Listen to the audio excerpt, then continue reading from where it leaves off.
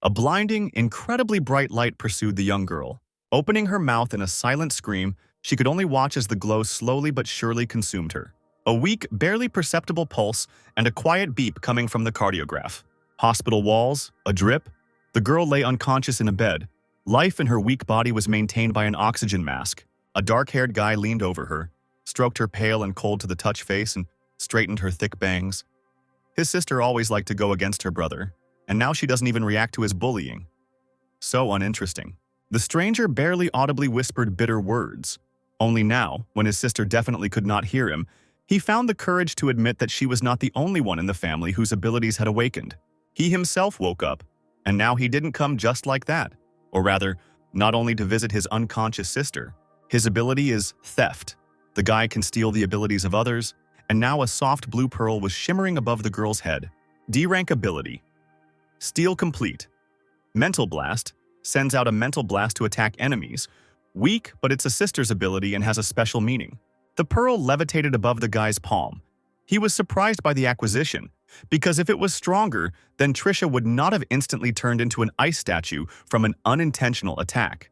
The boy wondered if it was really unintentional, since the distance to Trisha was so far. Shouts were heard from the corridor. Female and male voices vied with each other, shouting, calling someone a murderer, objecting to them, saying that the other person had saved more people, calling for calm, because it was impossible to control everything at once. It just so happened that Miss Sinclair was in that store. It was the brother and sister's mother and father, the lawyer of the man who almost killed their daughter, now defending him, saying that they didn't want it, because heroes are not gods, and they are already trying their best. Sometimes they can accidentally hurt others while fighting a monster. The woman sadly covered her face with her hands. Her husband threw the documents from the lawyer on the floor and shouted that he would not sign these papers. Let him take his stinking money and get lost. A bead of sweat trickled down the lawyer's temple as he vividly imagined the consequences that awaited his client. The next moment, the door to the hospital room slammed and the guy's hand reached for the tablet with documents. His father tried to reason with his son. Did he really want to exchange Trisha's life for money? But he put his hand on the man's shoulder and squeezed it lightly, replying that his sister was in a vegetative state and their family needed money to provide her with everything she needed. Although conflicting feelings were battling within the father, he did not answer. The words suddenly got stuck in his throat. While the parents hugged each other and tried to console each other, their son demanded additional conditions from the lawyer. The man, his spirit soaring, leaned forward with interest. The guy wanted the hero who harmed his sister to apologize in person, face to face. And what's more, the Berkshire Company should also make an official apology. The lawyer's plump body shook with disappointment, and he asked if it was possible to apologize on his behalf. But the guy firmly answered, "The hero needs to come here in person." The lawyer began to apologize profusely. The A-rank hero's schedule was overloaded. David Evans Jr. would like to apologize in person, but he was too busy fighting and could not come here in person. And besides, they were willing to pay $100,000 more as compensation. His interlocutor grinned upon hearing the proposal. Quickly scribbling on the papers with his pen, he handed over the tablet without looking at the lawyer, who ingratiatingly accepted the documents. The windows of the multi-story hospital illuminated the empty street. The lawyer, in high spirits, called his client to say that he had settled everything, only he had to add another $100,000 as compensation. On the other end of the line, a smiling guy, sipping a soda, praised the man, promising that his secretary would send the money later. The lawyer hung up and chuckled. Yes, heroes like to relax. If only he could awaken his ability too. The brunette returned to his sister's bed, and, as if she could hear him, asked her not to blame him for signing the contract, especially under such circumstances, but that his sister should not worry. He would find out the whole truth. Because he did not believe that all this was unintentional.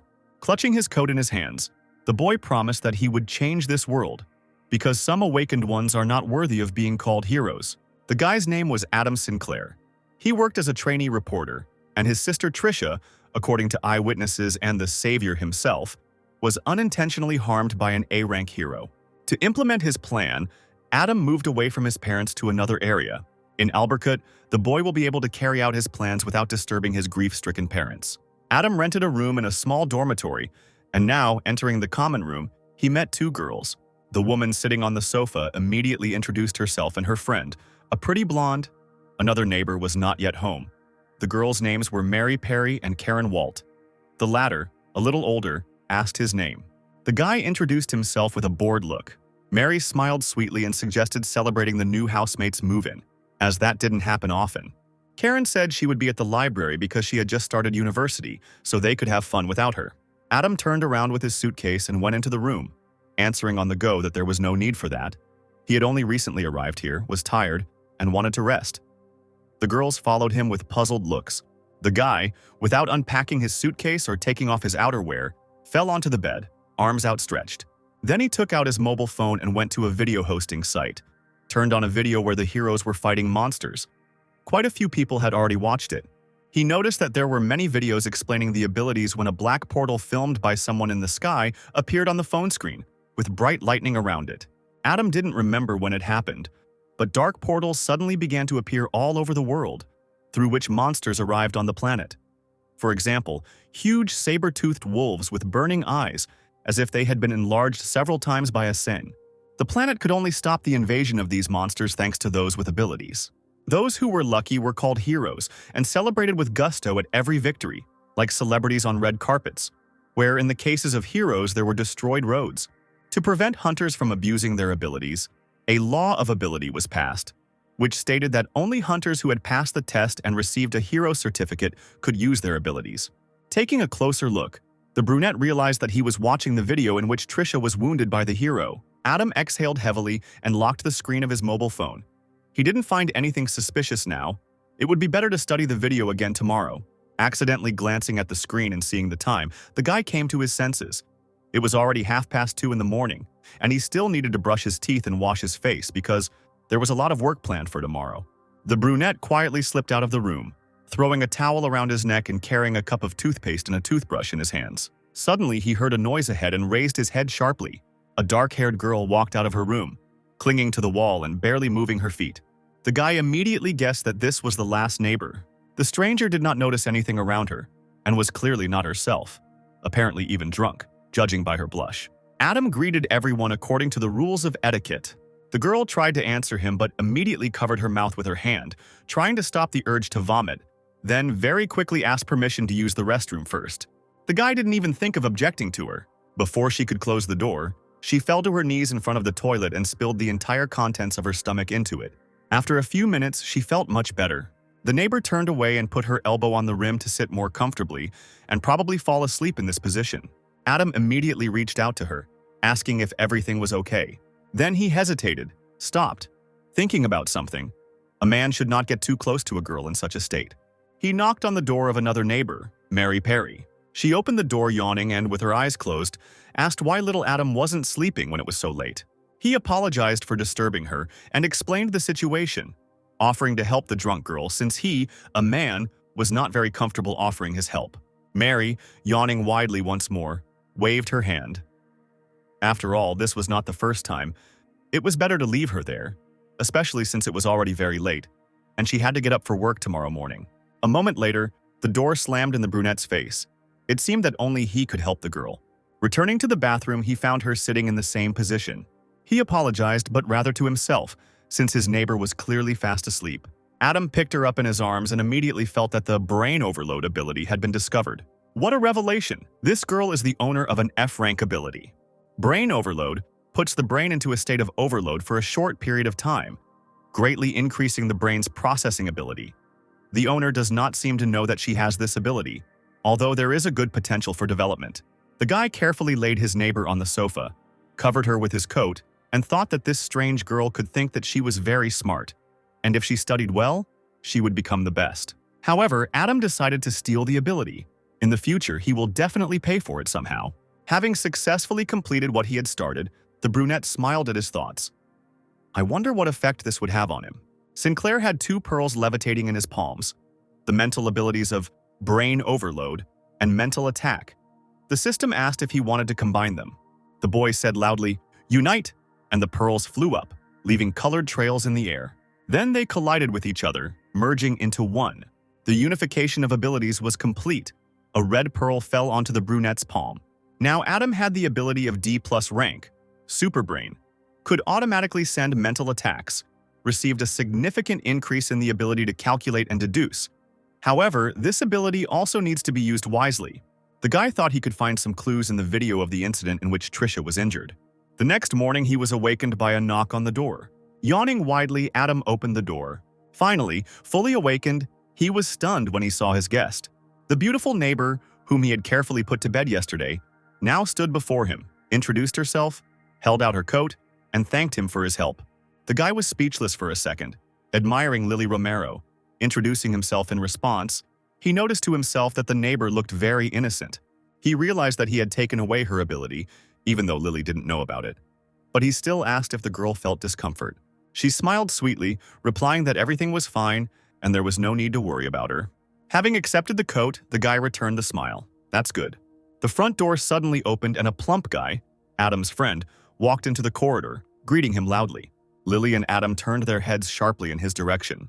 The unexpected guest opened his mouth at the sight of the charming girl. He pointed his finger at his friend and, without any embarrassment, shouted that he had been meeting with someone behind his back.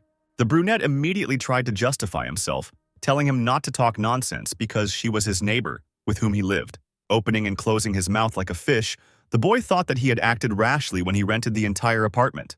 He immediately smoothed his hair, coughed into his fist, and collected his thoughts. George Ripley, that was his name, was a friend and colleague of Adam's. He extended his hand to the stunned girl and introduced himself. She politely introduced herself in response and shook the outstretched hand, understanding what would follow. As expected, George, without letting go of the girl's hand, immediately offered the girl a photo shoot, because with the help of his ability to take pictures and videos with his bare hands, he would be able to take a couple of beautiful photos. Lily did not know how to free herself from such annoying attention. Fortunately, Adam came to her aid and pulled away his friend, who was impressed by the woman's beauty, citing the fact that Ripley had come for him to take him to the editorial office and they were on the way. But the guy did not give up and tried to return to the conversation with the beauty, but he did not succeed. The Louisville Publishing Company was in full swing. Adam didn't waste any time and turned on the required video on the screen of his work monitor. There, a hero in a special fancy costume was circling around a huge wolf. Using his ability, he released long magical ropes from his palms, and they pinned the monster to the ground, digging straight into his body. The superbrain's deduction was activated. The guy peered closely at the screen. He was analyzing what he saw, reading every movement and blow. Suddenly, he tensed up and his gaze caught on something. Adam noticed a strange movement of the hero. He put his hand to his mouth, and the guy thought it was familiar. He didn't have time to fully understand what he saw, when suddenly George distracted him, nudging him with his elbow, sitting down in the chair next to him, and cheerfully asked why Adam wasn't interested in flirting with girls, especially with such a beautiful girl like Lily. The guy laughed and assured that if his friend didn't start, he would do it himself. Adam didn't appreciate the joke and replied that he and Lily were just neighbors. No need to go overboard. Jolly George said that from roommates to bedmates is very easy, and he can teach a friend if he doesn't know how. Suddenly, a crackling sound and screams were clearly heard outside the window, signaling the appearance of a monster. Ripley instantly stuck to the glass. Not far from the editorial building, a portal opened in the sky, and from there, moving a multitude of pink tentacles, he appeared. The one-eyed killer. Like a huge jellyfish, the monster walked through the city with the help of its appendages, destroying everything in its path. People ran away, desperately trying to save themselves. The one-eyed assassin descended, his hideous body pulsating. At the same time, an announcement was heard from the loudspeakers. A monster has appeared, a B-rank disaster. Go to the nearest shelter, the heroes are already on their way. And indeed, jumping over the boulders of the destroyed asphalt, one of the heroes appeared on the horizon. An athletic, large man in a red suit that covered his entire body slowly moved towards the monster. It was the hot and sour noodles superhero, calling on citizens not to be afraid. He would not allow anything to happen to the city of Louisville. The crowd suddenly stopped when they heard a familiar voice. It was the B-rank hero, the Superman of hot and sour noodles. He had come to save them. Compared to the one-eyed killer, Superman looked tiny. George read the information about the monster using his ability, creating a tiny virtual screen right in his hands. One-eyed killers have not only defensive power, but also a psychopathic close combat ability. 18 spiders will have a very hard time dealing with him, and the superhero noodles may even lose. The guy looked back and didn't see his friend, and the thought flashed through his mind that Adam was running very fast. He pointed the camera and aimed his eye, chuckling. Ordinary people are so weak, it's time to make some money with his ability. A fire butterfly flew over the hot and sour noodles Superman. A a C-rank hero, a long-haired, red-haired girl in a tight jumpsuit that favorably emphasized her figure. The butterfly's wings were made of fire itself. She asked if the elder needed help. He looked back and said that the girl had arrived on time. Let her attack the monster while he was holding it back. Fire. Butterfly's eyes flashed and she nodded. Right now, a heroic live subscription broadcast was being broadcast throughout the city, hosted by director Gregory and Nicholas Roserf. The director commented on what was happening in a well-trained voice, as if he were watching a football match rather than a bloody battle. The superhero of hot and sour noodles, a close combat hero, was very selfish and narcissistic when he first appeared. His partner excitedly asked why Gregory was giving such a response. He replied that in order to activate his ability, the hero needs to eat a bowl of hot and sour noodles. So he usually appears after the other heroes have already exhausted the monster and then kills it. Nicholas Roserf laughed, saying that as expected of a director, he always divulges information that other people don't know. The man coughed into his fist and suggested that they stop chatting and watch the live broadcast of the battle. It seems that everything did not go so smoothly. The hero jumped and, as planned, flew straight onto the monster's body. He gritted his teeth, slamming his elbow as hard as he could straight into the one-eyed killer. They were immediately surrounded by a multitude of golden butterflies. Fire Butterfly flew closer and shouted to the elder to step aside.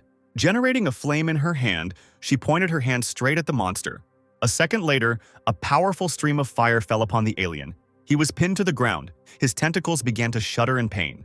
Commentators were arguing, looking at the screen, whether the monster's life was coming to an end or not. Nicholas looked at the director in surprise, who doubted the victory, and asked why.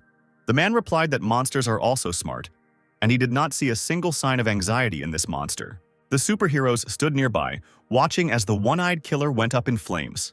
There was a crackling sound and the flames split into parts. From there, the killer crawled out, whole and unharmed, having changed the color and shape of his body. The hot and sour noodles. Hero cursed, the alien had evolved, and now his body had a fire-resistant shield. Butterfly tearfully asked him to hold on a little longer because some time would pass before the others arrived. The man lowered his head, remembering the conversation that was important to him. The boss, sitting at the table, lectured the superhero. He had already reached the peak of his career as a professional hero. If he wanted to break through and become one of the most famous stars of the company, then he could no longer lose, because in case of failure, his fame would decrease and resources would go to younger heroes. The hero of hot and sour noodles firmly decided that he would not lose his place in the company under any circumstances. Adam stood very close to the thick of things and looked at the heroes with alarm. It didn't escape the attentive eye that the hot and sour noodles superhero had quickly swallowed some blue glowing pill without anyone noticing. Adam's eyes widened. He had already seen such a pill once. At that moment, the tentacle grabbed the fire butterfly in its grip. She, calling out to her elder, tried to get out of his grip. The townspeople could see with their own eyes how the heroine, wrapped in a huge tentacle, was weakening, and some commented on what was happening. The one-eyed killer threw the butterfly, tightly bound in his paws, upwards, and she screamed shrilly, with her last strength, that she didn't want to die. Suddenly, one of the monster's tentacles was torn in half. The huge eye looked around the space around itself in bewilderment. The alien became confused and let go of his prey. The butterfly was immediately picked up by the superhero of hot and sour noodles, who landed heavily on the asphalt. Nicholas Roserf slammed his fist on the table in joy in the studio. He exclaimed admiringly into the microphone that this superhero can only stay in fighting shape for 15 minutes, but this time he held on and became even stronger than before. The guy stood up from his seat and raised his fist in triumph. The hero hasn't aged yet. Gregory straightened his tie, apparently embarrassed by his judgments. The man muttered that it was quite unexpected. Before he could finish speaking, his colleague was glued to the screen, screaming that the one-eyed killer was attacking the hero of hot and sour noodles. Right now, the alien and the hero were standing opposite each other. The one-eyed monster was the first to rush towards his opponent, but his tentacles collided with a bright blue glow, the superpower of the hero hot and sour noodles. The man flew forward, electrified, his whole body glowing with power, and mockingly asked if this was really all the monster could do. Something was brewing. Superman decided to finish off the one-eyed killer with his main weapon. The monster's eye grew twice as big as it had seen what it was about to experience. The hot and sour punch in action. Having hit his target directly, the hero immediately flew away in the opposite direction. He landed on the asphalt and didn't even turn around. He knew that behind his back the alien was being torn to pieces by a superpower. Suddenly, the man bent over, blood spurting from his mouth.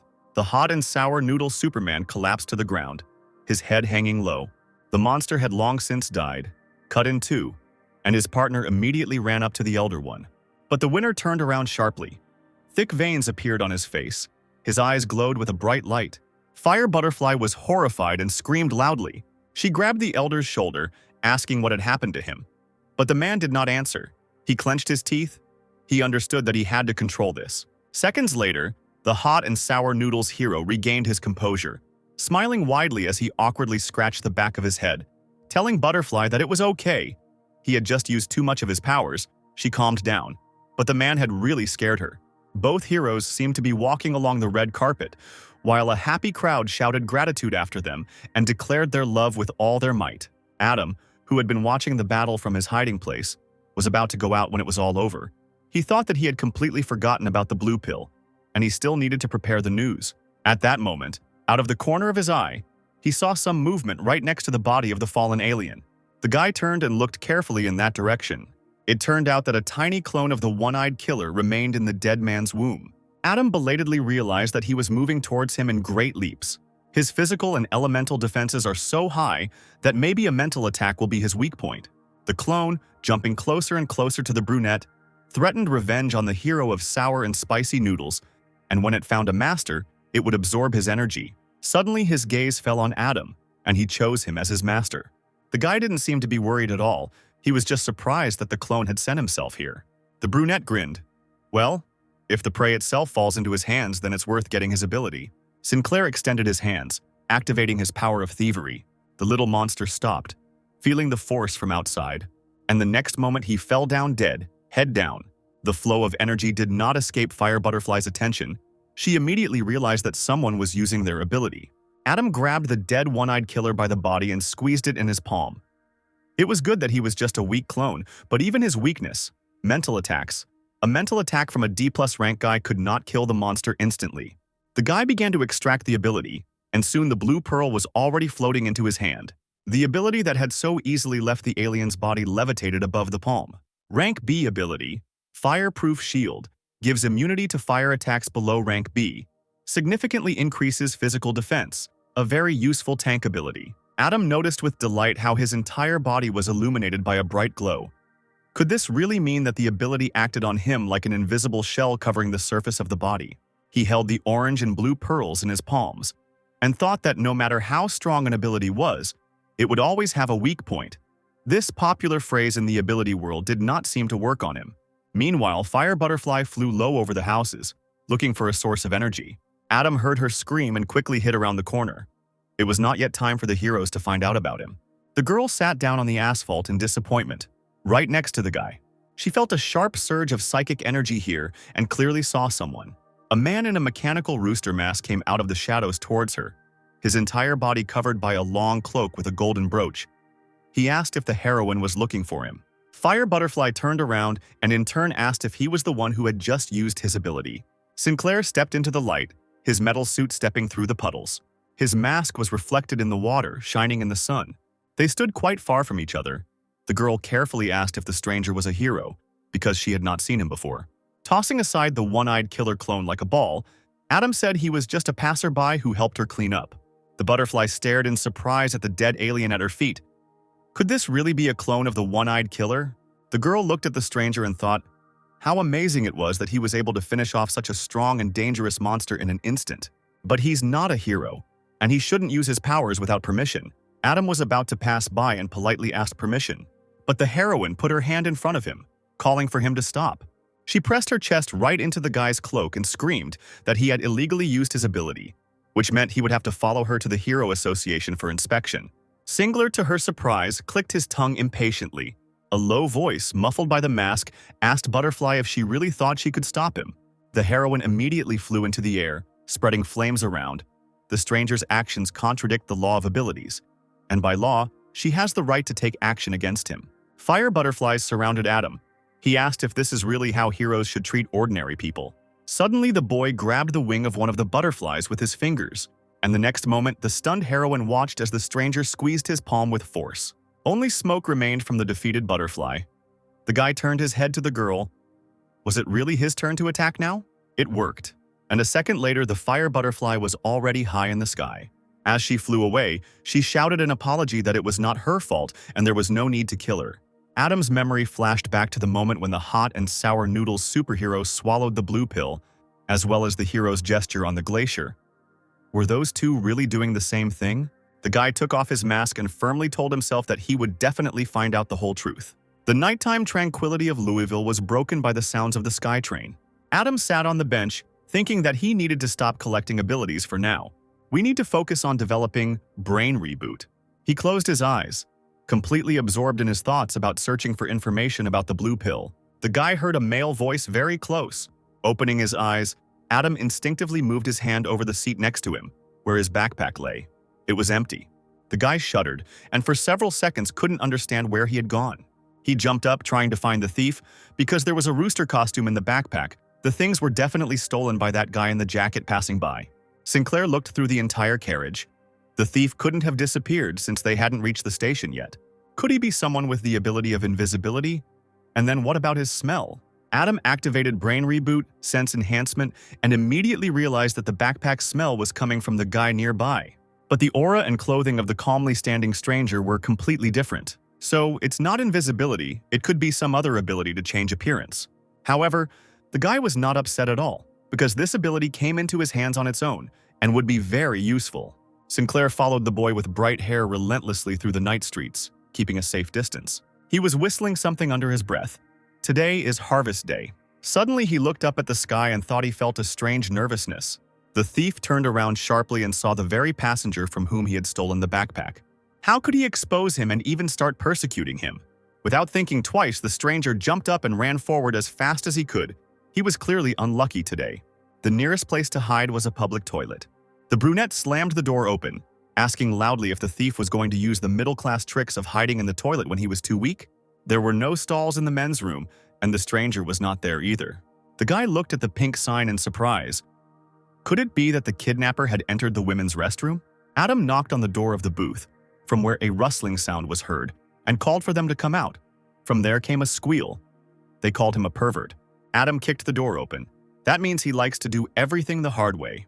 From the depths of the cabin, at first glance, a female silhouette appeared.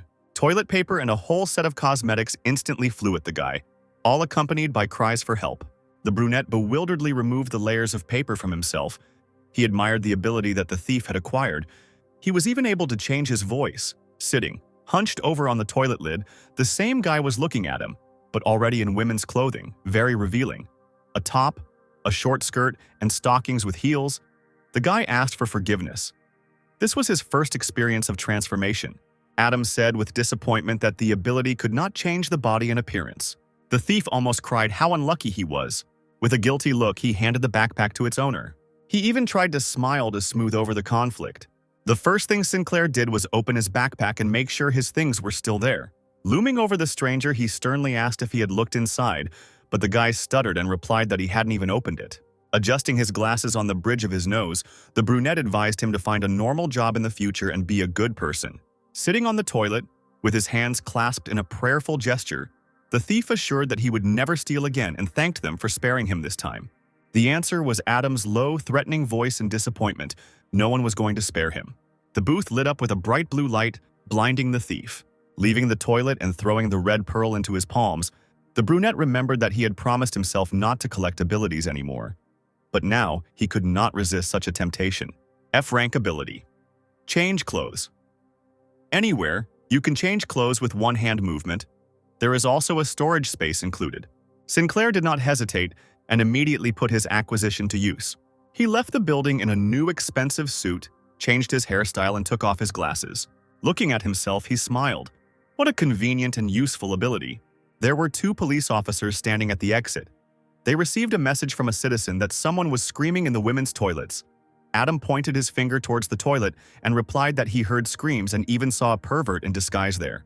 Looking after the half-naked thief, who was being led away by the police, the guy thought that some people with abilities do not deserve them. He must definitely correct this. A week passed, and echoes of music from the club could be heard in the silence of the night. Adam arrived there in a taxi. He got out of the car, slammed the door. George, who was standing nearby, called him to the meeting, greeting his friend. The brunette asked what he wanted, since he even had to call him here. Cheerful as ever, Ripley put one arm around his shoulder and mysteriously asked him to guess who he had just seen in the nightclub.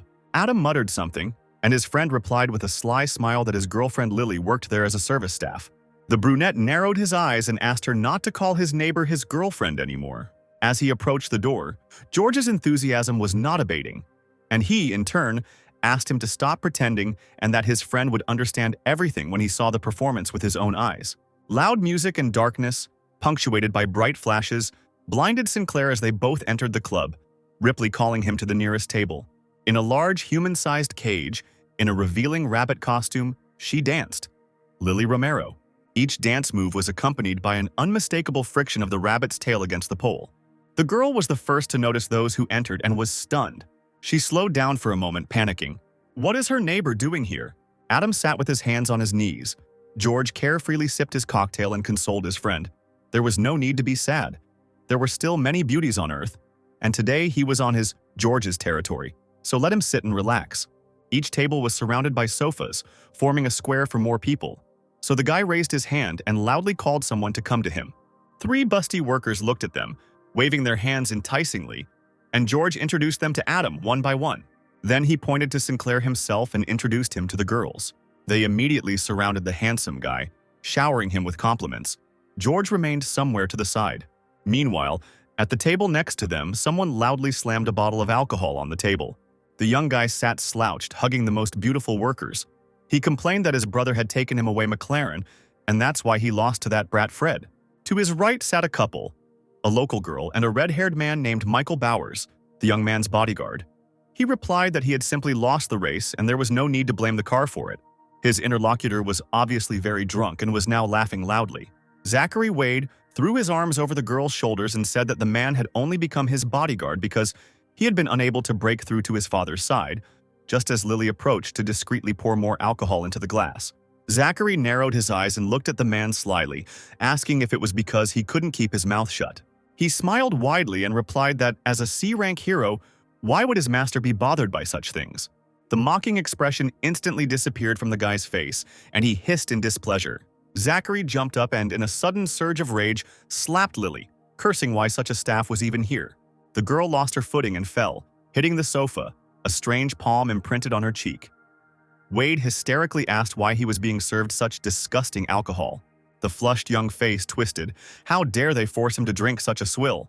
The next moment, the guy, hanging over the dancer, poured the contents of the bottle over her head. Adam, seeing this, tried to jump up, but George began to hold him back, because his friend did not have the strength to compete with these people.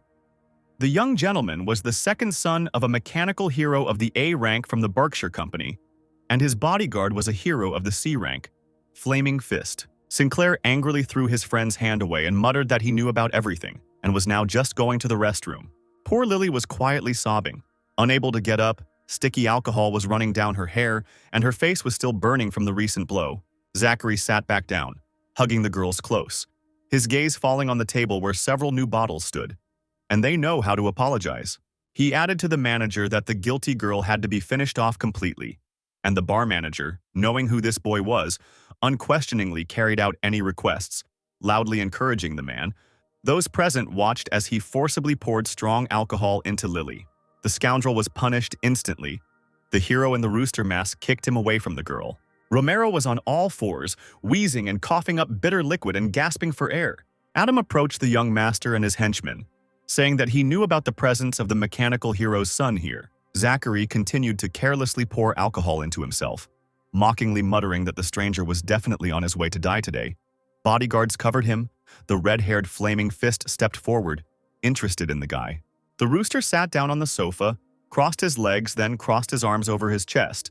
He offered a deal to brother Zachary. Hearing the stranger's words, he became interested and blinked dazedly. The bodyguard worriedly told the young gentleman that it was already quite late and that he needed to leave. For this, the man received a glass bottle on the head. Zachary, without hesitation, poured dirt on him, shouting that he would not go anywhere because he was offered a deal. He swallowed the humiliating insult, clenching his teeth. To answer the little scoundrel would mean losing his job. Wade stood up and walked unsteadily toward Sinclair, asking what the deal was. Flaming Fist still touched the master on the shoulder, suggesting that he sit down and rest. Throwing a threatening glance in Adam's direction, he assured him that he would talk to this actor himself. While stirring the whiskey in his glass in a circular motion, the guy's chuckle could be heard through the mask. Did they really want to attack him when he himself was against violence? However, for the fact that the bodyguard prevented him from talking about important matters with his master, punishment follows, and the rooster was ready to teach the fist a lesson. He slowly rose from his seat. The man, showing off, called him to come closer. The bodyguard tightened the bandages on his hands, saying that it was still unknown who would teach whom a lesson. At this time, bright flashes of flame were gathering around him. A moment later, the fire smoothly flowed into his fists, and the hero pompously said that the stranger was very unlucky, otherwise he would not have provoked him. Adam immediately realized that the bodyguard's ability was a C-rank fire element attack. The bar patrons, mingling with the staff, watched the unfolding scene from afar. Most supported Rooster, saying that he was very brave to dare to challenge the student of an A-rank hero. Lily was taken under the wing of a colleague, offering help. She, still trembling, thanked him. While the crowd argued about what the men were fighting about and whether the Rooster could defeat the Flameboxer, the latter wasted no time in running at his opponent, waving his flaming fists. But seeing that he didn't even move, a fear flashed through the man's mind. Why wasn't the guy trying to dodge? Was this really a trap? Adam skillfully shrugged off the attack as the fire passed right past his face and mockingly asked if there was more coming. The bodyguard bared his teeth. Since the day he became a hero, no enemy or beast could withstand his attack. The next second he raised his fist, and the flames spread much further than the last time, completely covering the rooster. The crowd recoiled in horror. The hero would definitely burn someone. Sinclair, meanwhile, was completely drowned in fire. Only his outline was visible. But the next moment, a gloved hand emerged from the flames. Following her, the owner himself came out, and the fire, like a pet, obediently spread out to the sides. Flame Fist covered his face with his hand as his own power nearly burned him. He stared at his enemy in bewilderment. He was safe and sound. Adam extended his hand and activated his mental attack ability. The bodyguard's eyes turned white, his mouth opened in a silent scream, and he himself turned white. Taking advantage of the fact that the hero was in a trance, Rooster swung and hit him with the edge of his palm just below the back of the head. The boxer immediately fell to the floor, unconscious. Zachary, who had instantly sobered up, jumped up from his seat. What a strong man. The flame boxer was defeated with just one blow. Sinclair dropped to one knee, drawing the ability from his fallen foe. C-rank ability, Flame Strike, can form flames on the hands. Perfect for a chef. The rooster stood up and walked slowly towards Wade. He, frightened, crawled onto the sofa with his feet, shaking his head in search of protection. Smiling ingratiatingly, he decided to talk to the stranger, asked what deal he wanted to talk about, and that he would pay him right now if he needed money. Adam silently grabbed him by the neck and lifted him off the ground. Zachary, writhing as hard as he could, began to threaten his father. When Rooster said that he knew who his father was, the boy, trying to take the stranger's hand away from his throat, threatened that if he was killed, his father would show no mercy. The guy abruptly lowered the young gentleman to the ground and approached his ear, whispering that he was not going to kill him but wanted to share something. Looking into Zachary's eyes, the mask asked him in a wheedling tone if he wanted to have the ability. Zachary froze, not believing his ears. Could it be? The rooster let go of his palm and it became easier to breathe. Unable to stay on his feet, the guy fell and began to rub his bruised neck. That bastard thinks he's a god and can just give him this ability? Adam threw a piece of paper on the ground and, as he left, said that if the young master wanted to receive the ability, he should come alone to this address in 7 days. Sinclair, having changed his clothes with the help of his ability, went outside, and George, who was in the club, immediately called him and shouted into the phone where he had gone. The guy replied that it was too noisy in the bar. He had to go outside to catch his breath. Ripley's delighted cry came from the receiver. Adam missed an incredible show. His friend promised to show him everything that happened, and also invited the brunette to eat shashliks. Sinclair's gaze stopped on one of the city's high-rises, casting a bright light on the empty streets. The guy thought that the first part of the plan was completed. Now it remains to wait for Zachary to bite the hook. It is also worth starting to check the heroes from the inside, in the Berkshire Company, so he can quickly find out the truth. Meanwhile, in the Berkshire Heroes' office, there was an argument between part of the team. 3 heroes, led by the leader, sat at a large table in the shape of the letter P. All 4 of them stared at the large screen in front of them. In it, a man in a rooster mask skillfully dealt with a C-rank hero, Flaming Fist. The mechanical hero sitting at the head, A gray-haired man in a red and gold suit, possessing an atypical heterochromia, folded his hands in front of him and asked the others to voice their thoughts on what had happened. The ice adventurer hero, a young man with blue hair and a blue suit, spoke first, saying that the masked man used his hand like a knife to kill Flameboxer in 1 second. Most likely he was higher than B rank. The hero, the lazy swordsman, a man with a high ponytail and a long scar running through his left eye, countered the adventurer. What killed Michael Borse was not a hand. Michael lost the moment the masked man made a hand movement. The third hero, Ethan Barton, with an unusual appearance, black eyes, his head crowned with blue horns, offered to look at the assessment of the Flameboxer's injuries from the identification department. He saw what was written first. His pitch-black eyes widened in disbelief. The other heroes were stunned at once when they looked at the papers. The Flameboxer's ability had disappeared. It looks like they're facing a huge problem. The mechanical hero exhaled heavily, staring intently at the screen. The lazy swordsman asked a question that no one knew the answer to for sure. Where did this guy come from? Who could erase other people's abilities? Ethan replied that in his experience, only a C-rank hero had such an ability. The mechanical hero looked around the company and asked Barton if he was sure of his judgment. The glacial adventurer even jumped up from his seat and exclaimed that it was impossible. Old Transporter, who already had 1 foot in the grave, could not appear right now. Ethan had to admit that this was not an issue that Berkshire could handle on their own. They would have to inform the Hero Association about it. The lazy swordsman countered that a person with special abilities like him, no matter what company he ended up in, would be used as a killing machine, so no one would report him. The mechanical hero tiredly massaged his temple and suggested not to report it first. Let it be a secret of their company, then asked everyone to disperse to think. The next morning, in a huge mansion, the estate of Zachary Wade, the young master lay in bed, clutching the paper thrown by the masked man, wondering if he could obtain at least one ability. Reading the address again, he muttered in despair that the guy had offered a deal, which meant he needed something. Zachary clutched the piece of paper tightly and grinned. In any case, a couple more days and he would have the ability. The rest was unimportant. Adam invited George to the Louisville Museum, and when his friend asked him what they were doing there, Sinclair replied that he wanted to learn more about monsters so that he could escape more easily when he met them, and he wondered if it was possible to extract the ability of a C-rank monster. Ripley nudged his friend with his elbow, pointing at the girls who had passed by. His comrade had probably come here not to learn about monsters, but to meet girls. Everyone knew that only beauties came here. But Adam ignored his friend's attack and pointed his finger to the side. This is what he came here for.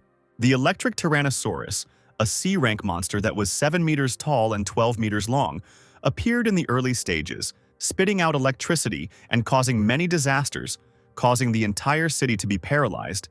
It caused the deaths of 8 A-rank heroes, 13 B-rank heroes, and 27 C-rank heroes. Staring at the monster of incredible size, Adam said that he planned to write an article about the monster invasion. The mechanical mouth of the Tyrannosaurus remained open, in the same form as at the moment when people finally managed to defeat it at the cost of incredible efforts and many victims. George's mouth dropped open in amazement. This monster was so powerful. Sinclair came closer and, as if under hypnosis, extended his hand. If he could extract this terrible ability, then a local security guard immediately ran up to him, waving a bat threateningly. The guy held out his work badge, saying he was a journalist and wanted to write an article about monsters. The guard examined the card and warned that in the museum you can look with your eyes but not touch with your hands. At that moment, George winked at his friend. The lively guy decided to talk to the man, leading him further into the hall. Asking where he could find cute girls here, the guard immediately asked about his sanity. Finally, Adam was able to return to his plan and again reached out his hand to the monster, activating the extraction of abilities. Familiar impulses passed through his body, but the brunette was surprised to notice that the ability was difficult to extract. Finally, he succeeded, and a soft purple pearl was already levitating in his palm. But something out of the ordinary was happening. He extracted the E-rank ability, Electricity, can create an electric ball, can also be used to charge a phone. Staring at the pearl in his hands, Sinclair asked himself in confusion, did he only extract an E-rank ability from an S-rank monster?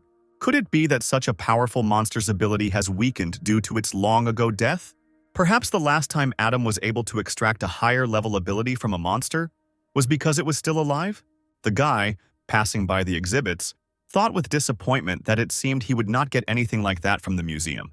But still, he needed to continue searching. By the time he returned to his room, the sun had set and the sky had turned pastel colors.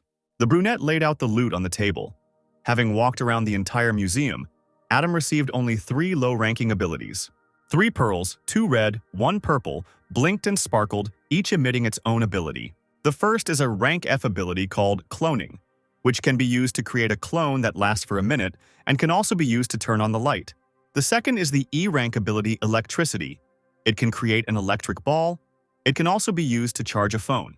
The third one is the F rank ability, Human Control. It can make any person take an interest in you, but you're not going to use the ability to do anything unethical, right?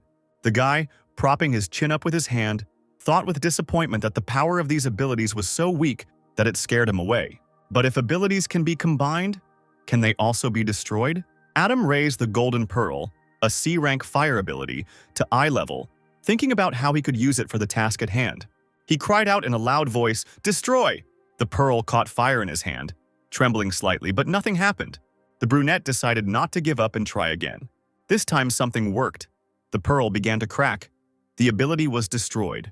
Now, on the table in front of Sinclair lay several dark, barely shining cubes of different sizes. Level 1. Dark Magic. Basic substance, perfect and indestructible square. The brunette brought one of them closer to his eyes. Could it be that the abilities were created from these cubes and he could really destroy the ability? He began to think. The ability can be broken down into its most basic components. Cubes of dark energy. In one hand he held a cube, in the other, a red pearl. Then, accordingly, and for sure, he will be able to use these cubes of dark energy to enhance his abilities. Guided by his own thoughts, Sinclair combined the 2 objects. The ability really improved. E-rank ability, Human Control, provides the ability to mentally get closer to the target. The ability to deceive people, now you can start doing scams. The brunette couldn't believe his own luck. If the ability has really improved, he will be able to create an S-rank ability himself. His thoughts were interrupted by screams coming from the hallway. His neighbor Lily Romero was screaming, asking someone to leave and not touch her. At first, Adam thought that Zachary Wade had come to the girl to plant last night. But, strangely enough, the unexpected guests turned out to be her parents. Her mother stood to the side. Her father was cursing loudly, sitting on the sofa and smoking a pipe, while his daughter was sobbing inconsolably nearby. He took a drag and blew out thick smoke, saying that he was not intentionally trying to deceive his daughter. Sinclair walked out just then, quietly closing the door behind him. The man shouted again, if they hadn't done this, the girl wouldn't have sent the money. The mother spoke up. Lily's brother needs money to buy a house and a car and also to get a wife. All this costs $1 million. Where will the parents get it from? The girl immediately stopped sobbing and clenched her fist. Could it be that her parents had deceived her by saying that her father was sick and that she urgently needed to send money? A new stream of tears gushed from her eyes.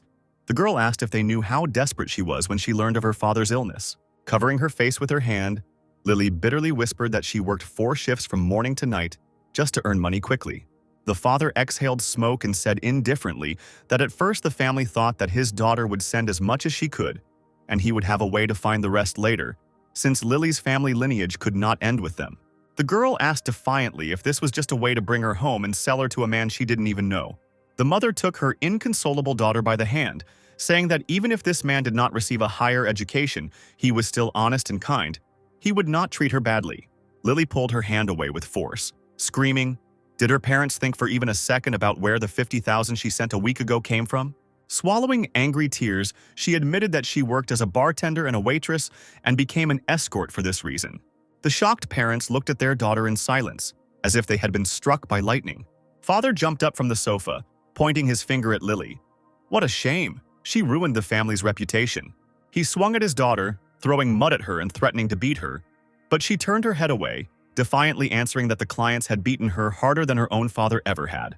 At that moment, Adam jumped up and managed to intercept the man's hand, saying that he could discuss everything with his own daughter. The man turned around in disbelief. How dare someone interrupt him? He spat at his feet, telling the stranger that he had no right to interfere while he was punishing his daughter. Sinclair astutely noted that the man did not seem to regret what had happened at all. Remorse could only be seen in the mother's eyes. The guy decided to take extreme measures to help her and see if she could help Lily. And so he activated the C-rank ability, Human Control. The woman, as if someone had possessed her, swung her arm and slapped her husband. He couldn't stay on his feet and fell to the ground. Now his wife was scolding him, saying that his daughter had become an escort. Did he really have a heart of stone? She rushed to Lily with hugs. Both were crying. The woman asked for forgiveness for offending her daughter because she was her dearest child. The man, without getting up from his knees, sighed. Then her brother will earn everything himself. Adam remembered his unfortunate sister, whose life was kept alive by medical devices. Everything is fine, as long as people understand it in time. Who in this world would not feel sorry for their own family? The next morning, the guy went with Lily to see her parents off to the train station. The girl waved at them through the window, urging them to be careful, and promised to come for the new year. Her mother waved back at her, urging her not to do any more stupid things. The brunette was holding a glass of drink in his hands. His neighbor thanked him for the company and said that they could go back already. Sinclair handed the girl a glass, expressing the hope that her brother would realize everything, and that it would be much more useful than any amount of money his sister would send. Lily winked playfully, asking the boy to come closer so she could tell him something. He blushed, but complied with the request. The next second, Romero planted a grateful kiss on the man's lips. Stepping back, the girl whispered thanks to her neighbor once again. Night fell on the city. Adam, dressed in a rooster costume, stopped at a tall building, a center for processing monster corpses where there was increased security. It was there that a huge number of monster corpses were stored. This should have made it easier for the guy to access new abilities. A large truck drove past, turning toward the building, and a thought occurred to Sinclair. It seemed there was only a special way to get inside. He didn't wait for the truck to stop, but slid his boots across the floor, arching his back. Attached to the bottom of the car along the entire perimeter were structures that looked like beams, and Adam grabbed one of them tightly with both hands. A heavy sigh came from under the mask, but the brunette realized that he was not alone in such an unusual place. Right in front of his face was a girl's face. The stranger gestured for him to be silent. The brunette obediently didn't utter a word, surprised by the company. Was this man also trying to get into the center? At the very beginning, due to the darkness, he still doubted who was in front of him. But the feeling of close contact with a woman's breast dispelled all doubts. The guy stuttered as he said hello and remarked that they were lucky. The stranger grimaced and hissed at him. What the hell of a coincidence. She was so unlucky that he was here. Now she would have to act according to the rules of the field and rely on her abilities. The girl's name was Regina Craig. She was a representative of the Lettsville Chamber of Commerce. She introduced herself and asked Adam who he was. Regina looked into the dark glasses of the mask, saying that they would soon reach the unloading zone. But for now, she could not get off the truck in this position. Suddenly, Sinclair grabbed her tightly around the waist, urging her to hold on to him, and pushed herself to the side, flying out from under the truck. They ended up lying on the asphalt. The guy took the full brunt of the blow, still clutching his new acquaintance in his arms. Realizing that she was not going to move, he carefully asked how long she would continue to hug him like this. Regina was blown away from the guy by the wind. Stepping to the side, she replied that if the situation did not require it, who would want to hug him at all? Finally, they reached the monster corpse processing room. Adam walked carefully behind the girl. She noticed this and asked why the guy was acting like he had never seen anything like this. Maybe he was completely new to this business? Sinclair bowed his head, acknowledging the girl's seniority, which pleased her, so Craig couldn't help but let him follow her. They entered a large room, in which on a large metal bench lay a defeated monster, a werewolf, with a powerful body covered in fur. Regina said that her boss needed the white hairs on the werewolf's chest, and that they would have to be carefully cut off, which she did. Then she took out an unusually shaped bag from somewhere. The girl boastfully told Adam that this was her ability. Storage bag, in which you can store many things. The guy thought that this was a shameful name for a cosmic ability. Regina turned and called Sinclair to follow her into the next processing room. But the brunette was already busy extracting the ability from the werewolf. He managed to obtain the ability of the D rank, Metal Transformation. Can change the appearance of any metal, the dream of any car service owner. Immediately, deafening sounds were heard. Adam jumped up on the spot. The girl jumped up too. Could it be that the alarm went off and they were discovered? An employee in a white suit appeared in the doorway, cursing. He cried out, sobbing that the monster was not dead. The couple stood frozen, watching the action unfold before them. Enormous tentacles squeezed through the door, wrapped themselves around the man, and dragged him away, and he could only cry out for help. It seemed that the danger for Regina and Adam had passed. The guy did not move from his place, and the girl leaned on his shoulder, asking him to hold her. Otherwise, her legs would weaken from what she saw. But the happiness did not last long. The girl felt someone's sticky touch on her shoulder. Before she could even scream, one of the tentacles was already dragging her somewhere. The guy stretched out his hand, trying to reach the unfortunate woman. He immediately summoned the ability Force Fire, The fast tentacle was dragging the girl away. Adam couldn't keep up with her, and the fireball he created seemed to be unable to either. Jumping over another obstacle, the guy noticed something. All the metal posts here. Exactly. A blue pearl had already begun to levitate in the palm of his hand. The D rank ability, Metal Transformation. Several metal objects transformed into tentacles and reached out towards Regina. With their sharp ends, they cut off the end of the tentacle that held the girl from the monster. She fell to the floor, hitting her whole body painfully. Sinclair ran to her, asking on the go if everything was okay. The girl sat on her knees and complained that the tentacles had hooks that scratched her. Because of this, her t-shirt was torn, almost exposing one breast. There was a crash, and the couple turned around to see that the monster had come to life again. An incredibly large skull with fangs, in which many tentacles were swarming. Dozens of them held down the center's employees, who writhed and screamed in pain and fear. Regina stared at him in disbelief, her mouth open. The skull turned slightly and noticed them. He immediately released several tentacles towards the boy and the girl. Adam summoned Metal Transformation again. The skull soared up to the high ceiling, pointing its tentacles at the people. The guy began to attack the alien with a huge metal shield, connecting several racks together. Regina looked up in horror as the shield beneath the monster's armor thinned and screamed at her partner to come up with another way. She panicked and covered her head with her hands, screaming hysterically that she would die and be eaten. Adam was thinking hard about what to do because this couldn't go on for long, and he remembered that he had seen several canisters of gasoline.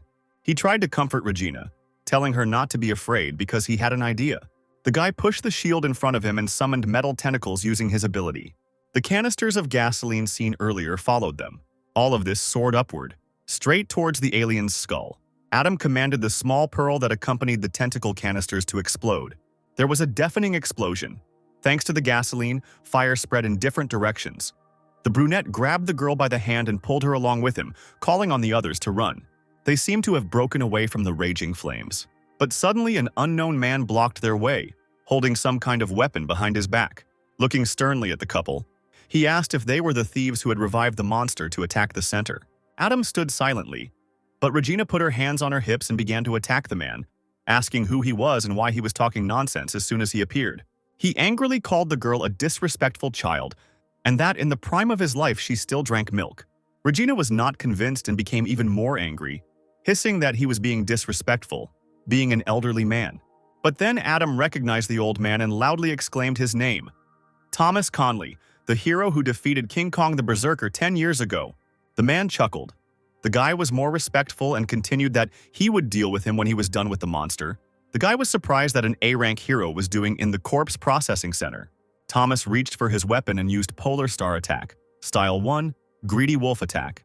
A ghostly blue wolf rushed forward, cutting the tentacles lengthwise and crosswise. The pair looked at what the hero was doing in admiration. Adam noticed that, as expected from the legendary inherited power called Polar Star Attack, each of them were advanced techniques that even those with S-rank abilities would have to take a few steps back. A roar of a monster came from the skull. Conley jumped up to get closer to the alien's head. Torn pieces of tentacles flew into pieces across the hall. The hero summoned the ability, Attack of the Polar Star, Style 2, Hunger of the Heavens. Pushing aside, he saw how the skull had lost its tentacles, only the severed appendages moving angrily.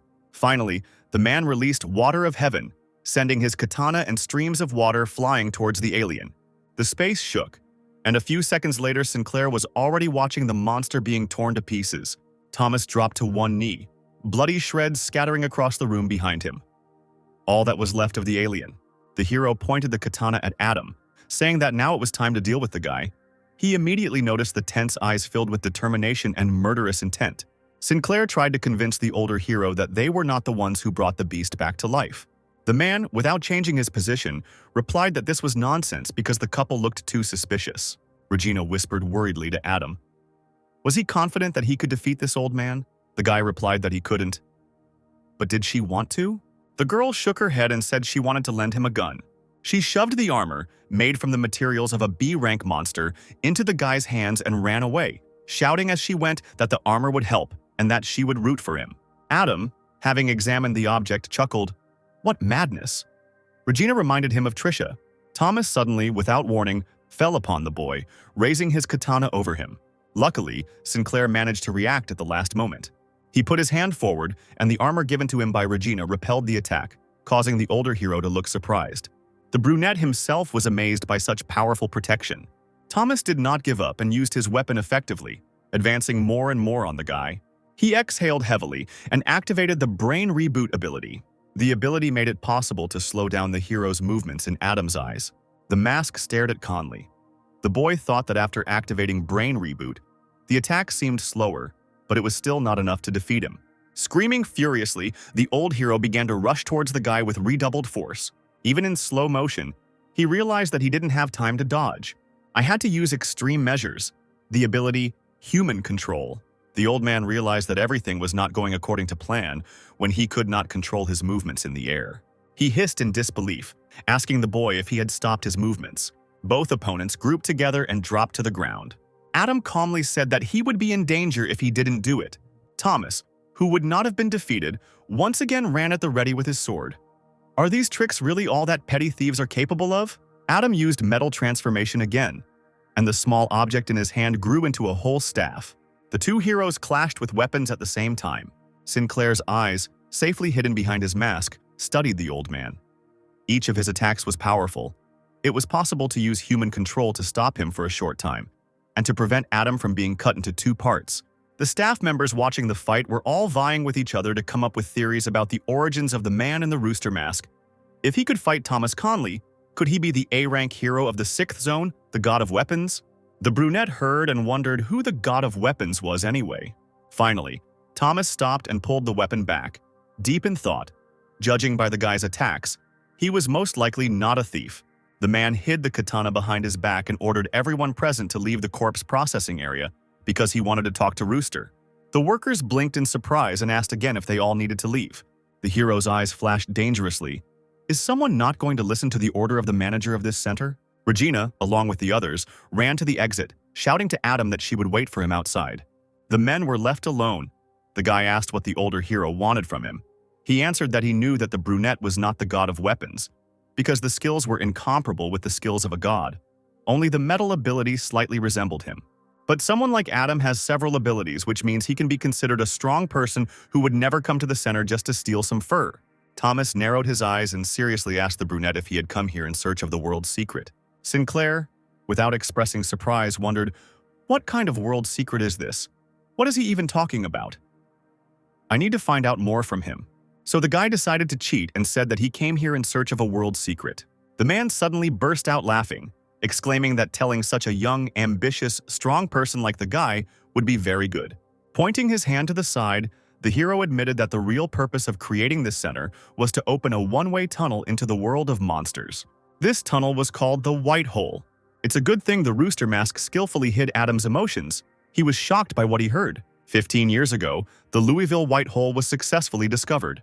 The Hero Association sent a small team of high-ranking heroes on a special mission to infiltrate the monster world, and Thomas himself was on that team. During this mission, many S-rank heroes died. Only he and 2 others were able to return because they risked their lives. The man said that, in fact, each monster corpse processing center is built on the weakest points of the earth. As long as they continue to burn the monsters' bodies at these weak points, they will be able to open a white hole leading to the monster world. Adam nodded towards the corpse of the tentacle monster and asked, what about him? Why did the alien come back to life? Conley revealed that this is something they don't tell the outside world. It's actually a mutation of the monster that was rubbing against the white hole. People on this planet are like animals trapped by beasts. Only when they all gather the strongest qualities of humanity will they have a chance to win.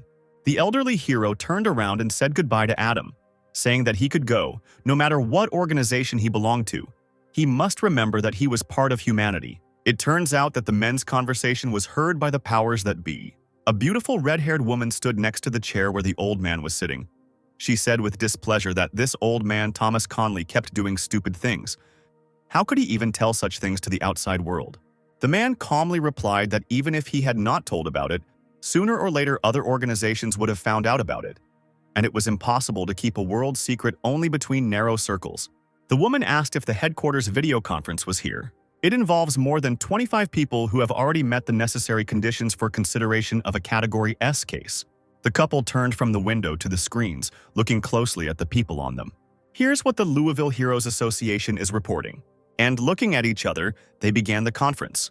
The main question on the agenda was, Should the truth be told to the associations of the owners of heroes that exceed A rank? Adam came to the hospital again to visit his sister, who was in a coma, something he often did. He sat next to her and talked, not knowing whether she could hear him or not. Addressing her by name, he said that today he had been told a harsh truth. Earlier, Sinclair, after talking with the hero, left the corpse processing area into another room, where he was met by a buzzing crowd, people asking each other what was happening inside.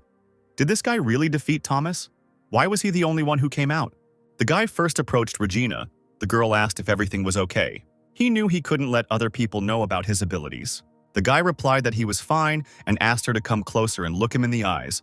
The girl, perplexed, complied with the request. As expected, Adam used his human control ability on her. Regina's consciousness became clouded and her vision doubled. The man in the rooster mask ordered her to forget that he had used the powers of fire and metal. He also gave her the armor and made her believe that it was he who brought the girl protection and that he owed her 10,000. Then Adam snapped his fingers. Regina started, as if waking up from a dream. She quickly said that she was glad that everything was okay with the boss, that it was already curfew at her house, so she would go first, and rushed off. Recalling these events, sitting in the hospital room, Adam smiled, looking at his sister. This Craig is so similar to her. She is sweet and loves money. Stroking Trisha's cold cheek, he said that after his revenge he would find a way to wake her up. Full of determination, the guy returned home after dark. He sat down at the table, ready to experiment with his abilities, holding a piece of metal in his hand. The ability Metal Transformation has been activated. A ring of stellar absorption appeared on Adam's finger. Then he shook the ability medicine in his hand. The brunette can't let people know his true ability, and must use these two things to trick Zachary Wade. New appearance. Snake. The appearance has changed with the help of a white mask with blue stripes on it. Adam tried on the mask.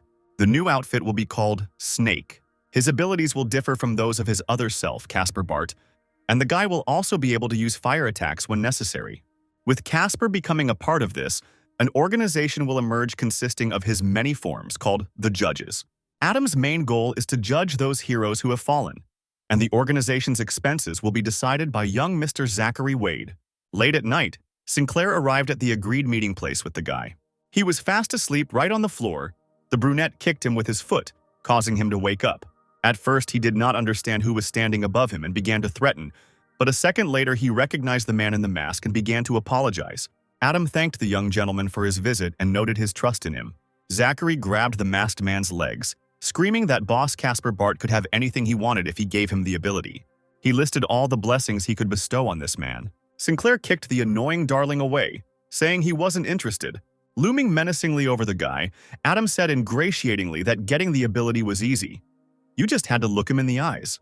He then used the human control ability, causing Zachary's consciousness to immediately split into two, plunging him into an unconscious state. First, Adam asked to tell him about the blue pill. There was no answer. The guy just sat in front of him, swaying slightly, and did not react in any way. Sinclair cursed under his breath. What was going on? Did it really not work? He then asked Zachary to slap himself. When this request was not fulfilled, Adam began to wonder if it was possible that the boy already had an ability higher than rank C that made human control ineffective on him. The brunette used a mental attack. Wade fell to the ground with his eyes closed. Sinclair remembered that last time he didn't attack him at the bar, but it didn't seem like he had any ability. Anyway, why not give it a try? Having used the ability extraction, the brunette was incredibly surprised. Zachary actually already has the ability. A bright green pearl burst out of the guy's body and flew to his palm. A rank ability is Rebirth. Only once. After death, you can be reborn and go back a day. The ability can only be used after death, and it's very stupid. As the pearl hung in the air, casting an emerald light, Adam still couldn't believe that the young master had an A-rank ability. He directed the ability at himself, deciding that he would be kind to Zachary in this case, because this ability would allow him to turn the tide of events. And now he will put the pearl he received at the corpse processing center into the guy. Adam woke Wade up, who sat up abruptly, screaming for his ability, and when he had even fallen asleep. The brunette replied that it was because he was tired, then took out a metal ring and asked to look at it. He then explained, surprising the boy, that this was a star absorption ring made by the organization and could be used to steal ability factors from others. Adam then handed him the ability medicine, telling him that the organization uses special methods and turns these ability factors into a medicine that can give ordinary people abilities. Zachary almost dropped the bottle from his hands. It was so special. Could he really be deceived? Adam replied that he could drink it and find out whether it was true or not. The gears in the guy's head were spinning at double speed. At first he thought it was poison, but if Casper had wanted to kill him, he wouldn't have waited until today. Who cares? He'd do it. Zachary took the plunge and drank the liquid in one gulp. The empty bottle fell out of his hand and broke with a ringing sound. His eyes became bloodshot and he growled loudly. The guy fell to his knees in front of Adam, clutching his head. The man in the mask chuckled. Soon he would learn the power of abilities. Wade instantly transformed. Screaming that his entire body was on fire, he had become a real werewolf. It actually has nothing to do with the medicine. It was Sinclair who was controlling the pearl from a distance. The transformation did not stop there. Instead of human ears, animal ears appeared. Long and sharp claws grew on the paws. Now a huge muscular wolf with burning eyes stood before Adam. The brunette asked what the werewolf thought about the ability to transform. He looked at the animal palms in surprise, asking if this was an ability and whether he had become stronger or weaker than his brother, who could turn into a dragon. Sinclair replied that his brother had an A-rank ability, while Zachary only had an E-rank, and he roared upon hearing the 3-rank difference. The brunette coughed and urged the werewolf not to worry, because he had just joined the organization, and later they would be able to give him an F-rank medicine. The werewolf made a funny face. Adam wondered why the guy turned into a werewolf, but he became stupid and cute, like a husky. Brunette also said that considering the fact that the organization would have to work with a werewolf, he changed it to E-rank for Zachary. He thought, does this mean that there are other abilities in the organization? Does this mean that one day he will become stronger than his father? The boy barked, hugging his savior by the torso, and begged Adam to change the ability to A-rank for him, but he waved it off in disgust. The werewolf continued, shedding a tear, that he would call the boss his godfather. Because he had never met a person who would be so kind to him, Adam still tried to scare the beast away, answering that he did not have such an opportunity, because the organization had its own rules, and a high rank could only be obtained with sufficient achievements. Zachary obediently sat on his hind legs, asking about the organization. Sinclair answered, calling for attention. The name of the organization is Judges. It was created by one powerful man.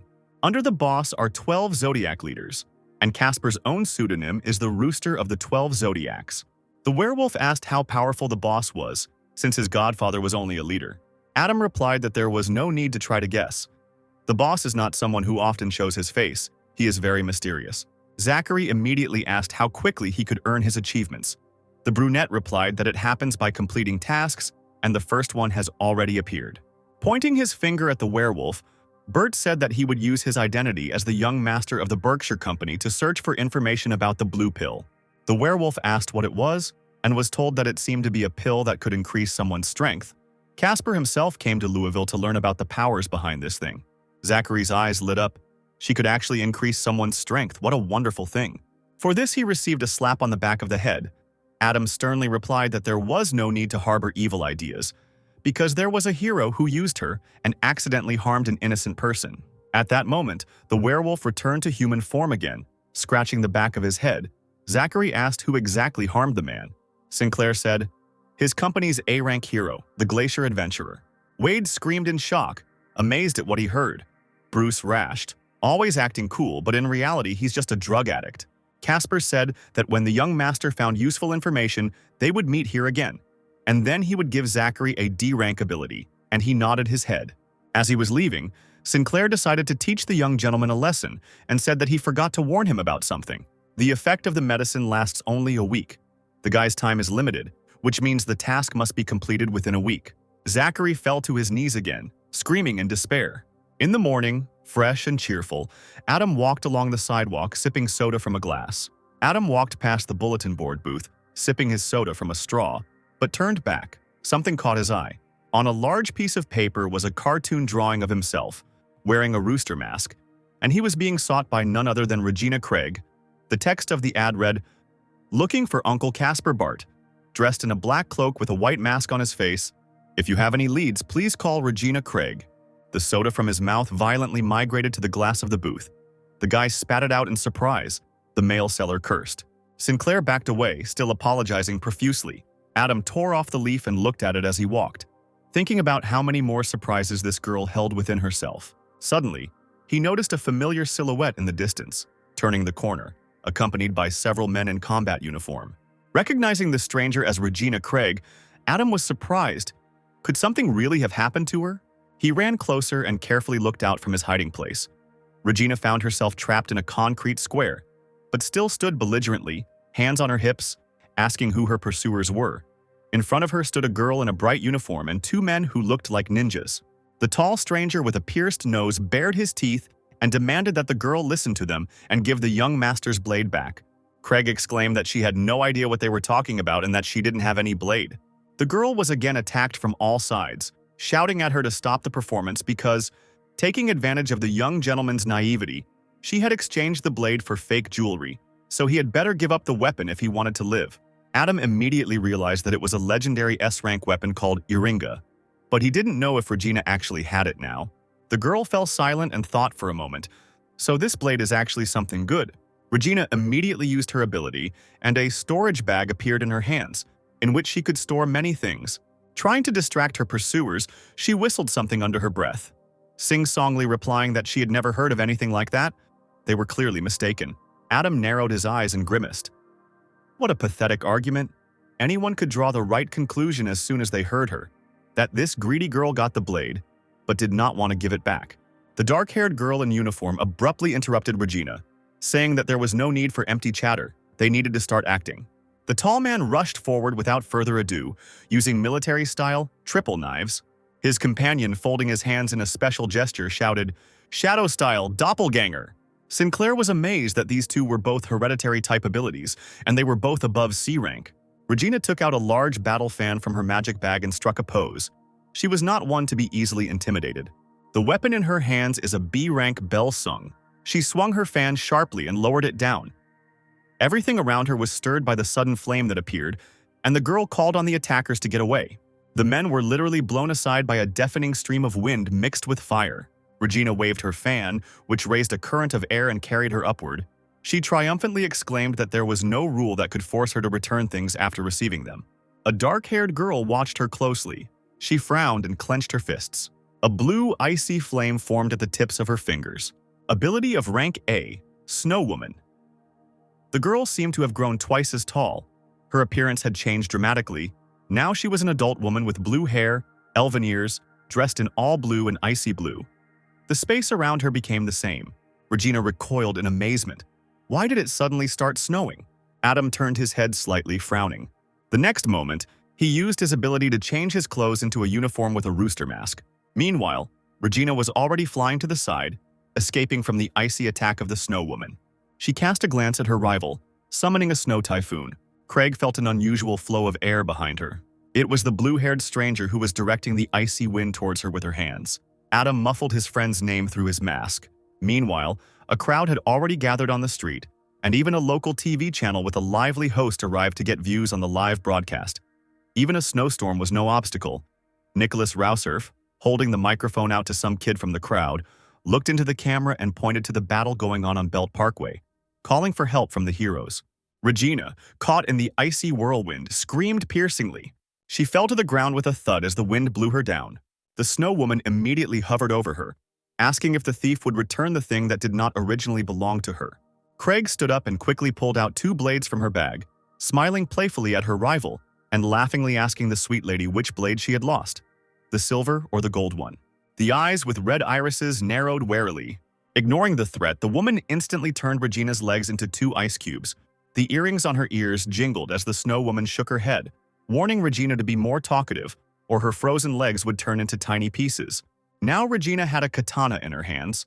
The girl pulled it out of its sheath, declaring that she would never fall for someone else's tricks, because she got it thanks to her skills, and she would never throw it away. Regina looked behind the Snow Woman and threw the dagger behind her, exclaiming that she was now giving the blade to Caspar Bart for free. He, standing nearby, immediately caught what was thrown, praising the girl for her agility. But holding it out in front of him, he cursed.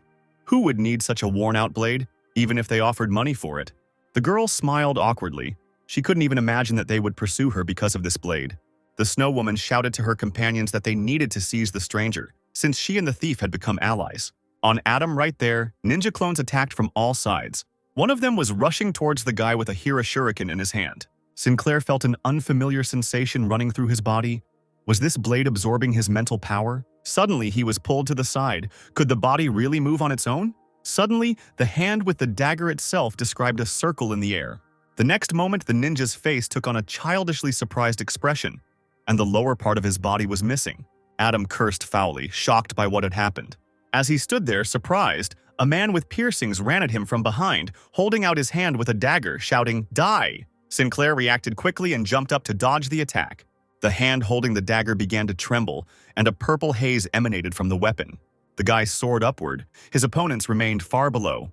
The snow woman followed him and quietly pronounced the name of the blade, syllable by syllable. It all happened with lightning speed. The man who attacked him, as if crucified in the air, stood on weak legs and asked the teacher to save him. The purple haze cleared and Adam found himself below, walking away with the pearl of the alien ability in his hands. C-rank ability. 3 styles of Sun and Moon Blade. 3 styles of Blade allows you to activate the power of the blade to fight off enemies, but C-rank is like holding a blade in your mouth. It doesn't look that cool. Adam shook, bowing his head. Too much of his mental strength was absorbed. The guy thought that he could not stand it any longer. There was a loud scream, and Sinclair felt the cold touch of the snow woman's icy blades on his back. He thought dejectedly that it looked like he would have to use his revival ability today. A green streak flashed through the air, and the crowd, with their heads raised, vied with each other in asking what was going on. The ice blades immediately shattered into many pieces. Adam immediately recognized the light of despair. Regina was very surprised. Was it really a lazy swordsman? Not far from them, leaning against the wall, stood a swordsman, rolling a match in his teeth. Ethan Wade was heading towards the warring parties, saying that the heroes could forgive arbitrariness in the 6th region, but sowing rebellion in the 1st region was the height of insolence. The snow woman rudely answered him that her people had come here only to reclaim their property, while the heroes were abusing their powers. Regina appeared next to her and protested, pointing her finger at the woman. It was all her master who gave up the blade, and now it was entirely hers. Reaching out her hand towards Regina, she thought that she needed to ensure her own safety first since 2 A-rank heroes had arrived, and the chances of winning were decreasing. A lot of sharp ice flows flew towards Craig. The snow woman turned to the hero, warning that she would spare Regina's life and leave Louisville, provided that they returned what was originally theirs, even if the heroes killed her people. Black eyes sparkled. Ethan mockingly said that no one said that the girl could leave the city, and did the woman consider the 1st area a place where one could come and go at will? The snow woman remained silent in response. Then Barton turned to the lazy swordsman, leaving the girl with him, and volunteered to test Casper Bart's abilities.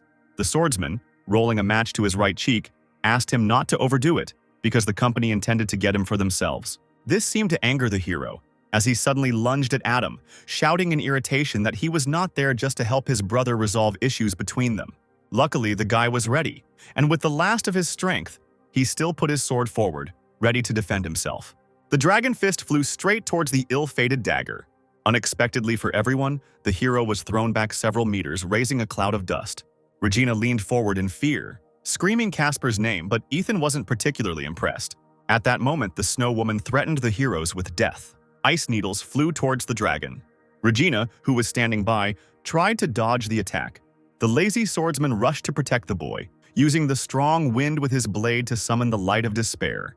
The glow, like a sharp saw, was getting closer and closer to the stunned snow woman with each passing second. It had almost reached her face. The next moment, there was the sound of breaking glass. The woman, without having time to make a sound, broke into many small pieces of ice. The lazy swordsman muttered emotionlessly in complete silence that he hadn't hit her.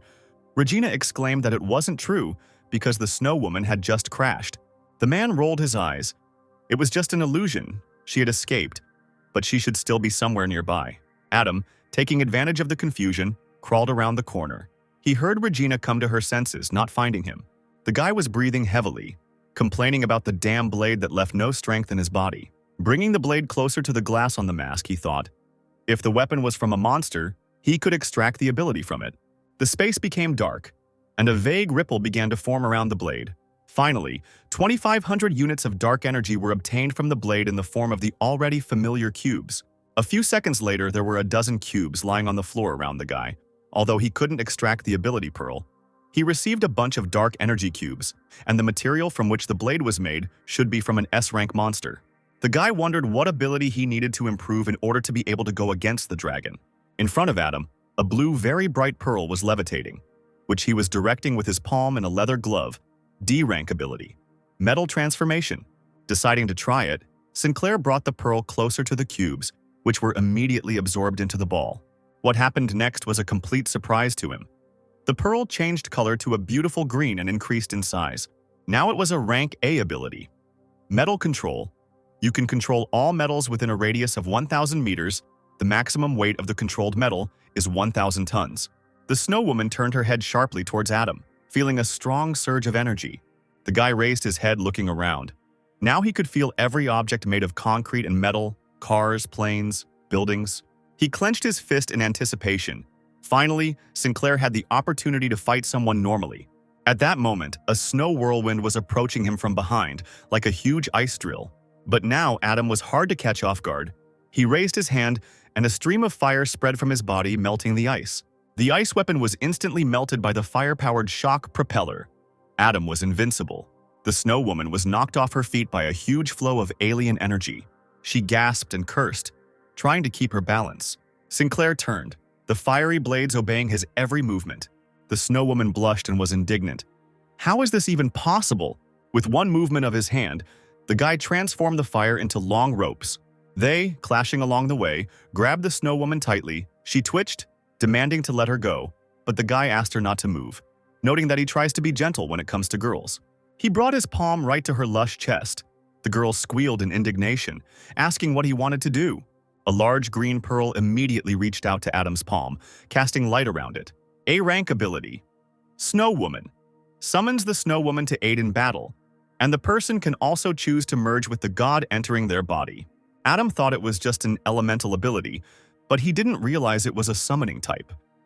Literally every man's dream. He held back the true owner of the summoning ability, who had become completely weakened after being extracted, with one hand as she leaned on him. At this time, he was discovered by the lazy swordsman and the dragon. Ethan asked the swordsman if this was the passerby whom the hero had knocked down. His aura had changed. Adam carefully sat the unconscious girl down against the wall, telling the men that he had already dealt with the snow woman. Ethan immediately flared up, shouting that such trash could not defeat her. The guy came closer and offered to fight him to make sure, and asked who would attack first. And he assumed that perhaps both heroes would attack first. They remained silent, looking at the impudent man. On the city's skyscrapers, Nicholas Rausurf was broadcasting from large screens to the entire space, carefully following the course of events with an omnipresent microphone. Did he really not misheard? And this guy wants to act against too, given that both heroes are of A rank? Immediately, various comments poured into the live chat. Someone wrote that the evil dragon was able to knock out the guy in the black robe with just one finger. Others said that they had become fans of the mysterious stranger, and that he was very frightening. The host rushed towards the improvised battlefield, not letting go of the microphone. This means there will be an exciting scene of a battle of 1 against 2. The dragon name looked at the rooster carefully and said seriously that he would not team up with the lazy swordsman to win, even for the sake of the audience, because it would cause the A-rank heroes to lose their dignity. Adam countered that he was very sorry because the battle could have been exciting. The dragon turned his gaze to his partner, noting that in order to defeat the enemy, he first needed to understand him. The swordsman sharply replied that he knew that himself. He also said that the ring on Rooster's hand was strange. Perhaps the secret of the loss of abilities was hidden here. You need to be careful. The man, thrusting his blade forward and causing a small dust storm, walked towards Sinclair, asking the dragon not to worry, as he just wanted to see the boy defeat the snow woman. The lazy swordsman warned the rooster that if he won, the dragon would be next on the list of attackers. Adam did not answer this, but only beckoned him towards him with his finger. The lazy swordsman took a running start and flew up, ready to attack. The blue flame shot up and then changed its trajectory downwards, heading straight for Adam. Without thinking twice, he blocked the blow with a wall of flame half his height. Suddenly, the guy, with one hand, using only his abilities, swung at the hero. He opened his mouth in amazement, not understanding what he was trying to do with his bare hands. A stream of fire erupted from Sinclair's hand, and with a deafening ringing sound, as if it had acquired physical embodiment, it collided with the swordsman's blade. The man watched as the flames turned into tentacles and wrapped around the blade of his weapon. The swordsman didn't believe it at first, but then he realized that the guy was trying to control his own dagger. But unfortunately, Sinclair didn't succeed. He almost got injured by his own force when the fire ricocheted. He jumped back sharply, landing on one knee. Having erected a wall of fire between himself and the lazy swordsman, Adam thought that his dagger was made of monster materials, and it was not metal. And besides, there were no metal objects on the hero's body.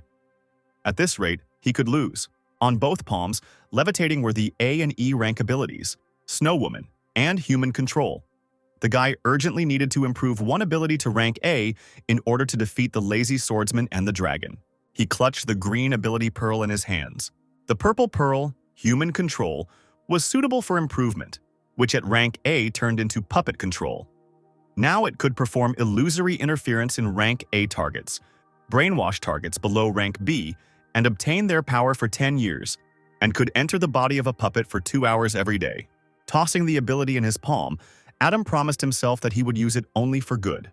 The lazy swordsman, separated from him by a wall of fire, got tired of waiting and loudly asked what the rooster was doing. A hole appeared in the wall and a mechanical mask appeared from there, asking for patience. Adam took advantage of the opportunity while the swordsman was looking at him and used his puppet ability. The man's vision doubled and he could barely stand on his feet. Suddenly he saw before him, as if in reality, his beautiful sister, who called him by name and asked why he was pointing his dagger at his sister. Robert Roseby couldn't believe his eyes when he saw his sister appear in front of him. The girl slowly extended her hand towards his face, but the warrior, at the cost of incredible efforts of his willpower, pushed away the outstretched hand. The illusion was broken, and the piece of mirror that had been reaching from Adam's hand flew back. The swordsman, all in sweat, hissed that the boy really did have a double ability. Sinclair didn't miss the opportunity to tease the man, and while he was rushing at him with his sword, the boy jumped back and told the hero on the go that he didn't expect such weakness from the lazy swordsman, who owned the intent of the storm sword. The man exclaimed indignantly that the guy didn't know anything. Finally, the hero sank heavily to the ground, leaning with one hand on the blade, as if on a stick. That girl was his late sister. He could not do this. The crowd roared and again divided into two camps. Some called on the swordsman to get up and continue fighting. Others booed him and admired the stranger in the black robe. Nicholas Rausurf asked the audience, could the man in black have used a mental attack, judging by the swordsman's stunned expression? Regina stood next to him, who was also closely watching the battle. The host again suggested that the hero would soon lose, since his hands were shaking, and he could be ready to resist the metal ability, but could not cope with the mental attack. Craig waved her hand victoriously, praising her brother Casper. She thought that the swordsman would kill him, but then who would return her 10,000? Adam heard echoes of conversations and thought hard. The dragon, whose dark eyes glittered with anticipation, leaned forward with interest, praising the lazy swordsman for his good work in forcing the stranger to use his last card. The man warned him not to look the rooster in the eyes because in that case you could meet the person you care about the most, and this would become a weakness in front of the enemy. Meanwhile, Ethan, surrounded by a purple haze, slowly approached Adam. He was clearly already tired of waiting for the dragon. The hero's red pupils, like a small flame, flared up even more. He gathered himself, became even larger in size. The space around him turned dark purple. He believed that this battle was of great importance, and he and the rooster needed to make a deal. Adam bowed his head with interest and asked what the hero would bet on. The dragon pointed a long-clawed finger at Sinclair's hand. If he lost, he would tell the secret of his silver ring. Adam raised his hand and played with his fingers, suggesting that the dragon come over and take it. He thought that the hero was not stupid at all, because everything he had done here was done to attract attention to the ring of star absorption. At that moment, Ethan Wade jumped straight at the man in the robe. He was amazed by the lightning-fast reaction and speed, which was faster than the lazy swordsman's. But Adam was no slouch. He quickly erected a stone between them, which the dragon hit with a roar. Sinclair stepped aside and the dragon rushed past. Ethan lunged forward and hit Adam in the back with his elbow, screaming. The blow threw him far to the side. The mood around changed. The announcer excitedly exclaimed that the metal controlled by the man in black could not keep up with the speed of the dragon. Adam landed on the ground with a thud, causing a cloud of dust. The dragon grinned contentedly. Double ability does not guarantee a win. Sinclair struggled to his feet, now clutching his stomach. Even his mask had been damaged, now showing numerous cracks. The guy started coughing. He had taken a lot of damage. The hero has high speed, strong attack, and the dragon scales on his body have a high level of protection. He can also spit fire. Ethan was still smiling as he praised Adam's strong bones. Sinclair wasted no time in using his puppet control ability. The hero, not expecting this, gasped in surprise. His yellow pupils, like a cat's, dilated in horror. His beloved younger brother, Zachary Wade, tearfully clutching his throat, begged his older brother to save him. Ethan grabbed his head, trying to drive away the obsession. How dare the rooster turn into his beloved brother, disgusting. Suddenly, the hero's body began to change. He became the earth dragon of black flame and now crawled towards Adam. It looked really creepy. The guy was scared. The illusion was destroyed. Could it really only make the dragon angry? Nicholas Rausurf shouted into the microphone that today, the audience witnessed the second phase of the transformation of the evil dragon. And he simply admires the man in the mask. It was he who provoked the hero to take this step. Ethan, screaming furiously, "Die!" rushed at the calmly standing Adam. A moment later, the boy used his metal ability, and a multitude of prickly thorns emerged from the ground in front of him. The dragon only laughed at this. Rushing into the attack with redoubled force, Adam chuckled through his mask. The dragon became a drill. Well, let him try to catch up with him. Now Sinclair, on a huge metal plate, as if on a magic carpet, suddenly flew up, leaving the dragon below. He flew up to the guy and again began to mock his strength. Adam didn't react in any way, but only commanded the plate to fly forward. Immediately, the overconfident Ethan found himself caught in the grip of metal fetters. The vertical pupils measured Adam with their gaze. The hero asked if he had forgotten about his black flame. A purple flame formed in the hero's place, and he tried to get rid of the metal that had bound him. The presenter, wiping away sweat with a handkerchief, continued to comment on what was happening. The black flame of the evil dragon had melted metal before, and this time, the enemy would probably not last long either. Regina, who was standing nearby, immediately poked him in the side with her fist, shouting that brother Caspar Bart was strong. His tactics and strategies were outstanding. He would not do useless things. Ethan really couldn't handle the metal shackles, neither throw them off nor melt them. Adam thought to himself, "This is a B-rank fireproof shield. It won't melt if you only burn it once." Sinclair then lifted a nearby yellow car into the air. Next, the red car came into play, as well as other metal objects lying nearby. Ethan looked up, not believing his eyes. A truly enormous metal compressed cube hung in the air, an incredible ability to control metal. Adam, standing above, directed his hand downwards, putting all his strength into this movement. Fall, Titan's fist. The cube began to fall to the ground. People, seeing the rapidly approaching shadow, ran away screaming. The corners of the dragon's lips turned up, and he wondered if this was really how he was going to die. There was a deafening roar, and the street was covered with a dusty cloud. Time passed and the cloud settled. People were still coughing. The omnipresent host suggested to see if the evil dragon survived. The crowd approached the metal cube, vying with each other to guess the dragon's condition. Someone noticed the cute flame butterfly nearby. She, whining, searched with all her might for the evil dragon's brother. The elder mechanical hero arrived for her and ordered her to retreat as she had already taken to the sky, rushing to search. The man stood on the roof of a high-rise building. He used his ability and directed the beams coming straight from his eyes at the cube. That one, under the influence of forces, began to gradually collapse. The people burst into joyful noise when they saw the A-rank mechanical hero. Finally, the metal cube split into two pieces, and everyone saw the unconscious dragon lying there, and the lazy swordsman sitting in front of him in a samurai pose. He lowered his head and said in a low voice that he was still alive thanks to the wall of sighs, and sincerely regretted causing the company to lose face. The mechanical hero came closer, answering that everything was fine as long as the man was alive. The flame butterfly flew up to them and cautiously asked if they needed help. The swordsman admitted that she would have to take on the responsibilities of caring for the dragon. Sometime later, in the common living room of Adam and his neighbor's apartment, he was spraying himself with a special cooling spray. He lifted his shirt and generously sprayed the fresh bruises and wounds, and it was damn painful. The evil dragon knows no mercy. The meeting with the snow woman and the evil dragon was quite expected, but his main goal was to focus on the blue pill. There are currently two leads. The first is glacial adventurer Bruce Rashed, and he will be handing this case over to Zachary Wade. The second one is a B-rank hero, the hero of Hot and Sour Noodles, who is going to hold a fan meeting soon. You need to go and take a look at him. Looking at the large number of spray cans on the table, the guy thought that in the future he could attract more danger if he continued to share the apartment with other people. It was necessary to prevent their involvement. His thoughts were interrupted by Lily Romero, who entered the living room silently and even scared the guy. She, noticing Adam on the couch, asked what he was doing there and why it smelled so strongly of medicine. The guy forced a smile, answering that he had hit his head on the corner of the table. The girl looked at him incredulously, raising one eyebrow. Sinclair, beside himself with embarrassment, mumbled that Lily had arrived just in time. He had an announcement. Mary and Karen, who had also just returned, gasped along with Lily when their neighbor told them he was going to move out of the apartment. He leaned his elbows on his knees and said seriously that it was not very comfortable for him to live with only girls, and now, having received a promotion at work and a higher salary, Adam decided to move out. Karen pointed at Lily. "What about her?" Adam scratched his head awkwardly and let out a stifled laugh.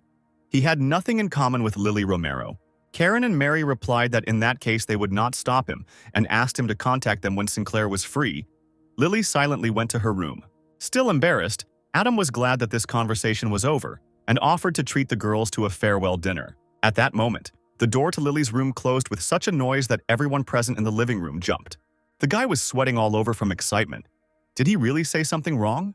He decided to break the sudden silence by saying that it would be better to go have dinner with the whole company. Karen was the first to lose her temper. She rudely pointed her finger at Adam and exclaimed that Lily was so beautiful and kind. Why on earth didn't she deserve to be with him? Why was Sinclair treating her like that? And in general, he was a real freak. Adam pressed himself into the sofa and remained silent. The girl chuckled, saying that they would have lunch together only after he sorted things out with Lily Romero. The guy sighed heavily. He would be lying to himself if he said that he didn't love Lily, but he also had no right to put her in danger. However, he found the courage to come to the girl and knock on the door. He was immediately invited in. Lily lay on the bed, her legs swinging. Adam could not see her face. Sinclair immediately apologized, but the girl irritably interrupted him because he himself said that he had nothing in common with Romero. Adam replied that this was not what he meant. Lily's emotions were running high, and she turned to the guy, blushing, asking if her past was the reason for his refusal. He flushed and recoiled, assuring her that that was not the case. Then Lily asked again why he didn't like her. Adam took the crying girl by the shoulders. They could always remain friends. But Lily did not give up and continued to ask why she didn't like the neighbor. Adam understood perfectly well that Lily's attitude towards him was due to a lack of security. She was simply compensating with his help for the lack of love from her parents. And now that he didn't reciprocate, everything turned into hysteria, because the girl was sure that it was all about her past, and it made people look down on her. She's like a porcelain doll that can break even from the touch of the one who cares for her. And if suddenly Adam hurts her, Sinclair wanted to explain, but Lily suddenly turned away, saying that perhaps what the guy was saying was right. Taking Adam's hand in hers, the girl said that she had rushed, deciding that kissing marked the beginning of a relationship. Looking at the guy through tears, Lily asked him to become her first official boyfriend, even if their time had not yet come, and it hurt her that they could become strangers to each other. Sinclair exhaled and promised her that. It was evening and the richly furnished mansion was noisy. On the sofa lay the glacier adventurer, Bruce Rashed, drinking hard liquor from a glass, egged on by the company. Zachary Wade watched the hero from behind the open door. If it weren't for the Godfather's mission, he wouldn't have spent money on alcohol and entertainment for Rashed. Having carefully crept into the room where the hero was already snoring, the young gentleman began searching his pockets. The hand came across a box that felt unusual to the touch. But the glacier adventurer stood up abruptly, asking what Zachary was doing, and he jumped up and immediately shoved the box back. A bead of sweat ran down his forehead as the guy found a way out. He turned around with a cigarette in his hand, saying that he had lost his lighter. Bruce, flushed from the alcohol, looked around and asked where the girls had gone. Wade grinned predatorily, asked which one he liked. He would ask her to take a bath with her brother Rashed. He chuckled and asked for the one who wore overalls. Later, Zachary, listening attentively to the girls' giggles behind the door, began to rummage through the glacier adventurer's things. He was looking for that very box among personal belongings and women's underwear. Finally, luck smiled on him. The young gentleman cried out in victory as he revealed his spoils. The box contained a lot of substance compressed into cubes. Zachary took one and brought it to his face, not understanding what was in front of him. Looking straight ahead, the boy realized that he really wanted to eat one cube. But reason prevailed over desires, he said to himself a firm no. A small piece broke off from the square. Could there really be a blue pill in this thing? Zachary, clutching the cube in his hands, stared ahead unseeingly when suddenly a loud, drawn-out female moan was heard from the room. The young gentleman jumped up and flew out into the corridor like a bullet. Bruce was really going wild there. He made up his mind and took one cube out of the box. Then he hid it in his jeans pocket. Zachary returned and knocked softly, calling his friend's name.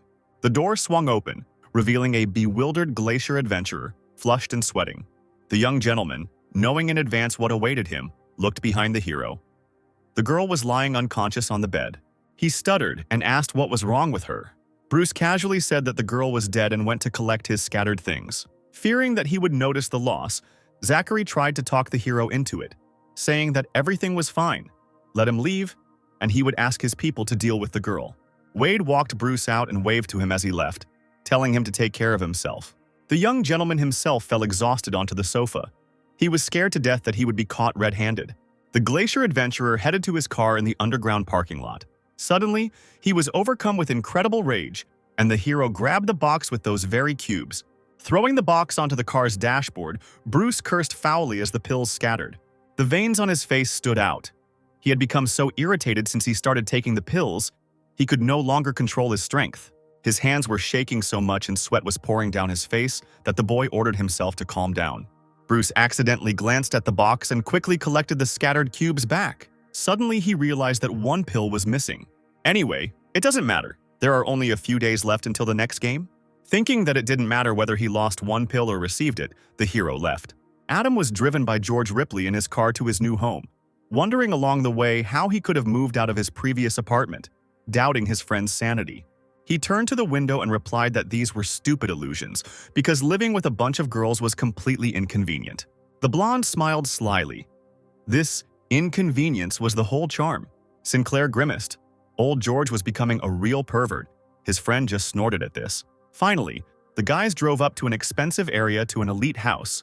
Ripley admired where his friend got the money to rent such a nice apartment. Adam replied that his adopted son gave him a gift. Taking the box of things in his hands, Adam smiled, listening to George exclaim in confusion how he managed to adopt a child. He must have won the lottery, and he definitely should treat his best friend. Actually, Adam muttered. It was true, and Ripley didn't believe it. When the moving was finished, Adam stretched out happily in his new huge bed. He had eaten his fill, and now he was alone, although now he felt a little lonely.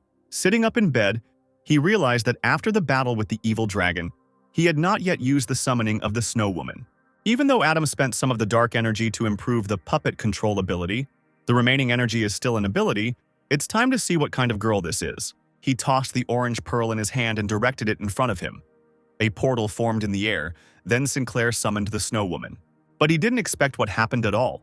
First, his gaze lingered on the tiny elven ear. Adam jumped up, not believing his eyes.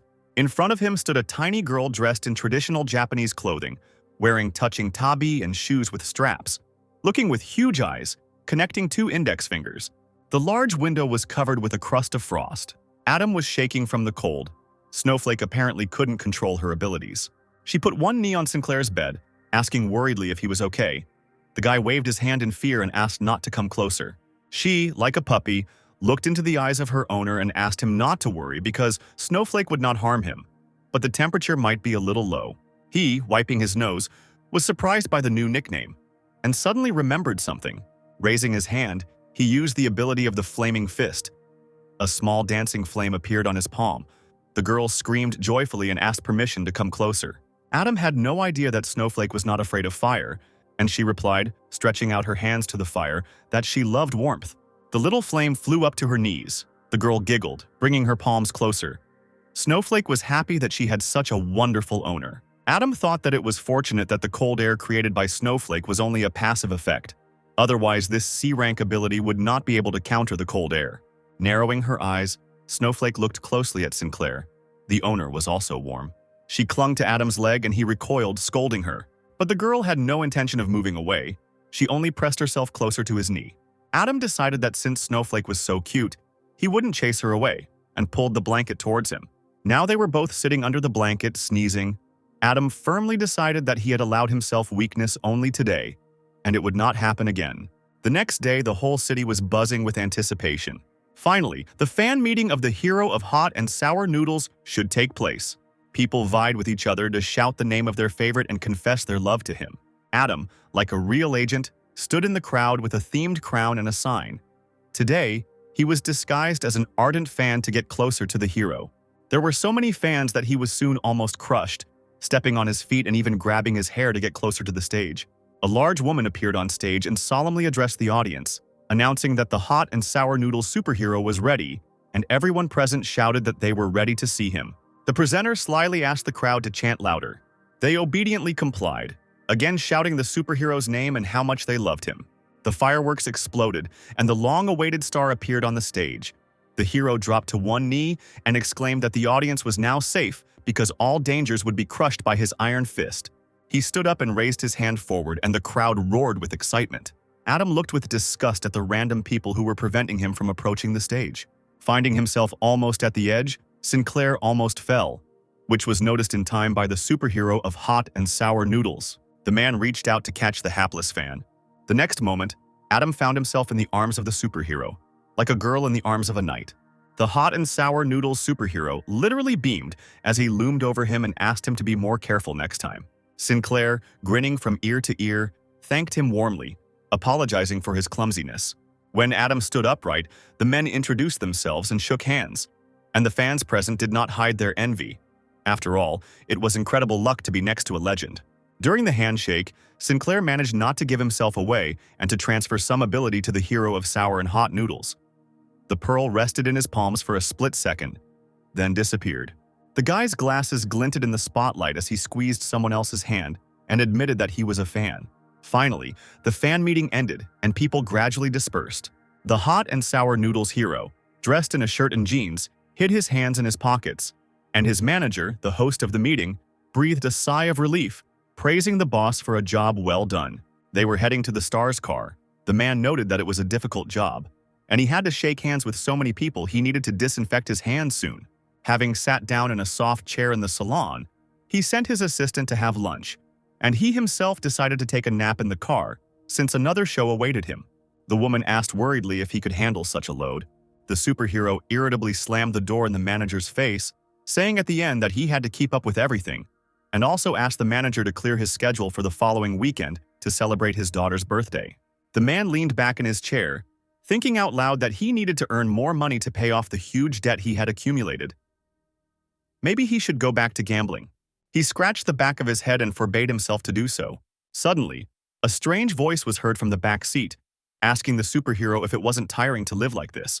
The man sat frozen like a statue for a few seconds.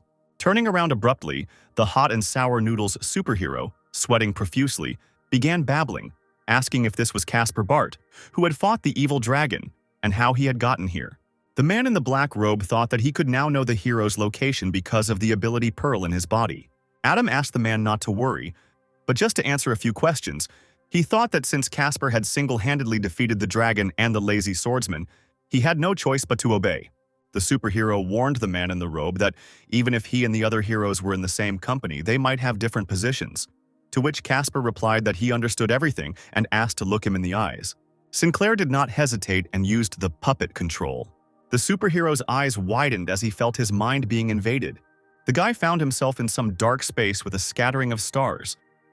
Was this really the inner world of the superhero hot and sour noodles? Several screens with the memories of the owner of the space were displayed above Adam's head. Sinclair realized that this was the superhero's past, but the memories of the blue pill were nowhere to be seen. But suddenly one of the screens showed a strange man holding a pill in his hand.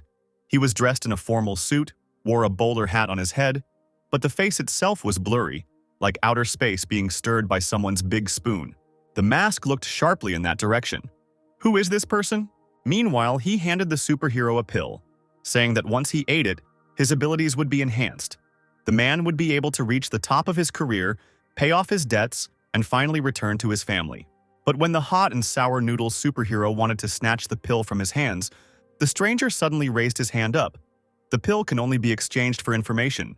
The superhero's face was covered in sweat, and he asked what kind of information. The space on the man's face moved, mixed.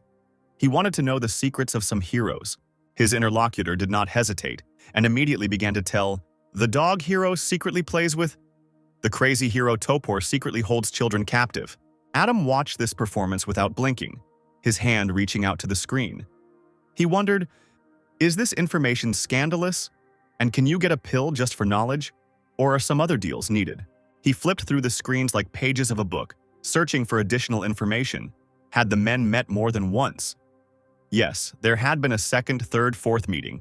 Finally, during their next meeting, the stranger became interested in Caspar Bart, the new owner of the abilities, the hot and sour noodles. Superhero, who would do anything for a pill, nodded in agreement.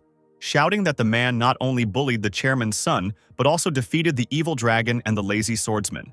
The man adjusted his hat and asked if there was any information related to the ability. He needed to know everything. They later met in an underground parking lot. The excited man recalled everything he knew.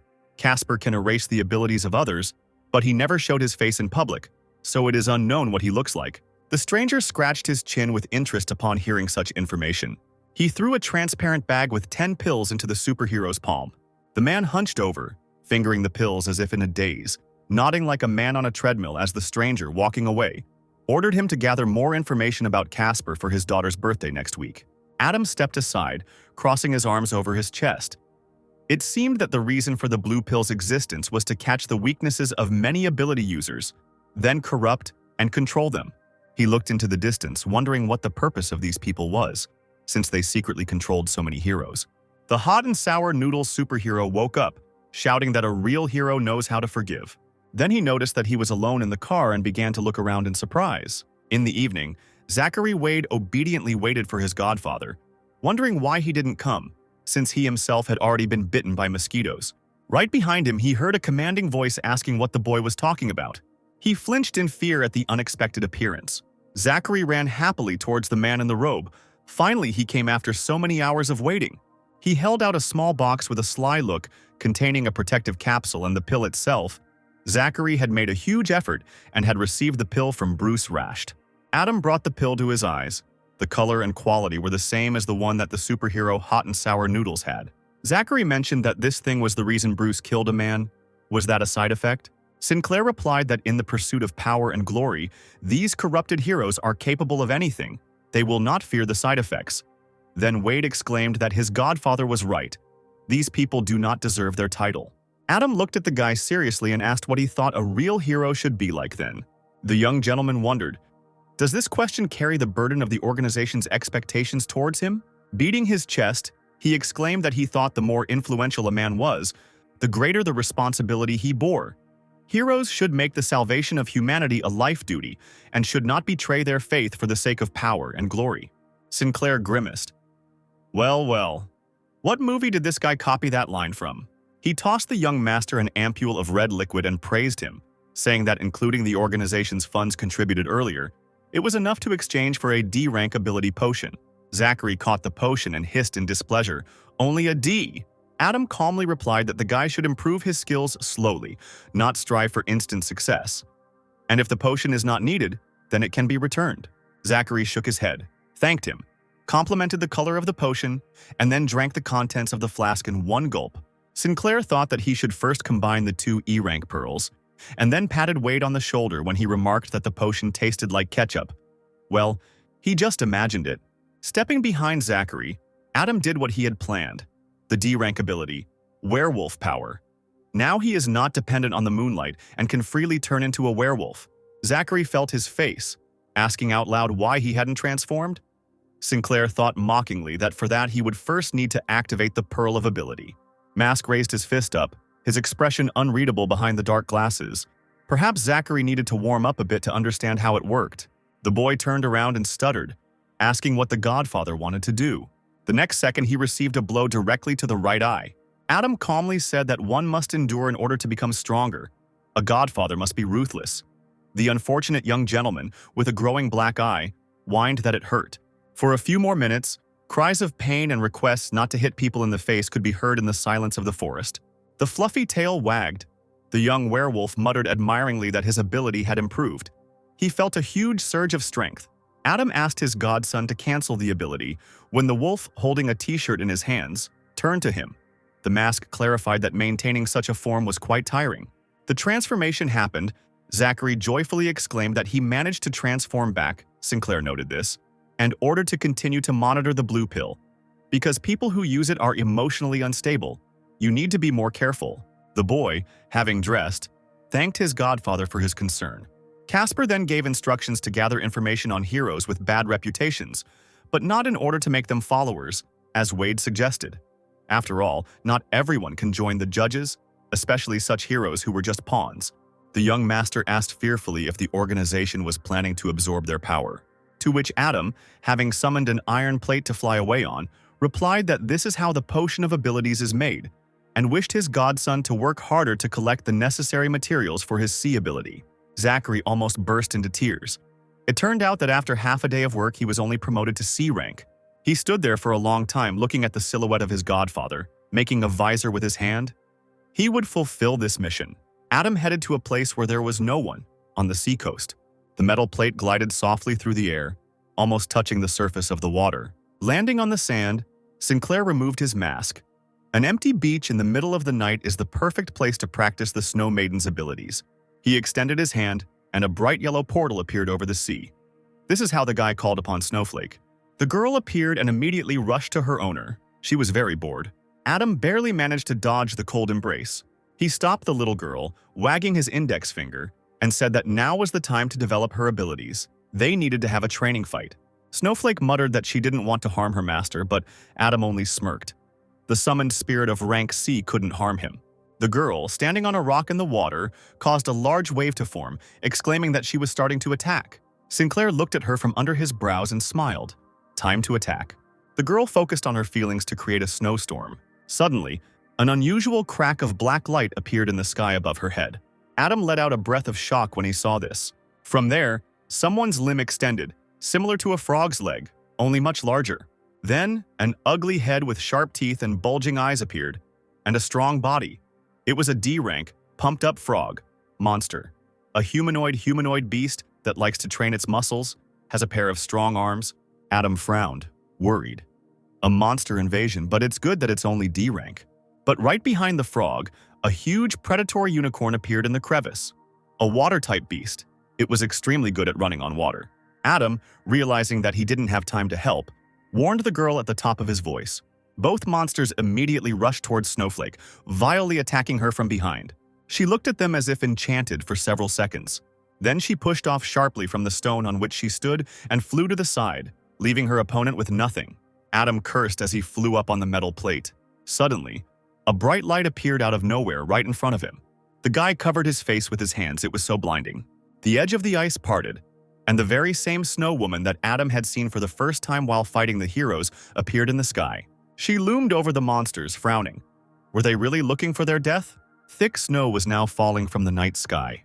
The pumped-up frog, baring its teeth, placed one paw on the sandy shore. She, watching the girl, croaked and giggled nastily.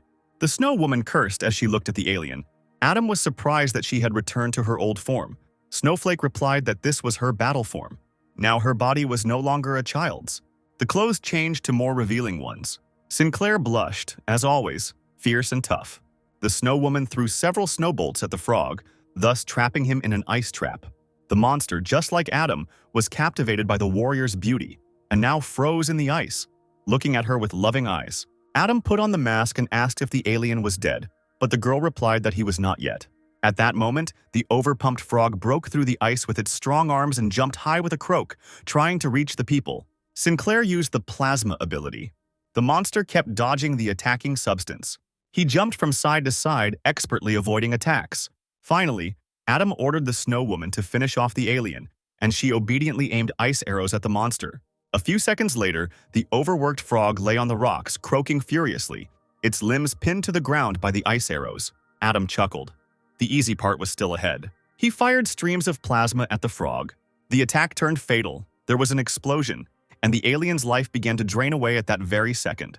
The metal plate dropped down and Adam walked up to the fallen monster. He sat down and did what he had to do. He extracted the D-rank ability.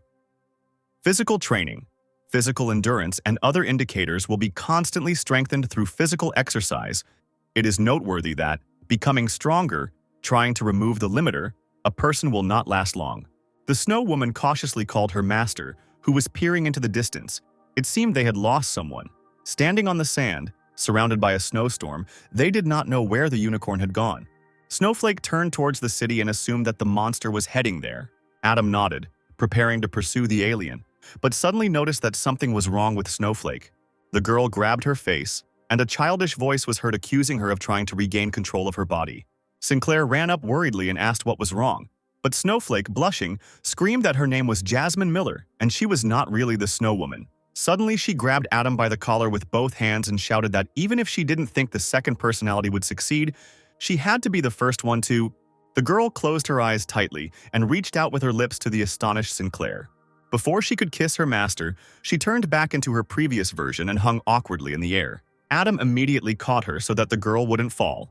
Placing Snowflake on the ground, he knelt down in front of her, asking who she really was. The girl stood silently, trying to understand what had happened. She looked up at Adam in surprise, asking what had happened to her. The guy stroked the back of her head, surprised that she didn't remember anything. Snowflake's huge eyes looked at her with incomprehension. She only remembered the beginning of the training. This means that the girl has two personalities and they are not connected by memories. Snowflake raised her hands joyfully. The owner patted her on the head and now let her hug little Mia. Adam smiled awkwardly. Did they both like him? Suddenly, Mia sank to the ground, muttering that she needed to sleep. Sinclair suggested that she go back and rest. The girl yawned and stretched, saying that she would miss him. While she was carried away by the golden glow, Adam was left alone again. He turned towards the city spread out in the distance. The monster was indeed heading there. Meanwhile, Zachary Wade was driving home along the road next to the embankment in his luxury convertible. He was a wolf, a predator rushing across the field. Out of the corner of his eye, he noticed a strange splash in the water. The guy turned his head and peered into the darkness. He noticed with horror a huge unicorn with glowing eyes running straight through the seething waves. Zachary immediately turned sharply in the opposite direction. On the beach, very close to the water, a late group of 4 people were having fun. 2 guys and 2 girls. They didn't notice at all what was happening in the water.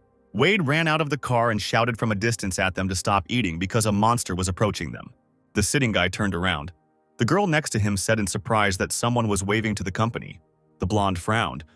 Just because that stranger had a sports car didn't mean he had to show off right away. The blue-haired girl listened and realized that the stranger was warning them of danger and asking them to leave. The company turned around when they realized that this was no ordinary boast. They screamed in horror. The unicorn was already very close to the shore.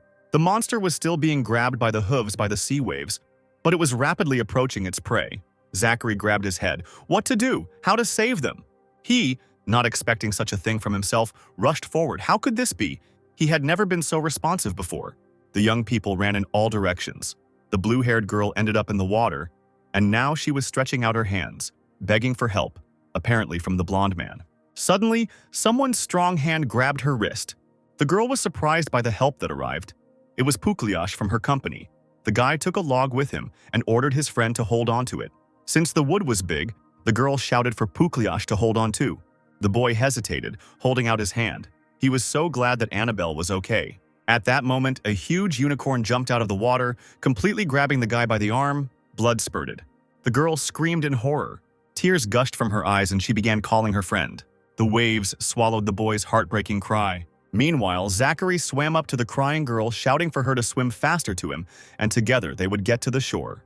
Annabelle, sobbing, asked him to first save Puffy, who had been dragged into the sea. Welch returned. It would be better for him to save the girl first, so that the monster would not hurt her too. Annabelle threw herself on his neck. She was madly afraid of the monster. Welch ran out of the water, clutching the girl in his arms. He was amazed at how heavy she was, even though she looked very thin. Zachary heard the sound of helicopter blades behind him. Indeed, a helicopter flew to them, apparently from some TV channel, from where the report was being broadcast. On board, a pretty blonde girl said that the station had received many reports of a monster and huge waves on the Louisville coast, and offered to check on the condition of the victims. Those on board noticed a couple who miraculously escaped death and were saved from danger. Zachary put the girl down on the ground and suddenly heard some not very flattering information about himself. Internet celebrity young Mr. Welch is ready to die for the sake of flirting with a girl?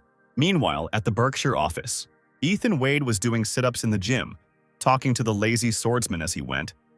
Now he was telling that the hero David Evans went with his father to a meeting of the Association of Heroes. The swordsman was running on a treadmill and laughed at his friend. Was he really jealous and could someone else take his place? Breathing heavily, the dragon stood up, replying that he was not jealous at all. He did not have to adapt to bureaucracy, and this was better for his strength. Suddenly, the lazy swordsman shouted and drew his attention to the TV nearby. It was showing the monster on the shore and Ethan's little brother. Wade was skeptical about the plot. The hero must have been mistaken, because Zachary would have definitely run away if he saw the monster. Meanwhile, the boy ran away with Annabelle in his arms, the unicorn following them. The woman on the plane was scared. She hoped that the heroes would arrive on time, otherwise the monster would catch the people. The dragon realized that this was not someone's stupid joke and grabbed the TV with his hands, screaming that this idiot Zachary was pretending to be a good guy for some reason. Why doesn't she leave the girl and run away? The unicorn was getting closer and closer to its victims. Zachary continued to run as fast as he could. He dared to look back for a second to see where the alien was. The lazy swordsman shook his head. The young master is finished. The dragon gritted his teeth, tears gushed from his eyes, and he angrily whispered the name of his beloved younger brother. Suddenly, the lazy swordsman, pointing his finger at the TV, shouted in amazement that the dragon demon's brother could also transform. Zachary had indeed turned into a werewolf, and now Annabelle looked like a doll in his arms.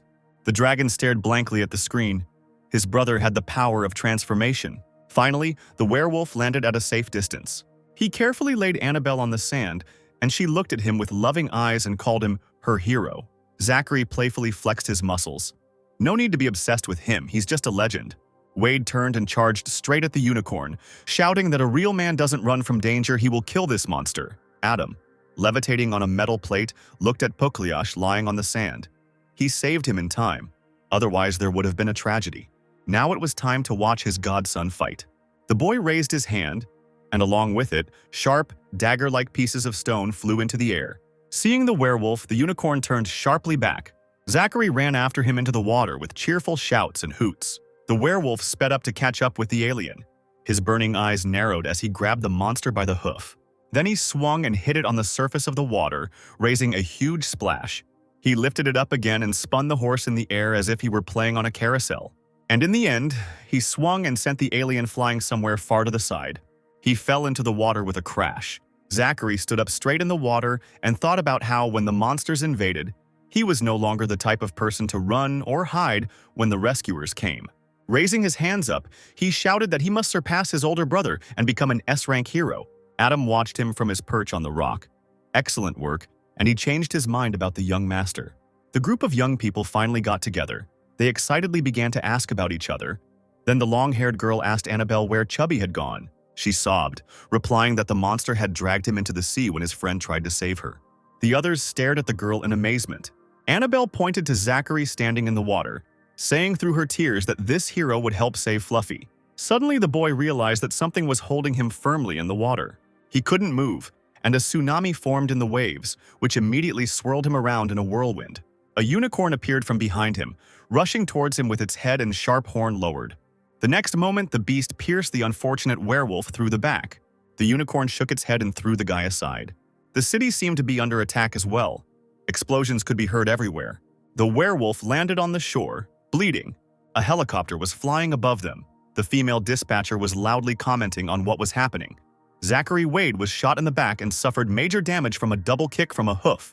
The dragon immediately put on his jetpack. The lazy swordsman wished him luck and expressed his concern, and also asked him to take care of the others. A few seconds later, Ethan was already flying to help his brother. However, Zachary found the strength to get up, even though it was painful. The unicorn rushed at him with redoubled force. Zachary looked up in shock. Really again? A huge tsunami formed in the sea and was heading towards the werewolf. The girl in the helicopter was constantly monitoring the situation. The monster had gone mad, and that was bad. Zachary was trapped in the water and couldn't get out. He couldn't breathe because of the wound. The guy raised his head and noticed a familiar silhouette on a high cliff. He began to wave his arms and called with all his might for his godfather's help. Gradually weakening, he whispered pleas for help with his lips alone. The crowd, watching the battle, talked anxiously. It seemed that the monster was absorbing young Master Zachary. Was he really going to die? Annabelle sobbed, pressing her hands to her chest and begged the hero to hold on. Adam was flying on a metal plate and attracted a lot of attention. People watched him, realizing that reinforcements had arrived. Everyone began to loudly chant the name of Lord Caspar Bart. The guy flew over the helicopter. The girl saw him and said that the mysterious Caspar Bart, who had already appeared on television some time ago, had appeared again. Adam looked at Zachary and silently thanked him for revealing his abilities while acting as bait. He raised his hand up, holding a tablet in his hands. It remained to be seen whether the pill would absorb the energy. Someone from the crowd noticed that the metal pillars were bending due to the abilities of the man in the robe. Sinclair immediately summoned a rain of sharp pieces of metal. The unicorn noticed him and turned to face his unexpected opponent. Adam looked him over, suggesting he try something. The guy immediately pointed metal needles at the monster. They dug into the horse's body, causing the animal to neigh in pain. The monster's tsunami stopped, and Zachary began to fall into the water. The girl in the helicopter screamed in amazement that the mysterious Caspar Bart had knocked out the alien with just one ability. Adam flew towards Wade to catch him on his plate. The unfortunate guy immediately turned into a human. Adam landed on the water and swam towards the wounded unicorn, intending to take away his ability. The guy leaned over and ran his hand over the monster's fur. He now had a D-rank ability, Surfmaster, allowing him to walk on water and control its flow to attack. Sinclair spoke to Zachary's unconscious. He had helped attract the attention of the blue pill, and now he would receive all the laurels he deserved. Adam began to slowly lower himself onto the sand near the shore. A few minutes later, Zachary and Pukliash were lying on the sand under the gaze of the crowd, with Annabelle on duty next to him. The boys' wounds had been treated in time, and their lives were not in danger. Welch was the first to jump up, screaming about how much pain he was in. A blue-haired girl threw herself on his neck and hugged him, thanking him for saving Pukliash and her own life. The guy blushed deeply, saying that it was nonsense, and also asked cutie Annabelle not to hug him so tightly because of the wound. People from the crowd ran up to them, asking what changes had happened to Zachary since they spoke of him as a worthless son from a rich family, to which the young gentleman replied that he was a hero of justice who defended humanity. Zachary watched his godfather fly away and thought how grateful he was, and would do everything he could to serve him now. Some guy from the crowd called Caspar Bart a real god, who appears at the right moment, deals with the monster, and just as suddenly disappears without praise. Suddenly, someone hit him with their shoulder and the guy screamed. Zachary turned around at the noise. The grumpy weirdo came out to him. The man turned to Welch because he broke the rule of using abilities, so he needs to go to the Hero Association. Those present began to whisper, guessing who this man was. Probably he was from the Hero Association, as indicated by the sign on his clothes. The people from the association are always meddling in everything, too pushy and always following the rules. And this man was nicknamed Grumpy Scissorhands because he does terrible things with special respect. Zachary muttered timidly that he was just saving people. Grumpy held his hand out, saying that the associations didn't care about the reasons. If the guy didn't have permission to use his powers in public places, then he was breaking the law. But suddenly a commanding voice was heard, which said that this issue would be decided by the Berkshire Company, and he wanted to see who dared to send his brother for questioning. The crowd parted for the warlike Ethan Wade, who was already dressed in his hero uniform. Zachary was surprised to see his brother here. He, looking at Zachary with black eyes, praised the werewolf's regeneration potential, because the wounds were almost healed, and asked the guy not to cause trouble next time. He turned away and irritably agreed.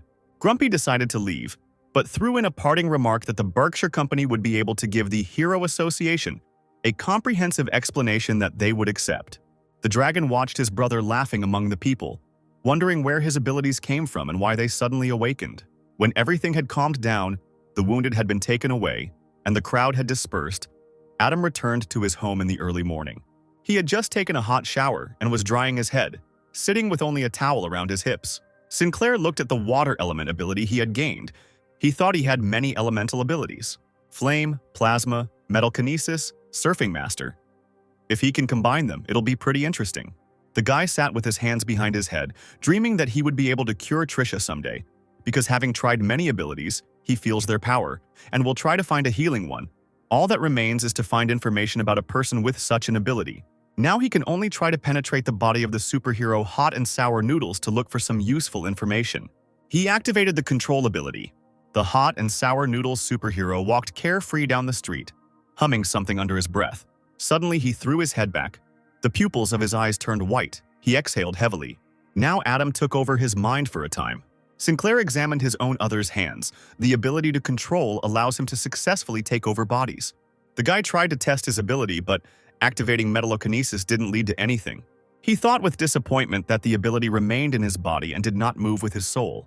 Suddenly, he heard a girl scream. The stranger was addressing someone, demanding that he follow her, but not to use force. Adam ran up and hid behind a tree to see and hear better. The green-haired boy grabbed the beautiful dark-haired girl's hand, shouting that if she didn't want to join the Divine Dragon Company and undergo training, then she had to follow their company's rules. His glasses fogged up and his cheeks turned red as the guy talked about his interlocutor's attractive body and face, and the girl grimaced at this, trying to break free. The stranger lifted the hem of her skirt and offered to please him and the boss, the venerable lord of the organization, because he had excellent healing abilities and experience in such things. Adam was amazed at what he heard. This was what he was looking for. Meanwhile, the guy grabbed the girl by the t-shirt, practically tearing it. She screamed, demanding to be left alone. Her pursuer flew up from a powerful kick in the butt. The brunette couldn't help but be shocked and fell to the ground. The green-haired boy found himself buried in a bush under a pile of leaves, his head popping out from above, and an angry scream filled the street. Adam, in the body of the superhero Hot and Sour Noodles, loomed over him, playing with his fists. He introduced himself to the green-haired man as his karma, which was about to bring down retribution. The guy pointed his finger at the hero, angrily asking why he was meddling in something that wasn't his business. He put his arm around the crying girl's shoulders and asked how he would feel if his younger sister or daughter were being harassed and blackmailed. The guy grinned.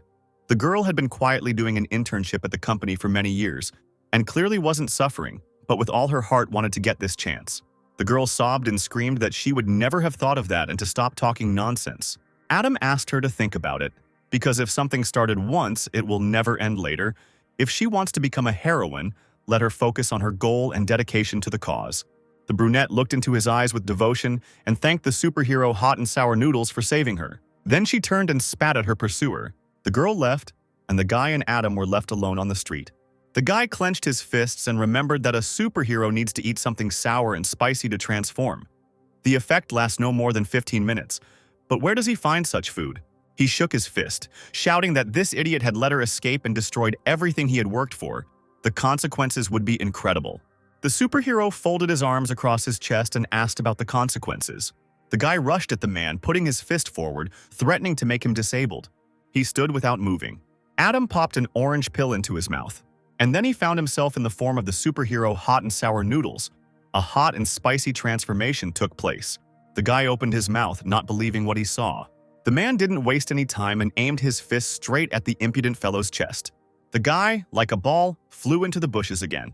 The Hot and Sour Noodles. Superhero heard sounds from that corner and turned around. The guy muffledly screamed that the capsule he ate would only prolong the transformation for 15 minutes. And when the time ran out, he would beat the hero until he begged for mercy. Adam asked again, disappointed. He thought about how the ability couldn't move with the body, but it increased the internal strength. And since it was connected to the soul, it meant that after gathering so many abilities, his own strength had become insanely frightening. Due to the fact that the power of the ability directly depends on the internal strength, the superhero of Hot and Sour Noodles is able to last no more than 15 minutes. He cannot control the energy and spends it all until he reaches exhaustion. And therefore, Adam's transformation may take longer. Adam, in the superhero body, laughed with anticipation. With the help of this ability, he saw exactly where his opponent was hiding. The guy ran in that direction, shouting that only weaklings hide. The guy who was lifted into the air by the collar asked in horror how the hero found him. Was he really a B rank? The man smirked, replying that he had actually been hiding his true strength. The guy, sweating profusely, asked to spare him and let him go. Because today he had lost, he promised to call the Divine Dragon Company, where the superhero would be offered a material reward. Still holding his opponent in the air, Adam set a condition, only if he does not cause problems and seek revenge after being released. However, he smiled because the green-haired man reminded him of something. He screamed in fear, asking what the man was going to do. Seeing the man staring at his groin, the boy squealed in fear. Was the superhero really gay? Then he tried to establish contact and suggested talking calmly without violence. Adam smiled predatorily. He could not only teach the scum a lesson, but also eliminate resentment, hatred, and persecution from other people. After this incident, they would only find trouble with the superhero Hot and Sour Noodles. Adam, in the body of the superhero Hot and Sour Noodles, grabbed the guy by the leg and dragged him into the bushes. The cries of the unfortunate man were heard. He begged not to take off his clothes and to spare him. Sometime later, a satisfied Sinclair, already in ordinary clothes, was walking down the street. He had taught the impudent fellow a lesson by photographing him in an unsightly state. Adam was sure that after these photos he would not harass weak girls and cross the path of the hero of Hot and Sour Noodles. He wrote a reminder on the phone for the owner that new photos should not be deleted, so that the forest ranger does not create problems. The owner of the body must understand what was written. Now it was possible to leave the superhero's mind, which Sinclair did by deactivating the control. The Hot and Sour Noodles superhero woke up staring at his cell phone screen while his consciousness was somewhere in the back of his mind, pushed out by Adam. He glanced around furtively, sleepily surprised to find himself still in the park, and wondered if he had accidentally fallen asleep. His gaze fell on the inscription on the phone screen left by Sinclair. The man read it in bewilderment, and immediately switched to the gallery. What he saw made the hero's face turn crimson, and the calm silence of the park was deafened by his shocked cry. At this time, a meeting of the Heroes Association was taking place in the city of Louisville. The leader of the branch of the Hero Association, Oliver Reed, was present in the office. The mechanical hero was glaring at him, with the glacial adventurer standing on his right side. The leader also had a co-leader, Samuel Adams. Oliver, clasping his hands in front of him, addressed the mechanical hero seriously, explaining that planning the first stage of defense required the help of heroes. The scale of the depressions was very large, and extreme caution was required. Samuel outlined the plan. Everyone would role model the attack and force the monsters back into their world. The heroes would drive the monsters away. Two guys sitting at the table, presumably planning to join the ranks of heroes, shouted out words of support for the association and their readiness to give their lives for it. This time, the purpose of the association is to allow each organization or company to send an A-rank hero to the core deviation center and strengthen control over the depressions. The mechanical hero narrowed his eyes. The intentions of the party addressing him were clear, but by taking the form of a hunter, someone could profit from this. The most important thing is the information that the monster world has the ability to improve items, equipment, or weapons. And so that's the biggest reason why the heroes were so eager to do this job. Here the word of the strongest has weight. The possession of the owner of one ability is the key to the organization to become a high position. Bruce Rashed, with a hint of madness in his eyes, called for an improvement to the special element of the ability. In the evening, Adam conducted experiments in his room. Having activated cloning, the next second he was already looking at his exact copy standing opposite. The clone, in general, worked, but it looked at him strangely. The guy had two pearls levitating in his palms, the abilities of plasma and metal kinesis. He was thinking hard about how to connect them. A lot of black cubes rained down. First, the low-level metallokinesis needed to be dismantled. Then the plasma needed to be upgraded to rank A, and then a rank B auxiliary ability would be needed. Rank B ability. Shadow substitution. Shadow clones, 3 in number, their location can be changed during battle, are able to create weapons from shadow matter for attack. Adam threw pearls at his clone.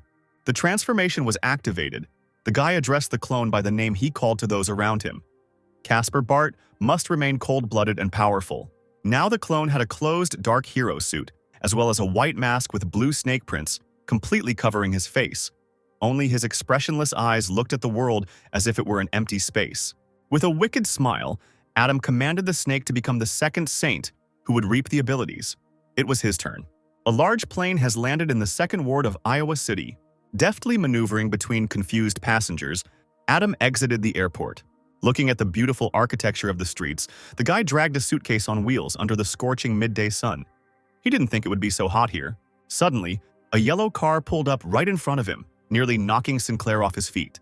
The window slowly rolled down, and the large, mustachioed taxi driver immediately guessed that the visitor was from the 1st District and asked where he needed to go. A few minutes later, the car was taking Adam to his destination. The guy checked his mobile phone. Zachary told him that he had sent the data on the members of the Saints organization to his email, and also wished his godfather speedy success. Adam reread what he had written for a few seconds. It was great news. He was pulled out of his thoughts by a taxi driver, looking closely at the client in the rearview mirror. He unceremoniously suggested that the guy visit the Sambo or Alibaba casino. Since the most developed sphere in the city was the gambling business, the man guaranteed that after a big win, he could safely return to the hotel. Then, turning to Sinclair, the taxi driver remarked on his beauty and added that he knew another good place. The restless driver immediately pulled out a bright postcard with a picture of a girl in a bathing suit. Dreams of Paris. A place where girls are full of enthusiasm, and not so expensive. Adam frowned. Iowa really is a city of chaos, if even such establishments operate here without problems. Finally, the car pulled up to a tall building, the Heaton Hotel. When Adam was already handing over the previously agreed-upon money, the man announced a new price, 500 coins. The shocked guy looked at the meter. The price had increased 5-fold. He, angrily flashing his glasses, asked again whether the driver had calculated the price correctly. The driver chuckled and replied that the rest was for the explanation. Let it be a lesson for a simple boy who had arrived in the 2nd District for the first time. Out of nowhere, a gun appeared in the taxi driver's hands. He slowly turned to the client, pointing the gun at him, and said that it was worth thinking about if you had to choose what was more important, money or life. Unfortunately, the man didn't know who he was dealing with. Calmly looking into the criminal's eyes, Adam hissed that he definitely didn't need such a lesson and used puppet control. A few minutes later, the guy was already standing in the lobby area, filling out paperwork at the reception with smiling employees, who gave him the key card to the room and also reminded him that he could use the help of the staff. Sinclair thanked him, and behind him loomed a flushed, confused-looking taxi driver who, moreover, was helping him carry his suitcase. When the guy and his entourage walked away from the counter, the girls were surprised to notice that the gentleman was able to force the uncivilized taxi driver to help him carry his luggage.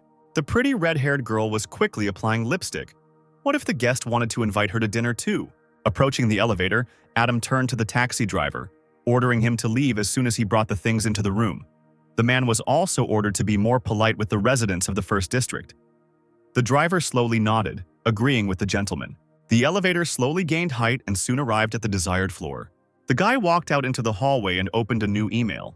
Zachary sent him a photo of a man with a half-face mask. He was the owner of the C-rank ability Masked Hero, a member of the Saints organization. His current location was the Heaton Hotel, 37th floor, room 441. Adam used the transformation ability, and immediately his face was covered by a white mask. His clothes became more closed. The shadow of a pursuer fell on the door of the C-rank hero. A shadow seeped into the other side of the room. Sinclair materialized in the room quietly, like a ghost. He crept silently into the depths of the room, from where loud conversations and laughter could be heard.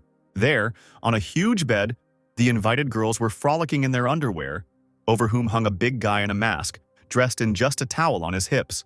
The girl kneeling in front of him turned around, and the smile slid off her face. The hero was clearly not himself. He roared deafeningly. Rising up on the bed, black arrows like shadows rose behind his back. Some unknown force threw him up. The man looked back sharply. A stranger stood at the door waving his hand. He activated his abilities and used them on the hero. Black arrows stretched from his hand. Mask cursed, grabbed the blonde by the waist and pressed her to himself, outraged that no one was covering him. The arrows lifted the girls up, clasping their necks. They unsuccessfully squeezed the entities that were strangling them. The short-haired girl showered the man with curses. Immediately, the tips of the arrows dug into the captives' foreheads. Their eyes turned white. It seemed that the entity had taken over the human mind. The masked hero stood up and tried to ward off the shadows, shouting that the alien would not live, since he allowed the man to absorb the girl's fears. He attacked the motionless guy standing opposite him with his fists, threatening to kill him. Adam immediately found himself a few meters away from the attacker. The shadow seemed to push him back. The masked hero pointed his finger at the guy, surprised by his ability to control shadows, and assumed that he had gotten into the room with their help. The alien was silent. It was impossible to read his emotions behind the mask. Two tentacles coming from his body were still on the girls' throats. They were lying there and trembling weakly. Sinclair thought it was hard for him to act cold and ruthless, but still, he was sensitive to this matter. The masked hero, in turn, swallowed nervously. If it weren't for the strength that these girls gave him, he wouldn't have had a single chance. Without warning, black arrows shot up and attacked the man. He sat down abruptly, and the shadows dug into the bed. The hero began to threaten the stranger. The organization of saints he is a part of will skin the guy alive when he tells everything. But the guy seemed not to hear anything. He looked at the man straight, without blinking. Then the hero pushed off and flew, thrusting his fist forward, straight at the alien. Was he really deaf, since he wouldn't answer the question? Adam measured the huge fist approaching his face with his eyes alone. The masked hero had no doubt that victory would be his, because no one had ever been able to dodge his blow. But to his amazement, the man's hand passed straight through the stranger's head, as if through a veil. Moreover, at the place where the kula passed, a black shadow wrapped itself in a vice around someone else's wrist. Gritting his teeth, he kept trying to break free, but the shadow squeezed his hand tighter and tighter. The palm reached for the man's forehead, and he immediately began to beg not to kill him, because the priest would not leave it like that. Adam pulled the mask off the hero's face, and he began to sob shamelessly, choking with pleading. During all the silence, the guy spoke up, calling the man trash. He placed his palm on the hero's forehead, squeezing the skin lightly. Then he pulled away, using the extraction ability. A bright yellow pearl immediately reached out to his hand. Ability C rank, Mask of Fear. It absorbed fears and made its owner stronger. The man fell to his knees. Mad with grief over the lost ability, he practically crawled before Casper, asking him to return it, otherwise the priest would kill him. The guy asked to look at this priest, about whom the hero constantly spoke, with the help of puppet control. Without waiting for an answer, Adam extended his hand, activating the desired ability. A second later, the guy found himself in the space of his opponent's memories. One of the screens lit up. The owner was lying on the ground. His body was pierced through by iron rods, participating in the war of abilities. He was wounded and slowly dying. A stranger approached him. His face was not visible, but the long floors of snow-white clothing covered his entire body. He offered the man a deal, an oath of allegiance in exchange for returning to life. He, barely moving his bloody lips, agreed. Instantly, his entire body was illuminated by a bright light. The man sat up abruptly, frantically examining himself.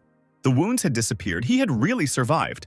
He turned, fell to his knees, and bowed to the ground before the stranger who had saved him, swearing allegiance to the priest of light. Sinclair, in someone else's mind and body, got dressed, put on a mask, and left the room.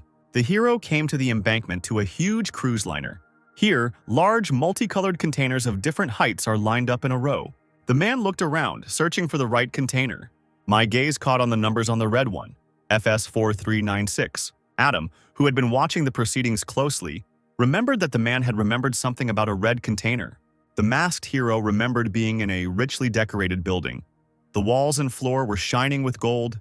Members of the Saints organization were sitting on the nearby sofas, and a little further away was their leader, hugging languid beauties. Bloodthirsty Rose, an incredibly beautiful and stately girl with long chestnut hair and a revealing outfit, leaned back in her chair when the hero entered. The girl asked if a swordswoman had really infiltrated his secret production laboratory. He knelt down on one knee and bowed his head before Rose, assuring her that there would be no problems with the intruder. As long as Lady Rose gave the order, he would kill the swordswoman.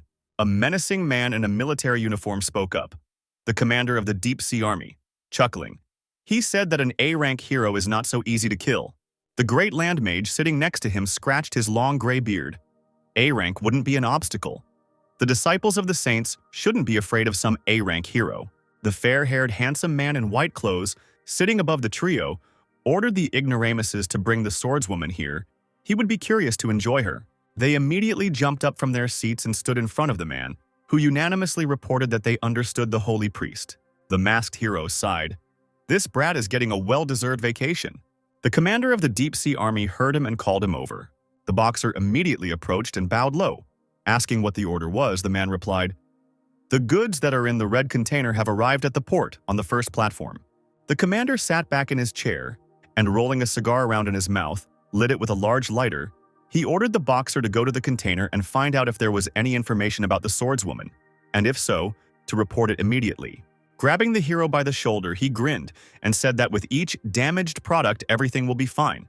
If you treat everything responsibly, you should not miss the given chance. Standing in front of the red container, Casper in the hero's body wondered if he could get inside, and what kind of goods were in there. Seeing that entry was by fingerprints, the guy was delighted and put his finger to the scanner. He used the plasma ability, and immediately the screen began to hiss and go into grainy stripes.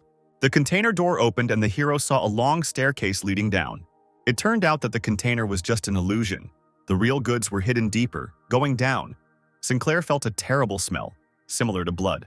When the stairs ended, the man found himself in a huge room with light-colored walls. There was a table in the middle with someone sitting at it. Casper thought distantly that it might be security. The stranger, gnawing a match in his teeth, turned sharply at the sound of footsteps. He immediately stood up from the table and greeted the gentleman in the mask in a soldierly manner. Adam quickly got his bearings, greeted him back, and asked if anything had happened today. He replied that valuable goods had recently arrived and cursed. How tired he was of these creatures. The hero was surprised but didn't show it. Having ordered him to show it faster, the guard led him down a long corridor. When they went a little further, there were cages with huge, thick bars in the walls. The guy looked around in all directions, crying. Groans and screams could be heard from everywhere. There were small children in the cages, and the guard kept shouting at them, threatening to whip them if they angered the gentleman in the mask. The boys fell silent, looking at their guards with all their hatred. Adam thought distantly, looking ahead, that these holy men were crazy to keep children in such a place. It seems like they were kidnapped from different parts of the world. They are so small. The oldest of them is 15 or 16 years old. The man remembered the expression on the face and the words of the commander of the Deep Sea Army. This made him incredibly angry, and Casper shouted that he would make everyone involved in this say goodbye to their lives and pay. A scream was heard from the distant cells. A male voice growled that he would beat the prisoner to death. The boy's wrists were chained in chains that stretched from the ceiling. The child himself, covered in bruises and contusions, was kneeling. His tormentor, a tall blond man with a whip in one hand, was holding his bloody ear with the other, where a piece of flesh was missing. The prisoner had managed to bite him. He swung again, spitting with anger, but was interrupted by a strange voice demanding that he stop. The blonde turned around, and when the masked hero asked if there was any problem, he replied that the boy had attacked him and bitten off his ear. The boy, hearing what was being said about him, slowly raised his head and looked angrily at the men with his big green eyes. The masked hero leaned over the boy, asking the reason for such behavior. The blonde chuckled. "Why do you need a reason?" Another voice was heard. A blue-haired boy was heading towards them, a preacher of the Saints organization, a mantis with a two-handed sword, saying that the warden wanted to do something to the boy's sister. Adam looked back in shock. A little girl sat against the wall, her head hanging down in exhaustion. "This bunch of bastards," Mantis noticed with a smile that she was scared to death. The guy unceremoniously approached the boxer, asking what he was doing in the dungeons because he should be enjoying his vacation in two blondes. Wanting to punch Mantis, Sinclair replied that the girls were good. But today, he came here to help the commander of the Deep Sea Army check the condition of the goods. He pointed his finger at the shackled boy, ordering him to be released because a large sum could be paid for the boy. The mantis grabbed the captive by the face, bringing him close. He hissed that he did not mind if the man saved his life, because this offspring from the first territory would lose all of his teeth, but he could still be sold for a high price.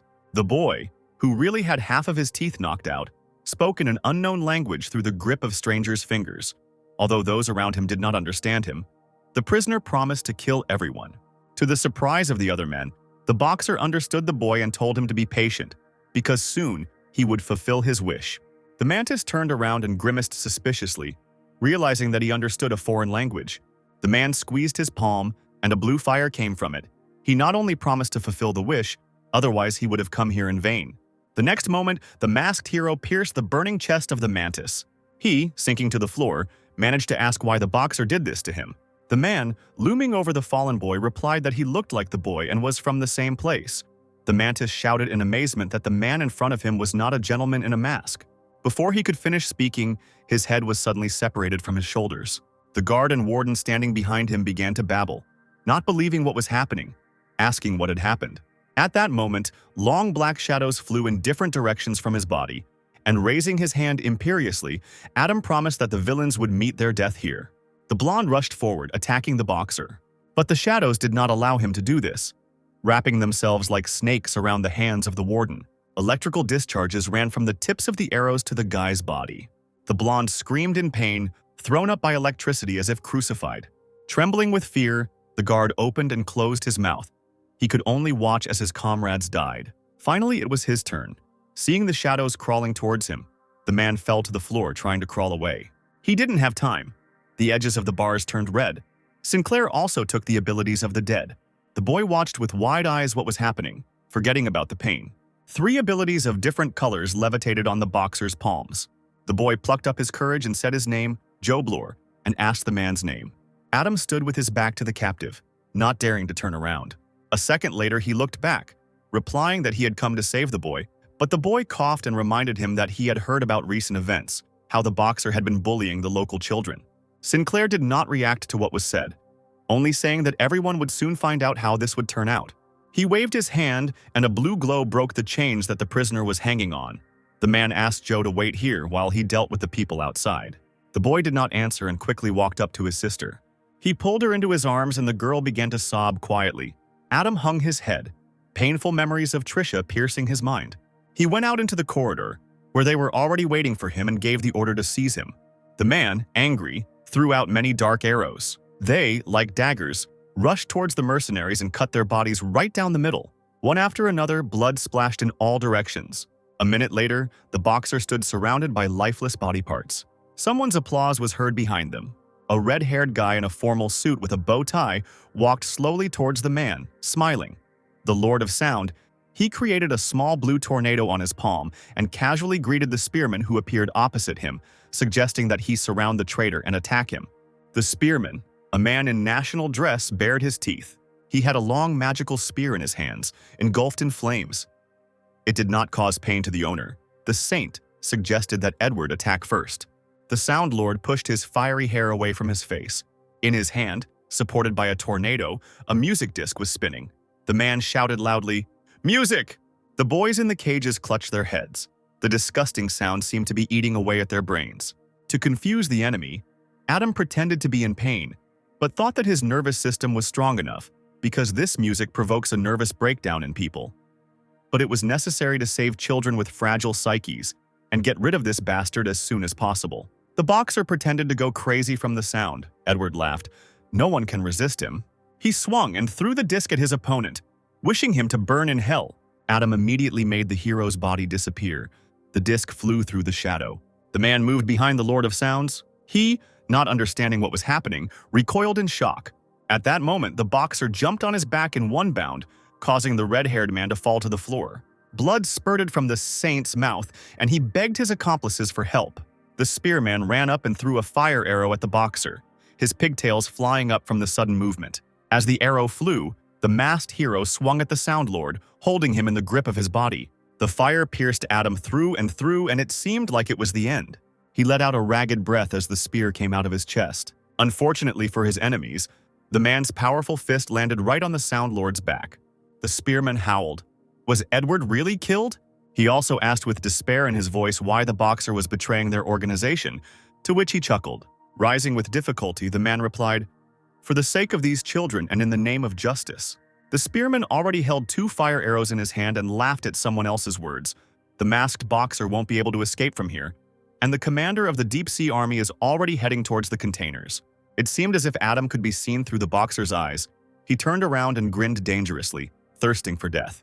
The men stood opposite each other, taking aim, and there was a brief silence. The spearman growled, a long dark essence extending from his forehead. She bit the boxer's chest, and he spread his arms and took a deep breath. A multitude of fiery daggers flew straight at the man. The spearman threatened him with death if the traitor dared to approach. Adam instantly covered his face with the back of his hands as the weapon pierced his skin. He abruptly threw his hands to the sides. The arrows bounced off his hands and flew back. The Indian failed to recognize this maneuver in time. The arrows returned to their owner and pierced him through and through. A desperate cry of horror and pain was heard. Sinclair bent down to the floor and exhaled. It was painful. He stood close to the cell, from where, clutching the bars, the little boy peered out. He said in a weak voice excitedly that his big brother was wounded, but the boxer answered with a smile that this was nonsense, all for the sake of saving the children. He opened the cages one by one, releasing the children, and ordered everyone to leave one by one so as not to create a crush. One of the last to emerge was Joe Bloor, carrying his silent sister on his back. The boy looked seriously at his savior and angrily said that he no longer wanted to suffer because of his own weakness, that he wanted to become just as strong, and asked the boxer to become his teacher. He thought for a few seconds and agreed, in exchange for eternal loyalty. The boy's green eyes flashed, and with a breath, he replied that he would become the most devoted student. Adam used puppet control. Then he handed the former prisoner a yellow pearl. He recoiled, not understanding what they wanted from him, and fearfully asked the master what it was. The man replied that it was Mantis's ability to turn his hands into swords, just like the saint did. The boy thanked his teacher with admiration.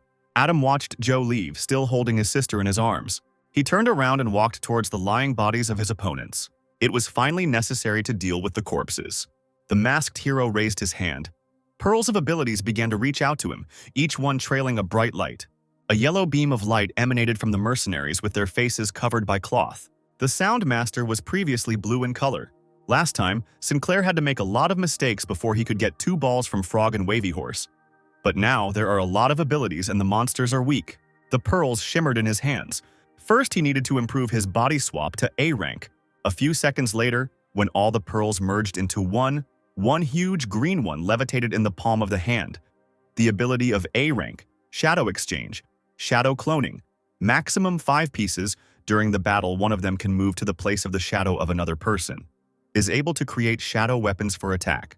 The boxer thought with satisfaction that it should now be easier to fight the priest, and left the red container. Suddenly, he felt someone put a dagger to his neck. A warlike girl, dressed in a more revealing, armor-like manner, held a sword right at his neck. She asked loudly who he was and where all these children came from. Adam turned his head carefully, answering a question with a question, clarifying who she was. The warrior barely had time to speak. The freed boys immediately ran up to her, vying with each other to tell her something. One boy, calling the girl Sister Blanch, happily told how this hero standing next to her saved them all. Another girl exclaimed that the hero should not be condemned. He got hurt while saving children. The girl blushed deeply and looked away, saying that since that was the case, she asked for forgiveness. Sinclair smiled, reassuring her that everything was fine, then asked if she was the A-rank heroine, the swordswoman Blanch. The girl nodded. She had already received information about the human trafficking and immediately ran to save them, but the man did it before her. The warrior walked up to Joe Bloor and gently stroked his cheek, asking for forgiveness for being late. At that moment, the earth shook, which frightened the children quite a bit. Adam looked around, not understanding what was happening. He himself felt the shocks. Long, seemingly living thorny branches with sharp thorns grabbed two boys by the legs and dragged them away somewhere. The children screamed at the top of their lungs, begging for help. Long vines with a pink flower on top grew over the containers. More and more children were dragging away branches, causing loud screams. Joe shouted to the master, but he blocked him, asking him to wait here. The saints landed smoothly in front of them. Their leader sprawled relaxedly on a flower. Bloodthirsty Rose laughed at the boxer's words. Did he really think of himself as a hero? The commander of the Deep Sea Army measured Adam in the hero's body with a glance. The mage of the Great Land also did not take his eyes off the man. The holy priest lazily changed his position and ordered the Trinity to show this bug the powers of the saints. And he himself, with the help of his magic staff, applied the ability of the power of magical healing to them. The bloodthirsty Rose arched as the light from the ability spilled onto it. In a moment, she seemed to have regained her spirit and become prettier. Using an ability with such a large range was tiring, but with this power granted to them by the high priest, their abilities would be restored in an instant. The priest adjusted his long hair and turned to the swordswoman. She was not allowed to touch the goods of the Saints organization, so she should surrender, and then her life would be spared. As for the traitorous hero in the mask, he must die here. Blanche held her sword out in front of her, thinking that she could handle a B-rank hero. But an A-rank like the priest might be a problem. She warned the priest that the Hero Association was already on its way, so they should lower their weapons, and in case of disobedience they were destined to die, so they should surrender quickly. The priest rolled his light eyes and ordered the trio to deal with the swordswoman before the association arrived. The saints rushed into battle without a second's delay. Blanche stepped forward, her sword at the ready, activating the seal's power. Adam admired the fact that the girl was able to release a dangerous ability, as befits an A-rank heroine. The warrior pushed off and jumped up, ready to attack the enemies.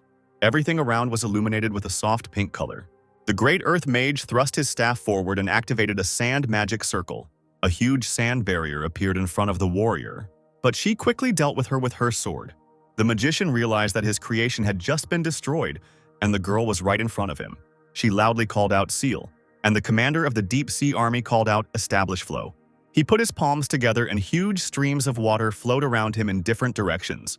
The warrior swung her cleaving sword, and a stream of fire appeared directly from under the weapon. But something immediately distracted Lady Blanche. The bloodthirsty Rose laughed loudly, her thorny vines squeezing their victims ever more tightly. One boy let out a heart-rending scream as the swordswoman's fire passed straight across the child's body. The girl cursed Rose furiously. She used the baby as a human shield. How disgusting. But the enemy only smiled, answering that goodness is the swordswoman's weakness, and she herself still has many captives. It will be interesting to see how she will act now. Meanwhile, the commander of the Deep Sea Army, grinning evilly, gradually turned into water. He found himself right behind Lady Blanche, slashing with his sword. The seconds ticked away as the weapon slowly descended onto the girl's shoulders. But a moment later, Adam stood between her and the attacker. The boxer's clothes and mask, torn to shreds, lay on the floor. The guy hissed. His second mask was almost broken. He pulled out a dagger and brought the blade down on the disoriented commander. The weapon passed straight across the man's neck and face. He screamed terribly, covering his face with his hands, while blood sprayed in all directions. Adam watched him indifferently, stepping aside. The guy blocked Lady Blanche's path with his hand, asking her to wait. The holy priest sitting on the flower stood up and raised his staff, again using holy healing. The captain's wound instantly healed, glowing with a bright light. He laughed loudly. With the high priest, they are immortal. Extending his staff once more, the priest used the improvement on the Trinity. They immediately became illuminated with a bright blue light. Sinclair thought that it was bad that the priest could improve their stats, since all the abilities would rise to A rank in a very short time. The magician of the Great Land, all shining with bright white light, folded his palms together. Some kind of streams came from him. Lady Blanch cried out in shock that the old man was generating energy, and under the influence of the power, the destructiveness of his spells would reach A rank. The long-range attack could harm the children, and Adam decided he had to stop it. He turned to the girl, giving her 2 opponents. He himself would deal with the rest, but the warrior did not believe that he could cope with the wizard. Besides, the children remained defenseless. The guy, without turning around, had already activated his abilities and asked his partner to trust him. The girl thought for a moment. That stranger looks so mysterious, but at the same time reliable. She really believes him. Raising her sword up, she decided to help clear the way. Like lightning, she rushed forward towards the commander of the Deep Sea Army, activating the seal as she went. The man fought off the sudden attack with a clang of his weapon. He cursed and ordered the creature to help me. Bloodthirsty Rose snapped back. How many times had she asked not to call her that? The woman activated the rose spell, and pieces of red petals and hearts flew into the air along with the thorny vines. Lady Blanche felt her strength weakening. Rose smiled seductively at this, languidly saying that her body was yearning for love, and could awaken this desire in the swordswoman. Couldn't she feel how hot it had become? Meanwhile, the commander cloned his body. He approached the warrior from behind with clearly ill intentions and bared his teeth as he looked at her curves. But the girl immediately activated the mind seal. A bright wall of light threw aside the hostile clones. Rose was amazed. She had never seen a swordswoman possess such an ability before. The next second, the girl disappeared, leaving the captain's shocked clones alone. After these words, a smooth cut from Lady Blanche's sword ran across bloodthirsty Rose's body. While bleeding, she heard from the girl that she had recently mastered the ability that allows her to be reborn in a critical situation. And it was Rose who awakened her desire. The woman's eyes were bloodshot, and blood was pouring down her stricken face as she turned to look at the swordswoman. The Great Earth Mage, seeing what was happening, hastened to activate the liberation. A huge and ugly dragon appeared on the battlefield, raising a dust storm with its wings. The children, still hanging captive by Leon, screamed even louder when they saw the dragon. The monster suddenly flew up to Lady Blanche from behind. The girl turned around and didn't have time to react, opening her mouth in amazement. Adam appeared in front of her. Raising his hand, he released streams of electricity. The dragon opened its mouth and the energy was directed straight into its insides. Sinclair snapped his fingers, ducking slightly. There was a powerful explosion that shook nearby containers. Now the helicopter landed smoothly on the embankment. The holy priest looked at the destruction. The magician, standing behind him, thanked him for saving him with the healing gift. If it weren't for the priest, the old man wouldn't have survived. But the blonde did not share his subordinate's enthusiasm. He angrily replied that initially they would have easily dealt with the swordswoman, but instead that stranger intervened, and the leader himself even lost 2 B-rank members. The Great Earth Mage bowed. Although the Saints were defeated, there was no need to worry because the High Priest was still alive, and there was hope that the organization would quickly recover. The man nodded. Indeed, as long as he lived, the position of the Saints in Iowa would remain the same. Looking at Adam, who was carrying the unconscious swordswoman, the priest thought that the masked man could repel an A-rank attack that had a growth effect in 1 hit. He was stronger, which meant they had to retreat. Adam saw the holy priest and the mage of the Great Earth preparing to escape. The priest had already raised his staff up. Adam chuckled. He would give the fugitives a few more minutes of life. He walked up to the commander of the Deep Sea Army lying on the floor. Now his ability belonged to him. Sinclair extended his hand, his eyes lighting up with anticipation. A blue pearl flew towards the palm of the hand. A B-rank ability, Ghost of the Deep Sea, strengthens the water in the human body, significantly increases speed, can create a wave and a water clone, as long as there is at least a small amount of liquid nearby. Adam narrowed his eyes. Bloodthirsty Rose would be next. He, extracting the ability from the woman, looked at her wound. The seal of the sword is merciless. A large green pearl glowed under his palm. B-rank ability. Bloodthirsty Rose summons rose vines using the owner's blood, which are capable of emitting a stat-boosting powder to attack enemies. This may result in losing control of the vine. Sinclair thought as he looked at the pearls he had extracted. He would break these abilities down to F rank, and then add the skill he had obtained earlier so he could create another A rank ability. The pearls, emitting a bright light, gradually disintegrated. Gradually, the pieces of the destroyed pearls merged into one single A rank ability. Super Brain improves vision, hearing, smell, touch, taste, and coordination, can release a wave that paralyzes the nervous system for a successful attack. Adam took the ability for himself and was amazed at how his sense of form, sound, smell, and taste became more acute. Lady Blanch groaned softly and opened her eyes. The guy turned around at the sound. Had she really woken up? The girl discovered that they were alone, and that the horrific consequences of the explosion remained all around them. She asked the stranger questions. What rank were his abilities? Was it true that he could create huge explosions? What was his name? Adam, adjusting his mask, answered that he was Caspar Bart from the organization of Judges. The swordswoman asked again in confusion the name of the organization. She had never heard of such a thing in the Hero Association before. Blanche looked up sharply. The rose vines were hanging limply down, but the children were nowhere to be seen. Sinclair looked behind her, waving his hand. The girl slowly turned around and screamed. The warrior sank to one knee as the entire crowd rushed into her arms crying. The boys, when asked how they managed to escape, answered that the shadows of the master helped them. First, he ordered the shadow to cut the vine quietly and lead them to another place. When the explosion occurred, the master used the shadow to create a protective ring that protected the boys. At first, the warrior was puzzled, not understanding what master the children were talking about. But then she beamed and exclaimed, praising Caspar Bart. Looking around, the girl realized that the guy had disappeared without a trace. Meanwhile, the helicopter of the Heroes Association was softly landing on the ground, and someone was speaking over the loudspeaker about the area being taken under control and that one should not commit rash acts. The plane landed and children began to approach it. A pretty brunette, Lily Romero, came out from there. She was noticeably nervous. Turning to the cameraman, the journalist asked for advice. This would be her first time interviewing live. What should she ask? The man suggested that they could, for starters, ask the Seal Swordswoman, and nodded in her direction. Lily Romero approached the warrior with a smile, introducing herself as a reporter for the Hero Association, and asked permission to ask a few questions. The swordswoman smiled affably in response, nodded, and said her name. The live broadcast immediately began to fill with comments from viewers who were worried about the swordswoman and wrote compliments to the new journalist. The first question was that the Hero Association received a message and arrived at the port of Iowa. It was completely destroyed. Lily asked to tell Blanche what happened here.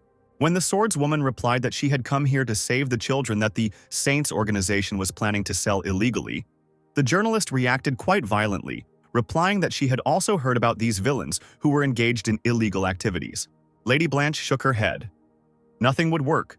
The government would not be able to deal with this, because the association had been doing this for a long time and the warrior herself had made a lot of effort to penetrate there, get information, and then save the children. Viewers watched the broadcast on large screens around the city and rejoiced at what they heard, feeling sorry for the unfortunate children. Lady Blanche did not forget to mention the masked man. Without him, she would have definitely lost the battle with the High Priest. Lily immediately asked again with admiration who they were talking about. The warrior revealed that the stranger's fighting skills were superior to hers, and that he was able to destroy the enhancement effect with his ability, which is only available to A-rank heroes. Commentators speculated that it could be the Supermaster Caspar Bart. Blanche pointed to the burnt area and asked to pay attention to it. It was the work of a man in a mask. On his face was a mask with a snake pattern. His name was Snake, and he represented the Association of Judges. The commentators were puzzled and asking each other what was going on, and the journalist looked around. The master was not there. Then the swordswoman pointed towards the containers. A masked man went there to catch up with the escaped High Priest. The High Priest and the Mage of the Great Earth walked through the underground parking lot. The priest walking ahead glanced at the old man with displeasure. He had already spent the rest of his abilities on the magician, and asked whether the power of the sand was capable of getting rid of that bastard in the mask. The Great Earth Mage nodded sheepishly. He had filled the surroundings with his magic, and even if that stranger used plasma to attack, it wouldn't change anything. Adam was right there, listening from afar as the priest gave the order to find a car so they could leave and lie low. Sinclair looked at the men again. If they were going to run away, then this place would become their grave. Suddenly, Adam's phone rang loudly. The Saints turned sharply at the sound. Sinclair literally merged with the wall, wondering who could need him. The priest and the magician came closer and closer. Adam quickly took out his mobile phone. The screen showed his girlfriend's name. Lily Romero. Why was she calling him at this time? The phone kept ringing. The magician carefully asked into the void who it was. Adam had no choice but to use his clothes change ability. He came out from around the corner in ordinary clothes without a mask, putting on a cheerful look, as if he were an ordinary passerby talking to his girlfriend. The magician recoiled in surprise when he saw a simple man. He thought out loud that it was a civilian, but the priest stopped him. There was no need to be so sure. We needed to find out for sure. Meanwhile, Lily playfully asked Adam to guess where she was. The guy was surprised that the girl was not at home. The sound of helicopter blades could be heard, and Romero replied that she was in Iowa. Adam couldn't believe his ears. As he moved closer to the exit, he asked the girl what she was doing there. Lily told him that she had gotten an amazing job. Adam screamed throughout the underground parking lot when he found out about the job. Moreover, Lily shocked him by telling him about the journalist position in the Hero Association. And she had just interviewed the Seal Swordswoman and was also going to question the masked man. Sinclair literally jumped out of his seat in shock. A drop of sweat ran down the guy's face. With the help of the Hero Association, Lily would quickly find him. Adam knew he couldn't give himself away, so he calmed down and promised the girl to celebrate her new position and promised to buy her a gift. The men stopped, looking at the stranger leaving. The magician sighed sadly, hearing that the resident was simply talking to his beloved. He was madly envious. Adam went into the shadows and there again used the change of clothes. The priest shouted, warning the great earth mage that they had been deceived and the enemy was coming for them. Adam ran out, and the shadows followed him closely, waiting for the master's order. The magician summoned electric wolves and set them on the man in the mask. The wolf rushed at the guy and seemed to run through him, wounding him. Adam opened his eyes wide, falling to the side. The priest grinned. They would need more agile earth creatures to deal with the attacker. The magician said with satisfaction that each of them could compete with an A-rank hero on their own. The enemy simply wouldn't have time to react. But something happened that they didn't expect. Adam, frozen like a statue, looked at them point blank, and black arrows were flying around the guy. The shadows, as in previous times, cut in half everything they reached. This time, the victims were wolves. The next moment, the shadows pierced the men too, so quickly that they reacted within a split second. Bleeding! The priest yelled indignantly that this was impossible. Didn't the man in the mask possess an electric type of magic? The shadows gently passed through the owner's flesh and then abruptly burst into other bodies, mortally wounding them. Adam said that she uses not only electricity, and the magician, spitting blood to the side, refused to believe that the guy was the owner of the magic of two elements. The holy priest, barely moving his tongue, asked for mercy, promising not to remain in debt if the man in the mask allowed him to live. He called for silence, putting his finger to his mouth, or rather, to the white emptiness of his mask. He saves people's lives not at all for his own benefit. In most cases, it is done in the name of justice. The shadows suddenly wrapped around the necks of the saints, and the priest screamed hysterically. The magician couldn't do even that. The arrows were so tightly wrapped around him. The priest raised his hand to his mouth with difficulty, and several blue pills fell into it. Adam ran up to the men, noticing that one of them had taken his pills. The shadows retreated from the priest. He bent over completely, his body glowing with a white-yellow light. The priest's eyes went wild. Veins appeared on his face. He grinned terribly, hissing that it was his enemy who forced him to do this, and that he not only knew how to heal. Suddenly, the priest put his fingers in his mouth, saliva running down his chin. Screaming deafeningly, he began to pull some kind of weapon out of his throat. Adam noted that he had felt something similar before. Laughing, the man turned the sharp-tipped spear of justice towards Adam. The priest assumed a fighting stance, drawing his spear back. It literally burned with a bright yellow fire. He also called upon the revival of the sacred thorns and raised his hand with the spear up. Small fiery portals began to appear in the air. Endless spears, overlapping. Copies of justice flew out of the spaces one after another. The priest ordered them to bring justice to the criminal. Adam saw fiery arrows flying towards him from all sides. He nimbly dodged the weapon, jumping up. But wherever he ran, the spears followed on his heels. They definitely wouldn't leave the guy alone. One of them hit the knee painfully, causing a deep wound. The maddened priest laughed. "Let the man in the mask run and jump. He will still die at his hands." Adam dropped to one knee, breathing heavily. It was bad when such a light attack could injure his limbs. He raised his head and looked at the roof.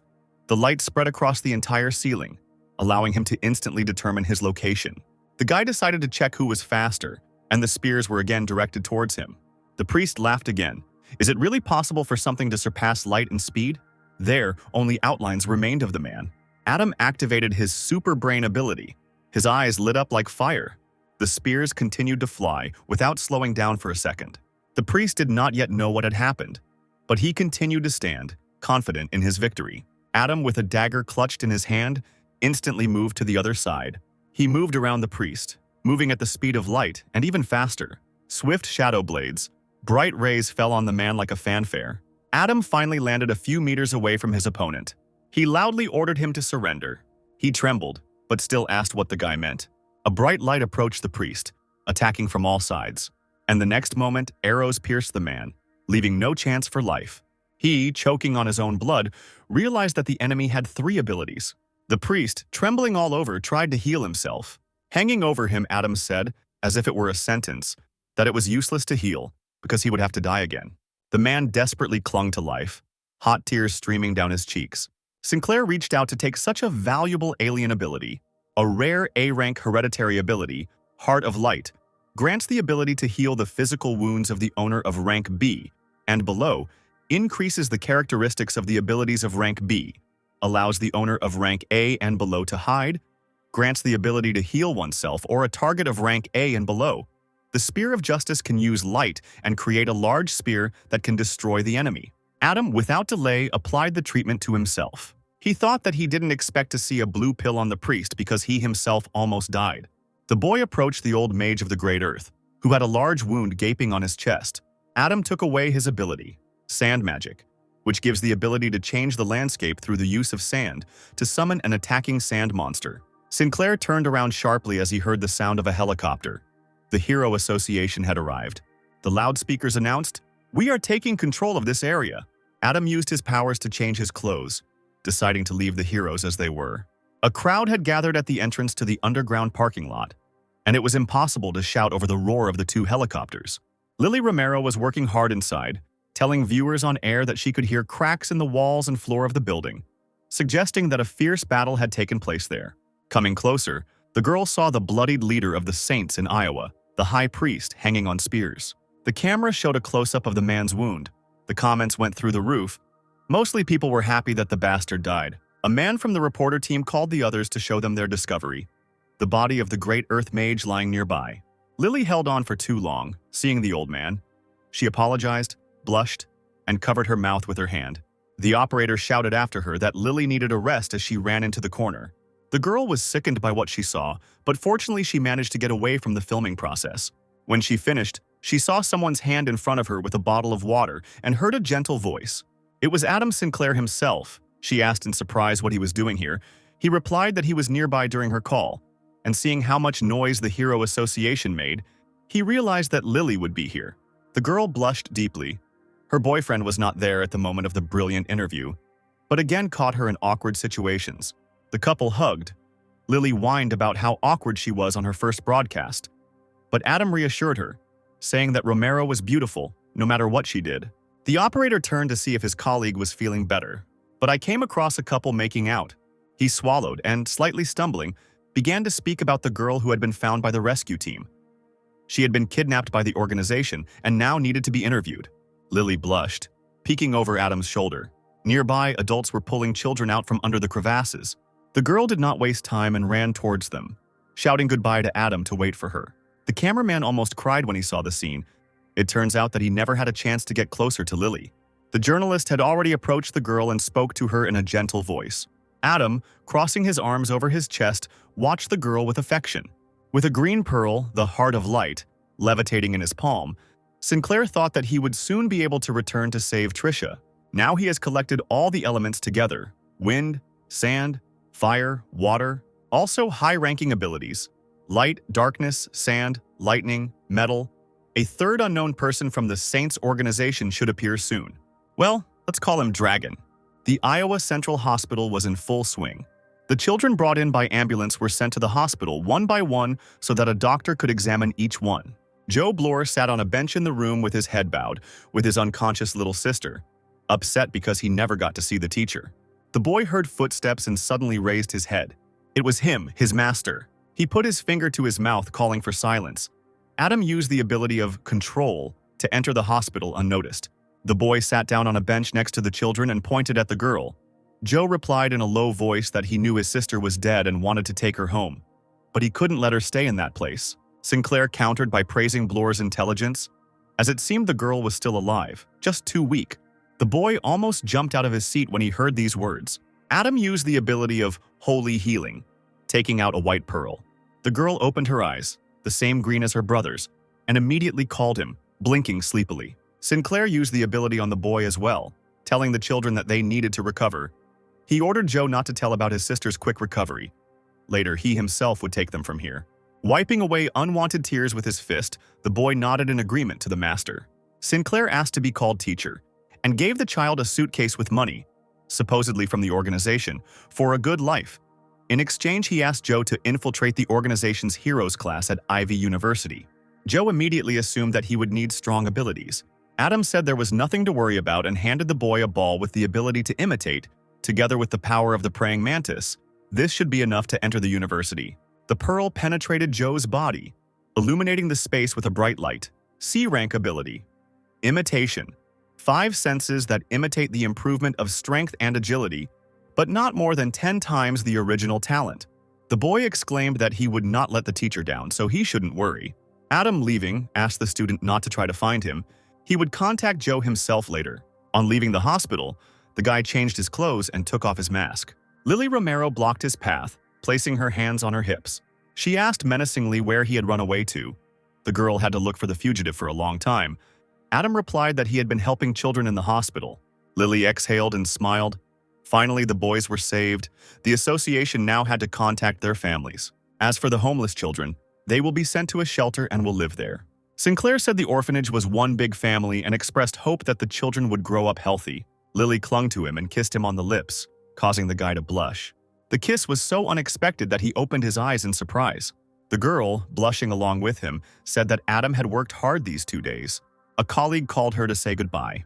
Then, Romero waved to Adam, citing a lot of work, calling him her darling. They would definitely see each other in a few days. The Crimson Boy thought with disappointment that he had once again been deprived of the opportunity to spend time with Lily. The plane was finally taking off from the Iowa airport. Adam, returning to Louisville, came to the hospital to visit his sister.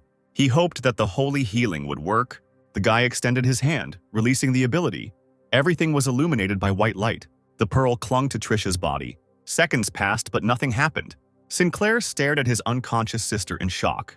He called her name loudly again. Grabbing the bed railing, the guy stared blankly ahead. She wasn't waking up. How was it possible that the ability wouldn't work? Suddenly, he saw something strange. Small blue balls appeared above the girl's head. Adam extended his hand. There was an evasion. Sinclair recoiled in shock. The blue balls instantly split apart, but at the same time became stronger, feeding on Trisha's energy. It seems that the Heart of Light cannot cope with this blue radiation, but he will not allow them to feed on Trisha. Otherwise, the sister will never wake up. It was time to stop going slow and steady, Adam thought, remembering the strange man from the mind of the hot and sour noodles hero. If he really wants to solve Trisha's problem, he must come face to face with the one who gave the superhero the pill.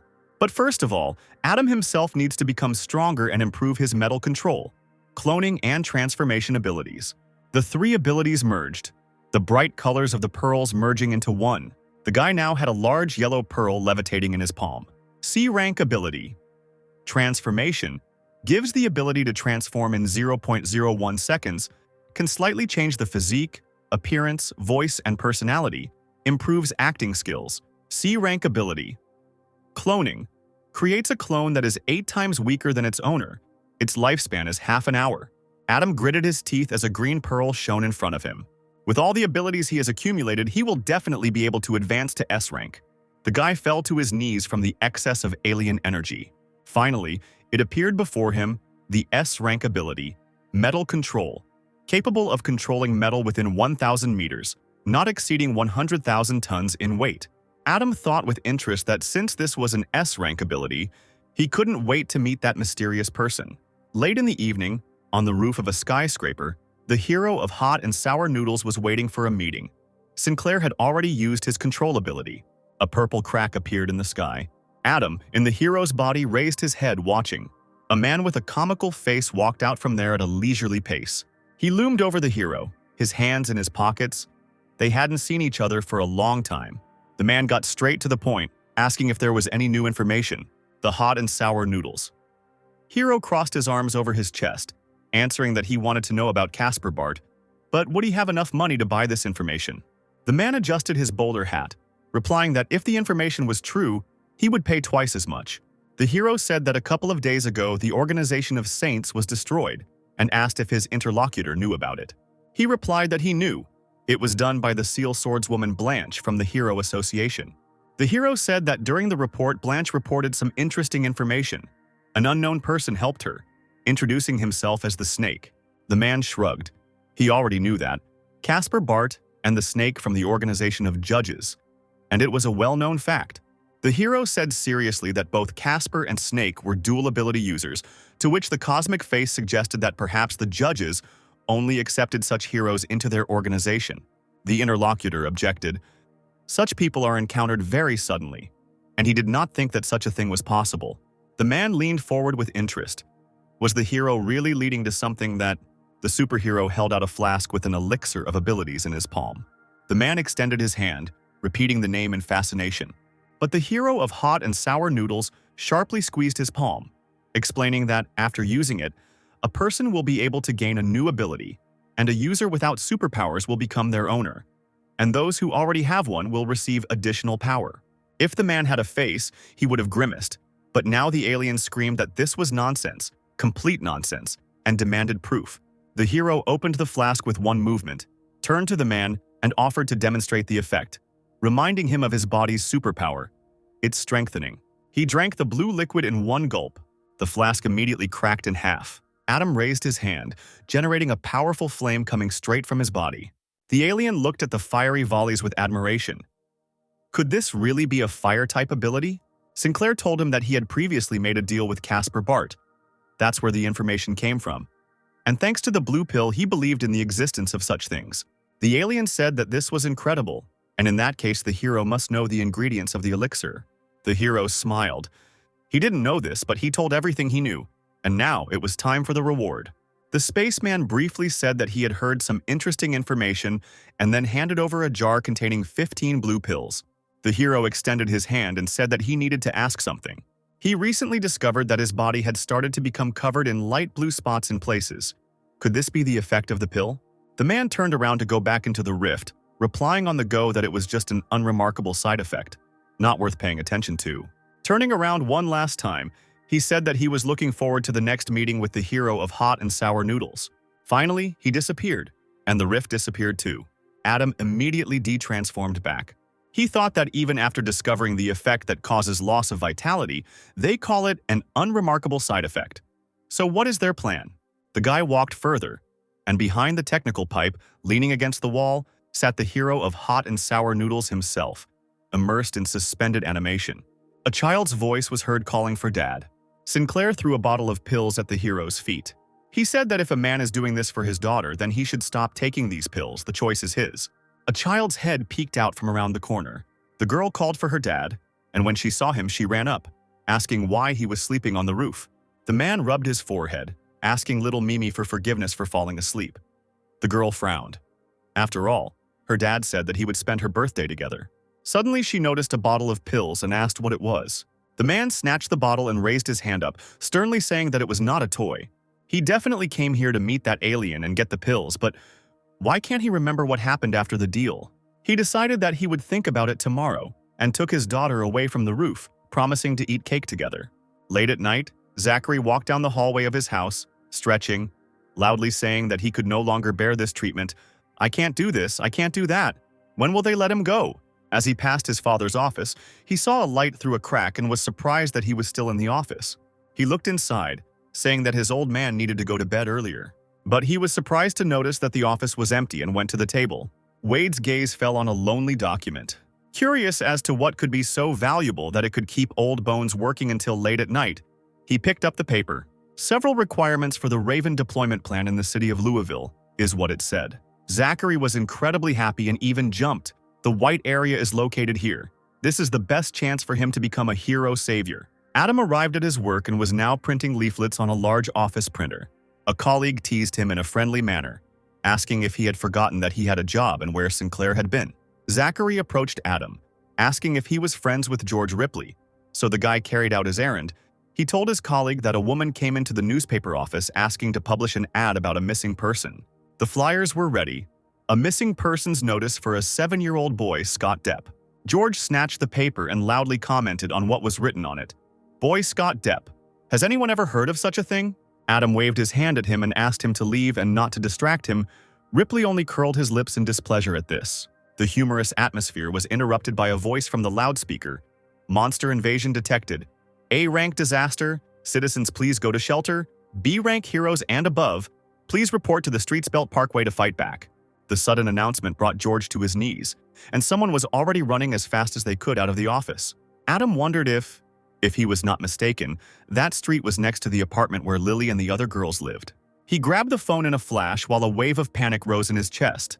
Lily picked up the phone, and he immediately started screaming, asking where she was now. The girl answered in a muffled, deathly scared voice. She was in the apartment, but it seemed that there was a monster nearby. Lily screamed into the phone and the connection was cut off. George, seeing his friend's frightened face, asked what happened. But there was no time for chatter.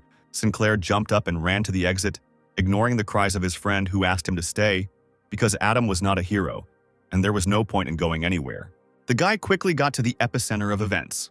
He had already managed to change his clothes and choose a rooster mask. There was no time to waste. Adam could not afford to lose Lily. Standing on an iron plate at rooftop level, Sinclair patrolled the city and was astonished when a huge something passed by him, making a squeak bordering on ultrasound. It was an A-rank monster, a soul-eating rat. Can attack opponents by screaming, has very thick skin all over its body. Its normal attack is blocked with great difficulty, likes to devour people, a very scary monster. Adam thought hard as he looked at the monster to defeat the A-rank alien. It would take at least a team of 3 or more A-rank heroes or higher. To defeat the soul-eating rat, the B-rank heroine Greenstorm was summoned. A beautiful girl with dark hair and a revealing Chinese-style hero outfit. The C-rank heroine Fire Butterfly flew to her aid. Having noticed the target, the rat growled loudly. She really didn't like Butterfly's fiery wings, so the heroine was immediately attacked by powerful ultrasonic waves. The sound was so loud that it made a hole in the building opposite. Butterfly almost died, but Greenstorm managed to save her, picking her up in her arms. After releasing Fire Butterfly, Storm scolded her for acting on her own, as C-rank heroes are cannon fodder in a battle with an A-rank monster. The girl, embarrassed, stuttered and said that she was nearby and saw Greenstorm fighting alone, so she decided to help. The A-rank heroine sighed heavily. A desperate cry for help was heard from the direction of the destroyed building. Right in the place where the sound had damaged the building, a girl was hanging on the edge of a destroyed apartment, and they were trying to help her. Lily Romero held onto an iron beam with one hand and tried to pull Karen Walt with the other hand, who almost fell from the upper floors of the skyscraper. The girl desperately sobbed and begged for help that she did not want to die. Lily tried to calm her friend down, promising that she would definitely save her.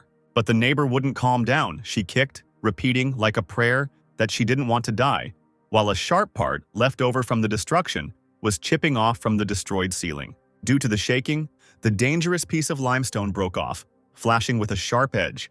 He drove with all his might straight into Lily's hand, which she was holding onto the iron crossbar. The girl, feeling a sharp pain, could not stand it and let go of the crossbar. Staggering, she fell down. Karen was falling rapidly along with her. Fire Butterfly managed to catch her in her arms. The girl, still not believing that she had been saved, continued to cry and timidly asked if she had really been saved. Butterfly winked, cheerfully replying that citizens who were unlucky enough to get into trouble, do not be afraid. The C-rank heroine Fire Butterfly is here to save you. All the actions were promptly recorded by a camera broadcasting live, and commentators admired the heroine. The journalist was horrified and screamed, "Where is the second girl?" Lily continued to fall like a stone.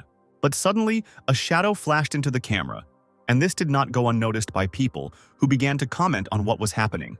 The girl reporter looked around. She also saw something rush through the air. It was impossible to say what exactly. But one thing was important. The girl was saved. Greenstorm flew up to the helicopter that was reporting and ordered it to fly away. It turned out that the rat noticed the thing that was bothering it and directed its deadly squeak in that direction. Greenstorm immediately generated Blinding Blast. The helicopter managed to fly off in the opposite direction. Ultrasound was successfully eliminated by the ability. It seems that this took a lot of strength from the heroine and caused her pain. Adam, who managed to save his beloved, landed softly. He carefully sat the girl down on the bench. She was still unconscious there. Adam quietly asked her for forgiveness. Sinclair stroked Lily's face affectionately. He had arrived too late. The guy immediately directed his healing ability at the girl's hand, which was wounded by a fragment. Then he carefully covered her with his cloak. Now she's fine, and nothing can harm her anymore. At that moment, Lily slowly opened her eyes and saw a familiar mask in front of her. She asked disorientedly if she was still alive. Adam pulled back. The girl grabbed his hand, asking why he was acting like a bad guy and then a good guy, and if he really saved her. The guy briefly replied that he was just nearby. Adam felt sorry that he couldn't reveal his identity to Lily. Otherwise, she would be in danger. He called the metal plate to him and ordered the girl to rest a little and then go to shelter in order to have time to evacuate. Adam took off as Lily jumped up from the bench, begging him to wait. The girl looked at her departing savior and did not understand why she had a persistent feeling that the guy seemed so familiar to her, although she met him for the first time. Standing on a plate far above the ground, Adam used his cloning ability. He gave his clone the powers of the Heart of Light and the power of the Snow Woman, which would allow him to create ice and heal others. The guy thought about it and decided that it would be better for the clone to be in the form of a girl. His silent copy immediately transformed into a beauty, with a rabbit mask on her face, long blue hair, and a playful outfit. A third member of the judges' organization was born, and her name is Charlie the Rabbit. Adam ordered Charlie to go to the epicenter of events and save those who are in danger, not to let the number of victims and wounded increase. Charlie unquestioningly went to carry out the instructions. Sinclair turned around. Now all that remained was to deal with this huge rat. A new heroine has appeared on the horizon. Explosive Fist, A rank, a burning brunette who possesses incredible strength. The reporter, seeing her, introduced her to the audience with admiration. After all, this is the same famous heroine who was last seen in Louisville several years ago. Commentators looked admiringly at the heroine's face in close-up. Some didn't even know about her. The girl smiled sweetly at the camera and waved her hand, causing a new explosion of admiration. Adam, seeing that heroes had appeared who were ready to take everything upon themselves, decided to simply observe the situation, assess their strength, and then make his own decision. The rat came closer to Explosive Fist, who fearlessly assessed the monster. The rat was huge and quite strong, which meant it was an excellent punching bag, just right for warming up. The alien immediately released a new wave of ultrasound. Greenstorm, hovering nearby, warned Fist of the danger of sound. But the heroine was not to be frightened. She had already taken a fighting stance. After all, if she didn't try, how would she know whether she could handle it or not? The wave hit right where the girl was standing, causing a deafening explosion. The reporter commented on the situation with admiration. Explosive Fist could have easily dodged the soul-eating rat's attack, but she chose to face it head-on, as expected from her fighting style. When the dust cleared, only the remains of a roof remained at the site of the explosion. The rat, groaning, walked in that direction. Right behind her, the heroine appeared out of thin air. She gathered her strength and swung to deliver a crushing blow. The full force of the girl's abilities fell on the rat, and the monster flew away at the speed of the wind. The rat, squeaking deafeningly, was lying far below on the asphalt, electric charges running through its body. Explosive Fist chuckled. Why doesn't the monster scream anymore? The maddened alien bared his huge, sharp fangs. The heroine landed next to him, grinning. Explosive Fist grabbed the alien tightly by its long tail, which looked like the tail of a domestic rat. She exhaled and threw the monster up, not letting go. In order to, still holding on to the tail, spin the creature around for a better throw, the heroine laughed merrily. And then, after making a few more circles, she threw the rat out like a bag of trash. Greenstorm, hovering above the houses, watched what was happening and considered Explosive Fist to be a madwoman whose destructive power was not inferior to the monster. Meanwhile, Charlie the Rabbit perked up at the threat. Every now and then, after another blow from an enemy or a hero, boulders and stones flew in all directions. And right now, one of them was rushing towards the man who, trying to escape, fell to his knees and simply looked, wide-eyed, at the approaching damage. Charlie, faster than light, rushed towards him, picked up the stranger in her arms, and ran with him to a safe place. The man blushed, stuttered, thanked her, looking at his savior with all his might, and asked what heroic organization she was from. The girl put the stranger down on the ground near the crowd and went off to patrol the area further, answering on the go that she was Charlie the Rabbit from the judge's organization. Several men watched her go, winking obscenely, discussing the heroine among themselves. The judges' organization is full of cool guys. The rabbit noticed Fire Butterfly. She was sitting on a bench and breathing heavily, weakened after severe injuries. Next to her, in the same condition, was Lily's neighbor, Karen. A woman standing nearby turned to Charlie, asking him to heal the girls who had fallen from a height and received dangerous injuries. The clone immediately used the healing ability. With a wave of the hand, Butterfly and Karen felt much better. The crowd buzzed with excitement. The wounds disappeared. What an amazing ability! The rabbit is beautiful, kind, and also with such a powerful healing power. Charlie turned to the people surrounding her and urged them to quickly get to shelter to avoid further trouble. Trouble was not long in coming. Those present were immediately deafened by the vile squeak of an angry soul-setting rat. Some girl pressed her palms to her ears and screamed that the sound had changed. It felt like her brain was about to explode. Explosive Fist also covered her ears with her hands and inappropriately remembered the ancient Scandinavian warriors. Adam looked back and swore foully. The rat was absorbing the souls of people nearby. Little green lights, with each passing moment becoming more and more numerous, smoothly flew towards the predatory licking monster. The alien opened its mouth wide and swallowed souls. Greenstorm asked Explosive Fist in surprise what was going on, and she replied that the rat was satisfying its hunger with the souls of dead people. It turned out that this prey also healed and restored the rat's health. The reporter, not missing the events from the helicopter, rattled off into the microphone. All the monster's wounds are healing. Will the best fighter be able to cope with the rat eater of souls, meeting it face to face? Explosive Fist ordered Storm to retreat because the monster would not spare anyone. The girl tried to object. Around the alien, houses collapsed and asphalt exploded. So powerful was the ultrasonic screech that the rat emitted. The fist flew up and attacked the animal with all its fury, wishing for it to burn in hell. There was an explosion, and it seemed that the end had come for the rat, but for now it was not visible under a layer of dust. The heroine dropped to the ground, trying to see the result of her blow. After all, this time it should work. Unfortunately, everything did not go according to plan. The sharp tip of a huge tail pierced the girl's back, and she did not have time to understand anything. A trickle of blood flowed from Explosive Fist's mouth. How disgusting. What a dirty move. The rat threw the annoying obstacle aside with one blow. The heroine landed heavily on her wounded back on the hard asphalt. Viewers nervously wrote comments. The city is in danger. Will the heroine really die? The girl bit her lip and tried to get up. She couldn't die here. She needed to get rid of the monster quickly. Greenstorm immediately flew up, gently picking up the lady's weak body in her arms. She was unable to stand on her feet due to the injuries she had received. But she still found the strength to yell at the girl. Did she really want to die too? Storm, swallowing her tears, replied that it was her duty as a hero to protect people, and she couldn't just run away when she encountered a monster. Explosive Fist narrowed her eyes, her instincts telling her that this wasn't the end. The journalist tirelessly commented, "The noble heroine saved the city of Louisville." The heroine, reacting with lightning speed to the sudden attack of the rat, which had already raised its huge paw, rolled over, covering the Greenstorm with herself. Adam, noticing this, roared angrily. Using his metal control ability, he threw a huge, sharp needle at the alien. The rat squealed loudly and long drawn out as the weapon sank into the tip of its tail. Sinclair, along with the clone, who was in female form, were ready to attack the creature. The journalist chattered enthusiastically into the microphone. At the moment when people needed him most, a super A-rank hero appeared, Casper Bart, and next to him a cute girl. The camera zoomed in on Charlie the rabbit, and the commentators literally tore up the airwaves with questions about the beautiful stranger, building theories about her origins. Explosive Fist, wiping away the blood, rose up on her elbows, asking what the strangers were doing. Storm assumed that they had come to save the city. Adam began to attack. He directed many hot metal needles at the rat. They flew closer and closer, and the alien did not have time to dodge. There was a painful squeak. The needles nailed and crucified the rat, not allowing it to move.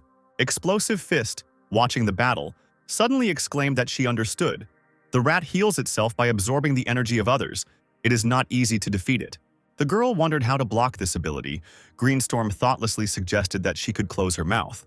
For this, the heroine received a light poke in the back of the head from Fist. What nonsense. Adam raised his fingers up. The abilities replaced the most powerful weapons. The alien soared high into the air, pushing off the ground with such force that it damaged the asphalt. One of the metal spikes pierced the beast's muzzle, causing it to squeal in pain. The monster tried to influence the enemy with its ultrasound. The palpable sound was getting closer and closer. Sinclair immediately created a shield in front of himself, a thick metal plate. This served as an excellent barrier to the rat's killing ability. The plate protected Adam. He ordered Charlie, who was hovering nearby, not to make sure the alien did not open its mouth. The girl raised her arms, the sleeves of her clothes fluttered, and a snow tornado formed in the air. Together with the needles, the rat was whirled around at great speed. It did not stop for a minute, squealing and squeaking, trying to get out. The people watching the fight from below shouted in admiration. The rabbit froze the rat. She definitely has a high rank to be able to do this to such a big monster. He really was locked in an ice capsule, but even in that position he managed to use the ability of soul energy. A multitude of green lights slowly stretched upward from under the ruins. Explosive Fist couldn't believe her eyes. Was the alien really healing again? Adam raised his hands to the sky and flew higher, let the rat not even think about it. He lifted the ice floe with the rat behind him. From such a height, she would not be able to touch any corpses and would not be able to cast a soul absorption spell. Adam clenched his fist hard, causing a metallic storm. Soon, only small pieces remained of the ice floe, thanks to the storm that cut through Adam's trap in a matter of seconds.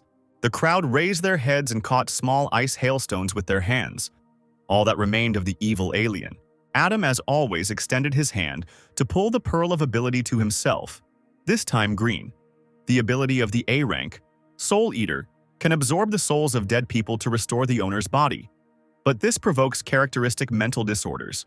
Adam squeezed the pearl in his hand and realized that the Soul Eater differed from the recently acquired ability, the Heart of Light, in that it required the energy of other people's souls for restoration, but they were still similar in their healing ability. A government helicopter flew over the city to reconnoiter the situation, and its staff used a loudspeaker to urge citizens not to panic. The journalist announced that the helicopter would disperse the clouds so that everyone could see the condition of Casper Barth. And indeed, a few minutes later, Adam appeared in the sky, standing on a metal plate floating in the air. He looked back at the people. The journalist desperately waved her hand, calling for him to come down for an interview. The commentators were amazed at how quickly the rat disappeared from view thanks to Casper. Several heroes were unable to cope with the Soul Eater and were injured. But this hero, this is A-rank power. Explosive Fist looked at the guy with concern. His strength far surpassed that of the soul-eating rat. He must be an S-rank hero. The heroines heard someone land behind them. It was Charlie the rabbit. The girls turned around abruptly and recoiled in fear, asking in unison what she wanted. Greenstorm rushed forward, protecting her mistress. Charlie fired bright beams of light at Fist and Storm that were unknown to them, startling them quite a bit. The Storm didn't have time to do anything and covered itself with its hand, thinking that it was the end for it. But, to her surprise, the light did not hurt. On the contrary, it fell softly on the body. The girls were amazed to see their wounds healing, and Fist asked Charlie what this rare healing ability was. The girl only briefly introduced herself without answering the question. A helicopter was already approaching them, the journalist was commenting.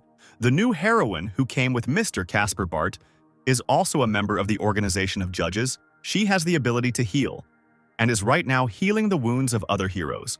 Adam and Charlie quickly gained fans. Commentators called them incomparable and wanted to sign up for the judges organization. Some even proposed to Charlie. Explosive Fist scratched her head in embarrassment as she turned to Charlie, asking where the judge organization came from, if it was a new hero agency, and thanking her for preventing the disaster. Charlie responded by praising the hero's abilities. Adam and his clone rose into the air again on ice plates. With the journalists' admiring odes heard behind them, the superheroes had once again protected the city of Louisville from the invasion of monsters. And the greatest contribution to the victory was made by the representatives of the judges' organization.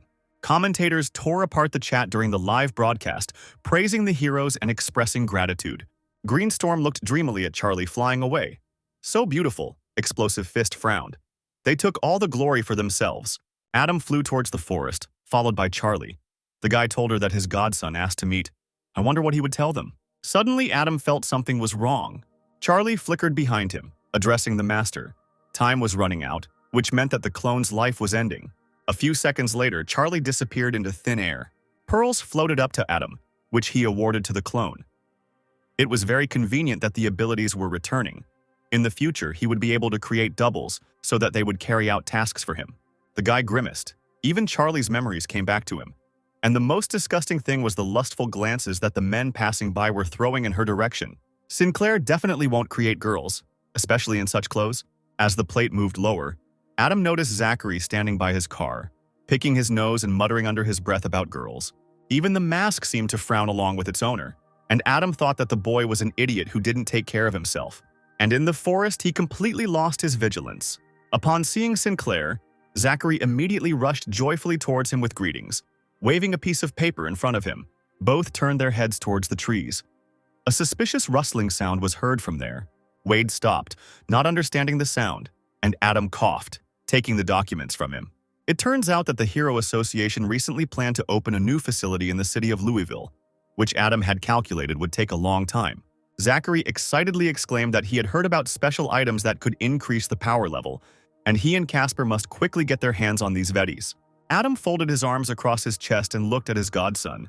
The information the boy had brought him had proven valuable, so he had done enough to exchange his merits for an A-rank ability.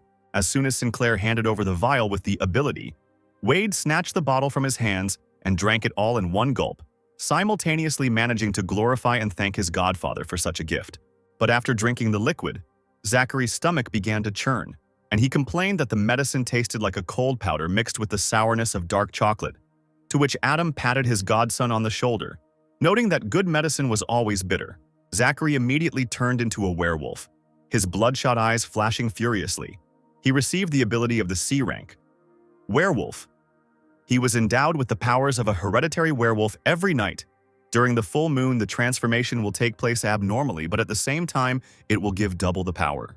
The boy in the body of a huge wolf laughed. He already felt stronger and stronger. At this rate, his becoming an experienced S-level user was not far off after all. Everyone strives for this. Adam turned towards the forest and mentioned the mechanical hero. Zachary let out a short howl, asking what his father had to do with it, since he was probably drinking and swimming with a large group of beauties right now. And, as always, he had no time for his son. At that moment, the mechanical hero came out of the forest, cracking his knuckles with no good intentions at all. Before talking, he promised to chop this bad boy into pieces. Wade Jr. got into trouble for his words. His father taught the boy a lesson. The wolf, like a little dog, lay on the ground and sobbed. Wouldn't the old man take pity on him? The mechanical hero kept kicking his son furiously with his boot, saying that the impudent child would immediately call his godfather, to whom he was leaking all the information. He wanted to beat the rascal to death. Adam scratched the back of his head, shifting uncomfortably from one foot to the other, and asked the man not to scold his son, because Sinclair did not expect that he would pursue the boy personally, and Zachary really wanted to get the ability, so he made a deal with the rooster. The werewolf pleaded, rising to his feet and leaning against the stone. He had already had enough beatings. From now on, he would not divulge family secrets, let his father not worry about his connection with his godfather. But the mechanical hero immediately interrupted him, ordering him to shut up and stand silently by the wall. He pointed his finger at Adam, who had given Zachary superpowers for some unknown reason. Adam remained silent, but he thought that his father didn't know his son well. Zachary was an A-rank ability user, Rebirth, and he was Sinclair's ace in the hole. He broke the silence by saying that there was nothing difficult in giving the boy one, even 2 or 3 abilities, to which the wolf cub happily leaned forward. Could he really get even more abilities? The mechanical hero narrowed his eyes and asked if he, an A-rank hero, could also gain even more abilities. Adam chuckled. A sly one. He can't cope with what he already has, and he asks for even more. But this is a normal reaction because people who are thirsty for power will try to get it at any cost. Sinclair spread his hands and nodded, but warned that the price for an A-rank ability would be high. The man looked seriously at the man in the mask and asked him to tell him more. Adam threw him a blue pill, asking if the hero knew what it was. The man caught the pill and raised it to his eyes. He had never seen anything like it before. Sinilker chuckled and told the mechanical hero that he didn't even know that someone in his company was already using these blue pills, because if he ate one of these pills, that person's power would increase 3-fold. The mechanical hero thought that Casper was from the manufacturer's organization, but he replied that he was from another company but was cooperating with Zachary for the reason of obtaining information about the manufacturer's organization. The werewolf jumped off the wall and his father asked him to tell him everything he knew. The boy told the old man that he had seen with his own eyes how David Evans ate these drugs in order to indirectly get rid of many naive people. The man looked at the pill. Could such a small thing really have such strong properties? and he was also interested in how Evans provokes these accidents. And now, finally, the hero understood the reason. The man looked at Adam, asking him directly what was required of him. Did the masked man want him to find out everything about this organization? Adam nodded, but in addition to this, he asked for help in joining the White Region plan. As a reward, he would give the hero an A-rank pill that would give a double boost, to which the leader of the heroes warned him that the White Region was a dangerous place. People were dying there and no one had ever returned alive. Adam showed his ring, saying that he didn't have to worry about it, because with the help of the jewelry he would be able to collect the genes of abilities. When the hero asked what it was, Sinclair explained, "Ability genes are an important ingredient in the production of the ability elixir. Criminals take them from weapons obtained from the bodies of monsters, from materials, and the white area is full of monsters that can be destroyed." The mechanical hero wanted to make sure that the elixir of abilities was really effective. Adam immediately demonstrated his abilities by creating a fireball in one hand and an ice cube in the other. The guy's very existence serves as proof of his effectiveness. If the mechanical hero believes that the judges cannot be trusted and cooperate with them, then that is his right. Zachary transformed into human form and lashed out at his father, accusing him of interfering with his career advancement. The man hit his son on the top of the head, shouting that they were one family, which meant they could always help each other. However, the mechanical hero turned to Adam, saying that he agreed to cooperate and that he would deal with the hero David Evans. Adam, flying away on a metal plate, said goodbye, that it was a wise decision, and he hoped for a successful partnership, and also looked forward to the next meeting. The mechanical hero followed him with his eyes. Zachary begged his father for forgiveness on his knees. That same night, within the walls of the city hospital, Lily Romero rubbed her eyes sleepily as she entered the room. Her apartment had been destroyed by a monster, so she had to spend the night in the hospital. Adam was waiting for her in the room. The girl screamed in surprise when she saw him. He immediately ran up to Lily, grabbed her by the shoulders, and worriedly began asking about her health. He had been looking for his girlfriend all day, heard that all the wounded from the shelter had been transferred to this hospital. Lily replied that she had received a minor injury, and also told him that she had nowhere else to live. Without thinking twice, Sinclair invited her to move in with him. Romero immediately blushed deeply, taking a step back. Living together is too early. And although Adam immediately explained that he didn't mean it that way, Lily ran away from him to the other corner of the room, screaming that she wasn't going to live with the brunette. She leaned against the window and looked up at the sky, muttering that she was still thinking about the chicken. Adam hesitated, asking what she was saying. Despite all the horror of what had happened, Romero broke into a happy smile. Today she almost died, and a mysterious stranger appeared and saved her. So handsome. While the girl was thinking about how to approach the man in the cloak with an interview to inform the public about his good deeds, the silent Adam loomed over her like a dark shadow. He abruptly picked Lily up in his arms, taking her by surprise. The girl screamed in surprise. The next moment, Sinclair gently but abruptly dropped his precious burden onto the soft bed of the hospital bed. Now Lily looked very touching. From the fall, her shirt had slipped off her left shoulder, her hair was disheveled. She rose up on her knees and looked questioningly at Adam. What was he going to do? She blushed, looking at the guy frozen near the bed, and called him. The same one, without taking his eyes off Romero, softly called her name. Adam extended his hand. His intentions could be interpreted in several ways. Lily's face flushed. You can't do that in a hospital. It seemed that there was no one in the room. The couple hid from the whole world under a white blanket that smelled of medicine and powder. Lily, still with a blush on her pale cheeks, looked at her boyfriend. He didn't look away, but became more and more embarrassed with each passing second. He impulsively hugged Lily to himself, pressing his lips to the top of her head, and asked her to go to sleep. Tomorrow Sinclair would help with the move. The girl would live with him. Romero was indignant to herself. Is there really no more action from Adam? The plane was ready to take off, and a long line formed at the steps. Adam, focused on not missing anything, absent-mindedly listed the kitchen utensils on the phone. Lily, who was now living at her boyfriend's house, had examined the apartment and was now indignant at the young man's lack of basic things for life. Sinclair, putting his things on the shelf on the plane, meekly agreed with the charges brought against him, and offered Lily to take the card he had given her yesterday so that the girl could buy everything she needed. Lily replied that she would wait for him from a business meeting, prepare a surprise, and meowed into the phone. Adam responded in kind, promising that he would answer when he got off the plane. The passenger sitting next to him chuckled at the animal's behavior, and Sinclair laughed awkwardly in response. Finally, the plane gained altitude. Adam turned his head and was surprised to see Regina Craig in the seat opposite him. He was heading to Iowa to make a deal with the Grantsville Chamber of Commerce, but he hadn't expected to be on the same flight as Regina, however. In his casual clothes, she probably wouldn't recognize him. The men sitting behind them immediately turned their attention to Craig and her companion, smiling obscenely. The girl sitting next to Regina asked the flight attendant to pass her a towel, and she nodded. Suddenly, Regina noticed Adam's gaze and without embarrassment began to shame the guy for his close attention, calling him a pervert. He frowned. If this troublemaker knew who was really in front of her, she would not have gotten angry and shouted at the whole salon at her beloved master Casper Bart. The towel fell from the flight attendant's hands in front of Sinclair's seat. And then disaster struck. A gun was pointed at the stewardess's back, and she, trembling, slowly raised her hands up, asking for help. The red-haired guy with a scar on his face hissed at everyone to put both hands behind their heads and not move. He still did not remove the barrel of the gun from the poor girl's back. A group of bandits dressed in black ran into the cabin, each holding a pistol in his hand. The men urged the passengers not to run away and to keep their hands behind their heads. One of the criminals put the barrel of his gun on Adam's shoulder.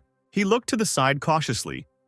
Were the weapons they were holding made entirely from mutated animals? The bald, pierced man yelled at Sinclair not to look, but to put his hands behind his head. The guy didn't understand what kind of organization dared to hijack a plane in broad daylight, since the gang with pistols are at least B rank. He complied with the request, freezing in the chair with his hands behind his head and glancing at Regina, who was sitting in the same position. He couldn't transform himself in front of such a crowd. He had to come up with something. The red-haired man pointed a gun at the stewardess, leading her into the cabin, and ordered the cockpit to be opened. The girl sobbed. She would do anything in exchange for freedom. Several shots were heard. Adam turned his head in that direction. The pilots were shot in the head, and now the bandits were found behind the wheel, acting according to someone's plan. The stewardess sat on the floor, shaking all over, and through her tears she asked where the men were taking the plane. The redhead approached her, hovering over her, mockingly replied that they were flying to the tallest building in Iowa, the Bautas Tower, and everyone in the cabin would die along with their workers in the 2nd District. Another shot rang out. The stewardess was finished. Blood splashed across the cabin, hitting the face of the red-haired killer. The 2 remaining bandits remained in the cabin and carefully watched to make sure that the passengers did not get up from their seats. The man next to Sinclair kept his eyes on the charming Regina.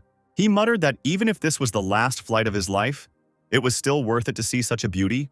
Adam couldn't believe that the old man was thinking about girls before he died. Adam, looking ahead, asked himself where the kidnappers came from on the plane. Regina turned her head towards him, replying that she had heard the bandits talking. They had taken control of the plane in order to shoot down the White Tower. They probably hated the 2nd District, if that was the case. Then the kidnappers were probably from the 35th. When Adam asked why exactly from the 35th, the girl was surprised that he didn't know the whole story. When Azuristar was first founded, the peaceful 50th District was invaded by people from the 2nd. After defending the peaceful 50th District, the 35th District demanded that the government council force the 2nd District to publicly apologize for the invasion of that year and compensate for the losses along with the damages caused. But the arrogant chairman of the 2nd District Parliament rejected this decision and abandoned it. Adam thought, their actions are very arrogant and cruel, but times are changing, and such terrible terrorist methods will not solve the problem, Regina agreed, because only civilians will suffer from this. The bald, pierced bandit heard the sounds and ran up to the couple, attacking them with questions about the topic of conversation. The girl immediately replied that there was no conversation at all, and she would not do it again. But this did not convince the kidnapper. He grabbed Regina by the hand, shouting that he did not really believe her. Throwing the girl's figure over his powerful shoulder, he opened the plane's emergency hatch. These actions were followed by threats to the other passengers. They too would now be thrown down. Regina began to wriggle in his arms, trying to break free and calling for help. Adam couldn't stand this and immediately rushed towards the bandit, putting his fist forward. A second later, he was already lying on the floor, choking on blood. Turning around, Sinclair saw Regina being carried away by a tall man in a green coat, who definitely hadn't been on the plane before. There was another stranger on board, a young, self-confident guy in a cloak and suit, an A-rank hero, Starcloak. His companion was Captain Cigar, an A-rank hero, a man with a scar on his left eye who never lets go of a cigar. The passengers, noticing them, dared to jump up from their seats. The heroes Captain Cigar and Starcloak would save them. Adam breathed a sigh of relief. Now everything should fall into place. The bandits heard the hubbub and immediately rushed at the aliens, Cloak cursed. meeting them in the narrow passage. Suddenly, something slipped between the men. A huge flow of unknown energy. The hero himself disappeared. Only his cloak remained. It was the clothes that were the spiritual weapon. Having a strong self-awareness, it is difficult to underestimate his fighting power. Even the bandits admitted that the attack was not bad. The hero glanced at them. Only they were left. Didn't they really want to just lower their weapons and run away? But one of the kidnappers got angry, shouting that all the people from the second district were treacherous and cunning, and they shouldn't think that this was the end of it. What no one expected from them happened. The men tore their clothes using their own abilities. Fruit meat bombs. Starcloak cursed, and Captain Cigar almost dropped his cigar. A powerful explosion was heard in the front of the plane. Now it seemed impossible to escape. The plane, like a stone, began to fall down. Those passengers who had unfastened their seatbelts and stood up were now holding onto their seats with all their might. Some lost their footing and rolled towards the opposite side of the plane. Captain Cigar ordered everyone to immediately put on oxygen masks. He mockingly turned to his partner, asking if Cloak had any useful abilities, such as if he could use his cloak to lift a plane. The boy snapped that he was not an S-rank hero. All passengers are ordinary citizens. The cloak will be able to lift at best a few of them, but no more. People, hearing this, rushed towards him one after another, crying loudly, offering huge amounts of money to be saved first. Looking at the crowd that had gathered, Adam hoped that they weren't going to pay right there. The excited crowd rushed towards the heroes, pushing and arguing over who would fly first. Captain Cigar told Regina to return to her seat and fasten her seatbelt. The girl thanked the man for his kindness and did as he asked. Returning to her place, Regina first saw her companion, who was incredibly frightened and happy to see her. The star hero took off his cloak, spread it on the floor, and sat down on one knee, attracting the attention of Captain Cigar. He reminded them that they couldn't abandon the passengers, and his partner asked them to trust him, otherwise it would be too late. Both stood on the cloak and flew out of the plane. Adam realized that he could only rely on himself. Looking out the window, he thought that he could create a clone outside the plane. Even with 10% of the creator's power, he would surely be able to save the plane. Sinclair concentrated, creating his shadow clone. Right from the edge of the porthole, Casper Bart gradually appeared on the street in a cloak and rooster mask. Meanwhile, the plane continued to fall, emitting clouds of smoke in its wake. The heroes, standing on the cloak, made a decision. Starcloak suggested that his senior colleague use his ability to create a parachute and slow down the fall. Captain Cigar praised him for his resourcefulness. He himself had not thought of this. He immediately took a deep breath and also took a cigarette, using his cigarette smoke ability. Then he released all the smoke from his lungs. There was so much smoke that it caught the wings of the plane, forming two huge smoke parachutes. The captain dropped to one knee. He was exhausted. The ability had exhausted him beyond measure. The star hero snuck up from behind. He created a tornado with a sharp end from his cloak. The guy thanked his colleague in a caustic voice for his hard work, because it's so hard to be a good person. Not feeling any danger, Captain Cigar simply replied that it was his duty as a superpowered person. Adam's clone just flew up to the area where the heroes had settled, realizing that something had slowed the plane down. He just noticed the men. Suddenly, the star hero threw the spear that was his cape at the unsuspecting captain, piercing him through the chest. The boy screamed about how these righteous words made him sick. Casper stepped back in shock. What the hell are they doing? Starcloak, looking at the suffering of the second hero, hissed that he was better than the captain, but every time on a mission, the latter took his glory for himself, took away his popularity, and because of this, the sponsors did not want to cooperate with him. Bleeding, Captain Cigar crawled towards his killer, but Starcloak moved further and further away, smiling evilly. If the captain is so good, then let him die for these civilians, and the press will find out that he died in a plane crash trying to save people, like a real hero. The guy walked to the edge of the plane and jumped down. Adam's clone flew towards the captain, activating the Beam of Light ability. Gritting his teeth, the captain croaked that Starcloak had wounded him with a spiritual weapon, and such injuries could not be healed. Casper recoiled in disappointment. How could this be? Captain Cigar lay there helplessly, regretting that he had been too naive. He couldn't even imagine that the hero hated him. His son was still waiting for him at home to play football. Bart had no choice but to watch the dying hero as the plane fell. The Starcloak returned to the cabin. The passengers regained hope for salvation, vying with each other to ask where the second hero had gone. The guy frowned, replying that Captain Cigar had thrown all his efforts into slowing down the crash, but hadn't been able to stop it completely. so Cloak himself would only be able to take some of the passengers with him.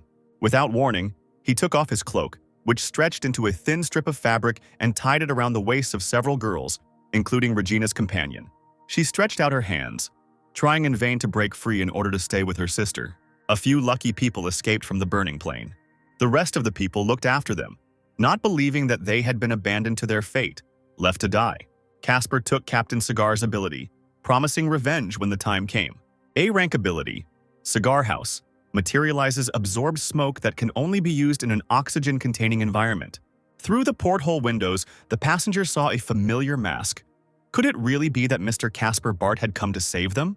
Casper flew a short distance away from the plane, then compressed the air in front of it with his hands, using the ability Metal Control. The boy prayed, hoping that the aircraft would stop. It didn't stop, but it slowed down significantly and landed right in the soft desert sand. People ran out of the plane one after another. They had survived, and they shouted loudly and rejoiced. Coughing from the smoke and tension, they asked each other questions. Where is Casper Bart? What happened to the A-rank hero Captain Cigar? Regina breathed a sigh of relief as she sat on the sand. She thought she was definitely going to die. While wondering where Casper might be and why she couldn't see him, she heard a noise from the other side. The star hero was racing towards the plane at full speed on his cape, with a dozen ambulances barely keeping up with him. As usual, a helicopter was hovering in the sky with reporters on board, who kept everyone informed of everything that was happening at the crash site of the hijacked plane in real time. The journalist looked down with concern, expressing the hope that no one was hurt. Starcloak landed near the aircraft, not believing his eyes. Where did all the victims go? He saw with his own eyes the plane crash, how everyone managed to escape without receiving a single scratch. Regina ran up to him, demanding an explanation of where, according to her, the blonde man had taken her sister Jo and the others.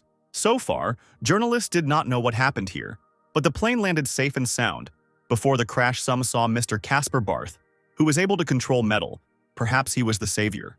Hearing the name of Captain Cigar, who was mentioned as one of the saviors, the star hero shuddered. He himself approached the microphone, pressing his hand to his chest, saying that Captain Cigar was his partner, with whom he participated in the rescue operation.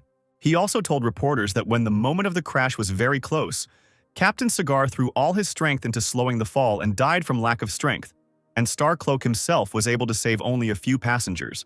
Taking this into account, he realized that disaster was inevitable, and so, as soon as possible, he called an ambulance to save the victims, but he did not expect at all that they would be lucky and that everyone would remain safe. The flow of words was interrupted by a strange voice, which called on the hero to stop pretending and lying. Casper Bart, descending on a metal plate, held the body of Captain Cigar in his hands. Regina ran up to the clone and asked if it was true that he saved the plane. The guy carefully laid the lifeless Captain Cigar on the sand, replying that the man was a true hero, and that Casper himself had only helped a little. Craig noticed the wound and asked, dumbfounded, if the hero really died from overexertion if he had a hole in his chest. The crowd also saw the damage, and people realized that the captain had indeed died not from lack of strength. Casper pointed at the star hero. He demanded an explanation, but the hero, stumbling, insisted that he did not know what had happened to Captain Cigar. Then Bart decided to tell the whole truth himself. Starcloak lured Captain Cigar out of the plane under the pretext of saving people, then forced him to use all his power and killed him when he was weakened. It turned out that the evidence of the crime was on that very cloak. The star hero did not follow it, and now the blood of the fallen general remained on the tip of the fabric. A blood test will prove whose it is. The audience was taken aback, not expecting such a brazen lie from everyone's favorite. They could not believe that he could do such a thing. Cameras and microphones immediately rushed to the exposed Starcloak, asking for comment and permission to conduct a blood test on the cloak. The hero's eyes turned bloodshot. He had been stupid, not expecting that his carefully thought-out plan would be ruined by a scoundrel in a rooster mask who appeared literally out of nowhere. He recalled how much he envied the success of Captain Cigar, who was celebrated by crowds of people everywhere. Why was he more popular? Casper asked if the hero had really secretly made a deal to steal the plane with the bandits from the 35th district, since they were surprised to see Starcloak. The guy laughed madly, flew up, and admitted that he himself was from those parts. He had to sacrifice so many brothers, and all in vain. The hero swirled his cloak, and a powerful sandstorm rose in the air. Starcloak, realizing that there was no way back, decided to destroy those present in the sand. loudly wishing death on the people from the second district. As a child, he had a favorite cape that his mother gave him before she died. She said that all superheroes who save the world wear one like that. Starcloak was born in the 35th region, where the sun does not shine, where there is only ashes all around. Flowers were treated as sacred objects, worshipped. Although the local children sometimes had to dig through the trash, they were happy, believing that the whole world was like that, until one day the residents accidentally managed to get into the second region. The amazed future hero walked along the local streets, and it was then that he first learned that water can be tasty, flowers can grow everywhere, that the sky is blue and the clouds are white. The locals behaved disgustingly. As soon as they found out that the guy came from the 36th region, they immediately started looking down on him, laughing at him, and even beating him up. He hadn't done anything bad. Why such an attitude? But once the boy decided to get to the bottom of the truth, he discovered that it wasn't him at all, but these disgusting people who steal resources, bully the weak, and act arrogantly towards others. When this realization came, the cloak awakened its spiritual power. Then, Starcloak forged a passport to stay there, and secretly traded information with people from the 25th district, provoked them to commit terrorist attacks, and then became a hero and saved people. Thus, he gradually turned from an ordinary citizen into a respected A-rank hero, and the stupid residents began to treat him with respect and feel his strength. The guy was basking in the glory until Captain Cigar showed up, and all the attention shifted to him. Starcloak couldn't stand this, so he tried his best to kill people, but the captain saved them again and again. While telling this, the hero kept laughing while the sand whirled around people and cars. He clenched his fists, shouting that the stupid people of the second region, Captain Cigar, all deserved to die. Regina tried to get through to the madman, asking who he had become now and how he was different from the usurpers he had talked about. The girl turned to Casper, worriedly saying that the hero had gone crazy and was now going to kill everyone. The space was torn apart. The tornado grew stronger. Such is the destructive power of the cloak. This kind of spiritual equipment is entirely dependent on the owner's emotions, and after so many kills, it has evolved to S rank. Regina, hearing this, began to dig through her bag to find a weapon to counter the cloak. She wanted an ability of this rank. She made a sweet face and asked if Casper Bart could handle the hero. Looking at the masked man's hands, she found that they were shaking. What would happen to her if Casper himself was afraid of the Starcloak? But Casper suddenly blurted out that he was not a coward. He was not afraid. He was in anticipation. The cape fluttered in the wind as Bart rose into the air on the plate, looking at the star hero who was enjoying watching others suffer. He asked if the boy really was secretly killing civilians in District 2 to let off some steam. It seemed that the hero no longer noticed anything around him due to his madness. He confirmed that he had killed many. One random person who was saved turned out to be a professor at his university. Since he saved these people, then their lives must belong to the Starcloak. Casper shook his head in disappointment. The A-rank hero with a million-strong audience turned out to be a crazy scoundrel who kills the weak and constantly rushes from a destroyer to a savior. When a victim becomes an offender, all of her motives cannot be forgiven and she deserves no pity. Starcloak burst out laughing. Casper was speaking in Captain Cigar's words, and so the hero would give him 100 seconds to escape and then die. The guy spread his arms out to the sides and, laughing, began the countdown. Casper called for metal control. A metallic double dagger of an unusual shape, shimmering with gold, slowly emerged from the sand. Gradually, Bart had several knives on his back, like some ancient deity. He was floating in the sky surrounded by weapons. Even a sandstorm could not stop him. Starcloak closed his eyes, reveling in his power, counting down. But he was not so patient. He was eager to see where the enemy was headed. But Casper was nowhere to be found, and the star hero roared in anger, not understanding where he had run off to. It turned out that the man in the mask had risen higher to where the destructive cloak was. He directed his forces straight into the resulting rift, and an explosion occurred. Finally, little by little, the sand began to disperse. But along with the ensuing peace in nature, another problem arose. Cars lifted up by the elements began to fall. And what's worse is the number of people who were found inside the sand tornado. The star hero, seeing that his creation had disappeared, hysterically asked Casper what had happened and what he had done with his cloak. It turned out that the cloak had been pierced at 4 ends by Bart's knives, which calmed him down. This was the first time the boy had used an S-rank ability to meet a spiritual weapon of the same level. And he didn't think that spiritual power was so hard to control. He turned to Regina for help, asking her to figure out how to save the falling people. The girl immediately began to look for something in her bag, shouting that Casper could rely on her. A multitude of beautifully decorated eggs flew into the air. They gradually increased in size. Craig whined. These animal eggs are too expensive to save people with. At that moment, the eggshells cracked. A strange, sticky, thick liquid began to pour out onto the sand.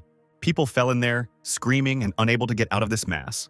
The star hero, having lost his power, snatched up his weapon. People could not survive. They must die. Bullets flew at Casper, which he began to dodge. Bart ducked, and one particularly frequent volley almost hit him. Suddenly, he realized that these were homing bullets. The guy came up with an idea to cut bullets right in the air. Meanwhile, the hero discovered his cloak and stretched out his hands to it, calling it to him.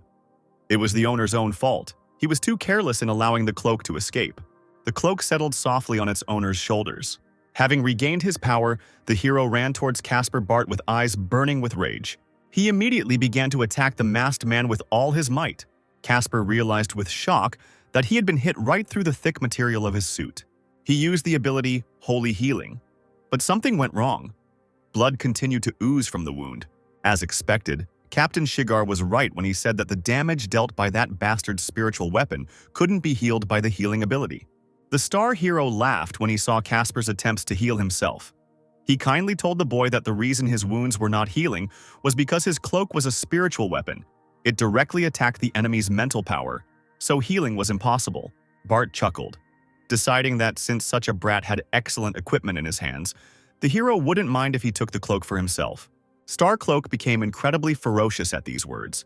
The tip of the cloak reached into the inside pocket of the owner's jacket, looking for something there. The next second, the cloak had those same blue pills in its palm. Adam realized that absolutely all the Lost heroes use them. S-rank spiritual weapons, strengthened by the blue pill, become many times more dangerous, and it is very difficult to defeat. But, as it turned out, the hero ate the pills with difficulty, literally choking on them. It seems that as the power of the spiritual equipment increases, its owner also loses control over it, and it can now act consciously. The star hero's eyes lit up with a bright blue light. Now, because of Casper, he had to eat this nasty thing again. The cloak increased in size 100-fold, to such an extent that the man was unable to fly. In the next moment, the fabric wrapped itself like a cocoon around Casper, trapping him. Even the owner could not control the cloak. The guy found himself in an unknown dark space, and in the sky there were things glowing that looked like stars. A voice was heard calling for death in grief and despair, and those same stars suddenly flew down from the sky. The closer they got, the more clearly it became apparent that these were not ordinary stars. Each one, falling, stuck to Casper, who could not shake them off. Taking one in his hand, he almost dropped the star. It was getting hotter and hotter. Now Casper was almost drowning in them. Were those really bombs? The guy weakly extended his hand. From outside the cloak, Bart could be seen struggling to get free, and a second later there was an explosion. Regina called the masked gentleman by name with all her might. The star hero smiled widely as he ordered her not to scream, assuring her that Bart had already exploded and turned to ashes. The cloak opened and thick smoke poured out. Craig gasped, covering her face with her hand. It can't be. Seconds later, the smoke cleared, and Regina was even more amazed. In the middle of the sands, a real metal cocoon was floating in the air. There was a crunching sound and it began to fall apart into pieces. The star hero couldn't believe his eyes. It was impossible that Casper could still be alive after that. However, it really was like that. The guy slowly freed himself from the cocoon that protected him, glad that he remained alive. The people around were delighted and began to greet him loudly. Regina clapped her hands. She knew that the gentleman would not die so easily. Casper rolled his eyes at this. Standing in front of the shocked star hero, he said that he got it from Captain's cigar. The answer to the surprised look was a cigar, which Bart immediately lit and took a drag. Hero. It seemed as if he saw a ghost in front of him. He screamed loudly and rushed at the ghostly captain with his fists. Casper extended his hand forward. He had promised that he would avenge the captain. The guy used the ability Absorb Stars. The hero coughed loudly, and a black substance came out of his mouth. The next moment he turned to dust. Casper had pulled all the metal out of his body. Echoes of the star cloak could be heard as the wind blew away his last words. I want to go home. A cloak slowly fell onto the sand, now of a completely different color, blue-black with white stars. This ability has self-awareness, is a spiritual weapon, can attack the mental power of the enemy, has immunity to A-rank abilities, elasticity, has the skills of Star Rain. The stars explode, causing damage to the enemy. Casper praised the cloak. It now had a new owner. It was necessary to connect the two entities. Suddenly, the cloak depicted a heart. Casper chuckled. To keep such a weapon under control, you need to be stronger all the time. Otherwise, it will absorb the owner sooner or later. The groans of people who had fallen into the egg liquid could be heard. They asked Bart to save them. The guy looked around for the culprit of this incident. Regina chuckled awkwardly. The egg white was her doing, but she couldn't put everything back the way it was. Casper flew away on a metal plate, asking Regina to stay here until the resistance squad arrived. The girl fell to her knees, begging him not to leave. A little later, in the backyard of Captain Cigar's house, his little son was playing football. The ball rolled to Adam's feet. The boy ran up to the stranger, laughing, offering to play together. Sinclair smiled. He hadn't come here for football, but when he saw the baby, he immediately wanted to play. Adam, unnoticed by the boy, created a silhouette of his father, Captain Cigar, in the air from the smoke. The baby laughed in surprise when he saw such a miracle. Adam placed the former owner's ability into the silhouette. Now there were 3 of them playing: the son, the father, and Adam. The leaves from the trees, as if bringing their condolences, softly fell onto a large box of cigars standing nearby. Regina and her sister Jo discussed what happened on the plane and in the desert. Jo admired Casper, who saved everyone. Regina regretted that her sister did not see it with her own eyes, because the battle was simply incomparable. Craig waved her arms, imitating a fight. The gentleman flew up, dodging the Starcloak's homing missile, and then knocked him out with one left hand. Those who were taken by Starcloak were less fortunate. The hero simply left them in the desert to their fate. Luckily, helicopters arrived. Otherwise, everyone would have died, not from the crash, but from the heat and lack of water. Regina grabbed her sister by the shoulders, suggesting that what happened to them was fate, and they should value their lives more. Jo nodded. She had to be strong because today, she had a meeting with the judges' organization from the Grandsville Chamber of Commerce. A couple of days ago, an invitation letter arrived at their main office. The sender was a member of the judges' organization, Casper Bart. Jo would never have thought that she would be chosen for this mission. It was a real blessing. Jo clapped her hands, expressing the hope that she would be able to see Casper Bart in person, whom Regina describes as very handsome and strong. The girl did not notice how Adam's hypostasis, the Snake Man, appeared behind her. Regina screamed, pointing her finger in that direction. Jo recoiled in fear when she saw the stranger. The snake asked what Jo was so surprised about. Regina looked carefully at the man in the mask. He looked very familiar. Could he really be a member of the judges' organization? Jo immediately whispered, remembering that the A-rank heroine from the 2nd District, the swordswoman Blanch, said that there was a person in the judges' organization whose specialty was a mask with the image of this animal. Regina looked at the snake with undisguised interest, introducing herself as a friend of Mr. Casper Bart, who had recently been on the brink of life and death. The snake was so cold, Regina took a deep breath through her nose. Both were from the organization of judges, but for some reason he was so cold, he had to be friendlier. Regina went ahead. She arrived at the appointed place at the request of the judges to help with the goods. But where is the goods themselves? The snake grabbed Jo by the hand and dragged him somewhere. Craig turned around suspiciously, asking where they were going. Snake pulled the chain hanging from the ceiling. A hatch opened under the girl's feet, and she screamed in surprise. The snake laughed. He wanted to tease this greedy girl. Jo crawled to the edge of the hatch, asking if her sister was okay. There was no word coming from there. The snake counted to 3 in his mind. A squeal came from the hatch, causing Jo to jump back in surprise. Regina announced that she was now rich. The girl invited her sister to come down and look at what was below. Regina had never seen so much jewelry in her life.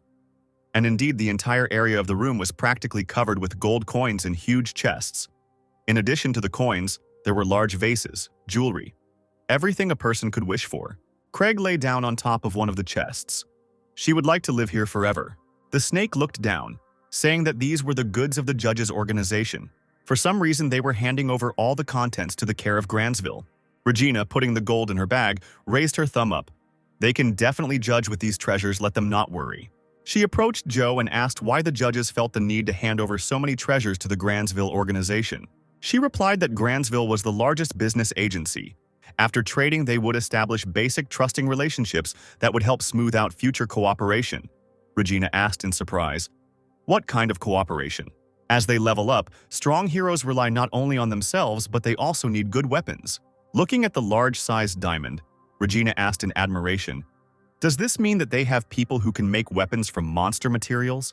Joe nodded. "In the future, when the hero needs equipment or weapons, the Chamber of Commerce will come to the rescue." At this time in the hospital, a blue glow was again emanating from Adam's sister Trisha. The lights slowly rose upward. The girl, wearing an oxygen mask, coughed harshly and clutched the hospital sheet with her palm. She started whining. It was painful for her. Trisha called for her brother. The plane landed at the Louisville airport. Adam Sinclair heard a familiar girl's voice calling his name in a strained voice. Lily Romero was running towards him at full speed. She had just seen the news about the crash of the hijacked plane and decided that she would never see the guy again. Men passing by greedily followed her with loving glances. The girl ran and buried her face in Adam's chest. She was very worried. The guy gently said that Lily was exaggerating. Seeing Adam gently stroking the head of such a beauty, saying that he was fine, the men were beside themselves with annoyance. Romero, with tears in her eyes, asked that if something like this happens again, please let her know. Adam put his arm around the girl's shoulders as they walked from the airport. He intended to meet his godson. When Lily stuttered and asked who exactly, Sinclair explained that this was what they called each other in the company of friends. Zachary was sitting at a bar with two hotties, telling them about his godfather and the influence he had on his own father. He drank the glass of alcohol in one gulp, complaining that his godfather had simply used him to get closer to the old man. And now Zachary was no longer of use to him. Suddenly, something changed in the room. Thanks to the ability of psychic explosion that appeared out of nowhere, the girls gradually began to lose consciousness. Wade watched in horror as they fell to the floor. Suddenly, water poured down on the guy from above. He hissed, not understanding what kind of idiot dared to pour water on him, and threatened to beat him to death. Adam's voice was heard asking why he was being beaten. Zachary waved his hands. No, he wouldn't dare. He would rather gladly allow himself to be taken by his godfather. Adam sighed and patted the boy on the head, asking if he had just said that his godfather was using him, and advised him not to judge himself that way because Wade Jr. had potential and was trusted. Zachary turned to Sinclair with tears in his eyes, asking if this was true, since he had never been able to gain recognition from people before. Adam lightly flicked his godson on the nose, nodded, and said that he had decided to dispel all doubts and organize an expedition, as well as give him a task as an official member of the organization. Adam called upon the spiritual contract. All Zachary saw at that moment was darkness, marked with thin lines of a symbol unknown to him. There was a second click on the nose. He threw the guy somewhere into oblivion. Adam woke up in complete darkness, with a glowing portal ahead. He reached out his hand to the complex symbols, not believing his eyes. A voice rang out, announcing the signing of a contract, and something made Zachary close his eyes. The next moment, he woke up again. Zachary was waist-deep in clouds, as if he were floating in the sky. It seemed as if he was somewhere very far away. Adam, who was nearby, said that Wade Jr. had made a spiritual contract with him and bridged the gap between body and soul. Only now did Zachary realize that he couldn't feel his lower body, and he asked his godfather in fear what had happened to them. But Sinclair reassured him, asking him not to be surprised. They were in a space controlled by thoughts. They can imagine and create anything. With the power of their spirit, recently he received many spiritual abilities and one weapon of the same type. And during his research, he discovered that this is the space in which people who have entered into a spiritual contract end up. Adam asked Zachary to dive into his gemstone, a white diamond now shone on the boy's forehead. It glowed brightly as Wade tried to concentrate his consciousness. As if from the sky, a huge golden palace fell into their space, stunning the guy. Around Zachary, there was an incredibly beautiful ensemble of houses and buildings, as well as unusual column thrones built in a semicircle. The guy couldn't utter a word, shocked by the sight. The godfather sat on one of the thrones, asking what he was staring at. Adam gestured for Wade to come over to him. Zachary realized that the judge's organization was much stronger than his old man's organization. It was very cool. Adam smiled and said that he would give the guy official membership, and the place itself was called the Heavenly Palace. The organization uses it to exchange information, and their next meeting will take place here. The vain boy's eyes began to sparkle, and he immediately asked what his mission was and what throne he could occupy. Adam coughed, not answering the question directly. As he said earlier, he will be given official membership in the organization, but for now, the position of rat is available. Zachary raised his fist in victory, exclaiming that this meant he was now in the rat position. But, jumping up, he painfully bumped into an invisible barrier. Zachary scratched his nose and sobbed, asking why he was being treated like this. just as Adam jumped down. Approaching the guy, he said that he was rushing things too much, who even said that it was within his authority to appoint him to this position. Towering over his godson, Adam sternly asked if he really wanted to be on the same level as him in the organization. Wade Jr. immediately backed down. Adam coughed again, asking to be allowed to finish his sentence. He said that the position of rat was vacant, which meant that Zachary could be a candidate for this position. The boy asked cautiously if there were any other candidates, and he was especially worried about the contenders in the person of his old man. Adam noted Zachary's cleverness to himself and nodded. The mechanical hero is also one of the candidates. The leader of the judges will determine who will take this place. The guy exclaimed that it was too difficult to compete with his own father. Sinclair shrugged. There was nothing he could do about it. The judges were an organization that valued strength first, and if Wade Jr. wanted to hold a high position, he would have to be capable and powerful. Zachary bowed resignedly, agreeing with his godfather, and asked to be sent on the mission quickly.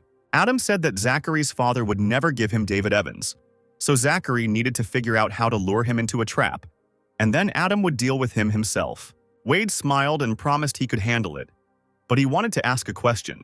The boy jumped up and asked if he became a rat, his godfather would introduce him to Charlie the Rabbit. Zachary blushed deeply and explained that when he saw the girl on TV, she would remain in his heart forever, and if he succeeded in marrying her, his life would not have been lived in vain. Adam chuckled and thought with horror that his godson wanted to marry his clone. So the boy's response was a kick in the ass. That's how he was sent on a mission. That same evening, in Adam Sinclair's apartment, the boy sat at the table set for dinner and watched TV. It reported that the financial company from the 2nd District, the Knights of the Round Table, had imposed a fine on the A-rank heroine, the SEAL swordswoman Blanch. And those who provide useful information regarding her will receive $500,000, and those who manage to catch her will be given $5 million. His attention was distracted by Lily, who emerged from the kitchen in her underwear and apron, announcing that the barbecue chicken was ready. She, blushing, carried a plate of food to the table. She seemed very awkward but still wanted to please Adam. At the sight of this picture, the guy's nose started to steam. The girl bowed her head and innocently asked what had happened. Did she really look bad? Sinclair stuttered and replied that she looked great, and that he wanted to ask something completely different. Lily explained that the promised surprise was not only delicious food, but also, suddenly she became so embarrassed that she screamed and ordered Adam to eat and keep quiet, shoving a chicken leg into his mouth. Romero asked the boy if he had heard the news about the swordswoman Blanch. He, barely chewing his food, nodded and asked what was the matter. Lily heard from other reporters that the A-rank heroine Blanch was in secret collusion with an organization and then disappeared after the mass attack in the 2nd region. And why, Adam asked. She was a noble heroine with an excellent reputation, beautiful and strong. Lily gave him a strange look, noticing that the guy was somehow very worried about her. The guy thought to himself that they knew each other, and he knew that she was not the type to do anything bad, because the swordswoman always desperately saves people.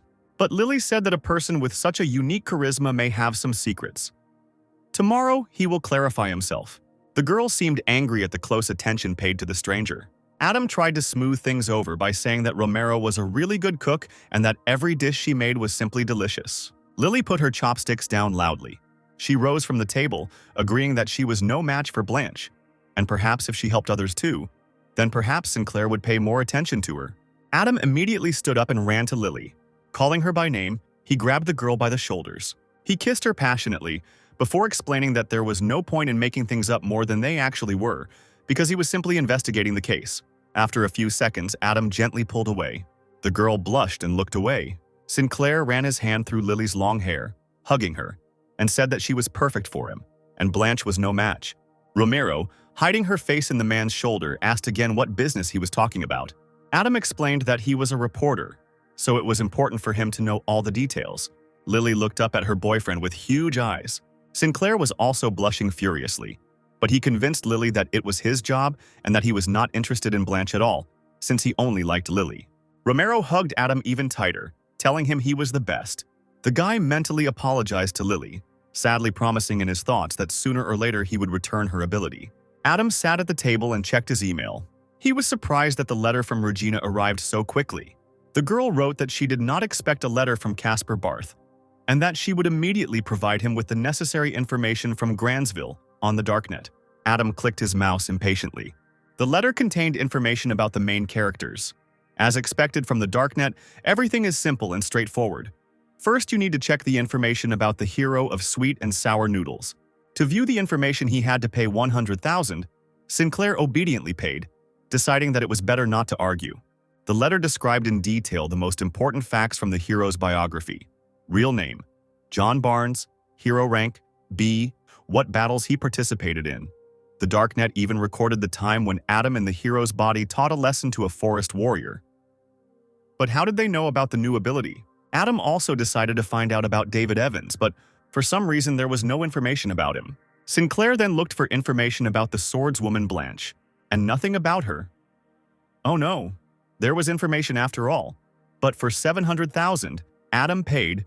It turned out that Blanche's name was Domenica, and she betrayed the financial company Knights of the Round Table. The incident began due to the fault of the A-rank hero, the masked boxer, and also together with the organization of judges killed this hero. It was also indicated that Blanche and the snake are in a relationship. Adam sat up in his chair when he saw Boxer in a mask. Could he really be one of the heroes of the Knights of the Round Table? Doesn't their company know that he was a member of the Saints organization? Or do they have something to hide? And what kind of relationship is this? If Lily saw this, she would get angry again. He decided to search a little more, and suddenly saw that 30 million was being offered for information about Casper Barth and the judges' organization. Adam stared at the screen in shock. Information about him was worth 30 million. He adjusted his glasses and chuckled nervously. Was Blanche really being persecuted because of him now? There was a scandal in the office of the hero organization. Wade Sr. was shouting and asking his father, the mechanical hero, why he gave David Evans a chance to participate in the White Area case. The man clasped his hands and asked seriously if his eldest son had any doubts about his decision. Ethan was outraged that his father promised this place to him, and also that he would work with Explosive Fist and they would go to the White Area for training. The old man shouted that he had changed his mind. Ethan was no longer suitable for this role. In turn, the guy asked invitingly, was it really because of the loss to Casper Bart? The mechanical hero slammed his fist on the table, demanding that Casper, who had nothing to do with the matter, not be brought into the conversation. Ethan's dark eyes widened at this, and he walked out of the office. His father stopped him with a hand on his shoulder, assuring him that he had made the right decision and that he was doing it for Ethan, since he had no idea how dangerous the White Area was. Ethan angrily threw off the mechanical hero's hand. The man turned around looking after his son with regret. He said with great resentment in his voice that in reality, his father simply did not take him seriously. The mechanical hero knew that the White Area was not just a territory with monsters, and those who were there also noted that it was much more dangerous than they were used to thinking. Ethan was surprised to find his brother there when he left the office and asked what he was doing there. Zachary, who had apparently been caught eavesdropping, asked his brother point-blank what he and their father had been arguing about. Ethan revealed that his father would allow David Evans to participate in the White Area operation, and that made the boy very angry, to which Wade Jr. rightly noted that the White Area was a great place to earn a lot of valuable materials from monsters. Ethan noted that if this became known, everyone would assume that David was the mechanical hero's biological son. Zachary hid in the restroom and decided to use the acquired spiritual bargain stone to break the news to his godfather. A few moments later, he landed on the organization's territory, hitting his face painfully on the floor. Adam sensed the guy approaching and was already waiting for him at the place, asking what brought Wade Jr. He immediately told about the old man sending David Evans for an operation in the White Area. Sinclair was surprised and asked what the mechanical hero was planning. Zachary didn't know, but if his brother started arguing about this, then he definitely wouldn't give him David. Adam thought that if he got rid of the hero, it would alert people because he had serious connections. And then, after thinking about it, I decided that we could take part in the operation together. Because if something happened in the White region, no one would be surprised. Wade Jr. was amazed by the goals his father was pursuing. Adam gave his godson instructions. He must make sure that everything went according to his father's plan, and he and David Evans took part in the operation together, and there was no need to worry about the rest. Zachary assured that he would carry out the order. While Lily Romero was at work, Adam decided that it was worth improving his abilities in preparation for the operation. First, it was necessary to improve transformation and cloning to A rank. Black cubes appeared in the guy's hands. Now he had a B rank ability. Transformation. It allows you to transform in 0.01 seconds. 3 costumes are available for transformation. You can change the parameters of the body, appearance, voice, personality, improves acting skills, but you need to be careful when using it. Rank B ability, cloning, creates a clone with the host's abilities, lifespan is 6 hours, energy output is significantly increased. Adam's dragon ability is used to upgrade the spirit of the deep sea and the fiery fire to A rank. The A rank ability is water leader.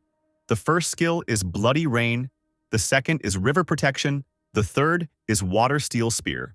A rank ability, fire king, first skill, phoenix chick, second, control the area engulfed in fire that is not higher than the owner's level. Sinclair thought that dragon sounded cool. The cruise liner rocked gently on the waves near the port. Lady Blanch, wrapped in a dark cloak, handed over the money to her accomplice for her help. And he, tossing the bag in his hands, asked why such a beauty, who was bathing in money and fame, would engage in smuggling. The girl turned around and sternly said that it was none of his business. Let him do what he should, and if asked, to answer that he didn't know anything. The man rolled his eyes, promising to keep his questions to himself. It's only been a few days since the swordswoman Blanch stayed in Louisville, but now she doesn't belong here either. She's already turned from a superhero into a criminal. Those who are chasing and want to catch the girl are A-rank heroes. Lady Blanch walked, hiding in the darkness of the night, and thought that the masked boxer may pretend to be a fighter for justice and a hero, but he is just a servant of the Saints organization and must die. And why the company doesn't care about her motives, but simply pursues her. When Kamea used the identity of the masked boxer, he was never able to track this hero in Iowa. He can only be found in Louisville, where Casper Bart constantly appears. Suddenly, a voice was heard from behind, laughing, saying that the swordswoman would not be able to escape. The girl suddenly jumped up and onto the roof of the building. She saw that the man she had given the money to earlier was dead. The swordswoman shouted to the strangers that there was no need to kill ordinary people since they had come for her. There was an invisible force hovering around Lady Blanch, telling her that her allies must die. And if she remembered what she had done, then it was time to answer for her actions. The swordswoman leaned forward, attacking. If anyone wants to fight her, let them show themselves. Don't hide in the shadows. The invisible man deftly dodged. He laughed again, glad that the girl was angry, but it didn't matter, since his task was to kill the target by any means necessary. Blanche was immediately shot in the chest and cried out in pain. She ran, pursued by a voice that wanted her dead. Finally, it even became painful to breathe. Blanche stopped, breathing heavily. Lily Romero, wearing a sports uniform, blocked her path and asked if everything was okay. She saw the wounds and immediately began to ask what had happened, but Blanche stubbornly drove her away. Suddenly, Lily froze, stepping back. The small swords that had wounded the swordswoman flew at her as well. Romero turned around and loudly called for help. A bright flash, like lightning, flashed past them. Suddenly, the attack was repelled. The sharp and small, needle-like swords split in two. The snake covered the girls with himself, calling on them not to be afraid. The invisible man immediately turned his attention to the guy, hissing whether this was the man who had destroyed the organization of saints. The stranger stood behind the tree. Adam asked why he was running away since they knew each other, but the rival only chuckled, saying that he didn't expect to see the snake here. First, he needed to see what he was capable of. The invisible man released a stream of fire at Adam, calling for him to try the chrysanthemum blast. In response, Sinclair released a blue flash of energy, but the chrysanthemum explosion tore a hole in the blue energy. The snake's eyes widened, not believing what he saw. He was so unprepared that he wouldn't be able to handle the attack that the explosion flew straight at him.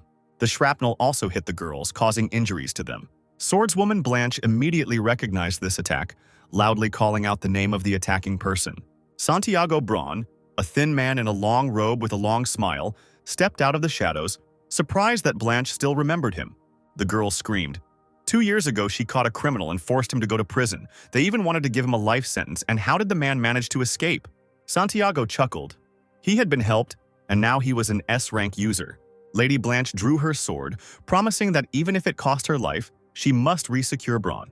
Snake studied the villain carefully, thinking that his abilities were clearly above A rank, but if they really started fighting, Lily might get hurt. He needed to be scared off. Then Adam went for a trick, saying that he was not alone either. Casper Bart, an S-rank hero from the judge's organization, would soon arrive. Did Santiago really think he could defeat them? Braun was obviously enjoying this conversation. The man asked what would happen before Casper showed up. Adam formed a cloud of electrical energy on his palm, suggesting that they try to do it. Blanche, who was noticeably weakened from her wounds, urged the others to run away since the villain could not be stopped. But the warlike Lily promised that she would not abandon her and immediately began to call for reinforcements from the Hero Association. Santiago jumped briskly to the very top of a street lamp, shouting that this time the company had the advantage in numbers, but one day he would return for their lives. A second later, Braun disappeared into thin air. Lily breathed a sigh of relief. They had managed to intimidate Santiago. Snake asked if she had really called the association, but the girl shook her head. Blanch was currently wanted, so that would have caused even more trouble. The swordswoman wanted to ask the snake a question about the organization of the judges, but the boy put his hand forward. Let Blanch recover first, and then he would come back for her when the time came. The snake disappeared from sight.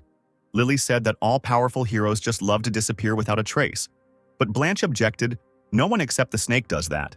Lily saw that the swordswoman was getting worse and offered to take her to the hospital. But the girl objected, it was too crowded there. She needed to find a secluded place to use her powers for regeneration. Romero, without hesitation, suggested going to her house to rest, which surprised the swordswoman. Adam ran out from around the corner of the house, pretending that he had just arrived there. He saw Blanch, and very naturally was surprised by such a person, asking what the girl was doing there. The swordswoman asked Lily with her eyes who it was, and she inhaled. After answering that it was her boyfriend, they went for a run, and she wanted to go to the toilet.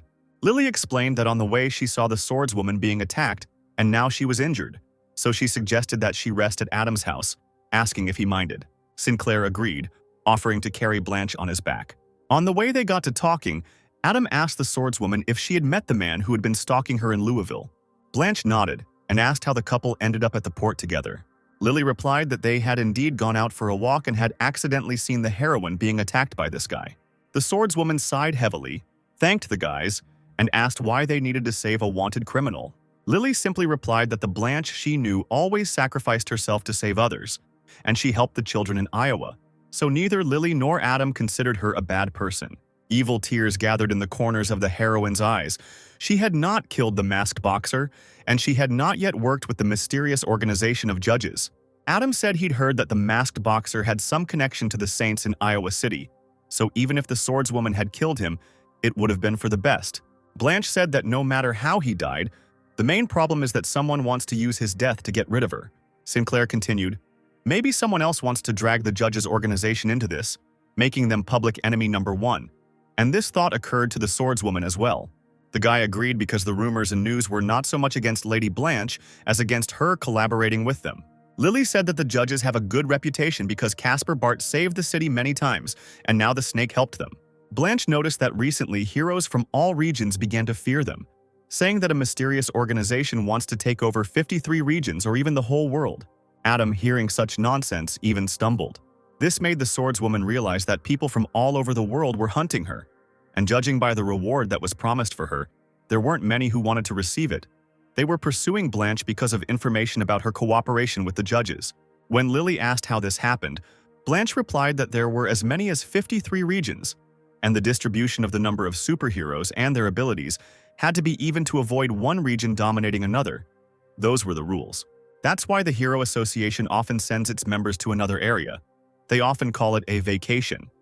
Lily said that this information is confidential, so ordinary people won't really understand it. Adam thought that the heroine explosive fist had been away from Louisville for a long time, and when the invasion happened, she said that she had just recently returned from vacation, which means she had been fighting in another region.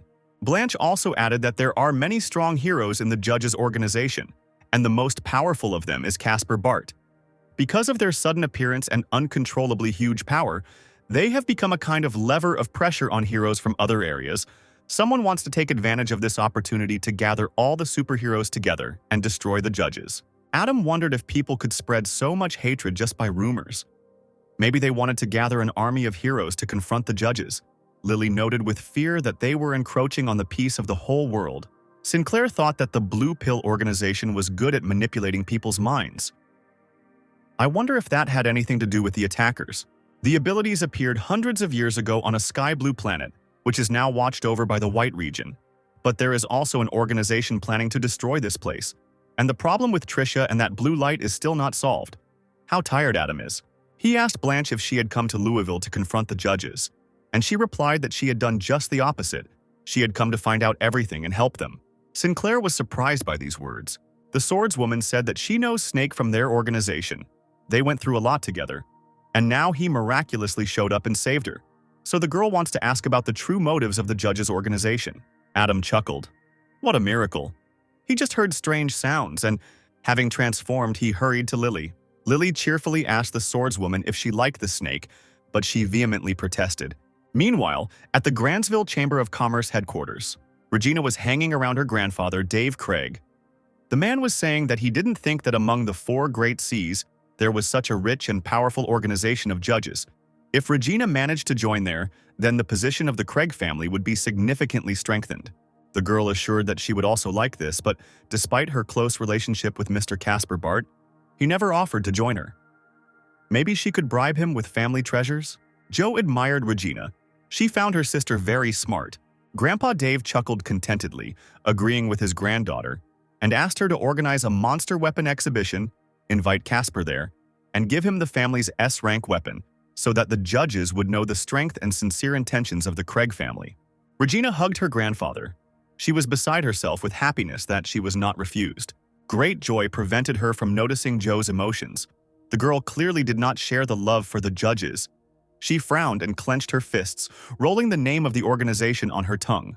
At Sinclair's house, Lily was setting the table for breakfast, now dressed, with a charming apron thrown over her shirt. Adam approached the girl from behind and impulsively hugged her, wrapping his arms around her waist.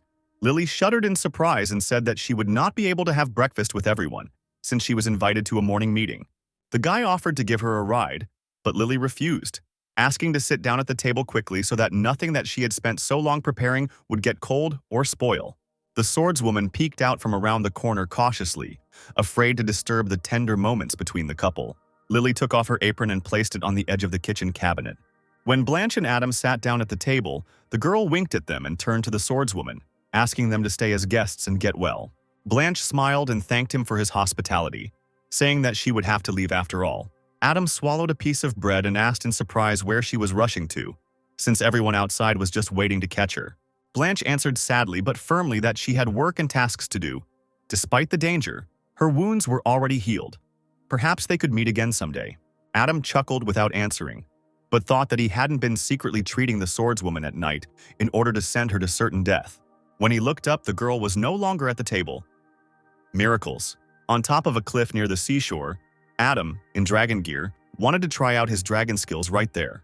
The waves were high, despite the sunny weather. Sinclair jumped onto one with ease. His abilities made it easy for him. Wearing a closed suit and a scary mask with horns, he stood on the water, arms folded across his chest, and suddenly noticed something. He ordered the water to bring him a little closer to the huge yacht looming ahead. Loud music was playing on deck. People were talking and having fun.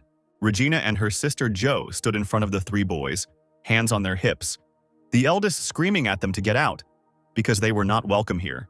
Opposite them stood the members of the warring organization, the Dark Rod Dragon, the Dark Swordmaster, and Merlin. The Swordmaster replied with a grin that without their support, the Craig family would never obtain an S-rank weapon. Regina clenched her fists. Even after so many years, they still play the role of a stalking dog, and now they think they are strong enough to attack? The Swordmaster, frivolously twirling a blonde lock of hair around his finger, remarked with irritation in his voice that he had always hated the Craig family for their impulsive decisions. Even though he was a dog, he could still surpass them. Joe stepped forward, asking him not to embarrass himself. The blonde chuckled and allowed himself a nasty joke. He suggested that his accomplices rip the girl's clothes so that she would know what real shame was. Merlin and the dragon with the dark staff came closer. They loomed over the sisters like shadows. The air itself seemed to be electrified, but then Adam appeared in the field of view, wearing a dragon mask, sitting cross-legged on the wave that held him, and waved his hand, asking the beautiful ladies where the city of Louisville was. Regina jumped for joy and asked the stranger if he, judging by his appearance, was Casper Bart's partner. The guy spread his hands, shook his head, and introduced himself as the dragon from the judges' organization. The crowd on deck immediately began taking pictures of him and loudly discussing him. The judges had a new member, the 12th sign of the zodiac according to the Chinese calendar. And although he behaves like a teenager, it is interesting to see what he is capable of. Jo grabbed the side of the boat with her hands and greeted the dragon, saying that they were Casper's friends, and could they be taken away from here? The dragon put his hand forward and replied that he could not do that, because the guys from the foreign organization have to leave. The blonde stepped forward, angrily calling Adam a brat who dared to provoke the love organization. Merlin and the dragon with the dark staff jumped high in different directions, trying to surround the man in the dragon mask. Merlin waved both hands, releasing black entities. Adam, having settled himself more comfortably, raised the water vapor above the water. People's mouths dropped open in surprise as they watched the brawl begin.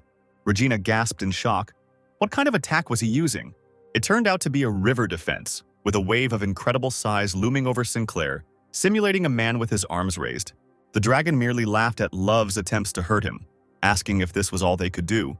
So now it was his turn. Merlin, trying to attack with a dagger, realized that the wave had immobilized him. Suddenly something flew close to him, tearing the clothes on his shoulder. The guy was thrown aside. Even a drop of water can become a serious weapon and injure people. Due to the difference in fighting skills, he had no chance to defeat the enemy. The dragon stepped forward with a dark staff, shouting that it had become clear that the dragon's element was water, and that its power increased near the sea. Smiling predatorily, he added that he could close the gap in strength. A wave of the fire dragon's staff in his hands created a stream of flame. Now this upstart would be taught a lesson. Adam chuckled. The enemy was weak, but so annoying. Besides, who said that he could only use water? By activating the Fire Lord, Sinclair will be able to control the flames that are below him in level. The clot of fire roared, turning into the face of a dragon. Riding the wave even higher, Adam directed the gouts of flame at the enemy to show how a fire dragon can pursue. The dragon with the dark staff raised its head in shock. He ran from the deck, shouting to his accomplices that the stranger had two types of abilities, which meant it was time to escape. The crowd screamed in admiration and continued to take pictures of the hero of the day. He controls both water and fire at such an early age. The power of the organization of judges is incredible and frightening. The dragon landed on the deck in front of Joe. He followed Merlin with his eyes. He ran away so quickly, and he had just promised to beat him to death. Joe clapped her hands, thanked the dragon, and asked for help in finding Casper Bart, because the Craigs wanted to invite him to the auction that Gransville was holding. Adam paused for a moment, thinking about his answer, then said that he had a way to contact Casper and then invite him personally. Regina asked what this method was. The dragon raised his hand, and two light crystals lit up on his palm. It was necessary to sign a spiritual contract to become a representative of the judges' organization. Regina was beside herself with happiness. Was it really that easy to become their representative? Adam folded his arms across his chest and said that he had come anyway on orders from Casper Bart, who hoped that the girls could become representatives of the judges to continue helping them with their goods. The world is huge. Adam needs to explore the territory of the Four Seas, so the Craig family would be a reliable ally. Regina agreed to join. Joe said that if it did not harm the Chamber of Commerce in any way, she would agree too. There and then, a spiritual contract was concluded, crystals lit up on the sisters' foreheads, and both froze in amazement. A close-up of a man in a dragon mask was shown on TV. Ethan Wade was just playing sports when he noticed the report. The dumbbell fell to the floor with a loud thud. The Gransville Chamber of Commerce gun auction was held in a huge, luxurious mansion. When Adam entered the hall wearing a rooster mask, the guests began to whisper, "Could it be that Mr. Casper Bart, that famous and powerful hero, was there?" They heard that he was collaborating with the organization that the S-rank hero belonged to. The Craig family has been in a state of decline lately. Why are they still supported by such a large organization? Dave Craig came out to meet Sinclair, his granddaughters following silently beside him. The man greeted Adam warmly, saying that he had heard a lot about Casper, and Adam was also pleased to meet the head of the family. Dave pointed to the chairs, inviting the guests to sit down, because the auction would soon begin. Their conversation was interrupted by the shout of the Dark Swordmaster, followed by workers carrying some huge object under a dark cover. Stretching his lips into a predatory smile, he narrowed his eyes, saying that the important guests had not yet arrived. There was no need to rush. Adam, looking at his opponent, realized that he was well prepared. It looks like everything will not go according to plan. In the oppressive, unfriendly silence, the blonde felt quite confident. He raised a piece of paper clutched between his fingers, announcing that he had an invitation. Regina stepped forward and put her hands on her hips. She knew that the Swordmaster was up to something. No one could bring their own weapons to the auction. The boy leaned down to Craig's face and replied with a smile that the family's situation was even worse than he thought, since they were so eager to find allies. He turned to the crowd and theatrically spread his arms. The weapons of the Craig family have always been famous for their strength, but the price for them is also appropriate, considering the recent events. He brought his own weapons from the monsters here to try them out. Joe screamed that it was an insult to the family, but Dave pushed her away with his hand, asking her to slow down. Adam slowly approached the Dark Sword Master. His proud posture shook the boy's confidence when Sinclair asked if he was from the Barton family. The Swordmaster stepped back, nodded, and asked if there was a problem with that.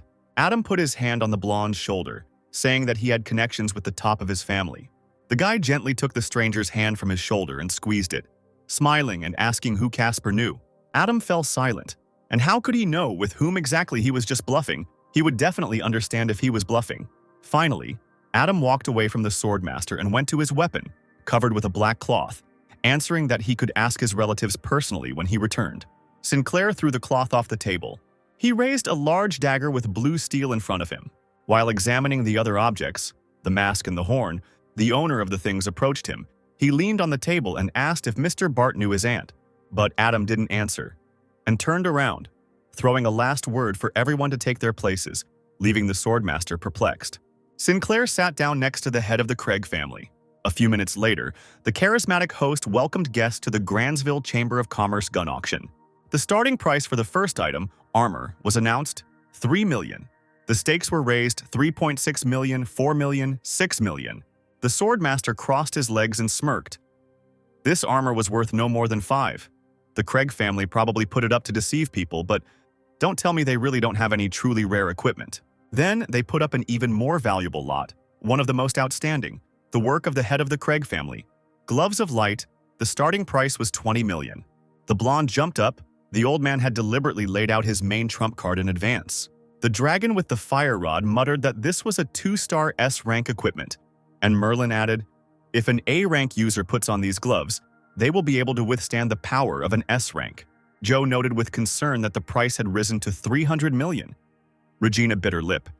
These gloves were from her father's favorite collection, and now, Dave turned to Adam with a sly smile, suggesting that if Casper was interested, he should try to set a price, to which Sinclair thought irritably that the budget of the entire organization of judges was $200 million.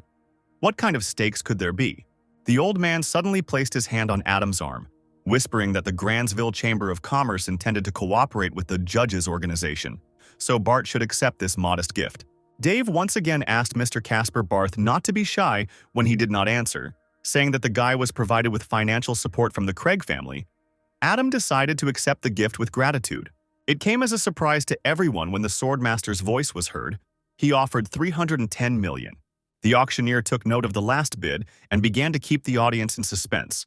310 million times. 2, 3. Adam, counting down the last seconds, offered 315 million, catching the blonde's puzzled look. The dragon with the fire rod asked if they would raise the price, but the Swordmaster shook his head. They would give in to Casper. There was still much to come. The auctioneer finally solemnly congratulated Mr. Bart on receiving the Gloves of Light. The third lot was a 1-star S-rank jade shield. Before the auctioneer could continue, he was suddenly interrupted mid-sentence by the Swordmaster, who came out onto the stage with his knife and asked him to wait. Without giving anyone a chance to react, he furiously attacked the shield, holding the knife forward. If something is being sold, then buyers have the right to try the product first. But Adam wasn't surprised at all. He folded his arms across his chest and chuckled. The boy couldn't hold back. Joe explained cautiously, the jade shield was made with care using S-rank materials like the patterned black bee. But it was most effective against spells because it had magical resistance. As for blocking the physical attack of the azure blue, Regina ran up to Adam, begging him to lend her the Gloves of Light to destroy the sword. But the guy just stroked her forehead. The girl looked into Casper's eyes in shock. He asked to calm down, not to worry, just be patient and watch. The sword clanged down onto the steel and nothing happened. The blonde's face twisted. He couldn't believe what was happening. He swung again, as if a second attack might produce a different result. Indeed, the second time he was unlucky. Contrary to the guy's expectations, the azure blue broke. The audience smiled. Someone suggested that the sword was a fake. Could a member of the Barton family really have used a fake weapon? Regina whispered to Casper if he really knew in advance that the sword would not be able to destroy the protection. Adam didn't answer, but he did something about it. He used the steal ability and took the power from the sword. The swordmaster covered his face with his hands. This simply couldn't be happening. But the dragon with the fire rod noticed that Casper touched all the weapons he brought. And after these touches, they lost their power. Regina began to defend Mr. Bart's honor, saying that there was no point in blaming others because if the weapon was S rank, it couldn't have been destroyed by one touch. The dragon grinned. Don't forget that the abilities are also S rank. Maybe Casper can change the internal structure of objects. Now the audience looked at each other with suspicion. Indeed, Bart touched every weapon. If we are talking about deception, then, most likely, this is the work of the Craig family. The blonde suggested finding out the truth with another weapon, since such an argument had arisen. Adam shrugged and replied, "No problem." The swordmaster put on a mask and blew a horn that emitted a golden glow. But it was not a glow, but ultrasonic waves. The spectators grabbed their heads and asked for the torture to stop. The guy took off his mask in confusion, saying that the attack and defense of this equipment was at the S rank level. The problem was not in them. Regina's patience snapped. She ran up to the uninvited guest, shouting that his behavior was beyond all bounds. First, he treated her family harshly, then he was throwing mud at their clients, and he still had the audacity to show up at an auction. The dragon approached the young master, whispering that there was a traitor in the family who knew what was going on. The swordmaster turned on his heels and called his accomplices to follow him. Adam thought with relief that, fortunately, his opponent had interrupted him before he could remove the dark matter from another magical weapon. Adam brought the swordmaster into conversation for a reason. He managed to touch every weapon laid out on the table. Joe stared at Casper, guessing what he had done, but didn't have time to finish her thought. The head of the family approached Adam, smiling, asking what he had done with the sword, and invited the guest to the VIP room. Late at night, a dark figure moved quickly through the streets of Louisville. Swordswoman Blanch, tightly wrapped in her cloak, raised her head upon hearing a rustling sound. The moon in the sky brightly illuminated the strangers who blocked her path. It was the Five Elements gang. 4 people looked at the traveler with hostility. An elegant but dangerous girl, twirling a red lock of hair around her finger, sat on a high branch. She lazily asked the girl if she hadn't been taught that walking alone in the dark was dangerous. Blanche gritted her teeth, spitting out that they hadn't taught her. And the stranger was the first. The bald-headed guy playing with the brass knuckles in his hand chuckled. The seal swordswoman cannot cope with their 5 elements. Tonight will be the night of her death. Meanwhile, in the VIP room, Adam sat across from Joe and Dave Craig. The old man leaned forward, citing privacy. He expressed the hope that the boy would dispel all his doubts. Adam began his story. Whether it was a monster or a hero, both had genes of abilities in their bodies, and one day he discovered that weapons made from monsters also contained these particles. Joe interrupted him, exclaiming that ability genes were like energy from alchemy, if she was not mistaken. But masters can only feel and use it, but not extract it, so how did Casper Barth manage to do this? Adam replied that he was collecting energy and extended his hand, revealing a star absorption ring, a tool capable of extracting ability genes. Regina asked if he could collect them with just one ring. Dave thought about it. He had some achievements in alchemy, but he had never heard of collecting ability genes. He handed Adam a D-rank wolf's brush that accelerated healing and asked him to demonstrate the skill on it. Sinclair took the brush in his hand and realized that it only contained 30 units of dark energy. It was better to leave everything as is. When the boy finished using the steal ability, he gave the brush to the man, asking him to check it. Dave was amazed. The energy of the thing disappeared. This is a huge breakthrough in alchemy.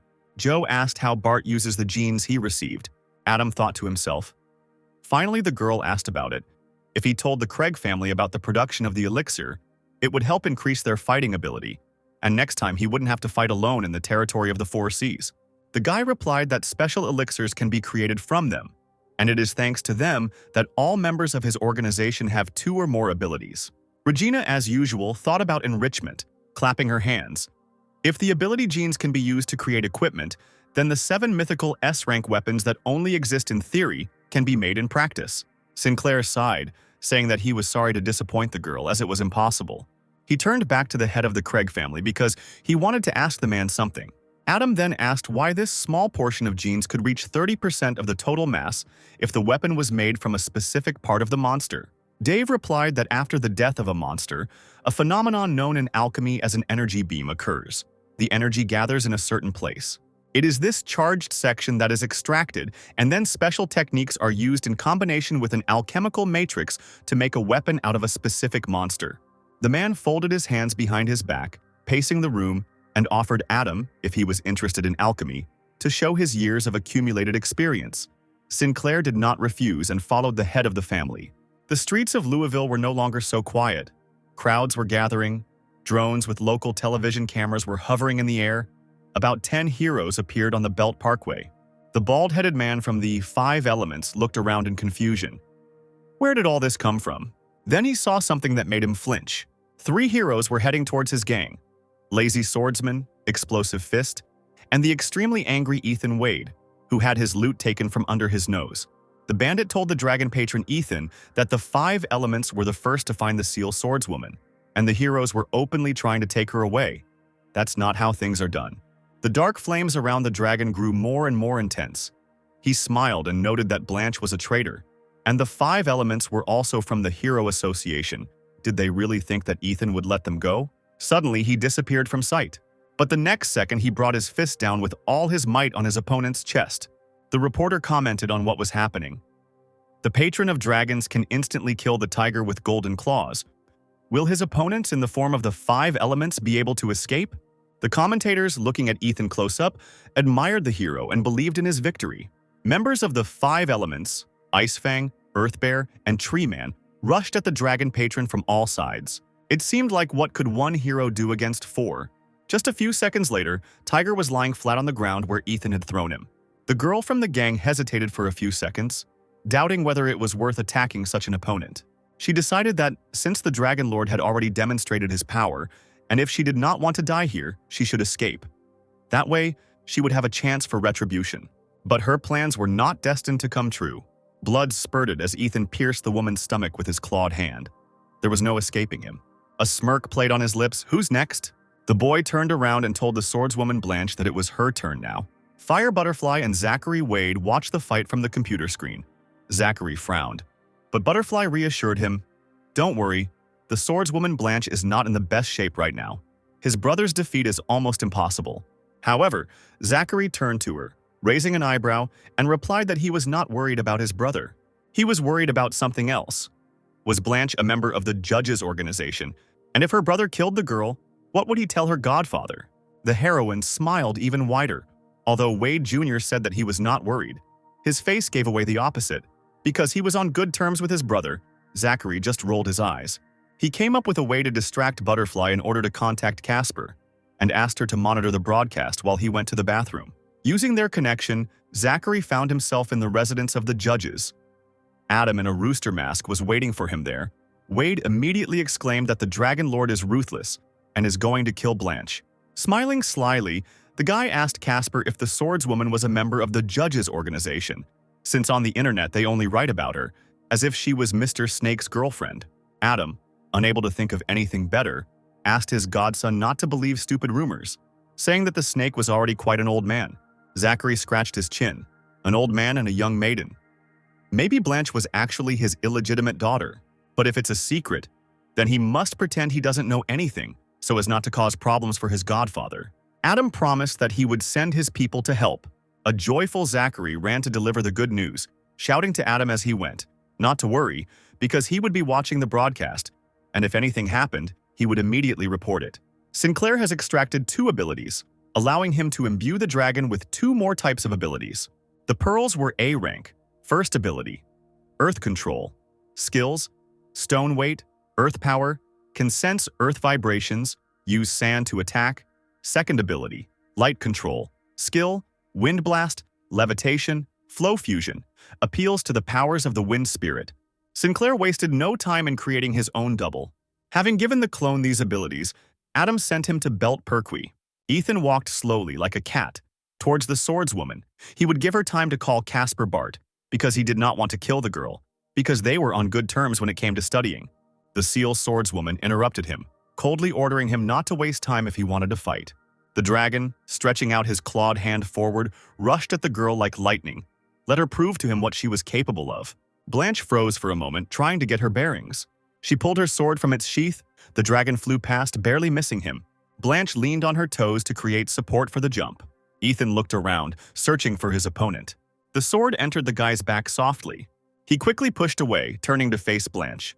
The girl was about to launch another sword attack. She coughed. the damaged engines of the filming drones humming behind her. The presenter asked everyone to remain calm on air, as the equipment was damaged and the image was lost. A reporter would soon arrive on the scene and continue the broadcast. Breathing heavily, the swordswoman sank to her knees, and the dragon approached her with a grin, warning that without Casper's help the girl would die.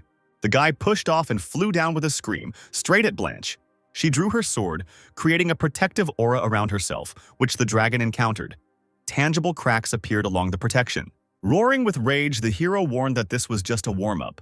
He tried to make a breach, but Blanche's strength gradually left her, and the hand holding the weapon trembled more and more. Lily Romero arrived on Belt Parkway, a drone buzzing above her, looking around every now and then and commenting on what she saw. Reporters had arrived in the thick of things, where everything was a little confusing. The Dragon Lord and Blanche were still fighting each other. At that moment, the dragon grabbed the swordswoman by the neck, lifting her off the ground and demanded that she summon Jasper Bart. Blanche could only croak out a weak but definite no. An angry Ethan threw her against the wall. The girl hit the surface hard and slowly sank to the floor, drowning in clouds of dust. The journalist winced, saying that after such injuries, Blanche might never get up again. While the commentators were horrified by what was happening, and some condemned Blanche, Ethan slowly approached the unconscious swordswoman. Explosive Fist screamed worriedly for the Dragon Lord to stop and control himself, because at this rate, he would leave her crippled for life. Ethan looked back and raised an eyebrow. Was his team really protecting a traitor? Blanche rose slowly, shaking, but finding the strength to make a sarcastic remark, asking if the heroes had finished their negotiations. Ignoring the trickles of blood running down her chin, she smiled and suggested continuing the duel. Lily walked carefully down the street, continuing to broadcast into the microphone. Blanche had sacrificed herself in the past for the safety of citizens. Her steadfastness was worthy of respect. Ethan swung and threw it at the swordswoman again, shouting that she herself wanted a bloody duel. Suddenly, an obstacle appeared in front of him, a thickness of water, where his palm ended up. The River Guardian loomed over the Dragon Lord. Blanche was sitting right on the River Guardian's water hand. The dragon clone folded his arms across his chest, standing opposite. He apologized to the girl for being late. The commentators were excitedly calling the swordswoman a traitor. The girl, incredibly tired, looked at him menacingly, asking why he included her among the members of the judges' organization. The dragon replied that if the swordswoman wanted to stay alive, then she had no other choice. Blanche looked away thoughtfully. The dragon landed in front of Ethan. He asked why Casper hadn't come, but the clone answered his question with a question, asking what cutie Blanche had done to him. The dragon chuckled. Does the hero really think that he can't handle it? And even if he defeats one of the judges, people who are much stronger than him won't keep them waiting long. The River Guardian's two huge water hands began to move towards the Dragon Lord. He growled, trying to push them away. The dragon, standing to the side, clenched his palm, controlling the River Guardian. How will Ethan cope with this? Suddenly, the huge palm seemed to evaporate. The Dragon Lord raised his head and looked around in surprise. But luck was not on his side. An even more enormous limb was descending on him from above with incredible speed. There was a bang. Everything around Ethan went dark and there was dust everywhere. It was already late. Adam was returning from the Craig family auction. He walked out of the building. There was not a soul around in complete silence. Sinclair looked around, making sure he would remain unnoticed. He moved closer to the garden and hid behind a large tree. Adam pulled out a notebook with a worn cover from under his coat. This thing was given to him by Dave Craig. It described the experience of one respected alchemist, Emmett, and something about his life. Seeing that Adam immediately opened the notebook, Dave emphasized the exceptional value of the material. It seemed as if even the lenses of Sinclair's mask were shining with such luck. He quickly slammed the notebook shut when he was pulled out of his thoughts by the head of the Craig family, who offered to borrow the artifact for a while. Adam apologized, as he had been a little distracted by the valuable contents of the notebook, and thanked her for the opportunity. Standing behind the tree, the guy eagerly read the lines. There is a secret entry in the diary that can be read by people of rank Z spiritual power. And above, Mr. Craig probably hasn't seen it. Adam pointed his finger at a blank area of the page. Right here. The page began to display the words, I came from the distant continent of the planet Odysseus, and am a member of the Cullen family. I ended up here by accident. The hero described his arrival on one of the planes of the Earth, where he discovered the legendary heroic stone. The hero stone, even for such unlucky people without magic as the alchemist, appears as a valuable treasure, capable of granting power to those of them who comprehend its true nature. Having extracted only a small part of this stone, the man surpassed the strength of his ancestors, quickly reached the 4th rank, and became one of the greatest gods. It was time to return. But before he left, he helped a group of human beings become stronger by teaching them how to open a portal to another world, the White Region.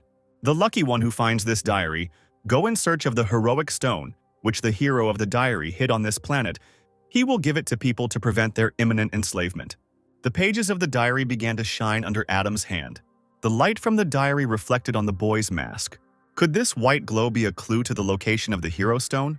Adam rose up on a metal plate and thought about what he had read. It seemed that their civilization was much older than the earthly one. This world still holds many secrets that the guy had yet to learn. He rose even higher, flying over the rooftops of buildings. Lily came close to the place where the heroes were fighting. At the moment, the Dragon Lord is still pinned to the wall after receiving some injuries. The new member of the organization, although he seems like a child, has incredible power. His strength is becoming more and more frightening. Suddenly, the dragon jumped out right in front of the girl. She stepped back in fear, but the masked man told her not to be afraid. He waved at the drone, introducing himself as the Dragon, one of the zodiac signs of the Chinese horoscope, an organization of judges called to fight evil, and only evil. He smiled at the camera. People shouldn't be afraid of judges. There was an explosion behind him. When the smoke cleared, Ethan stood before those present in his most terrifying form. A dragon in armor, red eyes glowing furiously, wings fluttering menacingly. The newly born dragon roared loudly, sticking out its long, sharp tongue. The judge dragon noticed that when the hero entered the 3rd phase of his transformation, he seemed to have lost his human mind, which was very dangerous. He asked Lily to stay away from him and watch over the safety of the others. He jumped up and rose into the air. Lily followed him with an admiring gaze. The dragon landed on the water pillar in front of the water guardian. An enraged dragon lord was running towards them behind them. Suddenly, a stone palm began to fall on him from above. The dragon caught her with his teeth. The long tail crashed into the windows of the nearest high-rise building, pinned by a stone palm. Meanwhile, in the Berkshire Combine, Fire Butterfly and Zachary Wade were watching the action. He raised his fist in the air, cheering for the dragon of the judges. She was about the age of Wade Jr. himself, but already so strong. The butterfly asked him worriedly if the guy thought it had become somehow colder. Ethan's destruction fell on their roof, which the hero tore off with his dragon tail. The girl went cold with horror. As befits a young master, he almost ground them into powder. The stone cracked under the Dragon Lord's powerful teeth. Finally, the stone hand cracked and split in half. Ethan was free. A large piece fell down right on Lily, who didn't even have time to react. Out of despair, the girl closed her eyes, but nothing happened. The river guardian held the stone tightly in his hand, guided by the dragon of the judges. Lily, feeling awkward, mouthed a thank you. The dragon waved back at her. This hero's destructive power was much stronger. It seemed like it was time to end the battle. Suddenly, blood gushed from the guy's mouth and the tip of a sword appeared from his stomach. The lazy swordsman sneakily attacked him from behind, shouting that he must have been waiting for the moment when the dragon would let his guard down. He used the dangerous ability Wind Sword Chase. The swordsman began to fall to the ground and seemed to stop responding to the outside world. In the broadcasting room, the host glued himself to the screen. In order to crush the dragon, the lazy flourisher ignored all the consequences of the attack Wind Sword Pursuit and used an ability that reached S rank in strength. Now the dragon is defenseless. One more powerful attack will be the end of him. He acted recklessly, trying to protect an innocent reporter. This moment caused a controversial reaction in society. Commentators did not understand who the heroes were fighting for, why the savior of people, the dragon, was being attacked. Meanwhile, on Belt Parkway, Explosive Fist was trying to fight the water. She had already hit the river guardian so many times that she had lost count. Eventually, the heroine ran out of breath and, trying to catch her breath, told the Dragon Lord that she had done everything in her power. Now the rest falls on Ethan. The Riverkeeper was not seriously but obviously injured. Her attacks even caused a local rain. Wet from head to toe, Lily fearlessly continued to broadcast live. By combining their efforts, the 3 heroes managed to injure the river monster Mr. Dragon. The place turns into a swamp. The Judge Dragon used the Flow Fusion ability, rushing straight at the Dragon Lord. He, as if he had been waiting for this, impatiently threw his tail up. Adam's clone flew very close to Ethan, who jumped back in surprise.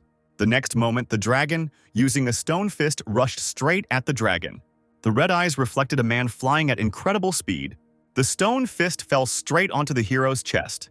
The dragon exclaimed that he had better give up, because this time the Dragon Lord would definitely be finished.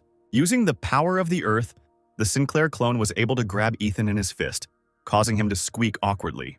The dragon growled, writhing in the steel grip. The fist came down one last time, pushing Ethan straight into the asphalt. In its place, huge clouds of dust formed. When they dispersed, Ethan, in his usual incarnation, was lying unconscious on the ground. Looking directly into the camera, the dragon addressed Oliver Wade, ironically claiming that he knew a thing or two about choosing, while the vines he summoned firmly bound the lazy swordsman and the Dragon Lord. In the Hero Association's meeting room, the mechanical hero tightly clutched the glass in his hand as he watched the broadcast. Anger filled him, and the glass cracked right in his hands. Lily, watching the dragon, wondered, did he mean choosing between the Dragon Lord and the lazy swordsman, or using two A-rank heroes for some kind of deal? She was surprised when Oliver Wade appeared on the horizon, dragging a figure behind him. With one hand, he held David Evans' suit. When he met Casper Bart, he asked the guy if, after all his story, he really only asked him to investigate the case of the blue pills. Casper replied that that was not all. He needed help to take part in the White Area operation, and as a reward, he would give the mechanical hero an A-rank elixir that would allow Oliver to become the owner of two abilities. This offer was so tempting that the mechanical hero decided to carry out everything according to the original plan, and came to a member of the Association of Judges. David, who had been silent until then, seemed to wake up, looking at the dejected mechanical hero, and hesitantly asked when his boss had managed to make a deal. Oliver replied that an agreement was an agreement. At first, he was overcome by emotions. That was why it was so hard to decide. But now that the Dragon Lord and the lazy swordsman were involved in this, the sacrifice of one subordinate was worth nothing. The blue-haired hero nodded weakly. If we were talking about two A-rank heroes, then any sacrifice was justified. Oliver Wade patted him on the shoulder, saying that if he thought so too, it meant he felt much calmer. Suddenly, David Evans turned sharply and tried to run away screaming. But not even a second had passed before he lost all his limbs with a slashing attack. It was a shocking sight for everyone. In Berkshire, the silent butterfly watched as Zachary rejoiced at what he saw. He should have done this a long time ago instead of waiting for something incomprehensible. He already saw how the new elixir of abilities waved its hand in greeting. The guy laughed out loud. Like a helpless insect, David lay on the floor, asking the mechanical hero why he attacked him. The man didn't answer, and with one throw, he threw the immobilized hero at the dragon's feet. Gritting his teeth, David asked why they were killing him since he had done nothing wrong. The dragon chuckled. Evans probably knew what was going on. Taking drugs, killing civilians. This is a kind of justice for such villains. Oliver Wade intercepted the dream and the lazy swordsman in his iron tentacles, telling the dragon that he had already expelled Evans from his organization and was leaving the rest to the judges. But suddenly, strange sounds were heard from the direction of the lying hero. Blue liquid was oozing out of the guy's mouth, and he was laughing madly. And then it exploded. A blue glow filled the entire street. The blast wave was so powerful that it made the dragon and Oliver Wade jump back. David Evans in his new incarnation soared upwards. The arms and legs that he had lost were now not made of flesh, but as if glass, ice. The guy asked how he could take revenge on his opponents for what they did to him. He seemed to lose the last remnants of his mind and exclaimed that the heroes were destined to die here and now. Oliver Wade suggested to the dragon that they join forces and kill the new incarnation of David, and he immediately agreed. Adam's clone used the ability of the phoenix bird. Fire filled the entire space around him. David, smiling madly, swung his sword. The power of the ice was enough to turn the fire monster into a servant of his ice eagle. He fired multiple ice bullets straight from his body. Adam's clone froze a small amount of water, and the bullets stuck into it. But this did not detain the scoundrel for long. He immediately cut the huge boulder in half with his icy finger. The blue-haired man turned and chuckled, too weak. He turned sharply and threw a new batch of bullets at Oliver Wood. He fired fire bullets from his suit at David. The bullets hit their target and a series of explosions were heard. The mechanical hero frowned. It seemed that under the influence of drugs, only the quantity of the ability increased, but not the quality. The enemy's figure appeared. Oliver activated deadly blue beams from his eyes and directed them at Evans. He screamed in pain as the beam pierced his eyes. Then he flew down like a stone and hit the asphalt. The dragon, with his arms folded across his chest, looked down at his defeated enemy from above. Is it really that easy to finish him off? Let's check. He went down to David and the mechanical hero landed next to him, saying that he had already sorted everything out. Suddenly, a bluish liquid began to flow out from under the unconscious guy's uniform again. It was as if the gum had melted and spread, but it looked incredibly strange. The dragon grabbed Oliver by the arm, throwing him back. Strange tentacles with sharp fangs at the ends whistled through the air. They wrapped themselves around the mechanical hero's arms, and he couldn't even resist. The dragon, who was also held hostage by the tentacles, offered to fire a couple of shots to blow up the strange things. He lowered his head and was amazed to see a large blue flower open from where the tentacles had been growing. And there was David Evans, safe and sound. He laughed, saying that the rumors seemed to be true. The mechanical hero cursed. And what a bastard that had turned into. The dragon realized that this must be Evan's secret. Watching what was happening from a nearby corner of the building, a man in a bowler hat and a space-like face was hiding. He hissed in displeasure. What a shame. It almost worked. Although number 52 officially failed, its destructive power is much stronger than the previous ones. Could it really be because of his own desire? Surely, the more he studied spiritual power, the more magical it seemed. With each new detail, the man became more and more convinced of his own incompetence. One must obtain the third stage of spiritual power in order to quickly reach the level of a great commander. He will wait until the end, and then take Evan's dark blue fragment. But now it is worth letting the heroes exhaust it so as not to waste their strength. The stranger did not know that Adam Sinclair heard him. He shouted that he was not the only hunter waiting for his victim.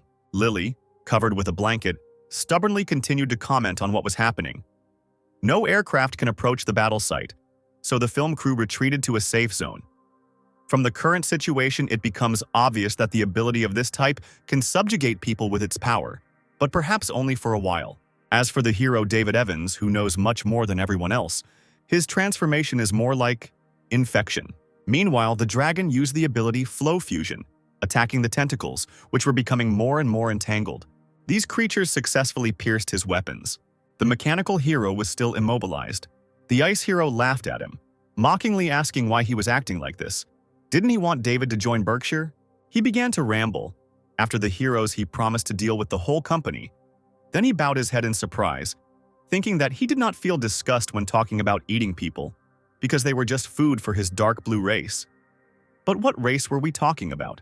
Evans grabbed his head. Why was it splitting like that? He screamed furiously. It was all because of the heroes. They set his brain on fire, making him feel pain. Suddenly, one of the tentacles seemed to start devouring the guy, and his voice was heard, which, like a wound-up doll, kept saying that after one dose he felt much better. The dragon watched this terrible picture. David's body was not real. It was different. Not the one that was quartered. He just didn't understand it yet. He needed to find the real body to deal critical damage to it. The mechanical hero spoke up, suggesting that they use an exploding egg to get rid of this monster. But then the dragon would have to figure out how to get it out of here. Adam's clone nodded and used the Phoenix ability again. The tentacles, writhing vilely, burst into flames, releasing Oliver. He rose up, dropping an exploding egg on them. The object, more like a mechanical ball, was approaching the monster faster and faster. Watching the dragon, who was close to the epicenter of events, the mechanical hero said that he forgot to say something. The explosion will spread over 500 meters and the guy will not have time to escape. The dragon raised his head and cursed. The explosive device glowed blindingly and activated. There was a deafening explosion. A funnel formed in its place, and the wind blew thick smoke in different directions. Where David had been, there were now small blue clots trembling, left behind by the infected body. The clone of Adam had his legs torn off at the knees by the blast wave. He was standing on his hands, thinking that he was lucky that now, instead of his real body, there was a double. The commentators were horrified by such a colossal damage to the organization of judges. Everyone agreed that Oliver Wade should have warned the dragon in advance, and in general, they could have united to defeat the monsters. What scared everyone even more were the tentacles, which did not die, but continued to wriggle. Huge and blue, people could not believe that even the exploding egg could not cope with them, and were sure that the end of the world had come. The tentacle, as if rejoicing at the second chance, swayed cheerfully in the wind. In the sudden silence and whispers of the night, heavy footsteps were heard. The hero of hot and sour noodles couldn't stand aside while the others were fighting such a monster. Explosive Fist appeared behind him, also ready to come to the rescue.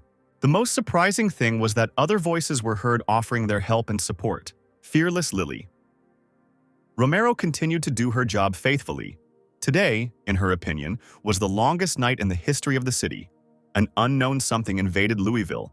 Its destructive force caused enormous damage to residents, and now it is unknown how to cope with it. But we must not lose hope, because now many heroes have entered the battle, and dawn will surely come soon.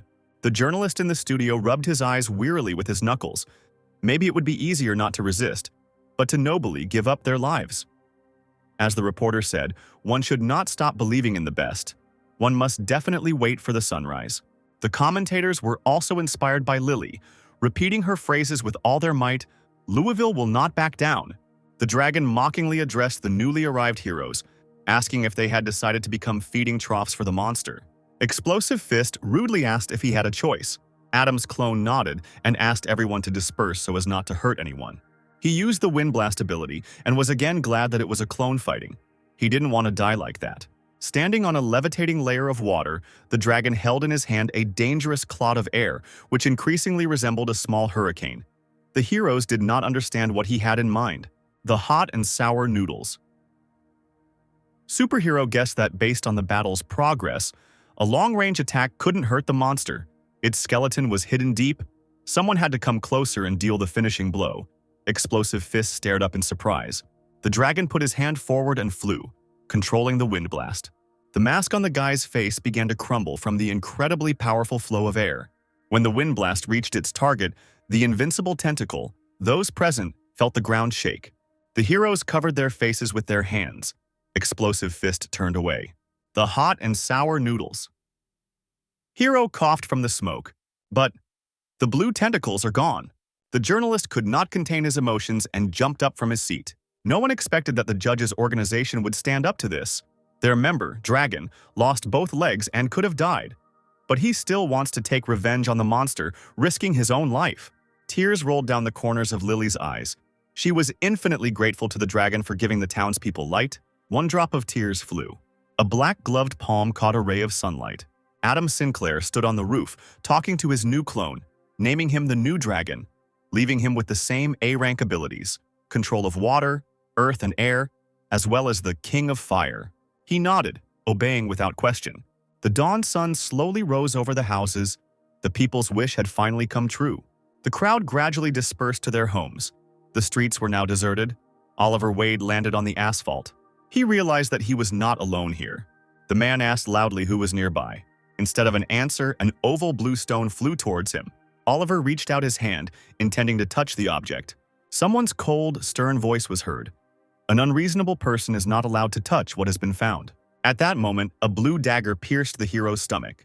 He slowly turned his head. How could it be that the armor was not broken, but damage was received, and the alarm system still did not work when the enemy was so close? The sword left the body with a muffled sound and returned to its owner. A man with a cosmic face, sauntering, turned to Oliver Wade as he thought, "All heroes rely on magical enlightenment." The journalist screamed in shock. Was the blue light sword really fighting on the side of the monster? Oliver, while nursing his wounds, defiantly asked who attacked him and how he managed to do it. The man reached for the stone, telling the mechanical hero that he was too weak to feel the attack. So let him watch as he drained the hero's nervous system, and nothing could be done about it. But the cosmic face didn't have time to lift the stone. It was snatched from under his fingers in one jerk. Adam clutched the find tightly in his hand, mockingly saying that he was sorry to admit that this dark blue stone now belonged to the organization of judges. The journalist immediately perked up and excitedly shouted, "Casper Bart! Casper Bart from the judges has arrived. With his help, the residents will finally achieve a peaceful life." The commentators joyfully greeted the hero, relying on his strength, which certainly exceeded the hero's capabilities. The man with the space face played with the dagger in his hand, convincing Bart that the organization Ultron does not want to feud with the judges, so the guy should return the dark blue stone, and then he can pretend that nothing happened. Suddenly, all the equipment on the film crew suddenly turned off, and the cameraman irritably tried to fix the situation. Lily leaned over the fallen filming drone, guessing that the equipment was most likely affected by some kind of spiritual type ability. They should report it. Adam thought that the organization that deals in blue pills was called Ultron. He deliberately disabled all the equipment so as not to reveal himself. It seems that he is driven by a larger goal. Bart challenged what would happen if he wanted to declare Ultron his enemy. The man jumped out at Sinclair, raising a blue lightsaber over his head, since Casper longed for death. then his wish must be fulfilled. Adam summoned a spiritual blast, sending ultrasonic waves from his face towards the spinning dagger. The spiritual power of the third stage caused the dagger in the enemy's hands to simply dissipate. He said with a puzzled expression that his leader had reached the third stage 15 years ago, and now he claims that only the dark blue trump card is capable of overcoming human limits.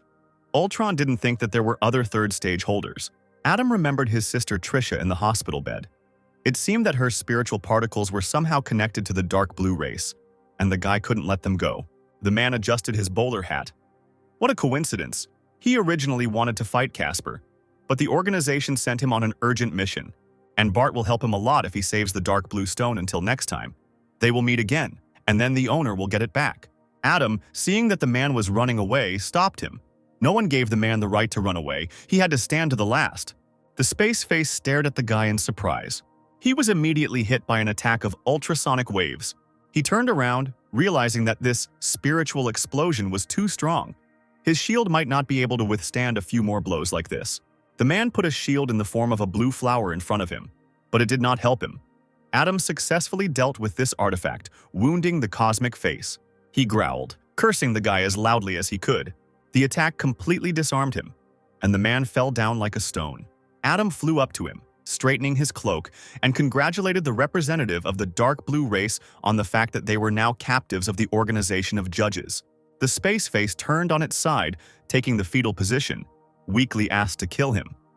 If Casper wanted it that way, he was ready to admit defeat. Adam asked him about the sensations of what was happening. Maybe the man wanted to taste something like this again. He leaned over his defeated opponent. If he would obediently answer all the questions, perhaps Adam would spare him. Sinclair demanded to know how the hero David Evans was connected to this blue muck. The man coughed and said that nothing would happen if he told about elementary particles. Usually, the spiritual body of the dark blue race contains many of these particles, and with the onset of the period of change, these blue elements gradually change the soul of the carrier. Their sprouts track the location of areas of light in order to subsequently obtain the soul of a representative of the race, and the greater the spiritual power, the denser the particles are located in the body. The sprouts are cultivated, increasing in size. The more stable these sprouts are, the more particles of force a person can absorb. It can also unlock secret or combat skills. The dark blue race actively trades blue pills in order to find a suitable body for their migration. Of course, not everyone is able to withstand when the particles start to act. Once they fail, they lose their rank. For example, this happened to David Evans. Grabbing the man by the collar, Adam hissed, asking if it was possible to cure a person who was infected with these particles. He chuckled, asking why the guy had such a question, whether there was really someone among his test subjects that he valued. Adam roared, "If the man does not want to speak, let him be struck by the blades of spiritual power." The enemy stepped back and began to cough violently. A blue glow poured out straight from his face. In a moment, the beam shot up somewhere. Because of the thick smoke, Adam decided that the man himself had disappeared somewhere. But, as it turned out, the body remained lying on the ground. Adam turned his shocked gaze to the mechanical hero. The man was no less amazed. When the illusion dissipated, the man's place was occupied by the head of the Louisville Heroes Association, Greta Weasley.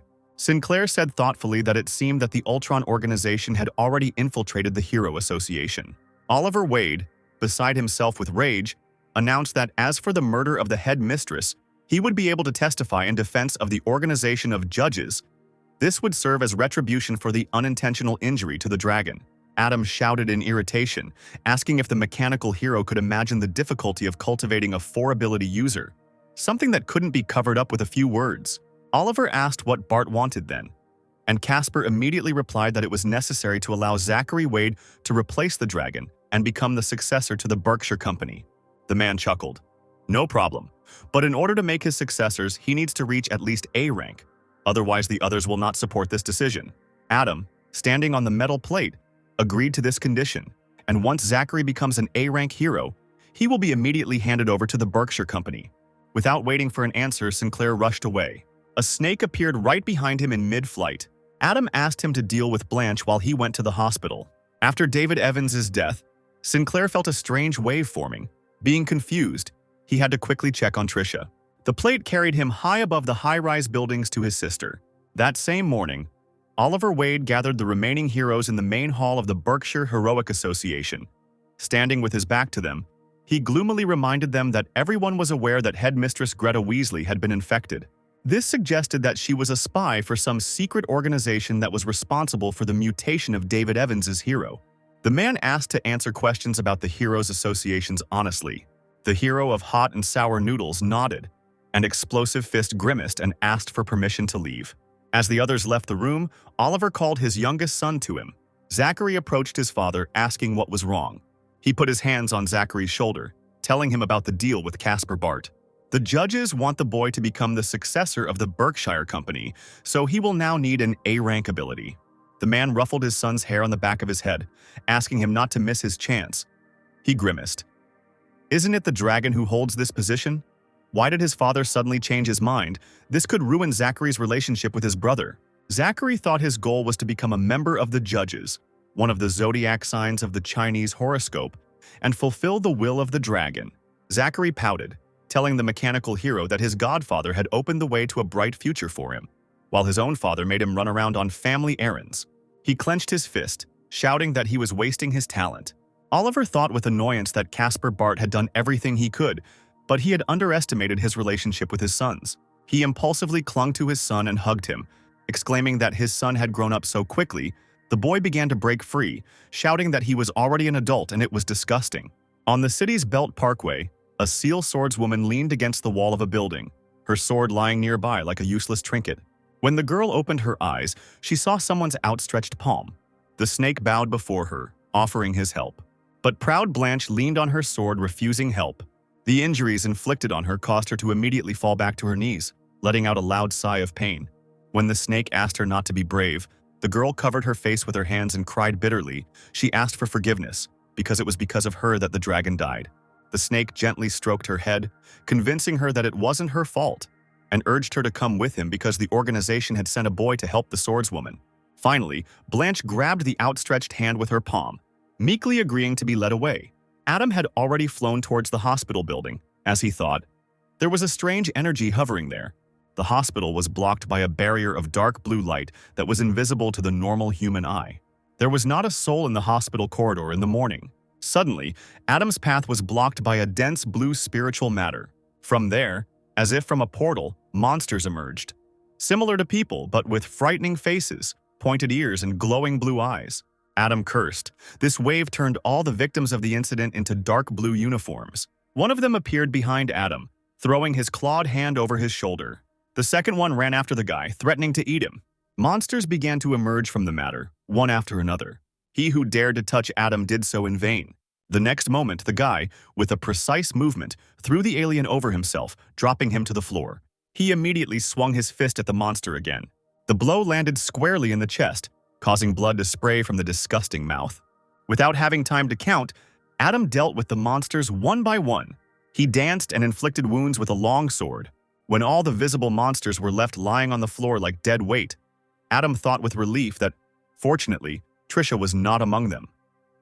Maybe she hadn't had time to transform yet. Sinclair threw the blue dagger to the side. Then he carefully opened the door to his sister's room.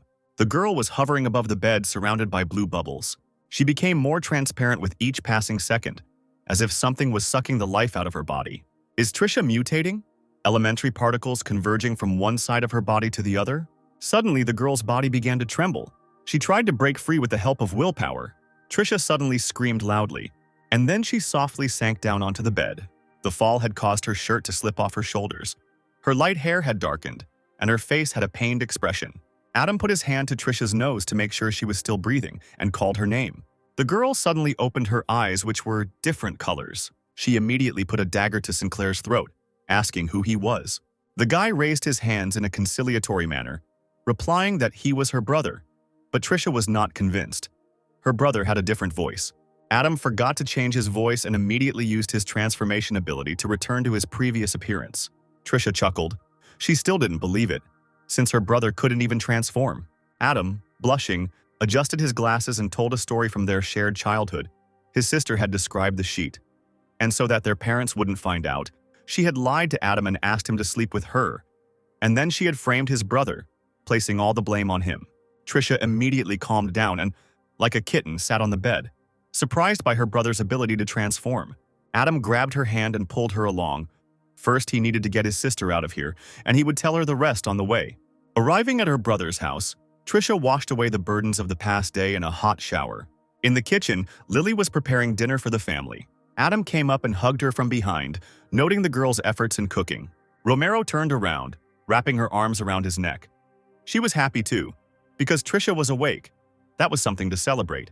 The girl instantly became sad, telling that today at work she felt how weak a person can be in front of an unknown force, even someone as strong as the dragon. But looking up at the guy, Lily smiled. She learned to value her love even more. She looked down in embarrassment as Sinclair pulled her even closer to him. The couple reached out their lips to each other, but from around the corner a clear girl's voice was heard. Trisha had already taken a shower and was asking if dinner was ready. Lily, extremely embarrassed, abruptly pushed Adam away from her, replying that everything was ready. The table was truly filling and delighted with the variety of dishes. Trisha was jumping up and down in joy. Lily had cooked her favorite food, and the girl exclaimed that she adored her sister. Without further ado, she grabbed the chicken leg and began to chew it.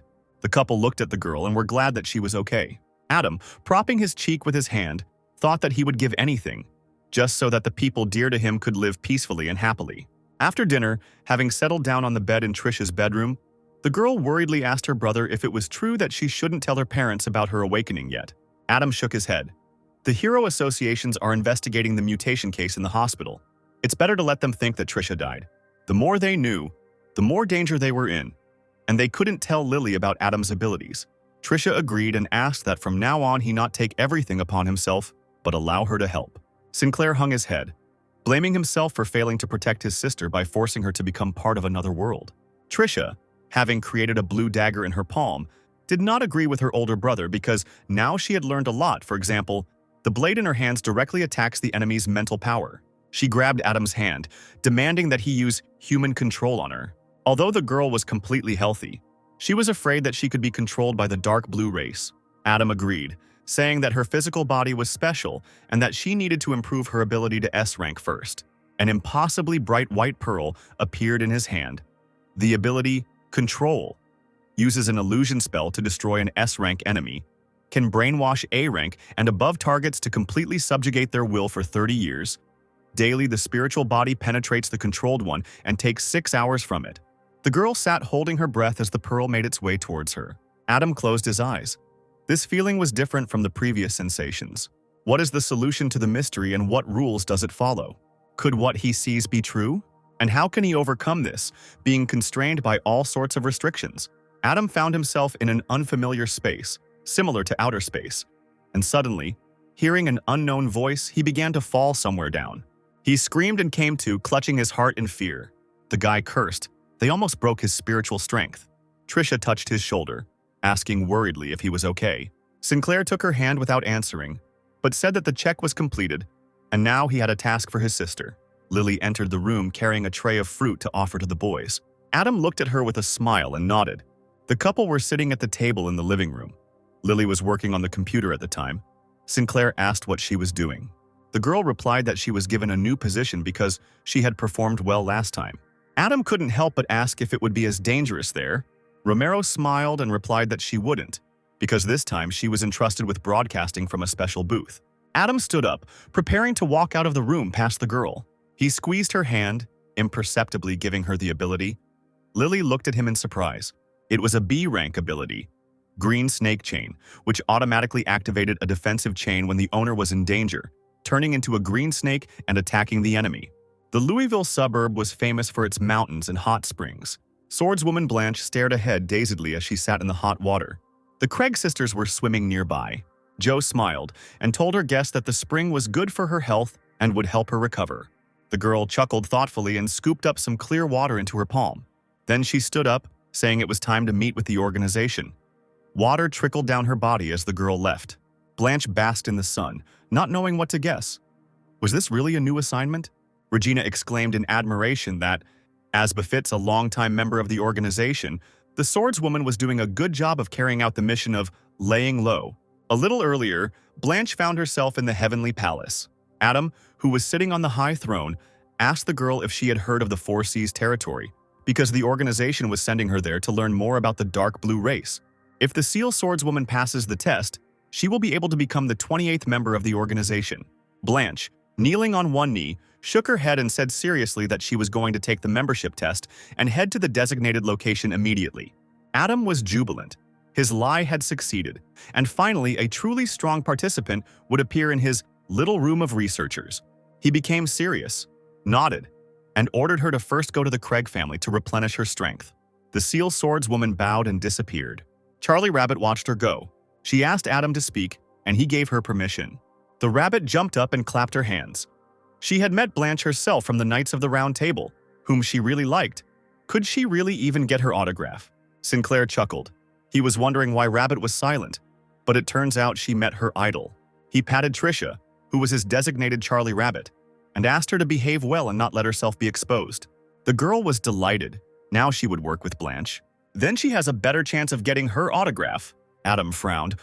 Well, that's not the main thing. Charlie Rabbit turned to the boy and asked what he was going to do next. And Adam already had a plan.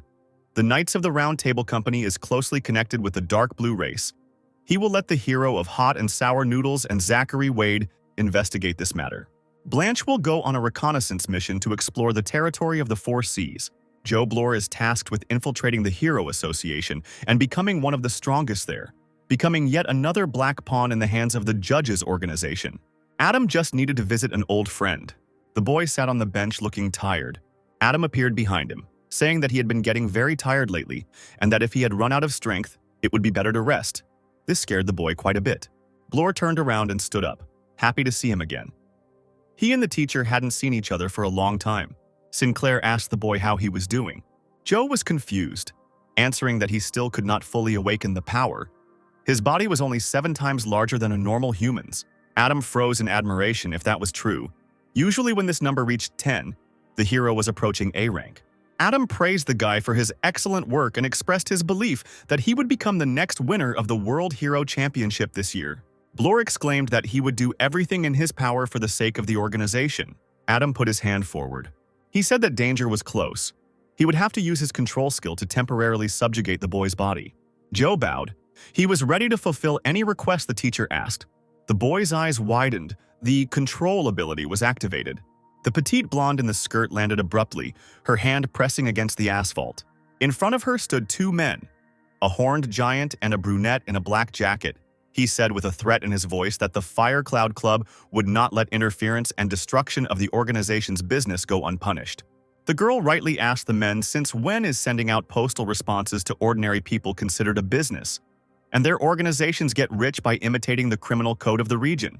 Her opponents immediately pounced on her, faster than a shadow. The girl barely managed to dodge. She jumped up above the horned guy, flying over him with her sword in her hands.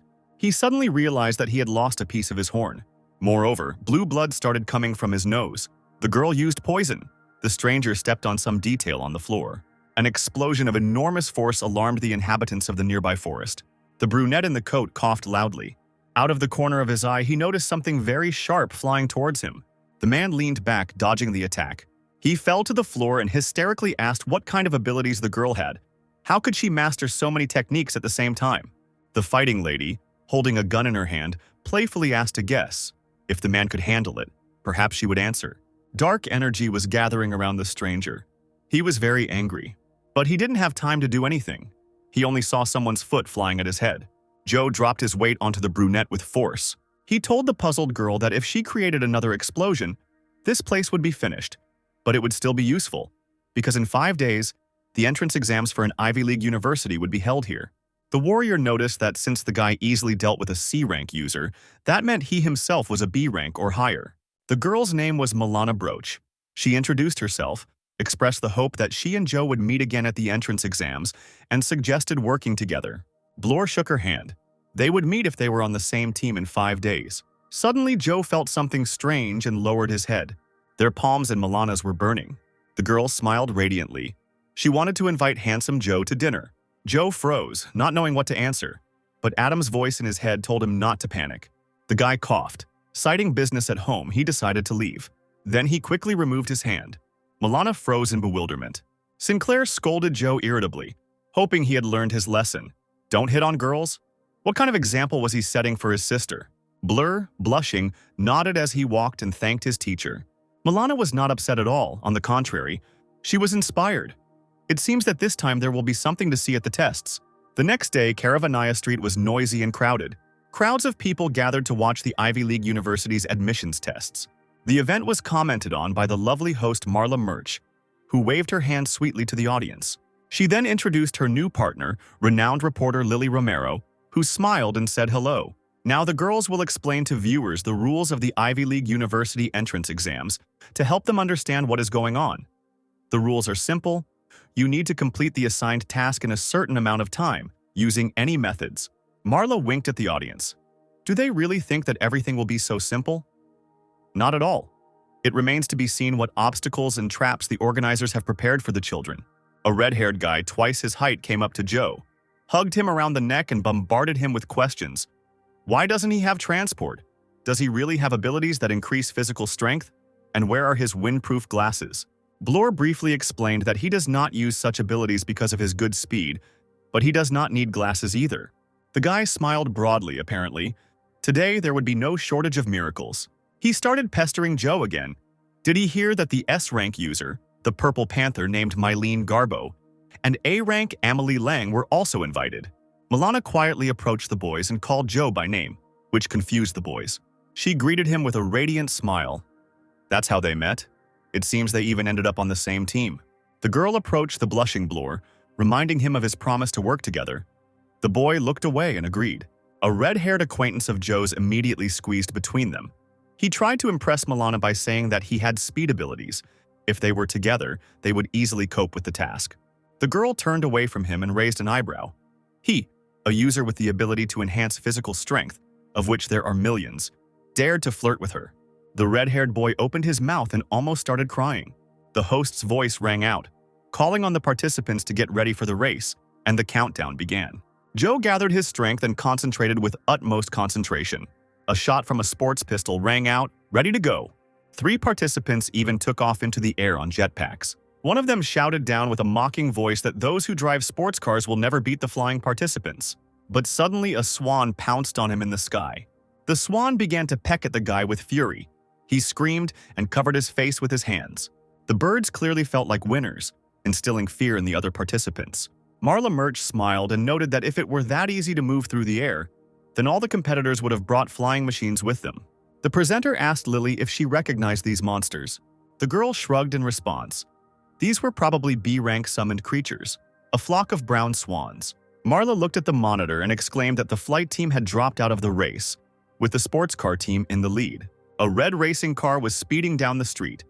The driver was talking to someone, asking how difficult the driving test might be. A similar black car pulled up alongside the red car, and the participants sitting behind the wheel saw a policeman blocking their way, placing traffic cones in front of the cars. One driver cheerfully suggested to another to speed up, and he agreed because the speed limit is 100 kilometers per hour, but no one forbade them from breaking the rules.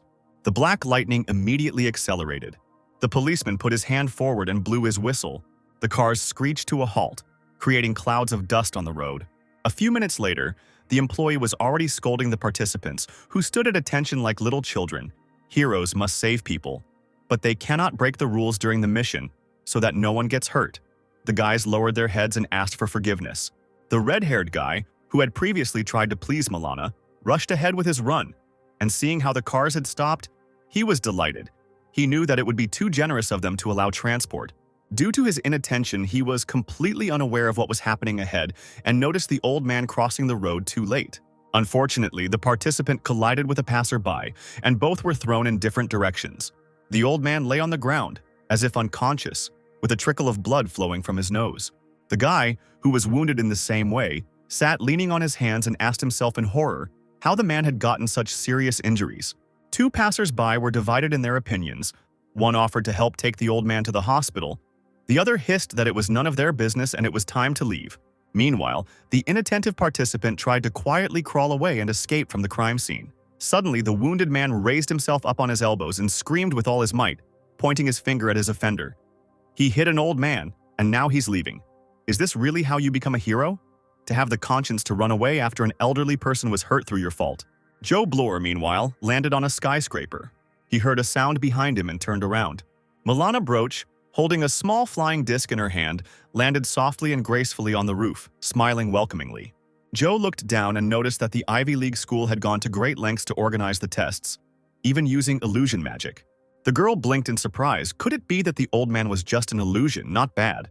Blore dropped to one knee and stood alert, telling Milana to get ready as two people appeared on the horizon. She smiled, because she was completely prepared. It seemed that this was the last test. On the neighboring roof stood two men. One was short and plump, holding a weapon that looked like a pickaxe. The other was tall and thin, holding one hand in his pants pocket.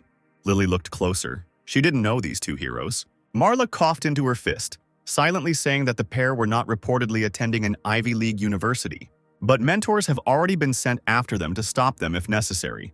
The participants are subject to various checks. The panoramic windows offered a beautiful view of the city, and the director of the university, standing with his back to the teacher Mikhail who entered, thanked him for his visit. The young man smiled and replied that the principal shouldn't worry. He would take care of those two kids, as if he had taken up his duties as a class teacher ahead of schedule. On the rooftop where Joe and Milana were standing, there was a great view of the strangers. One of them stood up straight and shouted that he would see the true power of the B-rank hero. He began to change. Gradually, though, the guy grew red sideburns and fangs appeared. Then a tail grew, and the eyes turned yellow and acquired cat-like pupils. The stranger meowed loudly and drawn-outly, dropping to his knees. Milana's eyes lit up. She was incredibly happy about the appearance of the cute kitten. Blur was not charmed by the werewolf, so he seriously told the girl that he would take him on himself and let her deal with the second one. Joe jumped up and ran towards the neighboring roof. Adam's voice sounded in his head, telling him to feel the movement of every muscle and bone in order to control his strength. In turn, a werewolf approached the boy. He irritably called out to his opponent, asking what he was muttering under his breath. He shouldn't have been cheeky, because the next minute the big cat received a painful punch right in the solar plexus. There was a disgusting sound of the upstart's ribs cracking. Adam chuckled. A black arrow, a bull's head. These were his friends from the Fire Cloud Society. These were truly crazy guys. Joe played with his fists in surprise.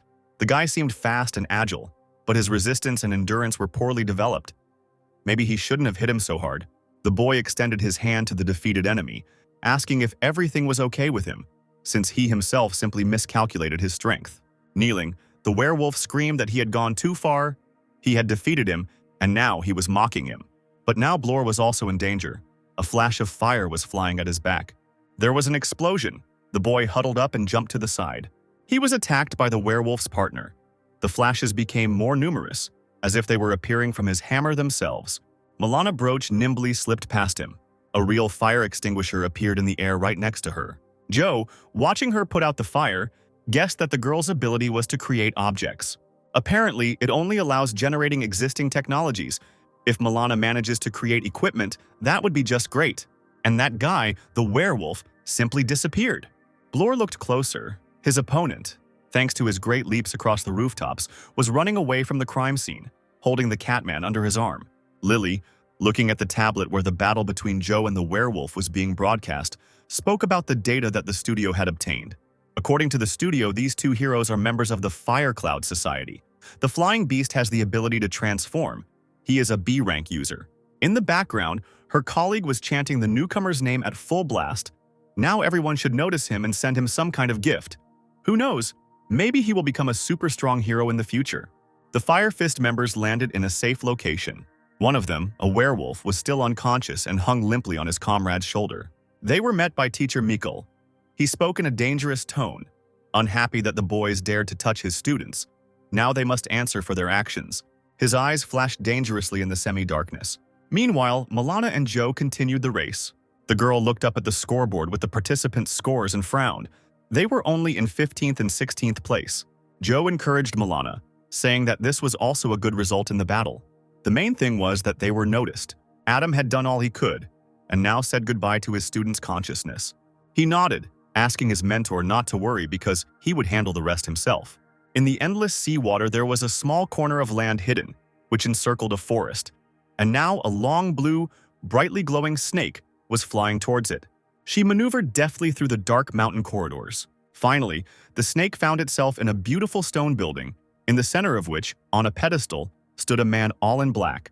His red eyes narrowed as the man turned to Rhodes, knowing he was still alive. Blue tentacles began to grow around him, the same ones that were connected to the blue pills and the Ultron organization. One of them, clicking its sharp teeth and moving its small blue tongues, hung over the stranger, getting ready to tell its master something very important. Casper Bart from the Judges has reached the 3rd level of spiritual power. The man's eyes widened in surprise and he frowned. He quietly said that, it turns out, another 3rd-stage fighter had appeared. In Adam Sinclair's apartment, his sister Trisha came to life. She, clutching the pillow, looked at him with huge eyes. Several dark sprouts woke up for a couple of seconds. It was unknown why. The boy was amazed that his sister could see through the eyes of other people. The girl nodded. She had only seen 3 episodes, and all of them involved representatives of the dark blue race. Adam turned on his laptop and asked his sister if she could remember where they were. Trisha, hugging the pillow, settled herself more comfortably on the bed and replied that the first time, it seems, was in the White Tower of Barakai City, in the 2nd region, the 2nd, in the clubhouse, and the 3rd, inside the mansion. Adam searched for something on the internet with great interest and attention for 5 minutes. Then he straightened up abruptly and shouted to his sister that he had found the clubhouse and asked her to see if it was the one she had seen. The girl looked at the screen and gasped. She nodded. That's right. People from the dark blue race came there to get their manicures or hair done. Sinclair wondered if these were women. And the Knights of the Round Table certainly had a girl who owned half of their shares. But she didn't even have powers. Trisha continued her story. In the 3rd episode, she saw a lawn, a fountain, and some antiques. There were no others there. She let go of the pillow, threw it aside, and leaned back on the bed, exhausted, moaning that she couldn't do it anymore, that she didn't understand the details. The girl suggested offhandedly to download her memory into her brother's head and check it himself. In the Berkshire boardroom, Oliver Wade sat at a long table with his hands clasped, flanked by his sons. He stared at his hands and remained silent. Then he exhaled and turned to his eldest son Ethan, who had called him here to tell him some news. He exhaled and said that he was entrusting the company into Zachary's hands and that Ethan would take the place in the heroic union. Zachary glanced at his brother on the sly, slightly worried about how he would react. But he reacted surprisingly calmly and, smiling good-naturedly, he told his father that he had finally recognized the talent of his younger son because he was definitely better suited for this role. With a warlike glint in his eyes, Ethan said that he simply wanted to become the strongest hero. Oliver carefully told his eldest son that he knew he held a grudge against the Judges organization for his defeat. He then asked if Ethan knew why all the members of the Judge organization were so strong. He even stood up, shouting sharply that this was a consequence of their hard work, and also that they were much more talented than the others. But Oliver hastened to put his son in his place, replying that he was mistaken. To the elder's surprised look, the father said that the Judges have the technology and equipment to create an elixir of abilities. They are also helped by forces from another world. Adam stood in the space where his sister's memories were being broadcast. He flipped through the memories like slides, but soon found what he needed. On one screen there was a statue in a fountain, a copy of the Torrid Venus. On the second, a rabbit on a box. Adam, in a rooster mask, and Trisha, in the form of Charlie the Rabbit, carefully flew up to the firearms house on metal plates. The guy asked his sister to stand aside and not interfere. Trisha frowned and irritably reproached her brother for first agreeing to take her with him, and now he was suggesting that she be a decoration. Without answering, he patted his sister on the head, and she screamed in surprise when she didn't see the usual rooster mask next to her. Adam, in less than a second, turned into a snake. Trisha laughed. She knew about her brother's strength not from his abilities, but from his acting skills. On the terrace near the mansion, a guy with brown hair and a purple suit was sitting at a table. He was drinking tea in a relaxed manner. Without changing his expression, seeing an unfamiliar guest on his territory, he calmly asked why the sir had arrived without an invitation. In response, Adam wished him death and released several black arrows with blue glowing spheres at the end from his body. With their strength, they smashed the statue to pieces. A moment later, having flown closer, the table with the owner of the house's teapot also went off to the side. He himself was sitting, holding a cup of tea in his hands. The guy knelt down on one knee, preparing to attack, and spoke in a wheedling voice. In fact, he had always been interested in the fact that the organization of judges helped the dead, and at the same time they were supported by powerful families. The snake was amazed to think that he himself did not understand where this rumor came from and how it spread so quickly. The brown-haired man became serious and asked if it was true that the judges could return the soul to the body of a person who had died many years ago. Adam replied that the dark blue race had achieved great heights in the study of spiritual components, So why then were they asking him about this? The guy threw up his hands. It seemed there was only one answer. And the next moment he pointed the gun at Adam and fired, shouting that he no longer needed him and that it was time for him to die.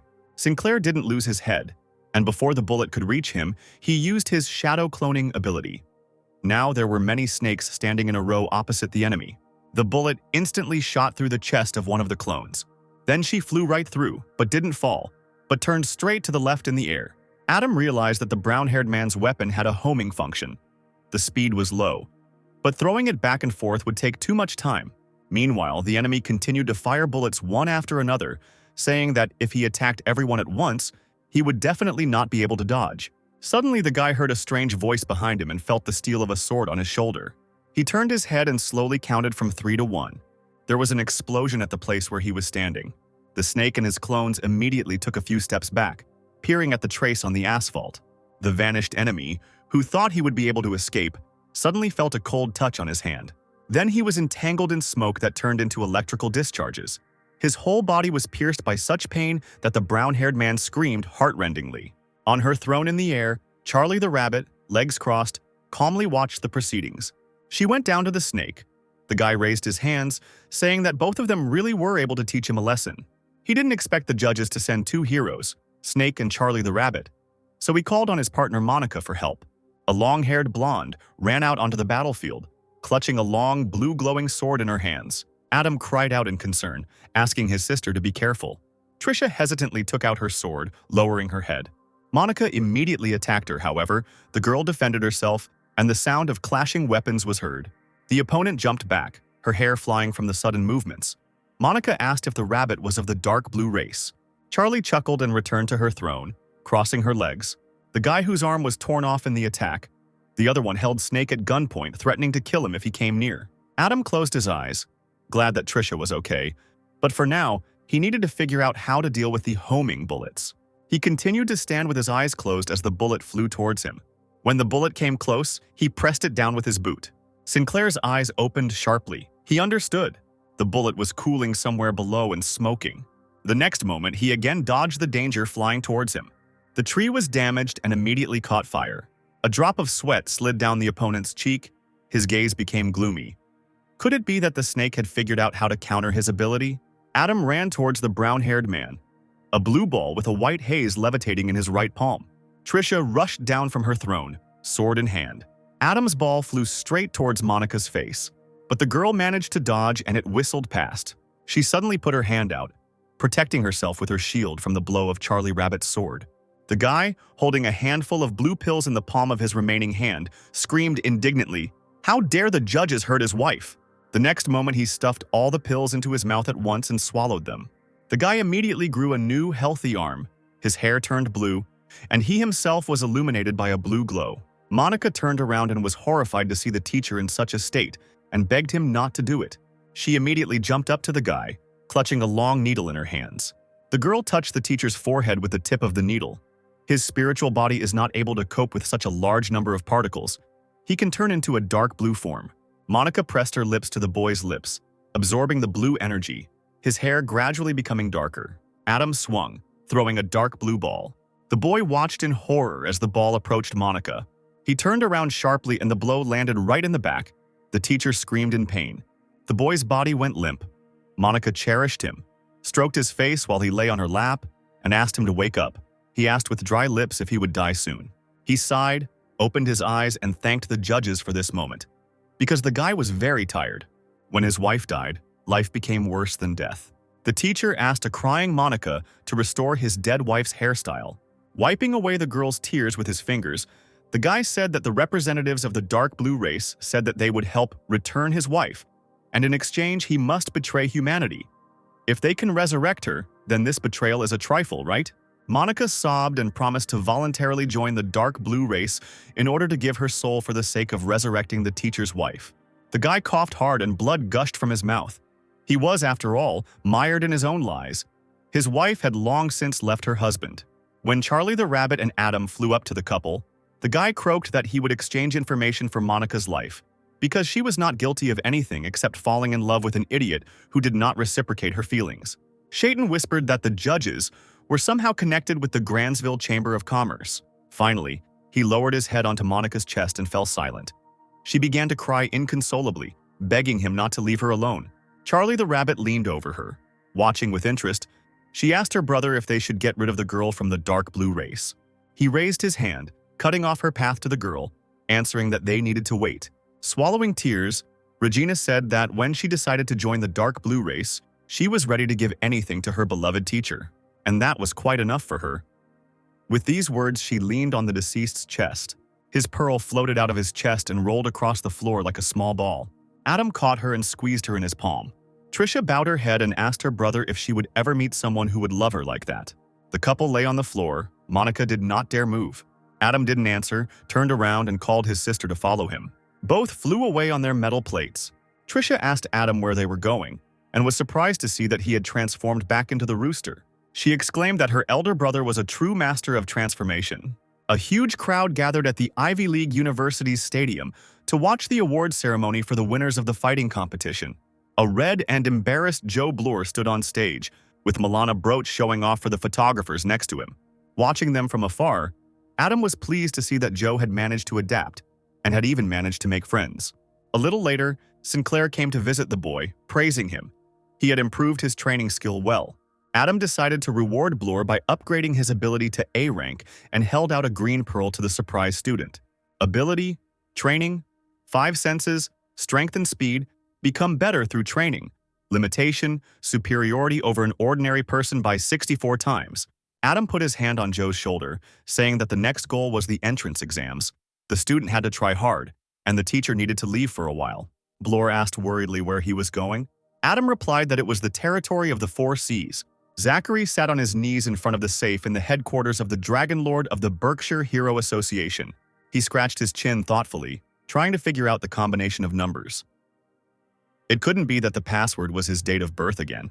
The guy quickly entered the required numbers. The safe door slowly opened, and Zachary saw a lonely book. Information on the territory of the 4 Seas. The company's heir was confused. Why does his older brother use his birthday as all his passwords? He took the book and now walked down the corridor, whistling a cheerful melody under his breath. Ethan, safely hidden in the shadows and watching him, raised an eyebrow. He didn't know why Zachary needed all this information. The boy smiled when he realized that his younger brother became happier after receiving it. In the heavenly palace, the residence of the judges, Adam, in the form of a rooster, was already studying the book brought by his godfather. From time immemorial, there were 2 races on the planet, and they lived on different continents. After the war, creatures from another world invaded the southern lands and enslaved 1/3 of the entire civilization. In order to redistribute forces, the territory was divided into 4 parts: the Hero Association, the Iron Blood Army, and the Trade Organization Association. The Iron Blood Army's sea territory is under its control. The Heroes' territory is governed by the association of the same name, and the Free Union's territory is subordinated to the Association of Trade Organizations. In mixed lands, all these forces coexist, and its protection is ensured by their agreement.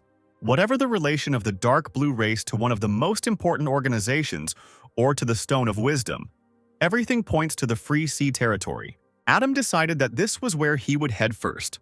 The guy patted Zachary on the shoulder. Good job. It was a sign of his growth. The godson's eyes lit up. He folded his palms in a prayerful gesture. Maybe now. Sinclair smiled to himself under his mask, guessing what Zachary wanted, and asked him not to worry because, since he passed the test, the organization would not shortchange him. The guy would receive the elixir of abilities that he deserved. Zachary asked what rank the elixir was, and quickly drank the liquid from the flask handed to him.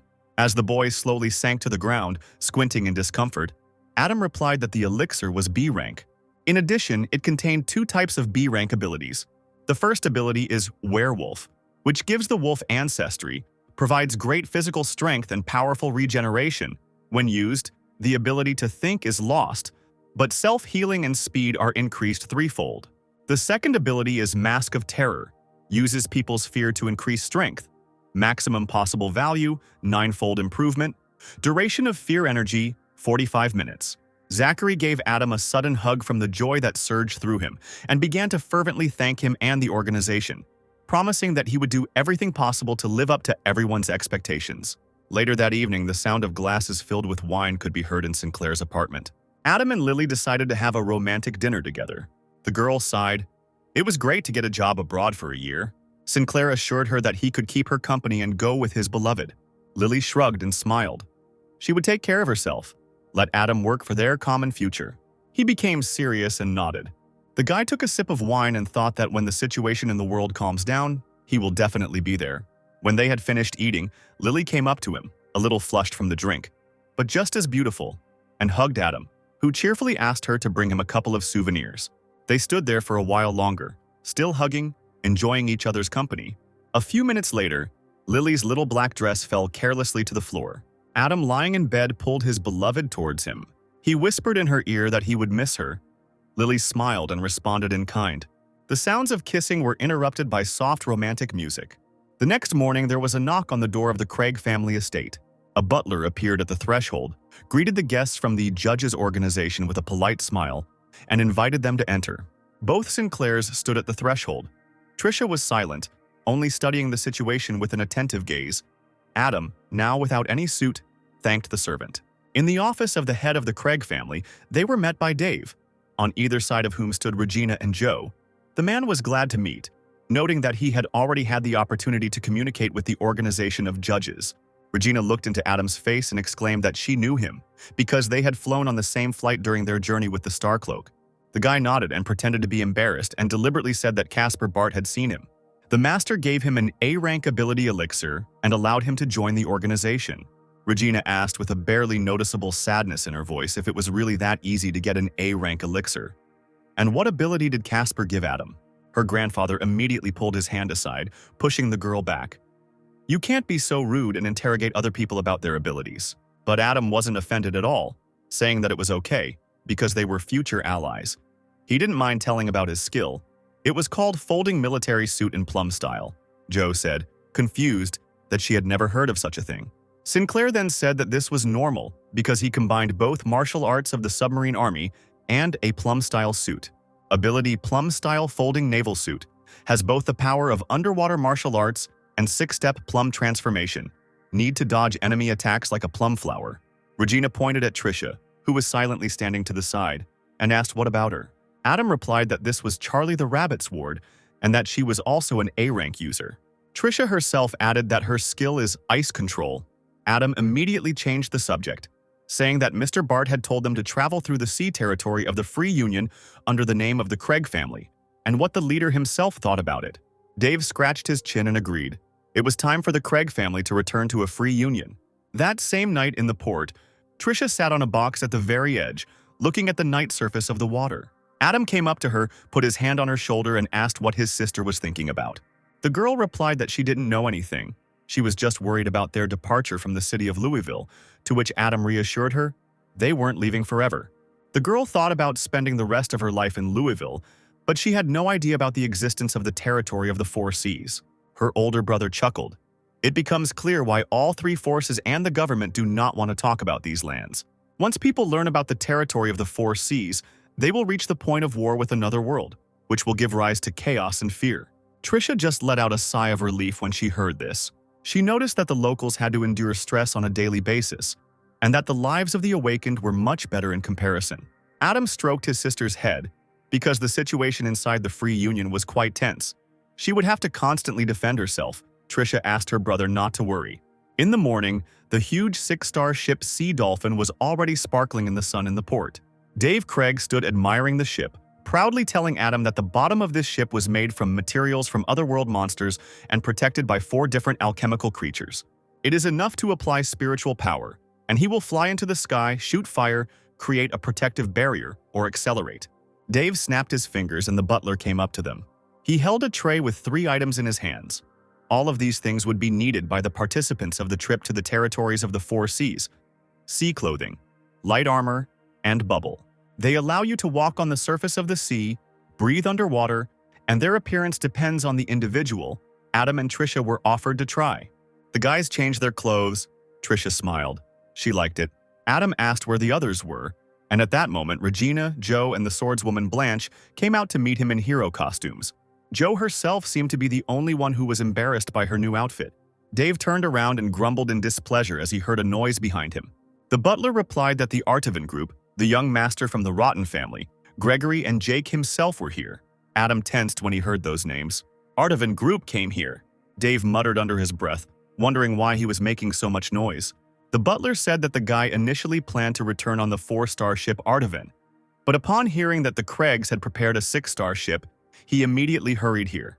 Dave rolled his eyes and ordered that a room be given to him. The butler lowered his eyes and announced that the young master wished to occupy Mr. Adams' platinum room, 608.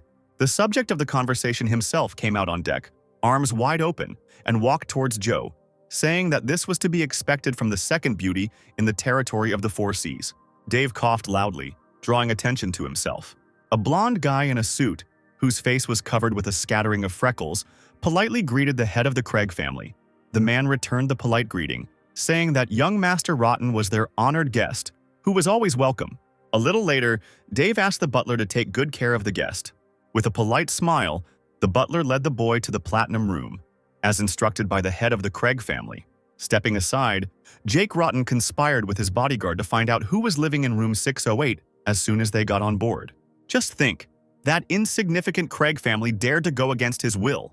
Meanwhile, Adam, sitting in his platinum room, looked at the sunset through the panoramic window and relaxed. Suddenly, there was a loud knock on the door.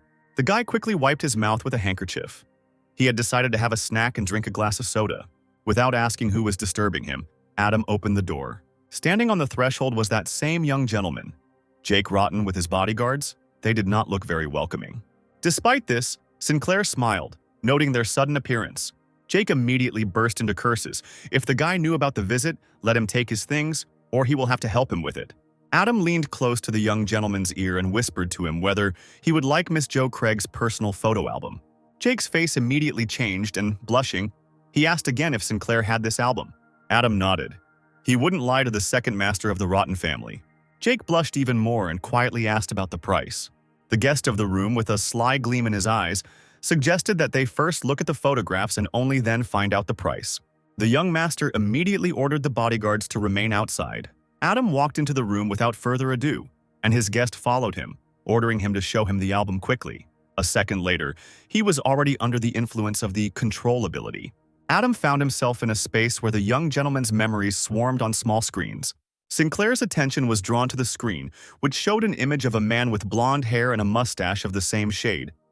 He was holding a glass of wine in his hand and talking to the people around him.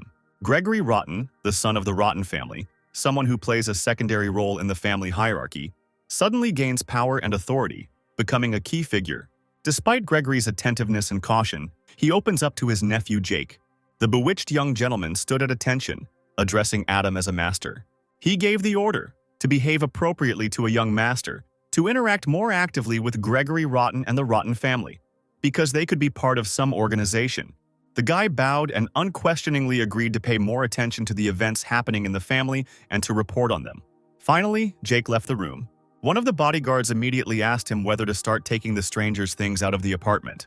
But for this, the unfortunate man received a slap in the face. Jake got angry, shouting that the room was not suitable for him, and he wanted to stay in the room of the head of Craig. The bodyguard, sweating from the strain, shouted back that he understood the order. The man tried to smooth things over by saying that the young master would soon be able to enjoy life, since he would arrive at an independent customs house. But in response, he received another portion of shouts and an order from Jake to spare him any instructions regarding what to do. The ship slowly sailed towards the large stone gates. The Sinclairs were standing on the deck. Trisha pointed her finger towards the shore and asked what was in the distance. Adam replied that it was an independent customs office. Immediately after these words, as if from nowhere, a man appeared on the deck. Number 97, the Soul Hunter, he kindly greeted the arrivals, informing them that he runs this place. Sinclair turned around, puzzled. So strong, even his appearance went unnoticed. Dave Craig, hands behind his back, was glad to meet Mr. Hunter. They shook hands. Hunter said that when Chief Craig first arrived at their customs, the man was sure that the guest would return one day. The hunter noted that there were many young people on the ship and invited those present to dinner. The light was bright in the spacious living room.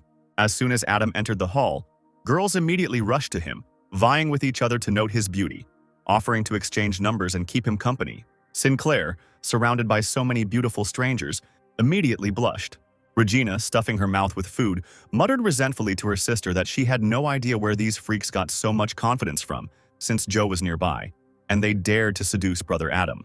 Her younger sister blushed and asked her not to talk nonsense because Regina knew what kind of relationship they had. Trisha burst into the middle of the hall, pushing aside the girls. She grabbed Adam by the hand and dragged him away from the annoying company.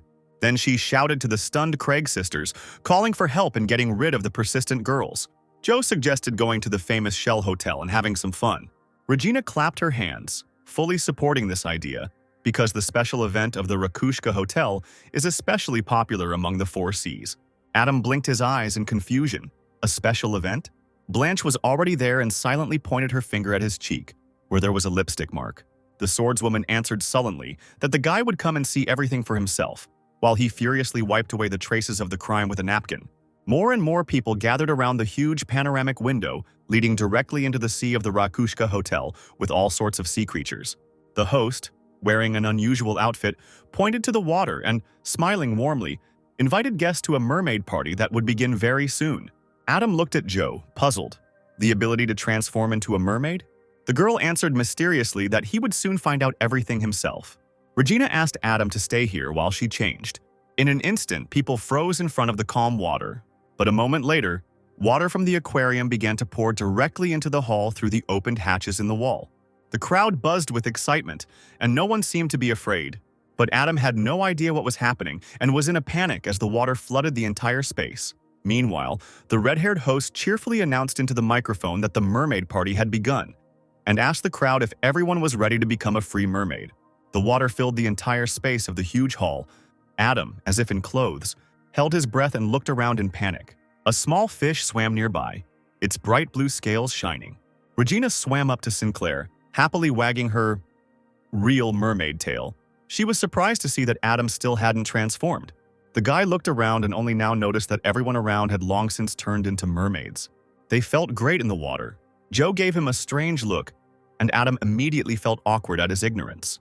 And then, as if by magic, he felt himself changing, and instead of legs, a real fishtail with black scales grew. Sinclair swung it a few times under the watchful eyes of his friends, surprised to find that his lungs were no longer burning from lack of oxygen. He was still warily observing the situation in the hall. No, now in a real aquarium. Suddenly, Adam saw something that truly horrified him. Obviously, the dangerous fish remained behind the glass, but a huge, bloodthirsty killer whale managed to break through the glass, and now it was kicking, trying to crawl through the hole to feast on defenseless people. The mermaids immediately scattered in all directions, trying to save their lives. The killer whale, whose eyes glowed red in the blue water, had already set her sights on a target and was about to swim there. Adam kept his eyes on her, and still couldn't figure out whether this was a real monster or a transformed human. He used the ability of the ancient dragon. Swimming a little closer to the mammal, he grabbed it by the tail. Then, suddenly, breaking through the thickness of the water, he threw it upwards. The killer whale hummed, revealing a row of sharp teeth. She twisted and lashed out with her tail at Sinclair with all her might. The guy, wiping the blood from his split lip with his hand, suddenly realized that this killer whale had probably been sent here to test his and Trisha's fighting strength. You can't show off your skills, you first need to try to understand the habits of the killer whale, and then figure out how to overcome it. While he was thinking, the swordswoman Blanche decided to act. She appeared out of nowhere and attacked the whale with her sword. But even the killer whale, taken by surprise, deftly dodged and clamped the tip of the heroine's sword in its teeth. Joe screamed that since the monster was able to bite the sword, it meant it was S rank or A rank at the highest level. Blanche was attacked by a whale and thrown back by the enormous force. Seeing blood coming from the corner of the girl's mouth, Joe rushed towards her in fear. Regina swam up to her sister and drew her attention to what was happening nearby. Just in front of the orca, Trisha waved her arms, gathering a multitude of small currents around her. A moment later, the killer whale found itself trapped in ice. The boulder with the mammal inside began to settle from the cliff straight into the dark depths of the sea. The people lay down right on the edge of the cliff and looked carefully. Is this really the end? And are they saved? But it was too early to rejoice. The killer whale suddenly appeared in front of the astonished crowd, pushing off from the bottom. Noticing Adam, the monster immediately rushed at him. Sinclair turned and began to swim away from the orca, hoping to buy himself time to make a decision. With an A-rank ability, he wouldn't be able to break through the defenses, but there was no other choice. The guy, after some thought, transformed the glove of light. The killer whale opened its mouth wide. As Adam raised his hand up, the glove's ability created a huge explosion that hit the monster right in the stomach. Sinclair blinked in confusion when it was over. The whale was rocking motionless in the water. Was it really dead? If anyone finds out that Adam killed the monster instantly, he will be exposed. Adam decided to hit the carcass more before everyone saw. Blanche and both Craig's sisters watched from the sidelines. Regina thought for a second that Adam had won. Blanche raised an eyebrow and said that a high-ranking monster was not that easy to deal with, and Joe offered to help the guy. The girls were dumbfounded when they saw what happened next. The completely naked stranger began to fall as if he had just lost consciousness. Adam, having transformed back into a human, was left in only his pants, torn to the knees. The guy swam up to Trisha and tried to steal the ability without anyone noticing. The killer whale had an ability that allows it to transform into a mammal, increases physical characteristics, making the owner a dangerous sea predator. The skills present: sliding, dodging attacks. The sister worriedly asked her brother if he was okay. The guy touched his broken lip with his finger and smiled through the pain. Everything is fine. These 4 seas are really deep. Joe said that upon returning to shore, she would heal his wounds. It seemed their ally was seriously injured. Swordswoman Blanche picked up the stunned Sinclair in her arms, seriously telling him that there was no point in risking his life because they could have attacked together. Adam didn't have to take so much damage. He blushed slightly and thought that now all he could do was pretend to be seriously wounded. Adam was placed under the doctor's supervision in one of the cabins. He lay on a soft bed and rested. As Dave approached the head of the bed, Sinclair became embarrassed and began to make excuses about his wound. But the man put his palm forward. He immediately understood the guy's train of thought, since people were trying to reveal his true strength. Of course, the Craigs couldn't let them do it. Adam asked the head of the family about the killer whale, which side sent it. The man took a drag from his pipe, thoughtfully answering that they were being watched by many security agencies, and anyone could have done something like that. Come to the window, the man, looking at the sea, said that when they reach the island of love, they will be under the control of the organization of the same name, and therefore the Barton family. The Barton family. Adam thought that this must be the family of the guy who caused a scandal at the auction. As Dave left the cabin, he informed Sinclair that the Craig family would later spread the word that Adam was seriously injured, so he had to pretend for a couple more days. In the evening, as the sun was setting, Adam and Trisha decided to relax on the sun loungers on the deck. Suddenly the girl sat up abruptly. She saw them again. Another vision from the dark blue race. Adam took off his glasses, noticing that this was the second time. They needed to find the Stone of Wisdom quickly. Trisha happily reported that this time she remembered more details. When she gets better, there will even be a chance to find their base. Her brother shook his head, let his sister not even dream of helping him, because her safety and health were the most important thing. Trisha hugged his hand, smiling widely. She understood everything, so she asked him to read her memories. Maybe this way she could discover something new. Trisha froze in a trance as her brother entered her head. He found himself again in the familiar dark space, where pictures of memories replaced each other. The guy began to carefully look for the ones he needed. At first he saw some kind of base in the rocky area. Then a first-person scene, someone was strangling a man with just a piece of cloth. Later, the same hands poured blue liquid from a small bottle into the water. A crowd of young people in torn clothes stood in a row and shook with fear. This time, Trisha saw through the eyes of an old man from the dark blue race. He dissolved the powder in water to infect more people, and those teenagers are his subordinates? There was a man in a huge pool strewn with red rose petals. A dark-haired woman in a red dress slowly approached him. One of the top 10 beauties of the territory of the 4 seas, Anna Weish. As she entered the water, she turned to the smiling man, asking if he had missed her. The woman, with a seductive smile, handed her companion a berry and invited him to play. Their game was interrupted by a servant who reported to the lady that young Master Barton wanted to see her. The woman left the pool, ordering the man to wait for her. She turned around and promised him one last time that she would play a very exciting game upon her return. Entering the room, Anna's nephew walked towards her with his arms outstretched. He immediately asked if she was familiar with the owner of a spiritual ability named Casper Bart. The woman lay down on the sofa and asked if he had mentioned her, and also asked if Casper was handsome. The guy rolled his eyes, he couldn't answer exactly, and asked his aunt to lure Bart away from the judges' organization because it wasn't easy at all. The woman immediately stood up. Turning her back to her nephew, she asked to be given time to remember because in her travels Anna met many people. Returning to the room with the pool, the woman was dumbfounded. She saw with horror that the water was colored bright red, and the acrid smell of blood spread everywhere. The Rose Warrior, her fiancé, looked at her with clenched teeth, clenching his fist. He pointed his sword towards the traitor. promising to kill her for what she had done. The man waited for his bride to explain to him what was happening, but she remained silent. Then the woman put on an innocent face, accused him of insults, and pretended not to understand anything, suggesting that he first deal with her lover. The Rose Warrior chuckled, replying that the guy had just died, but Anna laughed back. It was a lie. Her fiancé would not dare attack her real partner during a conversation. This made the man quite angry, and he suddenly grabbed the bride by the neck, demanding to know who her real lover was.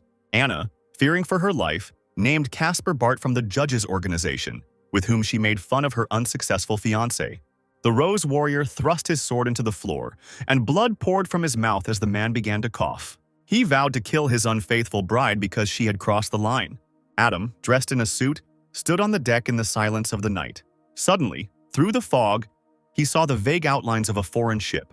The fog was slow to clear, but visibility soon improved. A submarine appeared on the horizon, sailing through the waves. Adam was immediately called by Blanch, who ordered him to return to the captain's cabin because the pirates had captured the Dolphin.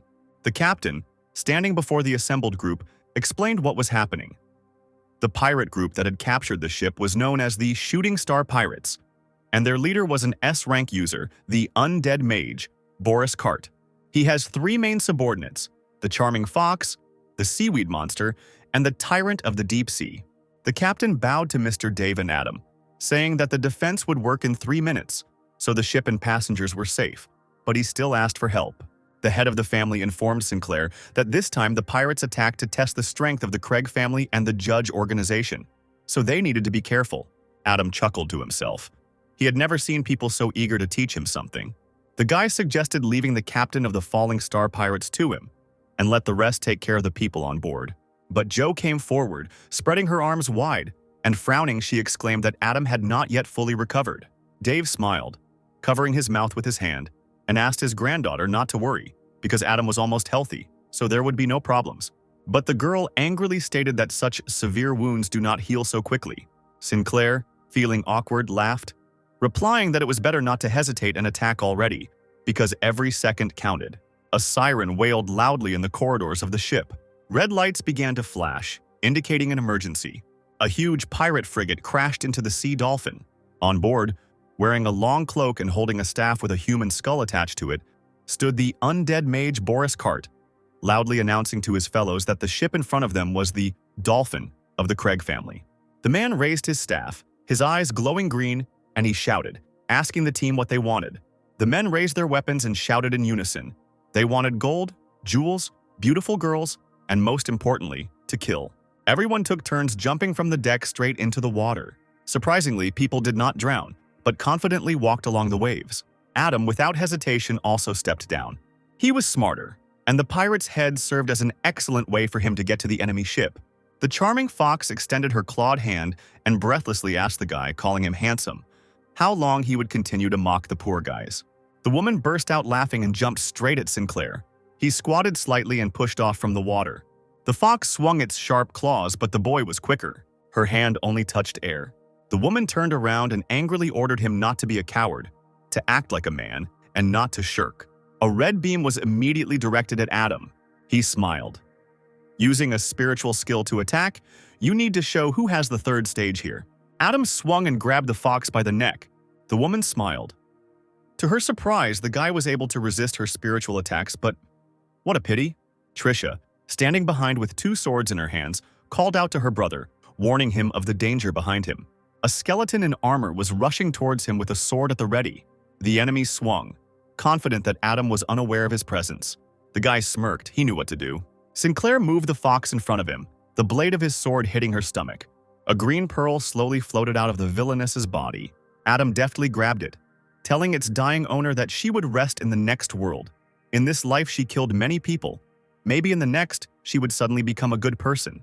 Ability, Fox Charm, turns the owner into a fox, uses spiritual power to stupefy enemies, increases its power by accumulating male energy, acquired skills, charm, bewitching opponents with the help of language and gestures, putting them into a trance. Meanwhile, Jo was about to be attacked by the Tyrant of the Deep Sea.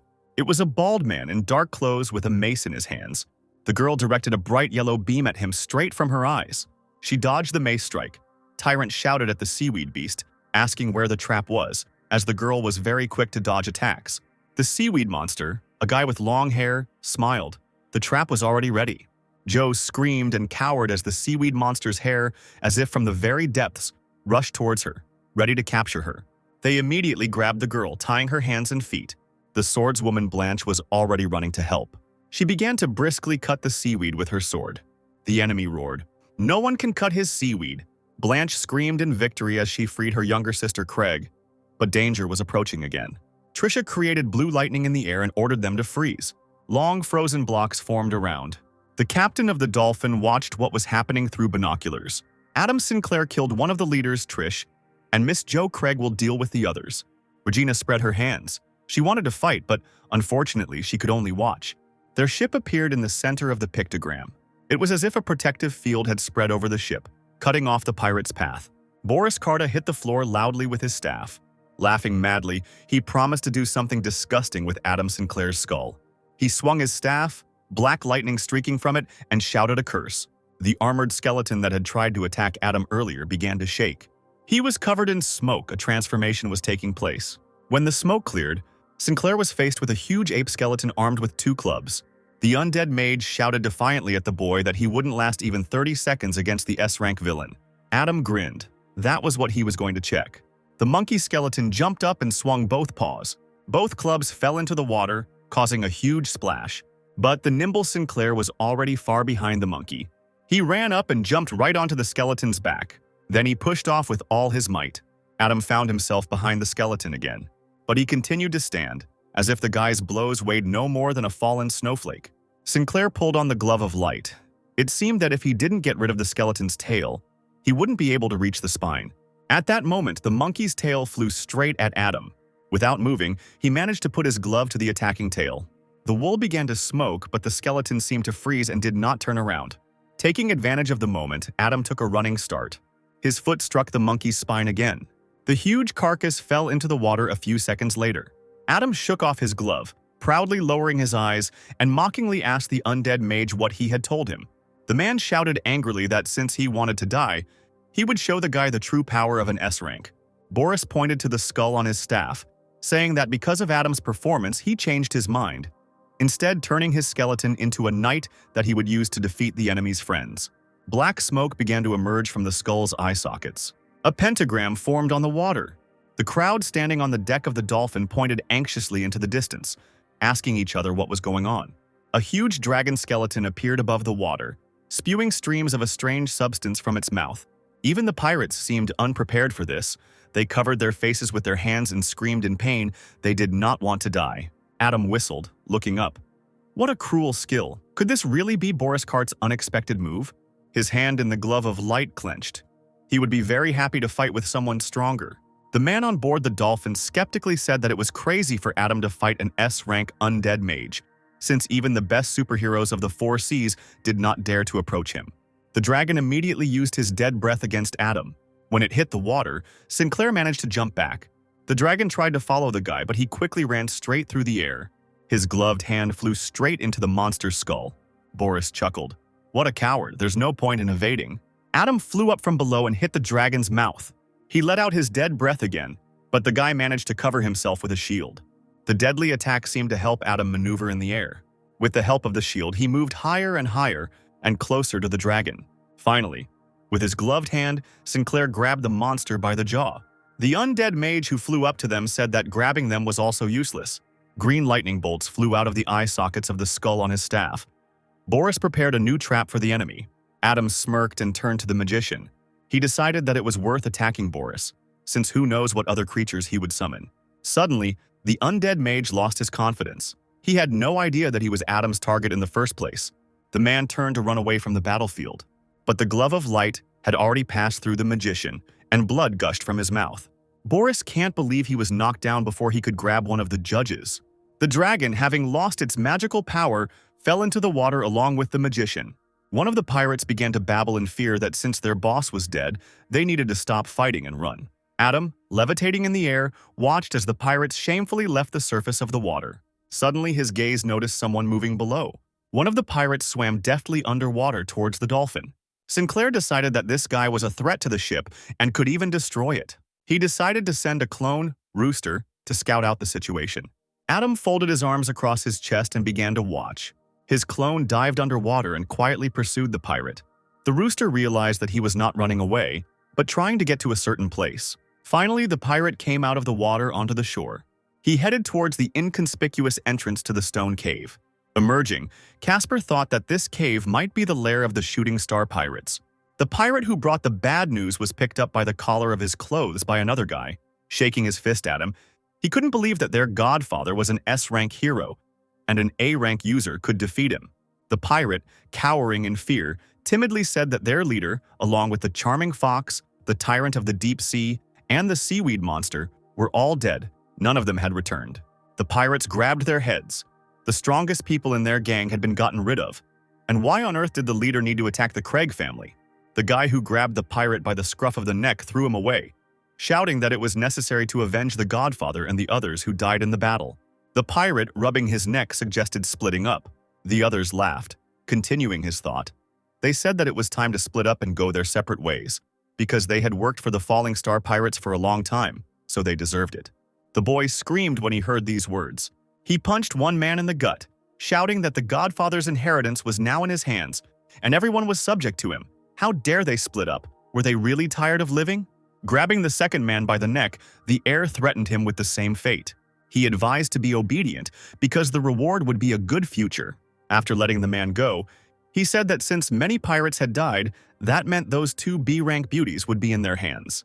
The guy chuckled, asking what those present were afraid of. The pirates' faces suddenly changed, shouting that they agreed, especially attracted by the opportunity to have fun with the girls. The villains had two captives in captivity. They were sitting behind bars and trembling, dressed only in thin dresses. The bald pirate dragged one by the hand, licking her lips disgustingly. The girl begged for help. He began to hug the captive, who tried to fight off the rapist, screaming and sobbing hysterically. Casper, watching them from around the corner, sighed heavily. He picked up a stone from the ground and, swinging it unnoticed, threw it towards the pirates. The stone, imbued with the ability, hit the heads of all the pirates present, knocking them off their feet. A bald pirate fell on the captive, blood flowing from the back of his wounded head. The guy left in charge, who was not hit by the stone, looked around in panic, not understanding what was happening. The pirate, blood trickling from the corner of his lip, laughed heartily, assuming that this was the hero from the dolphin, who must have followed him and found the island. The man, smiling madly, promised the boy, Marcus Witt, that nothing good was expected of him, and therefore he would take him to the grave with him. Marcus leaned down and began to strangle the pirate with a vengeance, cursing him for not letting the man die during the battle. The guy dropped to his knees. He crawled towards the exit, wondering who had come to the island, and was ready to show the stranger the greatest honor. He raised his hands up, speaking into the void, promising to be loyal to the stranger, to acknowledge him as his godfather, and to do whatever he wanted. In response, he received a sharp blow from a sword to the chest. Casper leaned towards Marcus's ear, whispering that he already had a godson, so it was necessary to say goodbye. The guy hoarsely said that he tried so hard to become a famous hero of the four seas. A few moments later, he fell to the floor dead. Adam's clone, as usual, reached for the pearl that appeared. Ability: Red Copper Armor. Armor created using red copper.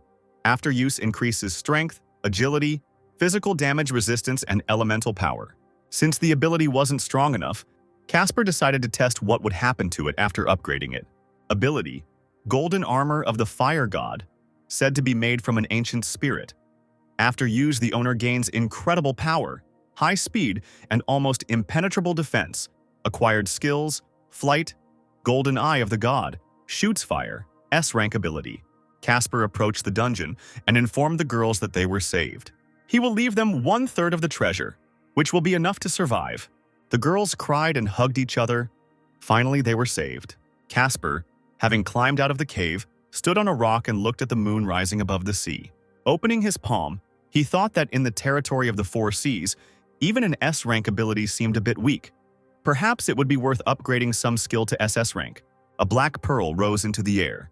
Ability: Golden Demon Armor SS, the protective armor of the demon god. After use, physical strength will exceed the 3rd stage, speed will become incredibly fast, immunity to normal attacks and elemental abilities will appear. Acquired skills: High-speed flight, Golden Eye Fragment, allows you to see through objects, weapons in compressed form. Bart looked at the pearl, appreciating it highly, deciding to take it apart and improve its other abilities upon his return, and then test it. Suddenly, he realized that he couldn't figure out the ability. But I couldn't figure out why. Could the theft be SS rank? Still, thought Casper, it was necessary to improve other abilities. The potential of this one was much higher. The guy thought, maybe this is somehow connected with the third stage, or the power of the ability in the world is determined by it. He didn't expect that after reaching the third stage, the ability pearl couldn't be disassembled. Casper created another clone to learn more about this armor. The clone nodded. He will definitely help. The first step was to try out a new skill. Casper used the Demon God's golden armor, and now has new abilities and a golden monkey suit. The boy intended to use physical, spiritual, and elemental attacks at the same time. The clone punched him in the chest with all his might. The armor absorbed another physical attack again. The rooster sent waves of wind towards the monkey. The monkey immediately counterattacked with his staff. The staff also absorbed the S-rank wind element. So the third skill can be described as sword against sword. Now it's time to try the power of the third degree. Casper waved his staff, and the huge waves in front of him parted in different directions. In the distance, on a sailing ship, a man was sleeping in his cabin, holding a bottle of alcohol in his hands. When the ship began to shake from the storm, he woke up in fright. The man grabbed the binoculars and pointed them at the sea surface. It was quiet. Numerous fish flew here and there. The monkey was delighted. This is how powerful the third stage is. Now he's interested in fighting consecutive bursts and seeing who's stronger. Having risen even higher, Casper decided to try out the skill of flying. The rooster rushed into the water. There was a huge splash. The monkey also dove like a stone to the very depths. He immediately used the ability Golden Eye Shard. Several fish were immediately incinerated by bright yellow rays. A drunk fisherman saw through his binoculars a yellow spot spreading under the water. He abruptly pulled the binoculars away, babbling in fear that he had obviously been drinking heavily to start seeing things like that. The morning after the rescue, the ship Dolphin was rocking on the waves, with Adam and the Craig family standing on the deck. Dave looked into the distance, reporting that ahead was the first island of the archipelago, called Alger. Sinclair asked who was running it.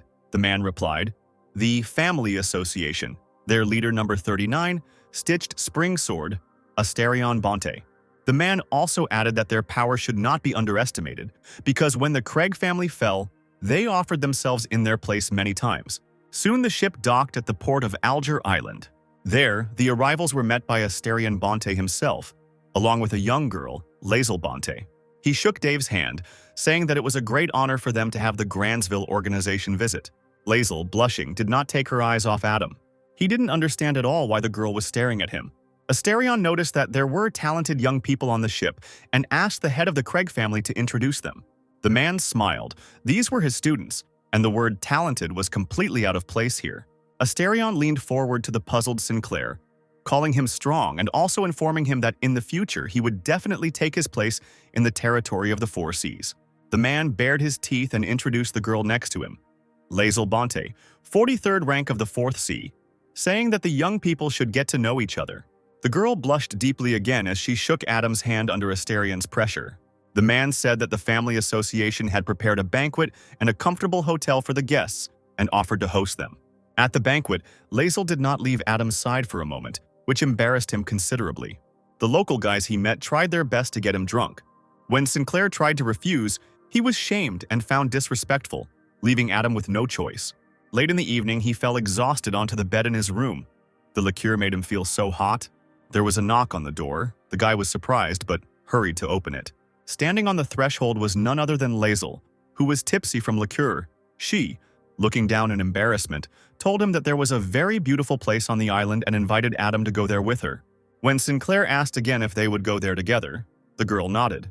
The guy smiled, apologized, said he was tired, and promised to go to the island another day. But Lazel held the door with her hand, asking him to wait. Meanwhile, in Asterion's office, Night Spider was leaning in front of his desk, trying to dissuade her brother from something. She hissed at the man, saying that Lazel had grown up before her eyes and she couldn't watch what was happening. But the man firmly said that without victims there would be no benefit unless they used the girl. How else could they lure Adam Sinclair? He promised Asterion to deprive the Craig family of the support of the judges and to make the unification of the family an organization. For this alone, Lazel is worth sacrificing. The girl was in a fever and was now lying in Adam's bed. He covered her with a blanket.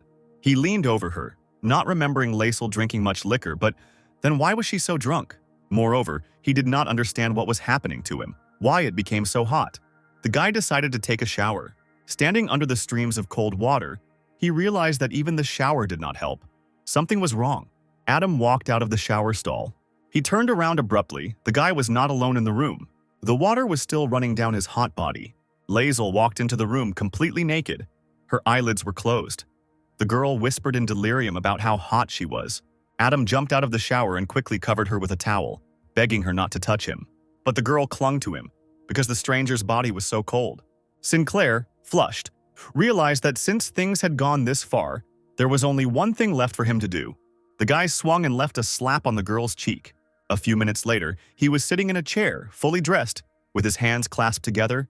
It seemed he had been drugged. And so had Laisel. Fortunately, the spiritual power of the third degree can suppress the psychedelic effect.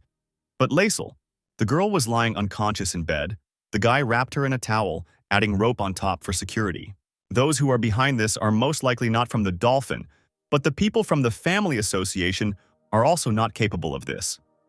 After all, Laisel is Asterian's own daughter. At that moment, a man burst into the room, covering Adam with vile words, and behind him stood Night Spider.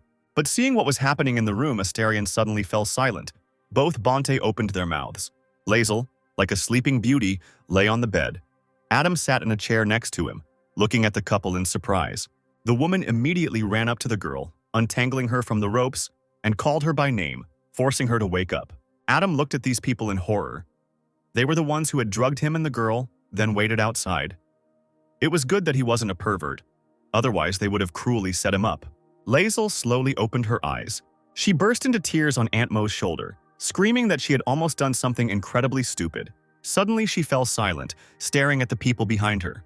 Laisel stepped aside, asking her aunt in bewilderment what both men were doing here. Mo coughed and looked away. Asterian suddenly shouted at the girl, accusing her of inappropriate behavior towards adults. The girl, in turn, screamed through tears that adults should not drug children. Laisel pointed her finger at Adam, who was quite surprised to hear that his unwitting seductress had promised to get closer to him. But she had not thought that the relatives would resort to drugs and the possible end of the evening in the same bed. Bonte Sr. could not allow his authority to be undermined in the eyes of others, ordering his daughter not to forget that he was her father, and ordered her to remain silent. But she, swallowing tears, replied that a good father would not send his own daughter to a stranger. Auntie Mo hugged her niece tightly and asked both sides to stop fighting. Since it was the elders who were to blame for everything, she also promised Laisel that in the future, if anyone wanted to use her for their own purposes, they would have to do so over Mo's dead body. Hearing these words, the girl's eyes filled with hot tears again. Kneeling on the bed, she hugged her aunt around the waist and began to sob even harder. An enraged Asterion left the room, slamming the door loudly. Adam, who was becoming increasingly uncomfortable, cautiously suggested that they leave the woman alone and move into another room. But Mo turned around and refused the offer, asking the guy to just go to the restroom for a bit so she could dress Laisel, and then they could all talk. When Adam was allowed to enter, the girl was already sitting dressed on the bed, her hands folded on her knees. Her aunt bent in front of Sinclair in a bow, apologizing to Brother Adam for what had happened on behalf of the Family Association. Adam, smiling, replied that the woman did not have to do this, since he had not suffered in any way from the actions of the association. But in such things, the consent of both parties was necessary. Mo grabbed the guy's hand and looked him seriously in the eyes, asking him to keep what happened to Laisel a secret, because she was the same victim. Adam nodded. He could be counted on not to allow Miss Bonte's innocence to be defiled. The woman's smile warmed, and hope glimmered in the corners of her eyes. She wanted the young people to get to know each other a little better. If possible, Aunt Mo hoped for their further interaction. Adam resisted the urge to grimace. They acted first and then discussed it in words. Laisel blushed deeply and forcibly dragged her aunt along with her, muttering that it was time to go.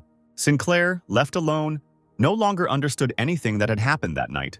Suddenly there was a loud knock at the door. Adam let out a nervous laugh again. He opened the door carefully, wondering who had come to see him now. He didn't expect it to be Laisel at all. The blush didn't leave her cheeks. The girl lowered her head, thanking him for the protection. Not a minute had passed before she turned around abruptly and rushed away, burning with embarrassment. Adam shrugged, thinking that the girl was pretty cute after all. The next morning, a crowd gathered at the city's pier. Asterion squeezed Sinclair's shoulder. The man said with a smile that he could not come to terms with the fact that the guy had to leave them on such a note. He could stay in the city a little longer and become the man's son-in-law. But Adam just smiled politely, thinking that this man was playing very convincingly, while others did not suspect anything. A real professional in lying. The guy smiled slyly, asking if the head of the association was joking, since Lae'zel didn't even come to the meeting. Was she really feeling unwell? Asterion pretended not to understand what was being discussed and immediately changed the subject, saying that now was the perfect time to set out. Craig's team began to slowly climb the gangway. At that moment, a commanding male voice was heard, calling Casper Bart, asking if he had the courage to show himself right now. Adam and Dave turned around to see a tired-looking man in armor, with a long sword sticking out from behind his back. The crowd buzzed excitedly. People heard that there was a small conflict between the men, and why on earth did the Rose Warrior need Casper Bart from the judges' organization? Adam raised an eyebrow. They weren't even familiar with this warrior. Dave called out to him, saying that the Rose Warrior was number 72 and now had some kind of grudge against Bart. Sinclair replied absently that he hadn't crossed paths with Mr. Bart for a long time, so he didn't know what was going on. Then Craig Sr. turned to the Rose Warrior, saying that he knew Casper in some way, and asked why number 72 needed him. To this, the warrior exclaimed that he did not want to be at odds with the judges, but he was left with no choice because his fiancée, Anna Weish, had cheated on him with Casper Bart, so justice must be restored immediately. The people on the pier could not contain their surprise and began to talk among themselves. So, Casper Bart had seduced the bride of the Rose Warrior. Then his thirst for the place was completely justified. Of course, Casper was having an affair with one of the beauties of the Four Seas. Lately, everyone was talking about nothing else. Adam sighed heavily and cursed to himself. Why is he the only one being accused of something he didn't do? Meanwhile, the warrior chuckled evilly, realizing that Casper Bart would never show up, assuming that the judges' organization was just a bunch of cowards who were scared of his rating. He turned away, saying that if Bart didn't want to go out, well, okay. Apparently, he himself had acted thoughtlessly today. His goal was accomplished, and it was time to leave. But Asterion did not put up with such insolence. He called the Warrior of Roses to account, shaming him for insulting people, and also ordered him to ask permission from his sewn spring sword. The Rose Warrior exclaimed that this was his and Casper Bart's business. But Bonte Sr. could not be stopped. He was already heading towards the stranger, holding his sword in front of him. The warrior pulled his sword from its sheath. The blades clashed with a clang. The man hissed, wondering why the sewn spring sword needed to get involved in the conflict. Asterion warned that the judges should not be touched in the presence of the Alger Union. He also urged the Craig family to attack the alien and flee. The Rose Warrior grinned dangerously. A menacing-looking man with long blonde hair and facial hair appeared above the rivals. He loudly declared that he didn't give a damn about the spring sword and the antics of the other heroes of the Craig family. Let them call Casper Bart. Otherwise, there would be no avoiding the consequences. The Rose Warrior trembled with rage. Could it be that a high-ranking hero has sided with these people? Asterion lowered his head in defeat. He felt something was wrong and suddenly found that a small golden dragon was wrapped around his leg. The Rose Warrior turned his attention to Adam, who was standing at a distance and now rushed straight at the guy with his sword at the ready. Sinclair, in turn, raised his fist in a glove of light. The blow landed on the enemy's sword, but at the same time the warrior was thrown back. Adam decided it was time to teach the liar a lesson. His clone in a monkey mask appeared out of nowhere right behind the Rose Warrior, exclaiming that he had seen enough of this party, and that anyone who was not strong enough was destined to die. The man was sweating from the strain, and now he had problems because the members of the judges' organization had actually arrived here. He threw Adam away from himself. However, the warrior decided that it didn't matter, because he just wanted to lure the members of the judges to the side of Dragon George. He turned around and walked casually towards the monkey, addressing him casually, intending to introduce himself. But one of the judges rudely interrupted him, ordering him to be silent since he had not fought for a long time, and it was time to stretch his bones. The Rose Warrior put his hand forward, trying to reason with the monkey. That incident had nothing to do with him. It would be better to call Casper Bart. The monkey scratched his ear, saying that his brother's innocence was insulted, and if the warrior really wanted to meet, let him first fight the one standing right in front of him. The man, breathing heavily, silently glared at his opponent. The monkey rushed past him at the speed of light. Then he kicked the warrior right in the back, and he threw his arms and flew across the entire pier.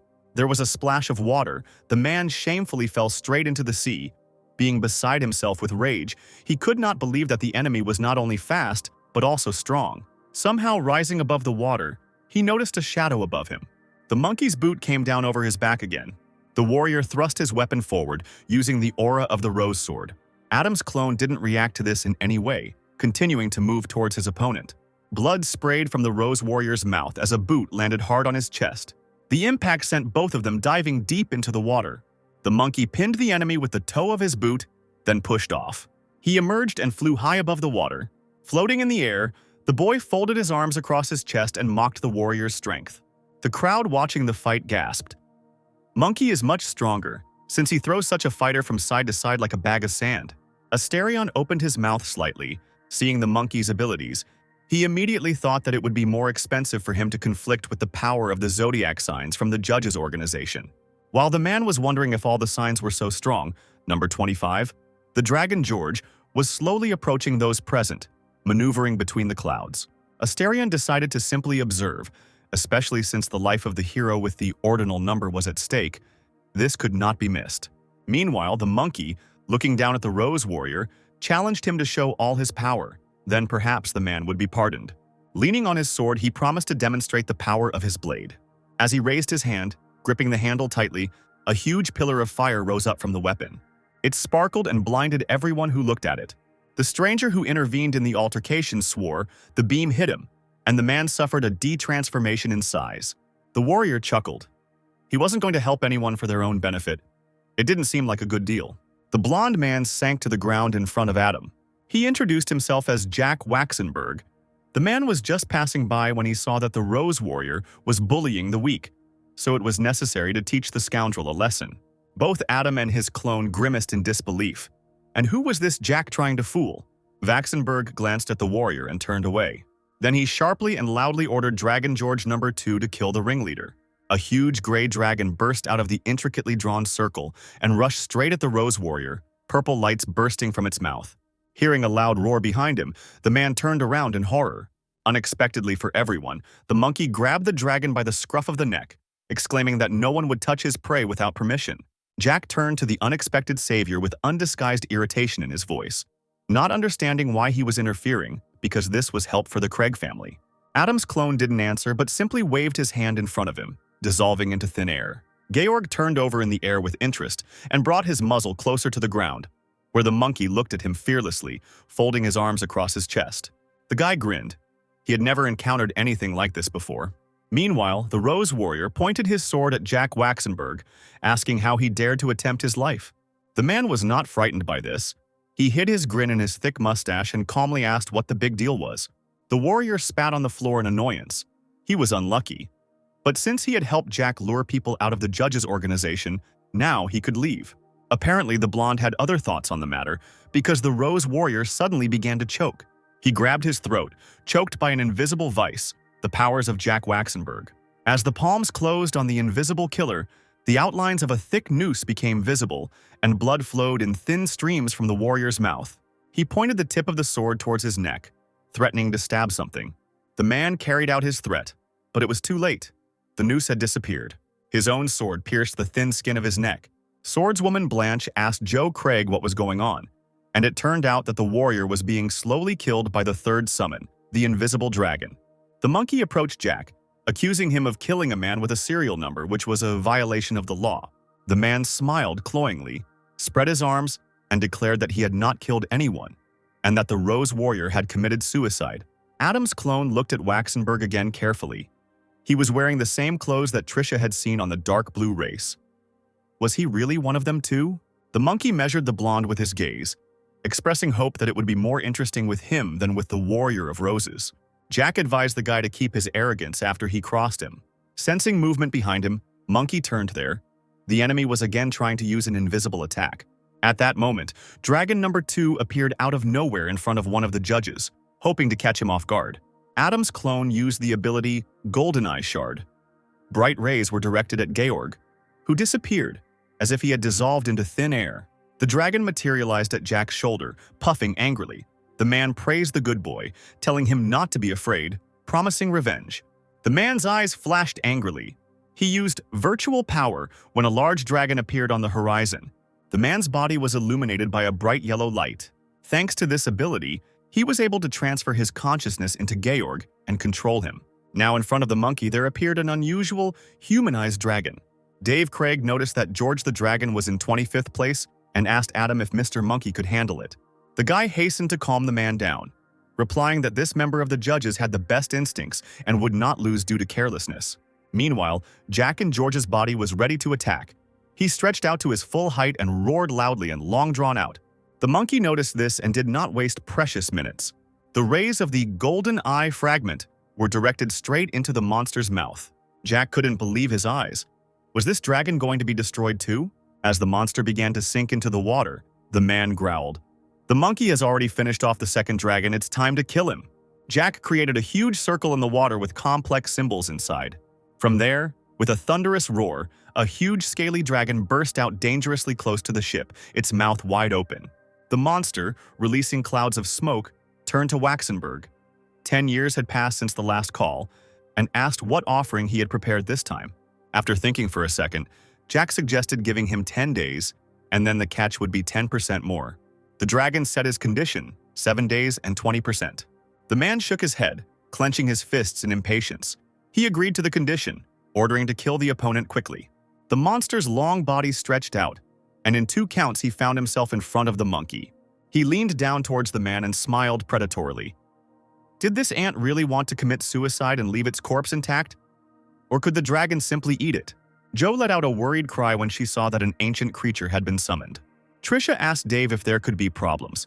The man replied that the last time he helped people fight monsters, but then intentionally ate more than a dozen heroes with abilities. If Mr. Monkey loses, the dragon will eat everyone on the ship. Trisha mentally wished her brother victory no matter what, but the monkey didn't seem to be scared at all. He twirled his staff in his hands, exclaiming that he would have to check who would eat whom next. He fearlessly rushed forward towards the enemy. His staff, charged with ability, fell with all its might on the forehead of the ancient creature. Under the impact, the dragon's skin began to crack like stone.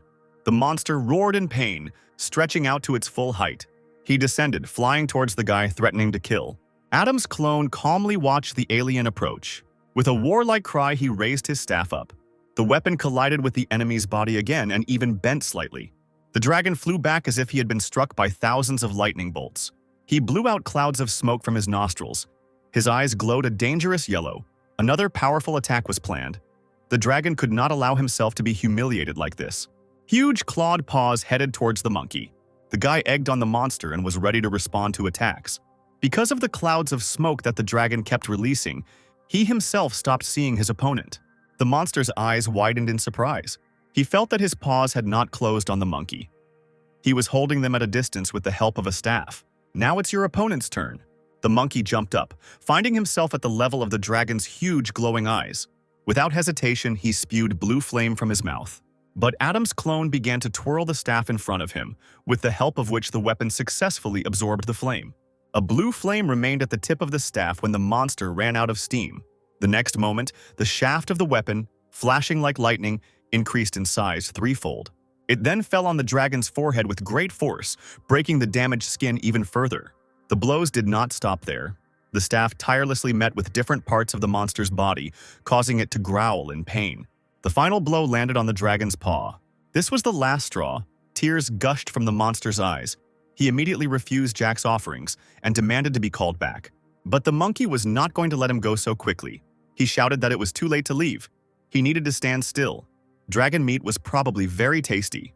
The end of the staff, flashing with lightning, was directed at the dragon. He pierced the monster, going straight down its throat. A moment later, the dragon disappeared, dissolving into thin air. Jack Waxenberg glared at the monkey, clenching his fists, as he came down to him and asked what other tricks were in store. The guy needed to test whether he dared to use the skill of the dark blue race. Unexpectedly for the monkey, Jack broke into several small dragons, exclaiming at the end that he would still take revenge. The judge tilted his head to the side, noticing that the clones looked rather pathetic. He grabbed one of them, saying that if he begged for mercy, they would not kill him. Jack could not believe that his true body was captured so soon. The dragon asked the monkey, exhausted, what he wanted. The monkey chuckled. He knew not only Waxenberg's position, but also his personality, what it was like to be a traitor to humanity. Jack turned back into his human form. He was outraged by his opponent's words after all. He is a man and fights for the people. Where does betrayal lie then? Waxenberg pointed his finger at the monkey, accusing him of meanness, since those words were said only to justify the possible killing of the dragon. The guy grabbed the man by the throat, declaring that even if he was on the verge of death, he would not use the ability of the dark blue race. Isn't he tired of pretending? Jack croaked that he was from the Waxenberg family. Wasn't the monkey afraid of his nephew, who would kill anyone if he found out that something had happened to his uncle? Trisha frowned. Could this really be the super strong hero who couldn't defeat the enemy himself and use the name of his relative? Jo said that her nephew is the 5th ordinal number. His nickname is God of Wind, and his name is Raphael Waxenberg. Under his influence is the defensive front of the territory of the 4 Seas, the commander-in-chief of the army and the leader of the trade union. Trisha coughed into her fist and asked him to forget what she said. Meanwhile, Jack was still hanging in the air in the steel trap of the monkey's hand. In plain view, out of thin air, like a genie from an invisible bottle, appeared the number 5, Raphael Waxenberg, a man in a suit with reddish hair and a mustache on a mature face. His eyes narrowed dangerously in response to the statement about his uncle's murder. The monkey, obviously mocking, drew attention to the fact that he was already strangling Jack with his hand. Did this really look like a pretense? Dave Craig noted the monkey's unperturbed expression, and the blue-haired guy standing behind him chuckled. Jack reached out his hand to his nephew, asking for help with the last of his strength. But he was in no hurry to help. Calmly looking his uncle in the face, he asked if he had claimed that he would never ask for help again when he left the island. Also reminded about the dragon who needs offerings. Will he be able to withstand a fight with the top 20? Jack said that the dragon was finished. It was killed by the monkey. Hearing this, Raphael immediately asked the judges member to join the collaboration for him. It would be very profitable. The guy immediately refused, explaining that he would never betray the leader of the judges. Lazily picking at his ear, he asked to step aside if Raphael had nothing more to say. The man reminded that the monkey could be caught if he killed a person with a serial number without a good reason. They suddenly clashed with each other's furious gazes. Raphael asked with interest if the guy could defeat him. The monkey tilted his head to the side, replying that not now, but in the future. Who knows? Raphael laughed loudly. If that was the case, then Jack could be let go for now. Squeezing his hand even tighter, one of the judges shook his head. He had a reason for killing him. Waxenberg's hair and mustache suddenly changed color to blue. He flew off to the side, coughing violently, shouting that he would kill the monkey. Raphael couldn't believe his eyes. His uncle was from the dark blue race. He would never have thought that Jack was capable of bringing such shame on their family. Blue flooded the irises of the man's eyes. He hissed angrily that Raphael controlled the position of the head. But was there a place in the family for Jack? The nephew said that in recent years, his uncle had been using their name to achieve his own goals. So why is he now so quick to renounce it? Jack straightened his shoulders and declared that the Waxenberg family had become useless to him. There was a splash in the water. Jack turned around, not realizing who could have interrupted him. It was none other than Monkey, who had already swung his staff. The weapon shot up and came down hard on the face of one of the dark blue race. The man fell into the water like a stone. The monkey calmly turned to Raphael, saying that he had reasons, and quite good ones. The man offered a deal. He would forget about everything that had happened today, and the team of heroes would take control of the 7th island of the defensive front. Finally, the monkey jumped on board the ship. Continuing his game, the clone turned to Adam, throwing the mask into his hands, stating that he had proven himself well and had completed the Star Trek, and now he was called Moonraven.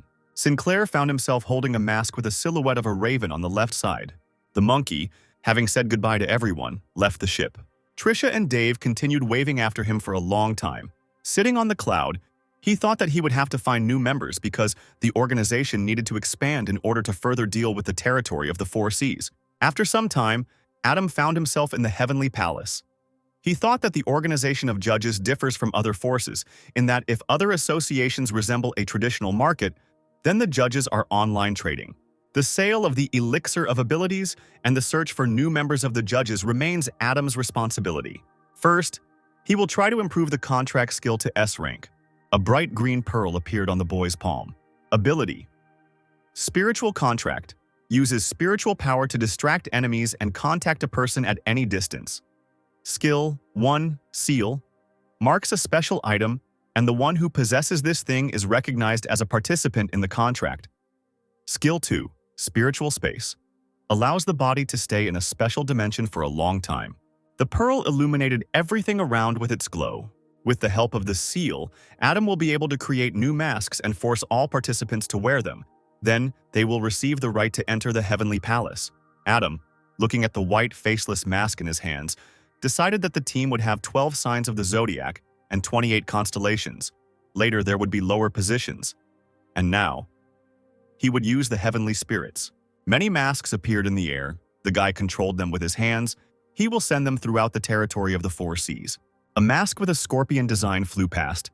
Those who want to get the ability elixir will switch to searching for celestial masks. The remaining fragments are enough to upgrade some ability to SS rank. But which one to choose? A gray pearl appeared in my hands. I need to try to improve my super brain. This ability increases the brain, improves the 5 senses, gives the 6th, intuition, and 7th, knowledge. Available skills, heart control, penetration, spiritual seal, justice. Adam didn't expect such rich characteristics. As befits a 3rd-tier ability, she has 4 skills. He could still understand the 6th sense. But what would the 7th be like? First, you need to check the knowledge. Sinclair felt the thoughts in his head materialize. A person could be created. It should work on the 5th or 8th time. A beautiful, half-naked girl appeared from the dark matter in the air. She looked around in confusion. Adam blushed. Could the ability really completely recreate what was in a person's thoughts? The girl lowered her head in embarrassment, calling Adam her older brother. He blushed even more than before. Why did they call him that? Was there really a mistake in her mind? The guy immediately ordered the girl to call him Sir. Other people will appear here soon, as the organization needs to expand. On the territory of the palace, there were small towers. The White Tiger, the Green Dragon, the Phoenix, and the Mysterious Turtle. The Green Dragon Fortress will control the Iron Blood Sea territories. The Phoenix will take over the Heroic Lands. The White Tiger will take care of the Free Alliance. The Green Turtle will take care of the Mixed Waters.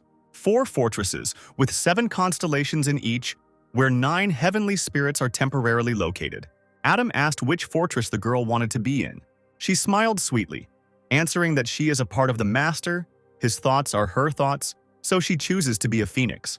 Sinilker scratched his cheek sheepishly, agreeing to leave the Phoenix design to her, and also asked the new girl to put something on. And quickly. She nodded. The Master's wish was law, and immediately found herself dressed in a dark uniform and a golden mask. As the girl slowly rose above the ground, Adam thought with regret, what a pity that she was just a figment of his imagination, because such ideal girls do not exist in reality. Turning around, he threw a last word to Phoenix that someone was looking for him, and he was hoping for a new girl. The girl agreed without question. Adam's sister knocked on the door of his cabin to say that the Dolphin was sailing soon, and the head of the Craigs asked to invite the guy to the sea ceremony. When the older brother came out, the girl dragged him along with her. Dave, seeing Adam, said that everyone was waiting only for him. The ship's captain loudly proclaimed the beginning of the naval ceremony. All those present held incense sticks in their hands and read prayers. Adam heard familiar voices, surprised by their presence. It was the Bonte family. Lae'zel and her father Asterion, they came especially to see off the passengers. Dave bowed to Asterion to thank him for his help, who bowed back, saying that he was always ready to help in the battle against monsters. Pointing to Lae'zel, the man said that the girl wanted to go on a trip to gain experience. Dave and Adam stood there, hesitant. The guy thought it was strange. The girl went against her father, but now she had again become a toy in his hands. Lae'zel, blushing sweetly, bowed and asked to be taken under his wing. Sinclair thought with surprise that now it seemed she was acting of her own free will. Smiling, he extended his hand and invited her on board. The handshake took place. Lae'zel sincerely thanked Adam. A week later, the ship approached the island of Marajo. Adam looked at the sea surface and the rocky surface of the island. Finally, the time had come to show the territories of the 4 seas what the organization of judges is capable of.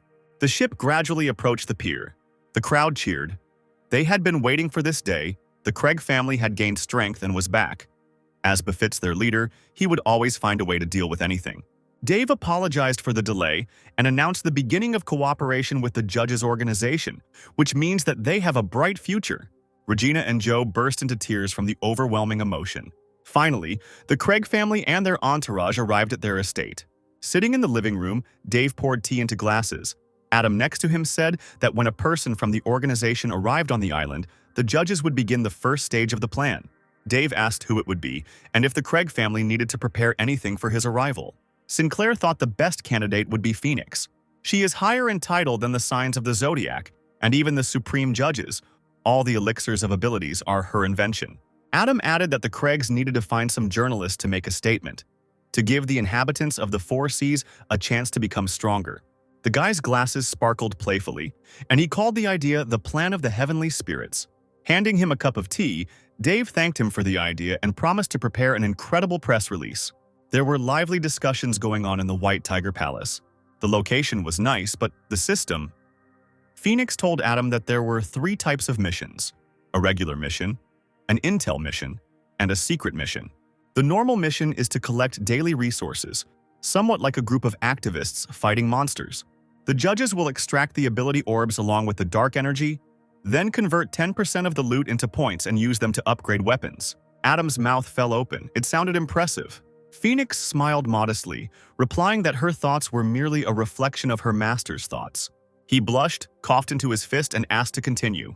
The girl went ahead, explaining that intelligence-gathering missions involved exchanging collected information for points, while secret missions involved assassination, espionage, and so on. Also, this type of task requires an exact place and time. Once it starts, the judges will transmit all the information using a spiritual mark. Sinclair asked, what about distribution of masks? This is a great way to draw attention to elixirs of abilities. The first weapon will appear very soon. Some time passed. On Candy Island, on a completely random pasture, a guy was lying on a pillow, bitter tears flowing from his eyes. He bit his lip and whispered hotly that he would become stronger and save his sister from the demon cave. Suddenly, the sky became covered with clouds. Lightning cut the clouds in half. The guy sat up abruptly, screaming in fear. A mask with the silhouette of a bird appeared next to him. The light coming from her was so bright that the boy involuntarily closed his eyes and cursed. A few seconds later, he found himself in a completely different space. A huge hall with a gate. Adam, with a mask on his face, came out to him, greeting the first lucky man. He ruffled the boy's hair, saying that he had now become a heavenly star, and if he cried, he would die. Sinclair asked the boy his name, and he introduced himself hesitantly. Adam ordered Augustus to put on his heavenly mask and instructed him not to answer next time if he was asked anything. The boy thanked him, and Sinclair offered to start by bringing him up to speed. An hour later, the guy was completely exhausted and sat down on the floor. Adam chuckled, looking at him, and asked him to be more positive because he had just joined the judges' organization. August coughed awkwardly, saying that he had no abilities and couldn't handle even the simplest task, like killing a D-rank monster.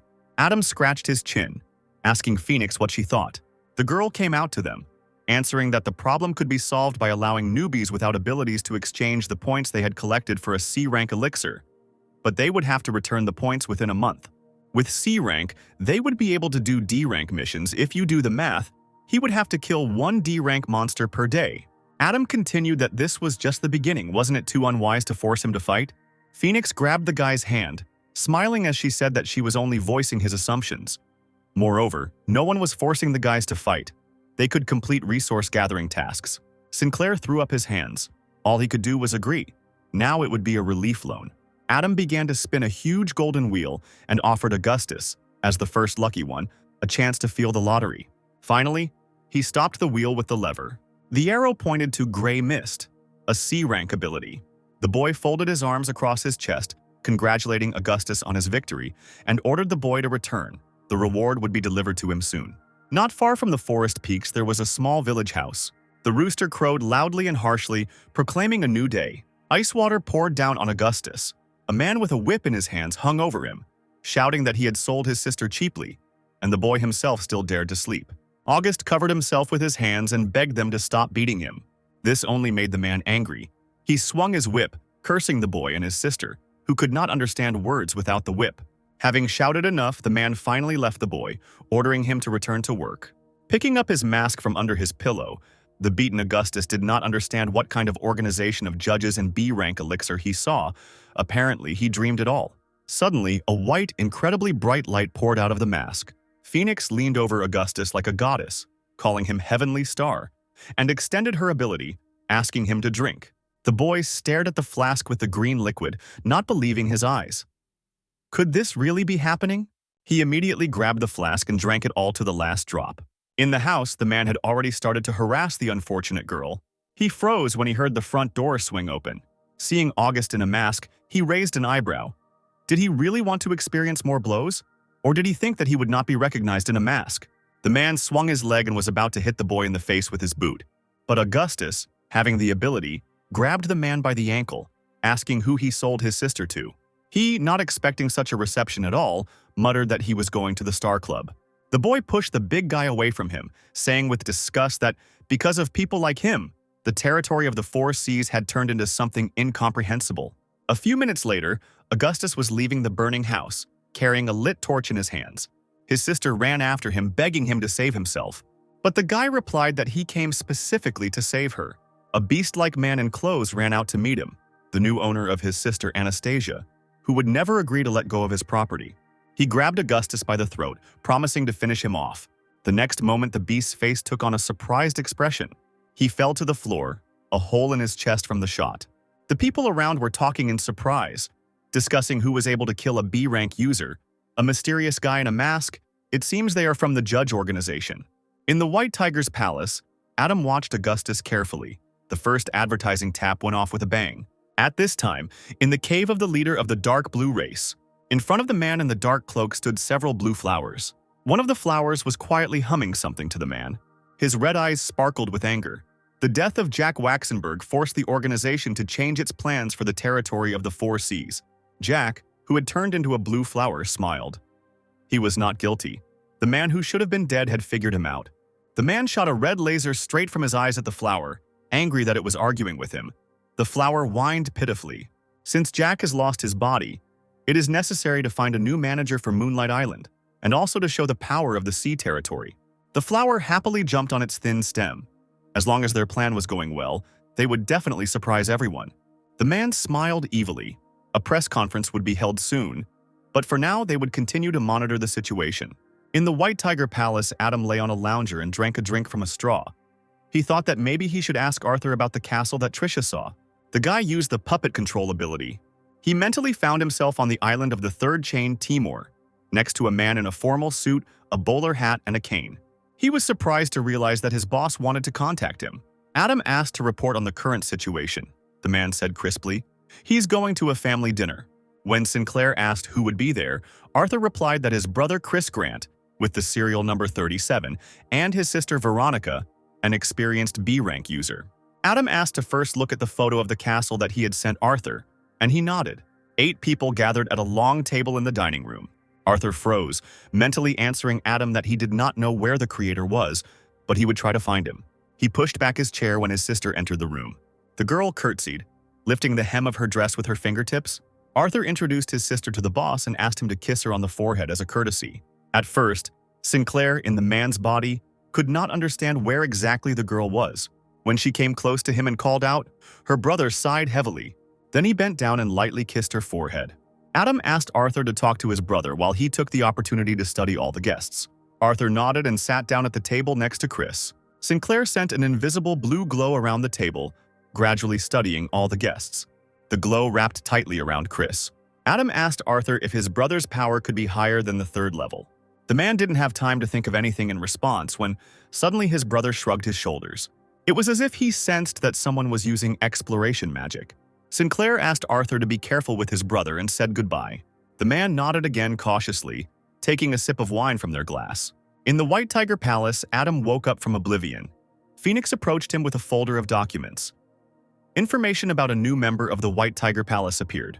The guy opened the folder, asking who would be coming to today's conference. The girl replied that all the major media companies and news sites would be there, and that several other large organizations would also send their representatives. She added that only the Waxenberg family did not send people. Firstly, it was too far from them. And secondly, they were unable to receive an invitation. Phoenix reminded him that the press conference was about to start and Adam needed to get ready. The guy smiled. It was his turn to act. A little later, Sinclair pushed open the door to the Great Hall, asking the other judges if they were ready. The monkey shrugged. From today on, no organization in the world could stop him. The door slowly opened in front of them. Both members of the judges slowly descended towards the crowd sitting on chairs. The people raised their heads up to greet the judges. Finally, they landed softly on the floor. Adam greeted those present, declaring the press conference open. His face was displayed on several large screens. The Barton family was also sitting in the hall, Anna with her nephew. The woman's eyes glowed blue. She glanced at the shaking guy next to her, asking with a sly smile if he felt uncomfortable around her. She asked quietly but sternly if he wanted to be like Walton. The one sitting in front of them, the Clinton family's director, an S-rank elemental ability user, turned around with a frightened expression as he coughed. The nephew trembled even more, babbling that sitting next to the lady was a great honor and good fortune. At that moment, Phoenix slowly descended into the hall. No one had seen it before, so those present began to buzz. They tried to guess the identity of the stranger, also noting her beauty and energy. Junior Barton noticed a familiar spiritual power. Adam bowed to Lady Phoenix, greeting her. Anna muttered thoughtfully that Phoenix was even higher than Monkey in the zodiac sign position, and why she didn't know anything about the girl. Meanwhile, Phoenix praised Mooncrow for his efforts and handed him a flask of green liquid. The organization had prepared a reward for him to advance in rank. Sinclair took the bottle. The elixir of abilities is different from digital goods. It does not need any information technology. It exists only physically. Now it was time to demonstrate. The guy drank the liquid in one gulp. The guests watched what was happening on the big screens, and after seeing the elixir, some began to doubt its miraculous powers. Adam spread his arms and smiled. He felt changes in his body. He obtained the S-rank ability. Plum-style marine combat suit has both the power of underwater martial arts and 6-stage plum transformation. Additional abilities: Ancient Demon Dragonclaw, Explosive Sea Wave, Sword. Adam stepped up to the microphone and told the audience that the judges' organization had heard about the monsters attacking humanity. Therefore, the judges decided to present the plan of the heavenly spirits. The eyes of the audience lit up when 36 vacant positions were announced for the owners of the heavenly spirits, which are represented in the form of masks. Adam smiled, adding that this was all part of the aforementioned plan. Those present began to talk among themselves. The organization of judges is so generous. They are ready to share even the elixir of abilities. This year, people will vote for judges in the vote for the most beloved organization. Now, the popular queries on the internet were only about the organization, the elixir of abilities, the plan of the heavenly spirits, and others. Adam held the heavenly mask in his hands, saying that there was only one left. All the other 36 pieces would be sent out today to different parts of the territory of the 4 seas. This mask will be a special gift for the one who can win a series of fights in the arena. Johnny Liu, number 4 of the top 20 on Riesco Island, stood up from his seat and exclaimed that he was protesting. Because how could newbies beat real professionals? Adam reassured him by telling him that he had prepared special gifts. Young people can obtain the B-rank ability elixir, Starcloak. Barton Jr. suggested to his neighbor, Miss Vicky, that she try first. Vicky from Roosevelt Island was number 5 in the top 16. The girl cheekily said that there was no problem. Let the guy stand here and watch. Rainflower. Swordswoman. Vicky took out her weapon. She rushed to attack Adam, and instead of one sword, several of his clones flew at him. Hiding his hands behind his back, the boy began to dodge the swords with the help of misty steps. Then the ability Ancient Demonic Dragonclaw helped him catch the sword.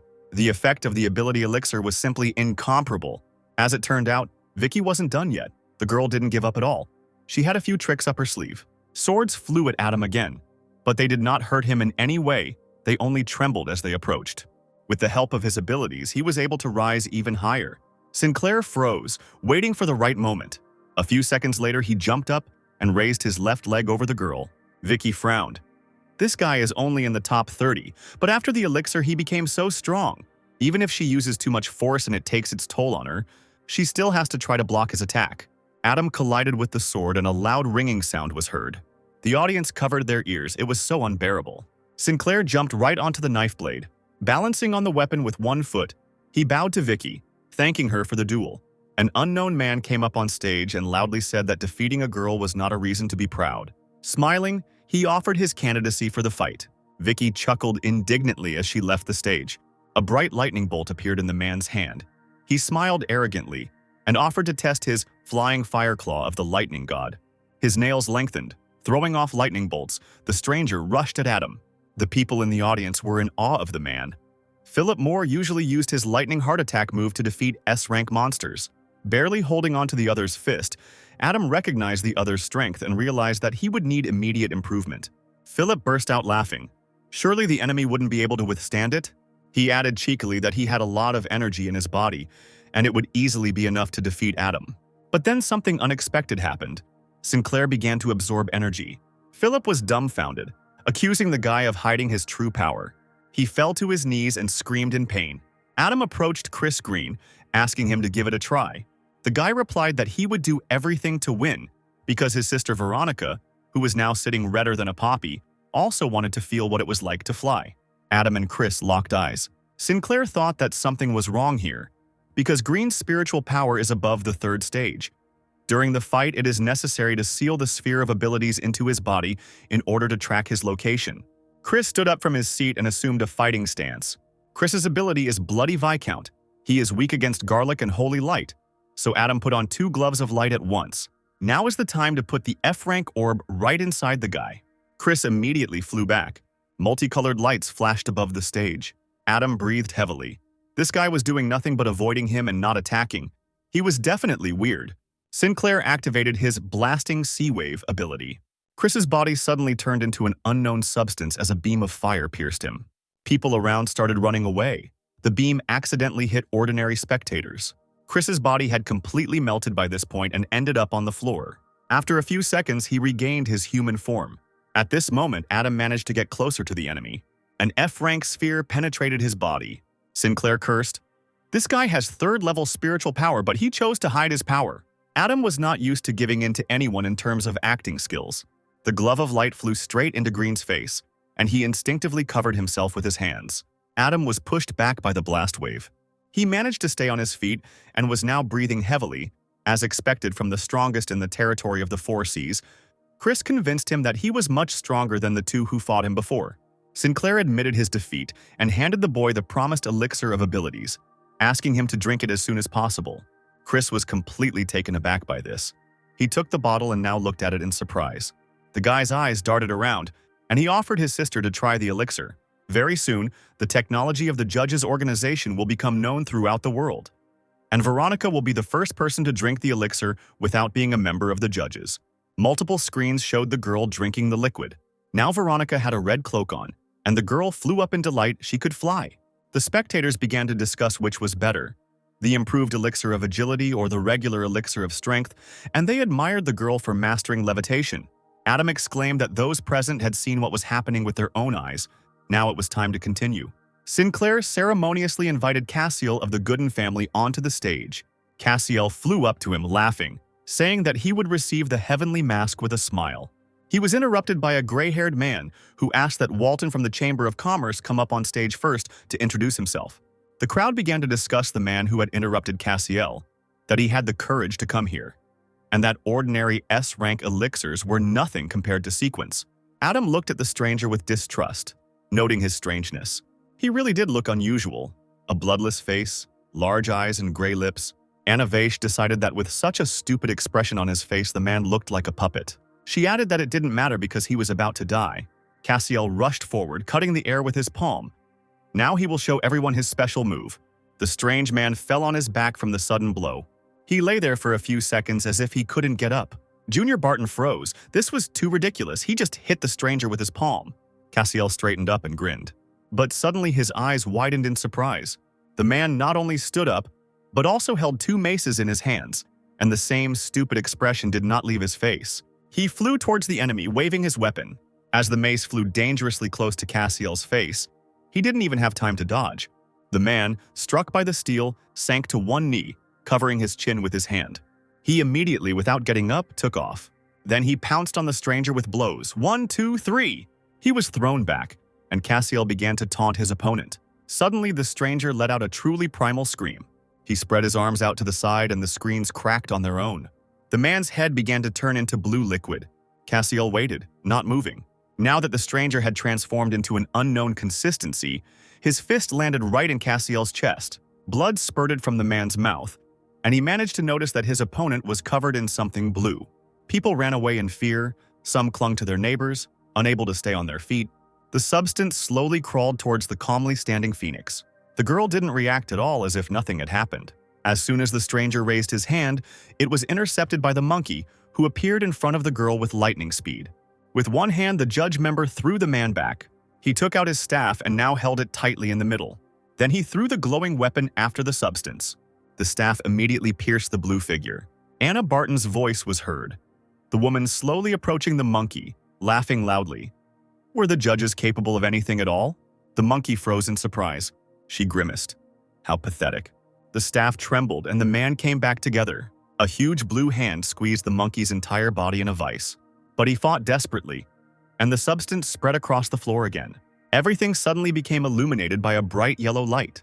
Anna chuckled and exclaimed that enough of this show was enough, then offered Phoenix a taste of her country of night ravens. A black beam, like the night itself, shot out of the woman's eyes, and feathers rained down. Darkness fell upon Phoenix. The girl heard Anna's voice and began to drown in the darkness. Many human skulls gathered around the girl and began to bite her, their empty eye sockets gleaming. But the light from Phoenix's body instantly scattered them in different directions. Anna raised her hands angrily. Even the third-level elite couldn't resist her power. Now the Phoenix fell into a field of colorful flowers. She couldn't move, she just looked at the purple sky. Flowers immediately pounced on her, clicking their sharp, steel-like teeth. They began to wrap themselves around the girl's body with force. Anna's face looked down from the sky with a predatory smile. No one could escape from her country of night ravens. But the imperturbable Phoenix could not be defeated. The flowers around her began to glow. Anna screamed. The girl was supposed to fall. Then she continued the attack, placing Phoenix in the third dream world. The girl began to drown in the depths of the sea. In the fourth dream world, she was burning alive. In the fifth, it was sealed in ice. It seemed to Anna that now she had won and everything had worked out. But this did not last long. The judge's participant managed to free herself again. The face in the sky was filled with rage. Anna screamed that she was almost on the third step. The girl stood and looked up. Then she raised her hand and a snow-white beam burst out of her palm. He immediately turned black. Anna's face disappeared. The woman could not understand what kind of monster was in front of her. The whole world gradually disappeared, turning into blue crystals. Phoenix stood over Anna, who was sitting on her knee, and asked her real name. The girl proclaimed the trial of Leonora Ram, who committed a crime against honor. Reaching out her hand, Phoenix used fire torture. Leonora screamed, writhing in the fire, the pain excruciating. A blue arrow shot up, screaming that it was time to run while the leader was here. If the mission failed, she would not suffer a severe punishment. Adam watched her go, realizing that it would not be so easy to escape, since he had previously fenced off the space around her with spiritual power. Chris Green threw his hand forward, shouting that the enemy must not be allowed to escape. The red cloak covered the blue arrow, and a long cry was heard. The cloak tied itself, and whatever was inside began to writhe terribly in panic. Then it gradually began to disappear. As it turned out, Adam was now holding a red lump in his palm. Chris admired his strength. Leonora's body, reduced to one bloody lump, was dying. Sinclair didn't understand why the guy didn't use the vampire energy to kill, and that raised even more questions. Adam wondered what would happen if he tried to take the ability from the dark blue race.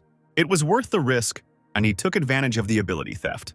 A green pearl appeared on Adam's palm, an S-rank ability that originated from the dark blue mother plant, and had the following attacks: Blade Mastery, Black Shield, Soul Possession, Initial Flash, Light Release, and the last one was Night Crow Country. Sinclair grinned.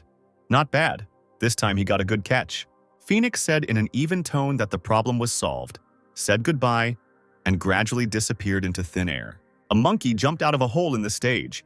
He shook the blue substance off his hands with disgust. Putting his arm around Adam's shoulder, he said he would leave the rest to him. Cassiel frowned, clutching his wounded hand. Suddenly, a mask appeared in front of him. Adam solemnly handed it to the man, with the hope that it would be used for good purposes. Cassiel accepted the gift with surprise. A little later in the palace, Adam asked Phoenix how many people had already received masks. The girl replied that in a free union there were 6 people. In the heroic lands there were only 3. In the Sea of Iron Blood and the mixed territories there were 2 people each. The girl added that among the heroes of the 4 seas, there was one of their acquaintances, the Dragon Lord. Sinclair was surprised. When did this guy manage to move to the territory of the 4 seas? Phoenix assumed that the owner wanted to get rid of him, but Adam shook his head. Let him work for the judges and bring at least some benefit to the organization. He still had free places. They have collected enough S-rank orbs and can now upgrade the Parallel World Cube to SS rank. This ability can store things and move them around the parallel world. The first skill, the Gate of Luck. The second, space scanning. Adam wondered, If living beings cannot penetrate into the parallel world, then only non-living ones can, or will those life forms that get there die? He decided to see for himself. He created a portal and took a live fish in his hands. Then he threw her into the portal. After some time, the portal spat out a dead fish. Adam understood. The parallel world collects life energy. It is clear why it cannot move living beings. What if we try to attack them? The guy used the Gate of Luck, and the live fish stared at him. World Vortex is a space-type skill, meaning it can absorb the enemy's attack. Adam decided to give this SS rank ability to the pig. It will provide good combat power. It's time to start creating the image. The foot of a new member of the judges stepped onto the ground. A pig appeared before those present, a clone of Adam in a pig mask and in the same thematic uniform. Phoenix spoke dispassionately. The latest news is that the Hero Association is taking over other worlds to gain the status of a mediator. Pig added that the dark blue race also came from another world. And it wasn't like they needed a middleman. Aren't people from another dimension and the dark blue race on the same side? They have different ways of transmitting abilities. Phoenix also said that Trisha, Joe, Regina, and Blanche had arrived at Turtle's palace. The pig was waving his fists at her. Why didn't she say so right away? A little later in the Turtle's palace, swordswoman Blanche noted that so many missions and tasks were required to obtain the ability elixir. Regina added that a D-rank ability would cost a whopping 450 points. According to the rules that award points for killing monsters, her sister Jo will have to fight 18 creatures to obtain an S-rank elixir. She said that it was too complicated. Trisha said that this is not a fact, because there are also missions for collecting resources, rescue, and special assignments. For them, they also give good rewards, but at the same time, they are easier than killing a monster. Casper Bart suddenly appeared and called for silence. He called everyone to discuss the Zodiac sign plan, and the girls would receive a loan as startup capital. Blanche and Regina turned to face each other at the same time. Jo waved her hands happily. Could they really buy ability elixirs right now? Casper nodded and pointed to the list of abilities, advising him to quickly choose one of them. The stronger the key participants are, the faster they will collect all the information, and humanity will have a better chance of defeating civilizations from other worlds. In the port of Banana Island, a huge ship was rocking on the waves. Adam and Raphael Vaxenurg stood on the shore. Jack pointed the guy to the river. This was the last island where they could rest before reaching the 5th defensive front. Sinclair dropped to one knee, noting the picturesqueness of the pond. Raphael said that this is the Moon River, the largest water resource of Banana Island, and it is said that those who drink from the river will gain good luck. Adam scooped up some water in his palms, cheerfully replying that since it had such an effect, he should try it too. He noticed something unusual in the water. There were a lot of tiny particles there. Could it be that a third of the episode in Trisha's vision took place here? He wondered in confusion. Why would people from the dark blue race pour blue powder into the Moon River? The boy asked Raphael where the source of the Moon River was. The man replied that it was in the middle part of Mount Eiger on Banana Island. Adam was later transported there, given the concentration. An ordinary person would not be able to reincarnate or achieve mutation, even if he drank this water for half a year. Sinclair had no idea what the dark blue race had in mind. Perhaps it would have been worthwhile to establish a secret headquarters on Mount Eiger, so that it would have been easier to track their actions. He summoned the snake to keep an eye on the place. The clone immediately replied that he would do it without any problem. Finally, the ship arrived at the 7th island of the archipelago, the 5th defensive front. On the embankment, many men were carrying huge boxes. The guests were greeted by George Weeks, the stonekeeper and the firefighter. George asked if Monkey or Casper Bart had arrived with the esteemed organization. Adam replied that the organization had sent him as one of the constellations to temporarily defend the 5th defensive front. The man was surprised. Not a single zodiac sign, only Sinclair. The guy smiled awkwardly. He couldn't say that he was the Monkey, Casper Bart, and even Charlie the Rabbit. He pointed at the girls standing behind him. They were S-rank users. George coughed. S-rank or not, you can't take anyone's word for it. The Guardian of the Stones, a young guy, did not believe that the girls had an S-rank. They needed to find out during the test. Because they would have to fight shoulder to shoulder, it was better to avoid misunderstandings before the fight. The firefighter did not hide his dislike, exclaiming that he would not fight these girls if they broke their limbs. The man would not compensate for the damage. Adam asked to choose one of them to fight. If the man wins, he will give him the glove of light. The stonekeeper pointed at the swordswoman Blanche. A red stone appeared in his hands.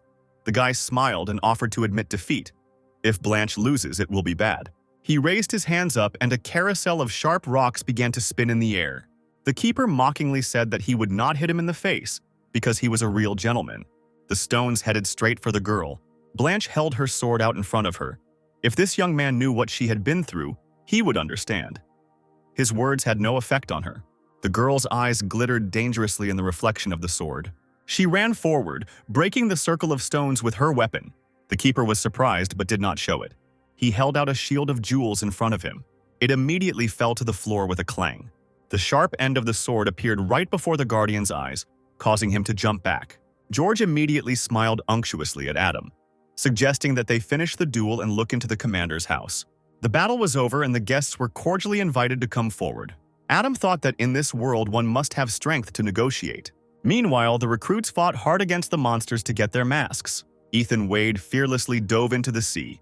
He had information that people from another world were hiding there.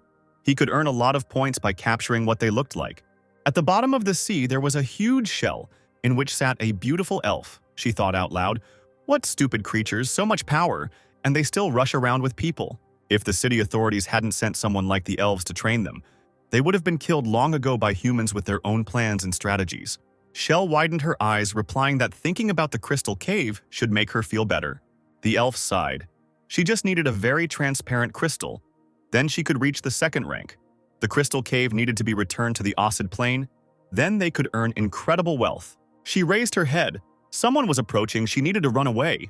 The shell slammed shut. The Dragon Lord released a purple flame from his hand. It was too late to run. The flames engulfed the entire surface of the shell. The elf jumped out from there and aimed a fiery green arrow from her bow at the alien. Ethan barely managed to dodge the deadly attack. But suddenly the arrow turned and hit him straight in the back. The girl smirked. Did the alien really think that homing arrows were so easy to dodge? She ordered the arrow to grow. Now the Dragon Lord was wrapped in a huge green vine. The elf swam back into the shell. This stranger didn't even have magic, and he still wanted to fight her on equal terms. He had definitely overestimated himself. The shell swam away at great speed, disappearing into the blue water. Adam watched what he saw on the big screen. Ethan sent the recording to the judges. Apparently, people want to fight against the inhabitants of the Osid Plain, but first they need to become stronger. They are better not only in using energy, but also in upgrading abilities. Phoenix noted that, fortunately, there are many people and new geniuses are constantly appearing among them. Sinclair asked what was going on with the Celestial Spirit's plan, if everyone had received their masks. The girl replied that 3 clans had already found them, and the mask was stolen by people from the Waxenberg family. Raphael held the mask in his hands, handing it to the girl standing next to him, reminding her not to cross the boundaries of the judges' organization. Audrey said that the judges have taken possession of the technology that allows them to create ability elixirs. If they are not captured, they will go to other families. The man replied that the judges could not cope with the army of Iron Blood and the Heroic Association. The girl asked if she should bring the man the elixir of abilities that she had exchanged. He shook his head. He still had things to do in the clan. Top 3 of the 4 Cs. Rayton Waxenberg meditated, sitting on the floor. A few moments later, the boy opened his eyes. Audrey approached him, giving her nephew her mask so that he could check the authenticity of the ability elixir. But he couldn't wear a mask because Rayton was the heir to a trading association and therefore couldn't risk himself. In the office of the commander-in-chief of the Iron Blood Army, Roger spoke about the judges, indicating that Max Waxenberg would deal with them. The shaved-headed guy with a scar on his left eyebrow looked closely at the man. Among the trees spreading out in the clearing in the Association of Heroes, 2 men were sitting at a small gaming table. One of them turned to the interlocutor, saying that people from another world are increasing their strength while their heroes are weakening. This is a difficult situation. What if, as that man said, the method of meditation is the only way to save all people? What a pity that, having mastered the method of meditation, they cannot teach it to others while people from another world can do it. The long-haired man held out a chip and asked if his friend had heard about the elixir of abilities. Perhaps it could replace their method. The second man had heard of him, but it was still unknown whether he would be able to create masters equal in strength to them. Longhair laughed. It would be better if they surpassed him, a lesson to be learned. Both decided that the issue of organizing the judges would be left to Legolas, the apprentice of one of the players. Adam watched the conversation on the screen. It seemed that everyone, instead of looking for the Stone of Wisdom, was trying to find out more about how people from another world were leveling up, and the judges should have. Rayton felt that someone had come to him and asked the person who had entered if he had received the ability. Phil Waxenberg nodded. He chose the dragon messenger. The guy scratched his head. He never thought that he would have such an opportunity thanks to Rayton. Suddenly, Phoenix appeared next to them. The girl slowly walked towards both of them. Rayton frowned. He couldn't even feel her. Phoenix addressed Phil, calling him Sky Star, asking if he was ready to take his ability elixir. A flask of liquid was placed into the hand of the puzzled guy. He plucked up his courage, asking only if he should do it now. Without waiting for an answer, Phil drank the elixir in one gulp. The guy decided that he should first summon a dragon, and he succeeded. From the inscribed shining rune, an animal slowly appeared, as if from water. It was not a big and formidable giant. The dragon turned out to be tiny and was the size of Phil's hand. But this made the sorcerer immensely happy. He even cried from the overwhelming feelings and from the fact that everything worked out for him. Phoenix was about to leave, but Rayton called out to her. He wondered about the masks of the heavenly spirits, whose job it was to kill monsters. Rayton also knew that some part of their corpses was an ingredient in the elixir of abilities. Suddenly, Waxenberg froze in surprise. Could this really be the activator that was mentioned in alchemy? The girl looked back, clarifying that what they called an activator was called an ability gene in the judge's organization. The guy slowly stood up, repeating what she had said. Adam, watching him through Phoenix's eyes, noted to himself that in the future it was worth considering the young man as his subordinate. In the judge's secret base called Area 52, Snake was lying on a lounger and reading a book. Adam approached him, noticing that it was very convenient here, and asked to take SS rank Plasma. Sinclair held out a green pearl. The ability Plasma controls plasma to fight enemies. Skills: Plasma Storm, creation of a plasma worm, Plasma Apocalypse. Suddenly, Adam became alert. He felt that something had happened. The F-rank abilities sphere detected activity in Chris's body on Banana Island, so it was necessary to check how things were going with him. Adam immediately used his control ability on Arthur. He, in the mind of his agent, found himself at an internal meeting of the Green family members. Right in front of him, Chris was waving his arms angrily as he emotionally talked about how the last time after the Craig family was defeated in battle, the organization had a second chance to get a third-tier elite. The boy raised his head and, looking into the distance, solemnly proclaimed his hope that his entire family would one day become masters of the dark blue race. After all, only by sacrificing the body can humanity be saved. Adam wondered why Chris wanted to make the betrayal of people look noble. A 10-year-old boy jumped up from his seat, clenched his fists, and declared that he did not want to become a monster, demanding to be allowed to go home. Chris glared at him, asking who he was calling a monster. The boy, who was the blonde's brother, replied that he was not afraid of him. The guy grabbed the child by the hand and dragged him somewhere, saying that not all family members supported his decision. The boy began to babble in fear, asking where they were taking him, whether they wanted to beat him up in front of so many people. Chris touched his brother's chin. Any sacrifice was worth it to keep the human flame from going out.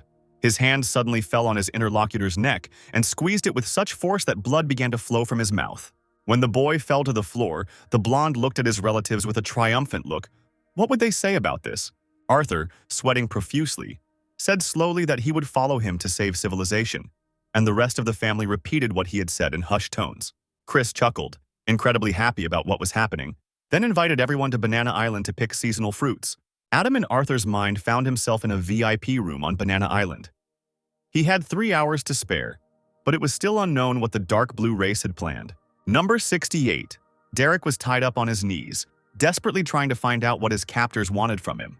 Chris lounged in the chair in front of the man, picking dirt from under his fingernails with the sharp blade of his knife, and said with a smile that he had not invited the prisoner here out of bad intentions. Chris stood up and walked over to the window, saying that one of the reasons for number 68's presence was to see the big show. The man cried out in surprise when he heard the words of this madman. Meanwhile, on the street, a truck crashed into a passenger car. Fortunately, the driver of the car was not hurt. He opened the door and cursed the traffic violator with choice expletives. The driver fell out of the truck in a very strange state. His head and arms were down, he was laughing, and his legs were twisted in different directions. The victim's arrogance subsided and he stepped back, shouting that the second man's legs were broken. As he slowly approached on broken limbs, the driver of the car continued to retreat, threatening to call the police. At that moment, his silent interlocutor transformed into a real monster. The green head, showing a row of sharp knife-like teeth, roared deafeningly. Derek, watching this scene from the window, realized with horror that the Green family was spreading the virus throughout Banana Island. Chris smiled. They don't use such methods, but use 3 driving forces for the dark blue mutation. He said that residents of Banana Island have been drinking water with tiny particles for several months now. Despite the small concentration, there are thousands of inhabitants on the island, and these 3 provoking factors will grow to the 3rd rank. The monster below raised its hands up, collecting blue particles from the driver it had killed. Adam saw everything and decided he had to figure out how to stop them. Number 68 was shocked. The Greens are using living people to create 3rd-tier elites. In a rage, he tore the ropes off himself, shouting that he would make any sacrifice, just so that the worst would not happen. Without hesitation, Chris jumped up, missing the attack. He waved his hand, releasing a blue bolt of light at his opponent. The man immediately tried to block it with his forearm. His hand was seized with a burning pain. Derek grabbed the damaged area with his palm. Meanwhile, several more clots flew towards him. They dug into the clothes, passing through them, taking the pain into the body. Chris, breathing heavily, promised that he would cut off the man's limbs and break the neural connection in his brain so that he would become food for the dark blue race. Turning around, he left the prisoner with his Uncle Rix to check on the others. Number 68 couldn't believe this was happening to him and continued to curse through tightly clenched teeth. Adam, still in Arthur's mind, walked up to the man, studying him. The boy had been tasked with dealing with the 8-armed fist fighter, which meant he would help him restore his nervous system along with his arms and legs. Smiling, he approached his uncle, asking if he was sure they could do without retying, since Derek was, after all, a hereditary master. He replied that when injured, only the spiritual power of the 3rd stage is capable of stabilizing the condition. Still smiling, Arthur grabbed the ropes and headed towards the prisoner, all the time for safety. The immobilized one called out to them at the top of his lungs for humanity, accusing them of indifferently watching the monsters that were destroying their own civilization. Leaning over the man, Arthur asked in an indifferent voice why the food was still chattering. He raised someone else's hand. It gradually turned blue, a blue disease spreading through the veins. A smile appeared on the blonde's face. The blue entity began to split. Number 68 suddenly realized that they were not going to kill him at all, and his eyes widened as he peered at his guard. A few minutes later, he was already lying tied up. Arthur dusted his suit, telling his uncle that he was finished. He leaned towards the fighter, praising the work done. The last thing he heard was a death wish. Chris, leaving the building, cursed and froze. He immediately felt that his uncle was dead. Using his dark ability, he found himself on the other side of the glass like a flock of bats. The ominous silhouette transformed into a man once it was in place. Looking at his uncle's body, he realized that the wound had been inflicted by the 8-armed fighter. Chris had to sever the neural connection and cut off the limbs. There was a rustling sound, and the blonde's eyes were glued to that place. He immediately hunched over, trying to be unnoticeable. In the darkness, the guy did not immediately notice that he was not alone in the room. An 8-armed fist fighter jumped out at the guy, but his blow landed in the void, where a multitude of bats appeared. Chris told Arthur, who came out to him, that he was wrong about him. In response to the silent question, the guy began to change.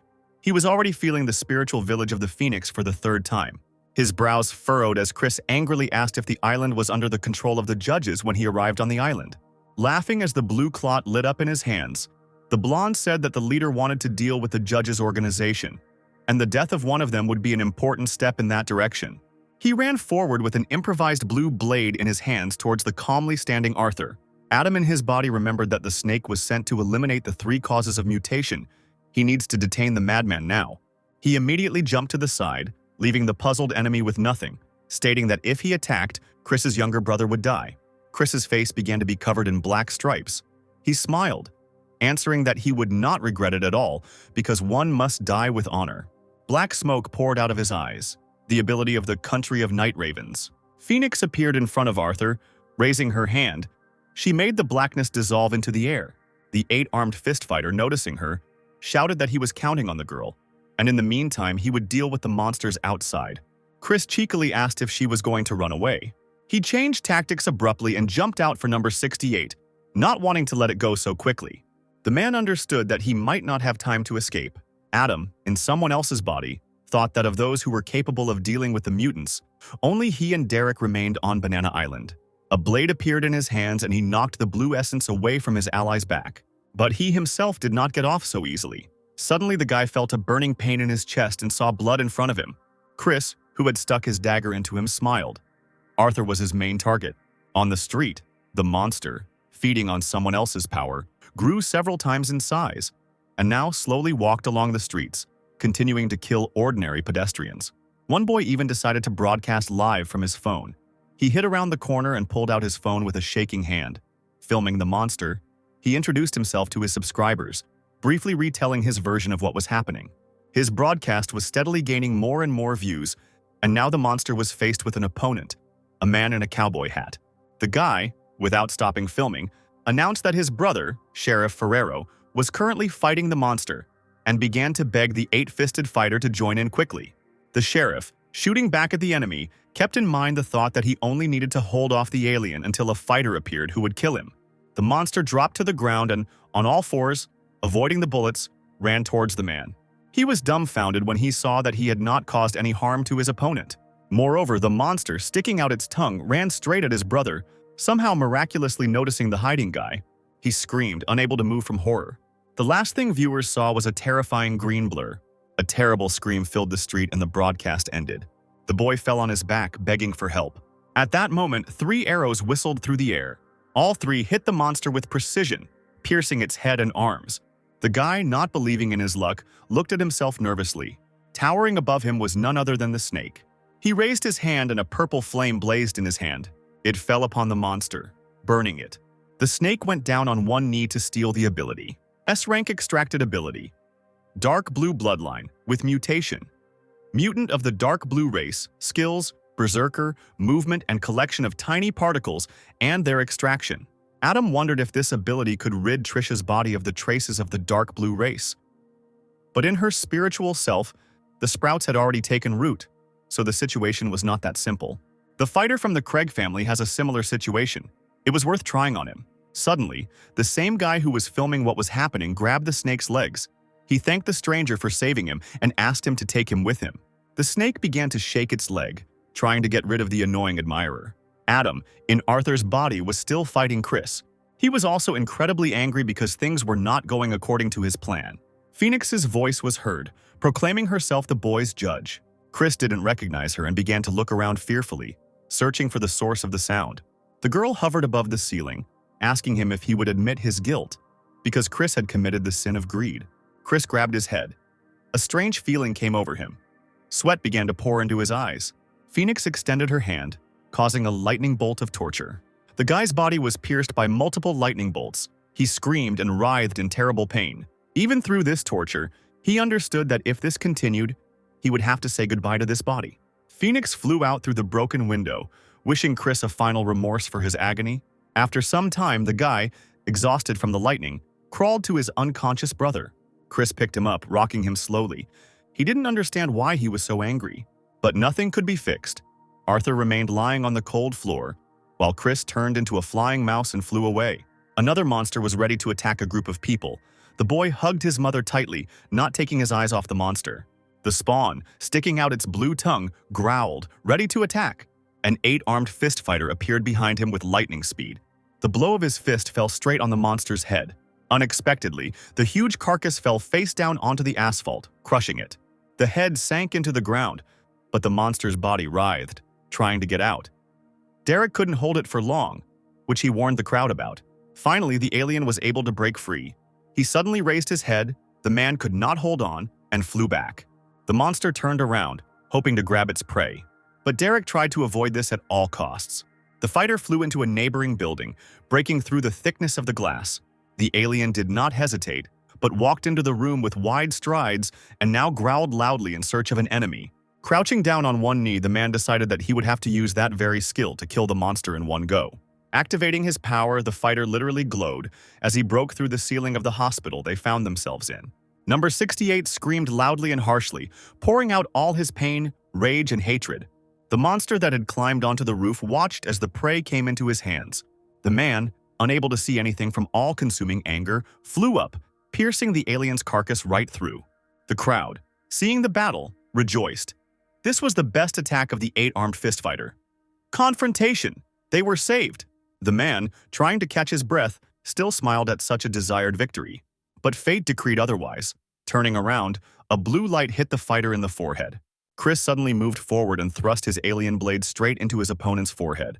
The fighter fell from a height and flew like a stone down from the roof, straight to the feet of the people standing below. People stepped back in fear. Chris, who also returned to the street, where he dragged the 8-armed fist fighter by the hand, calling him a fighter because after such a long time he had not even reached the 3rd stage. The monster's open mouth absorbed a multitude of blue lights. The blonde smiled. Soon he would be able to absorb this useless trash. There was no point in wasting energy on healing it. The monster rose up and now, its eyes flashing and teeth clicking, it growled loudly. Claws sank into his head, sucking out all his energy. Chris felt this unusual and pleasant surge of power. He smiled. Madness played in his eyes. The guy thought how much superior he now was to his master. Suddenly, someone's voice was heard complaining about being late. Chris glanced in that direction with displeasure. He saw the snake and asked if he was one of the signs of the zodiac of the organization of judges, because then he would have the opportunity to test his strength. The guy was theatrically upset, sadly asking why the snake doesn't start attacking. Because he's getting stronger with every second. Why give it? The judge replied that he was waiting until he was completely filled with strength, because when the opponent was too weak, it became boring. Chris smiled. It sounded interesting. With the energy, he could cut the enemy's body into 3 whole pieces. A long blue sword appeared in his hand, meaning that his strength had reached the 3rd level. The beam immediately pierced the snake through and through, but he did not die, but became a shadow, from which several arrows shot out in different directions. After spinning several times in the air, they, engulfed in flames, flew towards the blonde. He blocked them with his dark shield. Chris began to look around, trying to figure out where the snake had gone. Finally, he managed to catch the movement to the side and ran there. The clone was surprised that the guy was able to predict his position. It seems that all he can do is play for time to save himself. Snake used plasma storm. Chris cursed as he saw many blue spheres about to attack him from the sky. Then the guy transformed into several bats. However, this did not help him because the spheres began to attack the hovering rodents. Pulling himself together, Chris realized that the power of skills doesn't decide anything. Tactics are needed in battle.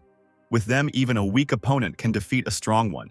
Several blue arrows appeared in his hands. The blonde smiled, asking the snake how many more times he could use such a powerful attack. Suddenly, a staff poked him in the back. 2 more zodiacs arrived to help. Monkey and Adam's appointed leader Phoenix. Chris decided to hide and escape by turning into blue light. The monkey noticed that the enemy had left the battlefield even with the spiritual seal activated. Phoenix took a closer look and replied that it had come at a great cost.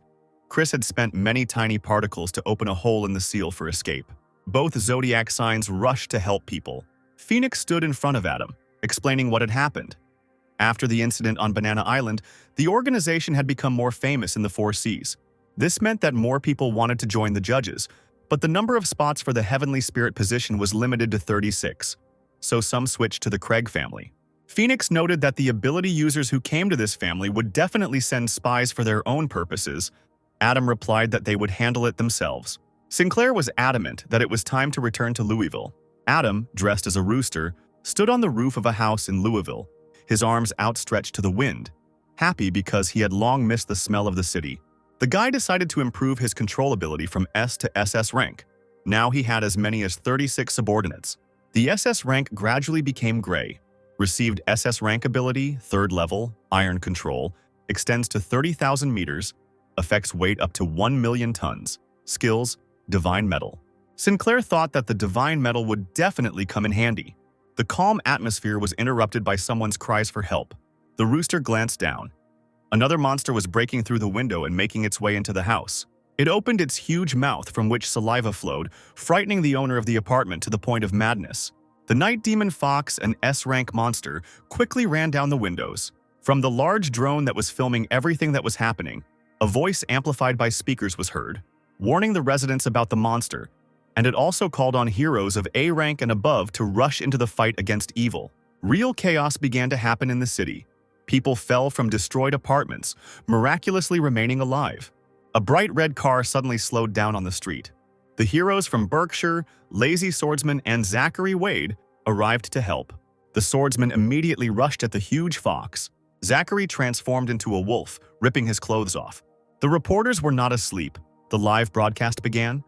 The host said that every time an S-rank swarm appeared, it would take 2 hours to get here. Would the others be able to hold out until it appeared?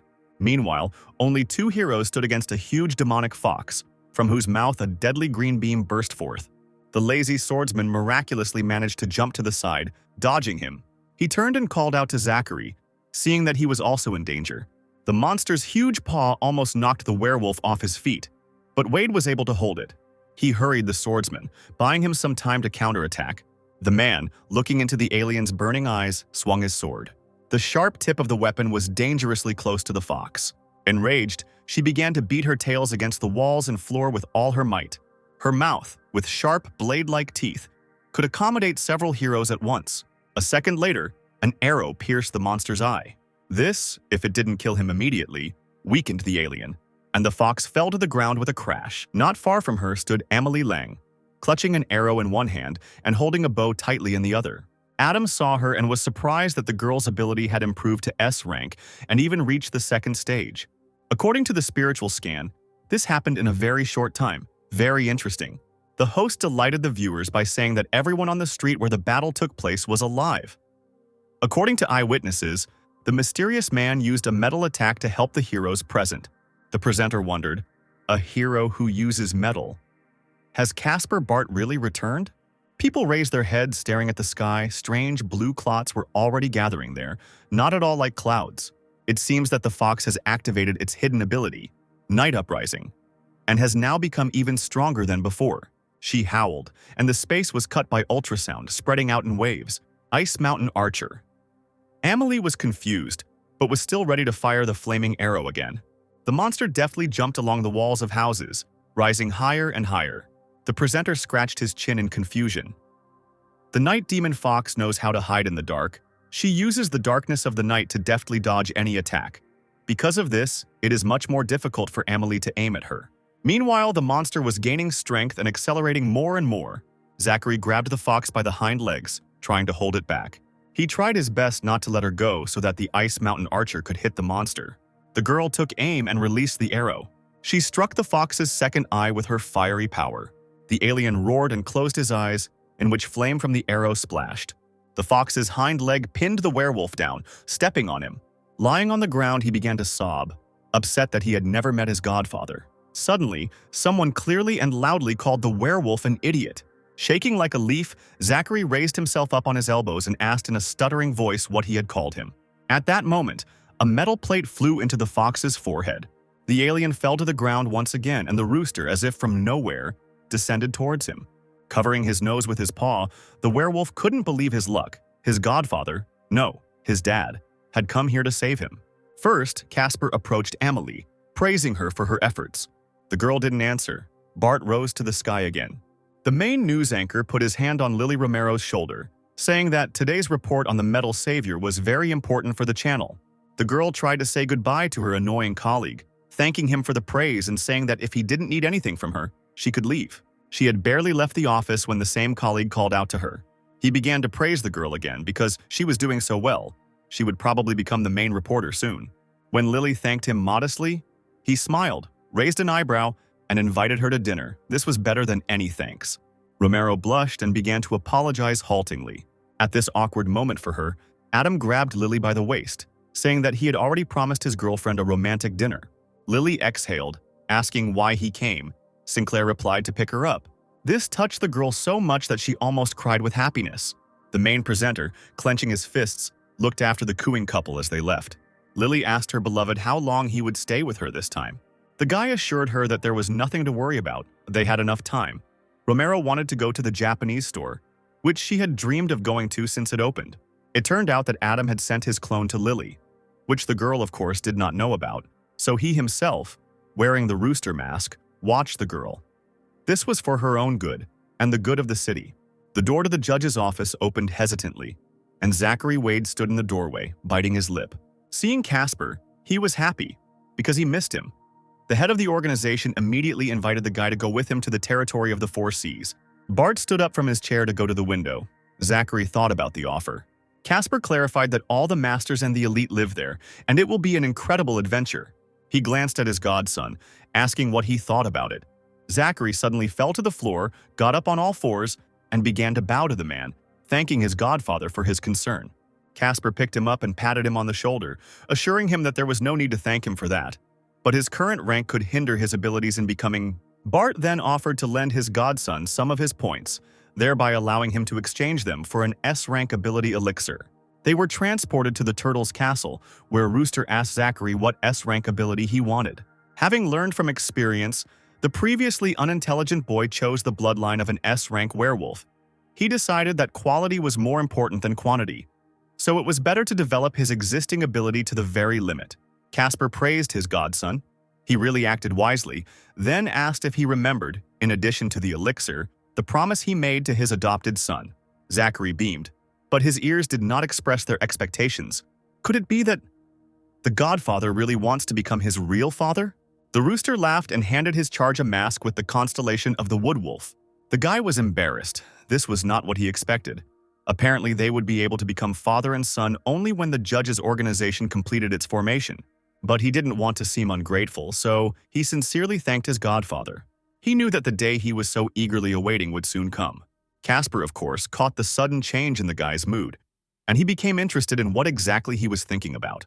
He took a few steps back and explained that the Timberwolf belonged to the White Tiger Castle, so Zachary and one other man would be heading west to the Free Alliance. Bart added that Zachary needed to sort out his own affairs and then follow him to the Four Seas territory. His protege was unable to keep up with so many tasks, and had even managed to lose sight of his mentor. Not waiting for an answer, he shrugged his shoulders and put on his mask. It seemed that a new adventure awaited him. He punched the air with his fists, loudly exclaiming that his father should not worry, because soon the judge's organization would be theirs alone. Flying on a metal plate, Adam sneezed loudly, and who missed him? On the roof of the city building, Joe Bloor trained hard, and as he had promised, he developed both his spiritual and physical strength every day. He felt a strange presence and thought that the aura was very familiar to him. Finally, Adam came out of the shadows, having watched his student for several minutes before. Joe dropped to one knee and greeted the teacher with a respectful gesture.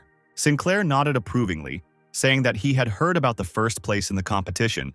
He also asked if Bloor had received an invitation from the Hero Association yet. The guy nodded, replying that his friends had received them too. Adam asked if Joe knew one of them, Ice Mountain Archer Amelie, and the boy replied that they had only had lunch together. The rooster asked if the girl had any special habits. Joe thought for a moment and remembered that Amelie liked to meditate. Adam was surprised. Could the archer have mastered the method of meditation on her own, and if so, he absolutely had to meet her in person. Once again standing on the metal plate, the rooster said goodbye to the boy, citing business, and also gave him instructions to continue training. Joe Bloor's eyes sparkled and he smiled. Sooner or later, he would become the most powerful weapon in the teacher's hands. In the silence of the night, a loud sneeze was heard again. Adam wiped his nose with his sleeve. Was he really sick? In a forest clearing in the city of Louisville, Amelie sat on a large flat stone and meditated, black steam slowly spreading from her body into the air. Adam, watching her from the shadows of the trees, was amazed by her meditation technique. No wonder she had gotten S rank so quickly. Amelie opened her eyes abruptly, felt someone else's presence, and loudly asked who had disturbed her peace.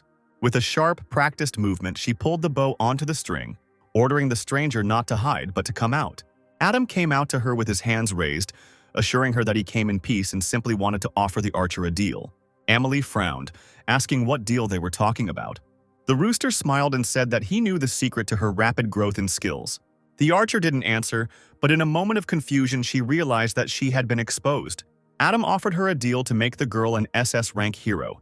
She would be protected by the judge organization for the rest of her life, or receive endless luck that would never run out. Amelie asked if the SS level would come after S. Adam nodded, adding that this level was also known as the third stage. The Ice Mountain Archer didn't understand. Since the organization had a method to make people into SS rank ability users, why did she need its secret to become stronger? Turning away, Rooster replied, "The elixirs of abilities can only strengthen a limited circle of people, but their main purpose is to increase the overall combat readiness of humanity." Amelie raised an eyebrow in disbelief as she looked at the masked man and the human. Was he really telling the truth? The girl lowered her head and thought hard before giving her answer. She agreed, and said that she had discovered by chance that her spiritual skill of meditation could increase human strength in a very short time. She warned that her own hunting magic meditation was not universal, as it only suited her abilities. Adam scratched his chin. Was Amelie really trying to say that the ability only helped her develop her own unique skills? The guy assured that this shouldn't be a big problem. With the hunting magic meditation and copies of the Ice Mountain Archer Amelie's abilities, a powerful army can be created. Sinclair was apparently so pleased with his own thoughts and thought for a long time that Amelie began waving her hands in front of his face to attract attention. She had chosen the organization's lifelong protection.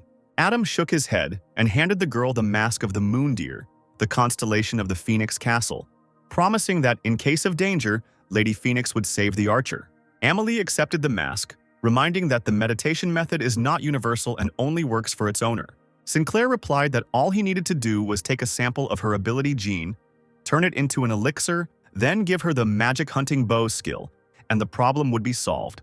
Amelie backed away sharply, embarrassed, and asked if having a gene sample taken from her would have any effect on her body. Adam waved his hands. Of course not. He would only need 2 or 3 minutes. The girl nodded and lay down on her back on the stone, stretching her arms along her body. The guy began to move his hand over her stomach, reminding her that she couldn't use any mental resistance. Amelie closed her eyes and obediently agreed. Not even 20 seconds had passed when Adam gave a voice, announcing that everything was ready. The girl sat down on the stone, surprised that the process went so quickly. The rooster froze. A strange association flashed through his head. A little later, in the Black Turtle Castle, he opened a scroll glowing with multicolored lights. Chi energy, activity, magical power, and the names are different, but the essence is the same. The archery scroll depicted a man in a long robe. He was drawing a bow on a string. Adam was asked if what he said would work. Sitting cross-legged, Sinclair was ready to channel the spiritual power and see how meditation gathered dark energy. The scroll in front of the boy began to shine with incredible power, casting a bright light far to the sides. In the front world, among the dark and gloomy places, several monsters had gathered, vaguely resembling gorillas, an evil expression frozen on their faces. Long tusks stuck out in place of ears. Fangs jutted forward in their jaws. The three-eyed demonic god, a fair-haired youth in a long robe, pulled a burning arrow onto the bowstring, wishing for the enemy to disappear, to become ashes from the fire. The arrow, cutting through the air, flew forward rapidly. Having touched the monster, she continued on her way, triple acceleration, and next to her, as if from nowhere, a large phoenix bird appeared, flapping its red and yellow wings. Adam woke up from the vision in the Black Tortoise Castle. Wiping the sweat off his face, he realized that this meditation helps F rank quickly break through to D rank. Black smoke began to come from his hand. The guy looked at his palm for a long time. He was used to large-scale absorption of dark energy. Meditation works worse for him. The flow of meditation and the spiritual power of the body enter and exit. With their movement, they preserve the dark energy. Thus, gradually, the person became more and more filled with teaching. Normal people can meditate and collect cubes of dark energy and then use them, but it is unknown how much they can store. Sinclair understood what the limit of the hunting magic meditation might be, but he still wondered where the power of meditation came from in people from another world. Questions rained down on him like a pile of heavy stones. How did the blue star ability appear? What was its basis? Did the meditation method of people from another world grow out of the skill meditation? Adam will be able to get answers to all questions only when he masters the meditation of the other world, or conducts research on the plane of Osid. Finally, Zachary joined the Godfather on the way to the lands of the Four Seas. He was surprised that there were so many professionals here. Casper replied that they were in the territory of the Free Union, the 7th island of the archipelago of the 5th Defensive Front, because the organization took on the defense of this place. As Zachary and Bart flew together on a metal plate, Wade clung to his godfather in fear, who asked him to pull himself together because they were heading to meet the other signs of the Zodiac. Finding himself at the port of the 7th island of the archipelago of the 5th Defensive Front, the clone of Adam left there greeted the arriving Casper Bart. He introduced the woodwolf he had brought here and asked him to always take care of his son from now on. Zachary was extremely embarrassed, but he still found the courage to introduce himself to the strangers, expressing the hope that they would certainly get along.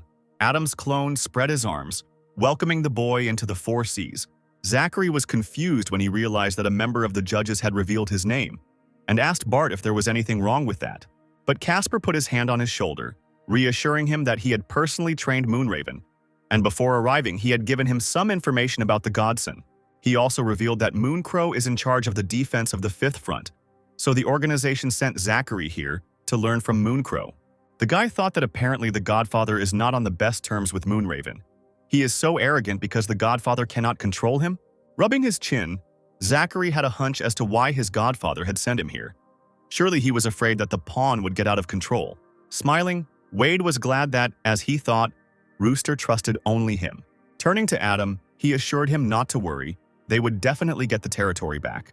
Zachary suddenly ran up and hugged Moonraven. Adam was embarrassed. Was he sure that he understood everything correctly? And did he not need to worry about anything? Sinclair went to Dave Craig. They needed to talk. In the reception room, the men sat around a table to discuss business. Adam told the head Craig that the organization wanted to conduct an experiment and asked if the man's family would be interested in participating. He leaned lower over the table, asking, first, to explain the essence of this experiment. Sinclair asked the man if he had heard of meditation, and Dave was surprised to ask if the organization had that method as well. Adam leaned back in his chair. This meant the old man understood what was being discussed. Dave took a sip of tea from his mug and told him that he had learned about the meditation method from his son Brandon, which only a true expert could master. And their method of meditation is very different from the one used by people from another world. It is just an unfinished version. Adam replied that the judges' organization now has a hunting magic meditation that allows ordinary people to develop and gain new skills. In order to speed up the development process, the judges still plan to use low-rank elixirs. This almost made Dave jump out of his seat, wondering how he could help together with the judges. Sinclair said that for the first experiment they would need 100 young men and women, preferably the most resilient, able to withstand heavy loads. Craig Sr. smiled into his mustache. There was no need to worry. His family had some work underway. A week would be enough to recruit the best students. You just need to agree on a place. Adam replied that when the time came, they could meet on Banana Island. The boy returned to the Heavenly Palace, where he was met by Phoenix, who told him that she had found out something about the archery scroll. During meditation, spiritual power also changes, and this change is caused by the absorption of dark energy by the body. Its collection in its true form and in the form of cubes differs significantly. The girl suggested calling it magical energy for now. When it penetrates the body, it begins to flow along a special stream. As the abilities increase, most of it disintegrates, turning into the dark energy of the true form. The archery scroll can not only regulate the process of gathering dark energy, but also use it for individual skills, requested by the corresponding abilities. Adam smiled, realizing that this scroll had an irreplaceable effect, especially considering what could be achieved from Ice Archer Amelie's spiritual power and the scroll. Sinclair realized that he needed to create his own, through the concentration of spiritual power. A long scroll of yellowish paper rose above the ground. The guy was happy. The transfer of the space of the Heavenly Palace and visualization made everything much easier. The sun was shining brightly, warming those present with its heat. Not a single cloud was visible in the sky. All the students in the area who were meditating received a charge of energy from the scroll that was spread out above them. Sinclair looked around the crowd, encouraging them to experience the feeling to the fullest. Phoenix asked what the name of the group of people that belonged to the Black Tortoise Castle was. Adam, looking into the distance, turned around sharply and loudly pronounced the name Hunting Magic Squad. Ethan Wade, wearing a new mask, walked through the crowd, asking if everyone had come here to donate their ability genes. He emitted such a powerful, murderous energy, as if he had just returned from battle. Heavy, sharp steps were heard on the soft grass. Two guys came out into the clearing. One of them was wearing a mask. The second asked if the judge's organization was in this area. The crowd began to whisper, not understanding who had come to them, especially since everyone was surprised that the assistant of the man who spoke was wearing a mask. The voice of Casper Bart was heard, who had arrived unnoticed on a metal plate. He saw that everyone was assembled. Ethan asked if the judges had sent him to take samples of the ability genes. To this, Bart replied that he had not seen his old friend the Dragon Lord for a long time. The guy chuckled. Now he is in no way inferior to the rooster. Perhaps one day he will even defeat him. Under his mask, Adam smiled, a good mood for a puppet. But out loud he only said that he would wait with impatience. He patted Ethan on the shoulder, informing him that he would begin collecting ability genes from him. Feeling the young man tense up, he advised him to relax his muscles and not try to resist his spiritual power. Rayton looked at them silently from the side. He had to figure out how the ability gene was extracted. After a few seconds, Casper let go of his interlocutor's hand, and he exclaimed in surprise that everything was simply too fast. Bart chuckled, asking if Ethan had thought he'd have to skin him to get it out. Rayton didn't understand what was happening. The ability gene had just been extracted, and he hadn't taken part in anything. He stood calmly, waiting. Next time, it will definitely work out. Meanwhile, Adam called warriors to him one by one to extract the ability gene. The sun was almost below the horizon when Sinclair finished. Adam, rising on a metal plate, announced that the organization would make elixirs with improvements for those present and send them to the parallel world. People left one after another. Rayton fell to his knees. He was so exhausted from the whole day. He slowly raised a weak hand, calling for Mr. Casper to stop. The boy barely raised his heavy head, gritting his teeth to ask about the study of ability genes. Stopping in midair, Adam bowed his head. He was forced to refuse the young disciple of the God of Storms. Since the genes are connected with elixirs, information cannot be disclosed. Rayton raised 2 fingers, swearing on the honor of the Waxenberg family that he would not tell anyone. Moreover, putting his hand to his lips, he leaned towards Mr. Casper Barth, who had come down to him, saying that he had secret information, offering to make an exchange. Adam wondered why Master Rayton needed information about the ability genes. The guy perked up and quickly began to tell. Does Casper know that the top heroes of the 4 Seas use something similar? Whoever it is, even his father, the God of Storms, they all use a technique similar to meditation. The strongest call it the way, and these ways differ for different heroes. Adam asked if Rayton wanted to use the information from the judge's organization to find his own path. He also added that if the brown-haired man wants to advance a little in meditation, he can help. Hugging the guy by the shoulders, Sinclair said that in a few days the organization would conduct an experiment on Banana Island, called Hunting Magic Meditation. Rayton clapped his hands, warmly thanking Mr. Casper for his help. And if the judges needed any information he had, he would be happy to share it. Taking the guy further away from the clearing, Adam offered to discuss business over a cup of tea, but he didn't dare refuse. A disconcerted Phil held out his hand, calling for them to stop. He looked sadly into the distance, not understanding why they didn't take him with them. The liner arrived at the port of Banana Island. Opening his eyes, the guy saw a beautiful girl in front of him, who woke him up rather rudely. They went down the stairs together, and the guy called out to the stranger. On the go, he introduced himself to the girl, who hadn't even turned around to look at him yet. Brandon was offended that they had been on the same ship for so long, and he didn't even know her name. The girl stopped, muttering irritably that they had been swimming together for so long, and she only remembered about their acquaintance when it was time to get off. She folded her arms across her chest and stated her name, not forgetting to add that she was quite likely related to the well-known Adam Sinclair. The boy laughed mischievously, whispering to her whether Michelle was Casper Bart's aunt. Michelle laughed, shaming Brandon. If he calls Adam his brother, and she is his aunt, then what should she call Brandon himself? Let him call her grandma. The boy smiled and said that his grandmother often gave him pocket money when they met, so, hearing a cough, the couple turned around and froze in fear. Staring straight at them from a few meters away was none other than Casper Bart. But after a few seconds, he turned around, continuing to chat with someone from the crowd. Michelle breathed a sigh of relief. He scared her. She had already thought that Casper had heard everything, but Brandon assured her that there was no need to be afraid. They were just joking about Sinclair's brother. It had nothing to do with him. Adam didn't react in any way, but he clearly remembered this couple, his aunt, and the arrogant guy. Finally, he gathered a crowd of future warriors in front of him, loudly asking if they wanted to become stronger. The boys and girls shouted in unison, asking to choose him and her. They will do everything to become stronger. Adam was pleased that his decisions were being responded to. He straightened up and used the spiritual power wave skill. Some people started to fall over, others started to get headaches, but no one understood what was happening. Brandon reached out his arms to Michelle, who crawled towards him on shaking legs. Soon he himself could not withstand such pressure and fell face down. Rayton, descending the stairs, was still standing on his feet. He never thought that the judges would conduct the selection using such cruel methods. Casper, with one of the last to fall, Brandon, lying right in front of him, announced that the 18 people who had lasted the longest would be tested. A day later, in the Heavenly Palace at the Summit of Knowledge, Casper Bart congratulated everyone who had reached the summit of knowledge of the judges' organization. Moreover, the future of humanity literally depends on the experiment in which the best of the best are taking part. The young people knew that the ability was awakened by chance. But now the organization has a meditation.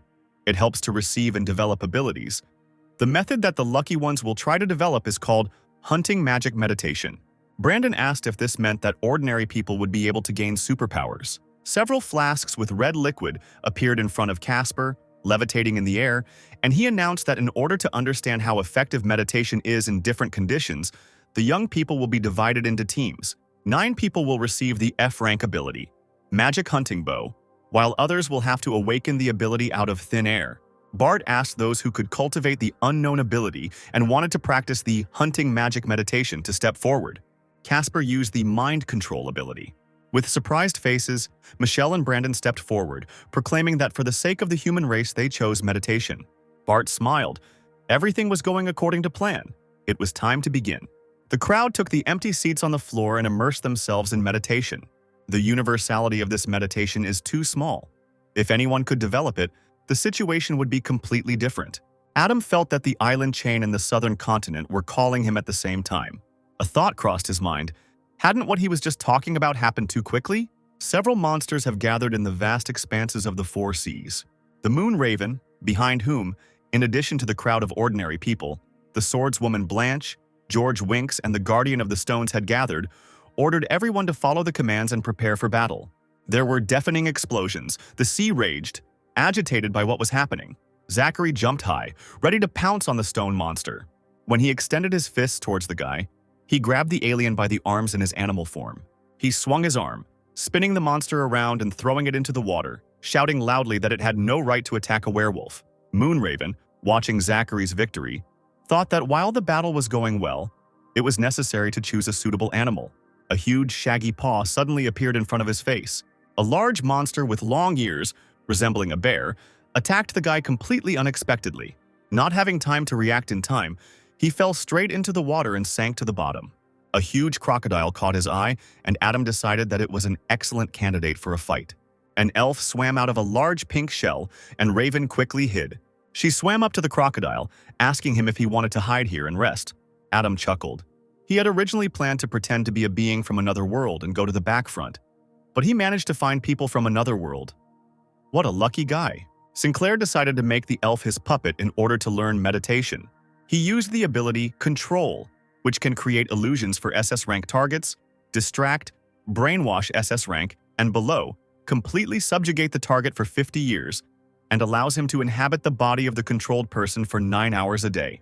Putting her foot on the animal's mouth, the elf did not understand what was wrong with this fighting crocodile. Not a single wound on the body, but pretending to be dead. When the crocodile looked up, the girl covered the top of her t-shirt with her hand. Where was he looking? Suddenly all her thoughts disappeared somewhere. Adam used the ability Control. Sinclair found himself in the dark space of the elf's mind, full of many white screen's memories. He decided to check if he could find any episode of memory associated with meditation. The guy's attention was drawn to one screen. That was what he needed. As soon as he touched the screen, it became covered in cracks and broke, almost injuring Adam. The elf had a strange glowing pentagram on her forehead. Adam screamed in fear, not understanding what was happening. The girl woke up in her shell, getting up on her knees with some difficulty. She remembered that when she tried to interact with the memory of meditation, it seemed that some kind of magical seal worked. Adam knew that in order to protect the knowledge of her, the body of a person from another world burns to ashes. It's good that he fixed everything quickly. Otherwise, it's scary to imagine how this could have ended.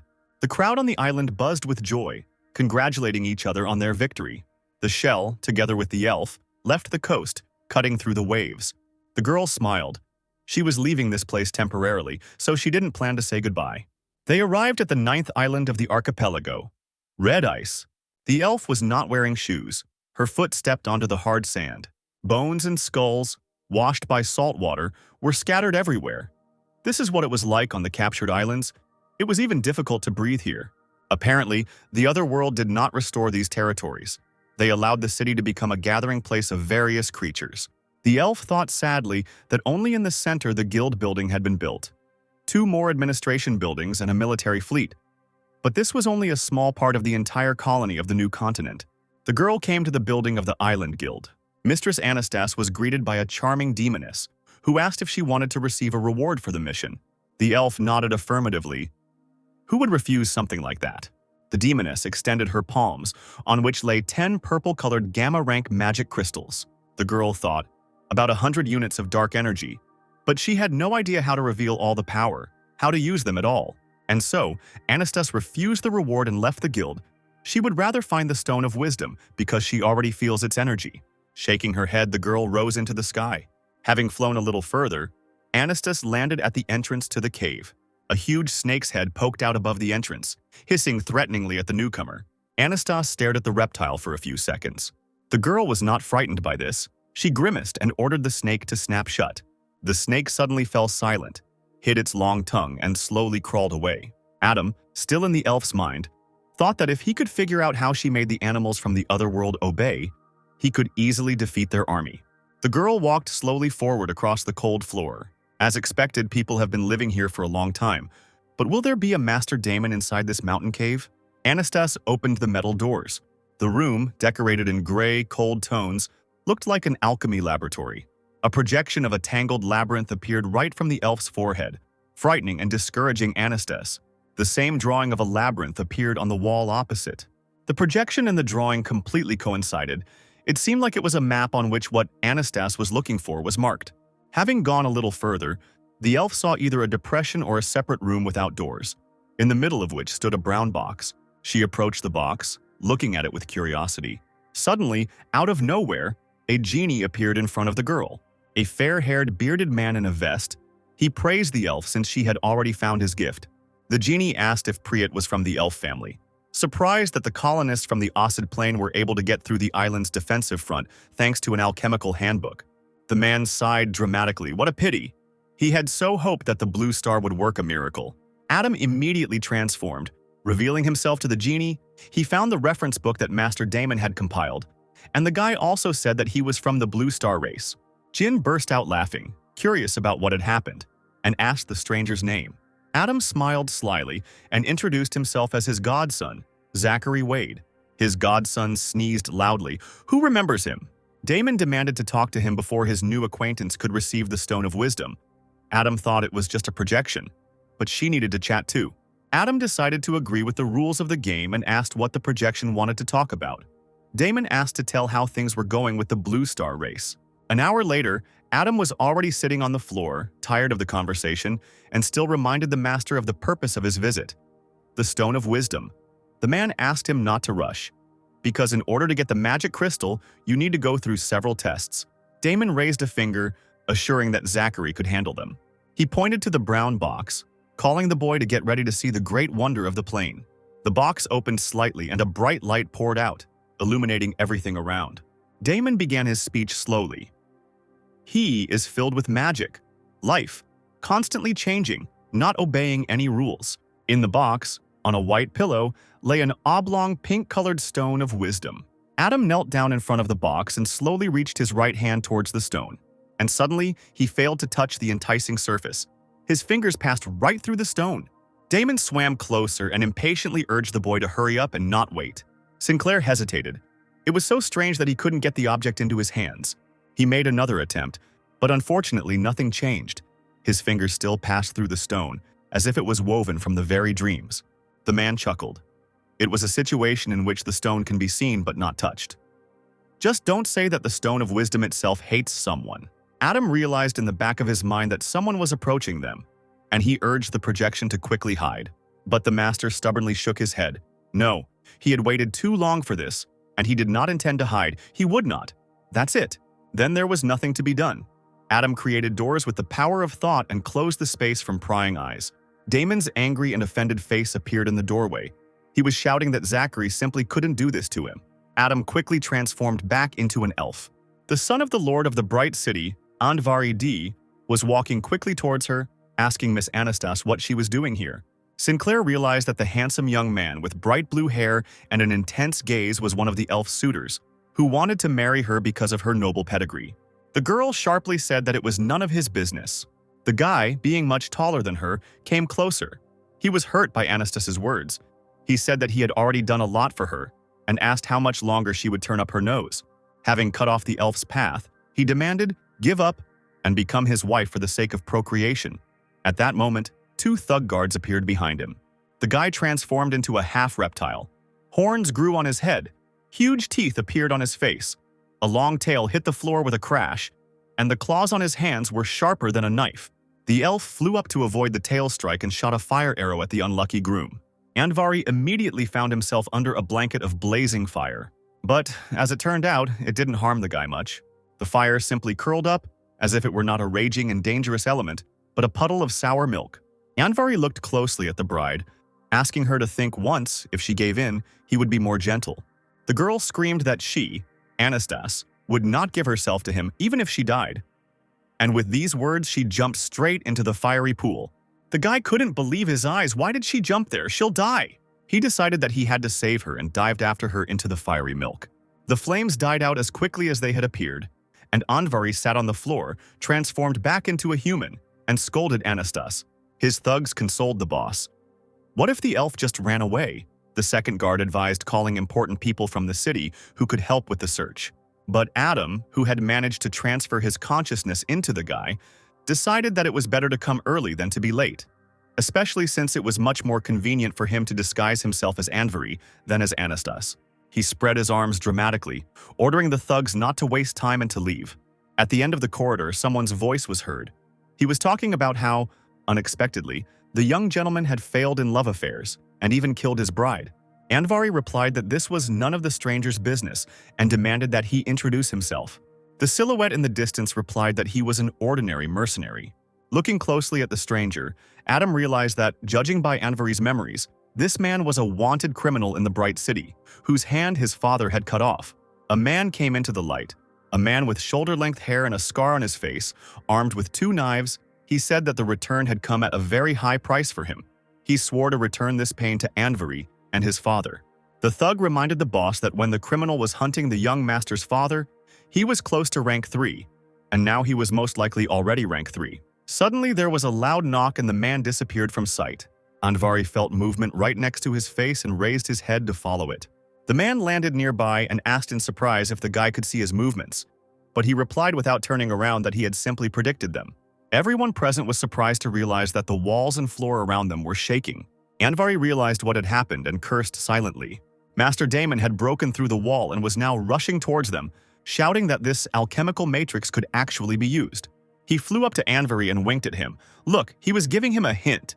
The criminal took a fighting stance, shouting that Anvari should expect no mercy, since he had the Stone of Wisdom. One of the thugs told the young master that he would detain the man, and he should report everything to his father as quickly as possible. The second guard pushed the first one aside, saying that he should take the young master away, and he would stay here, since his daughter-in-law was waiting for him at home. Adam thought that they also have their joys and sorrows. In this world, there is no difference between good and evil. There is only a difference between the strong and the weak. Damon thought that this was not enough. 2 third levels and 2 second levels would not be able to stop him. He approached the criminal, urging him to hit harder. Only by allowing the matrix to absorb enough energy would he be able to move faster. The man walked up to the box and extended his hand towards the stone, saying that it belonged to him. But his hand, like Adam's, passed straight through the desired object. The criminal roared with indignation. "What is happening?" Anvari said with a grin that this meant that the Stone of Wisdom did not choose the criminal, and now it cannot be touched. The thugs instantly turned into half-monsters, ready to defend their master. One of them attacked the thief, but he fought off the attack with a knife. The thug cursed and fell on his back, clutching the bruised area of his body. The second guard put his paw forward, holding a sharp sword in his palm. He turned to the young master, urging him to burn the criminal to ashes with his dragon breath. Anvari did not hesitate, and a stream of raging flame burst from his mouth. The fire touched the back of the man's head. He didn't even have time to react to it. The criminal rolled across the floor, trying to avoid the deadly attack. The knife remained right in the hand of one of the guards. He was shaking like an aspen leaf, frightened by his wound. Master Damon raised his hands and violet energy reached out to him, which he began to absorb. The man's finger caught the attention of the others. He pointed upward. A crazy, huge stream of purple energy burst out from the mountain into the sky. This flow formed a perfectly smooth, round hole in the rock, and Damon looked into it dreamily, noticing that he had not seen the sky for a long time. The master urged the greedy strong man to return quickly, and the sooner the better. The blue electrified bird flapped its wings and screamed loudly. She flew over a crowd of people who, suspended in the air, looked around in surprise. The guy was surprised. What are these pink rays of light, from which so many frightening animals crawled out? The second added that if they are so strong, then probably some treasure lies there, and animals are much more sensitive to energy than people.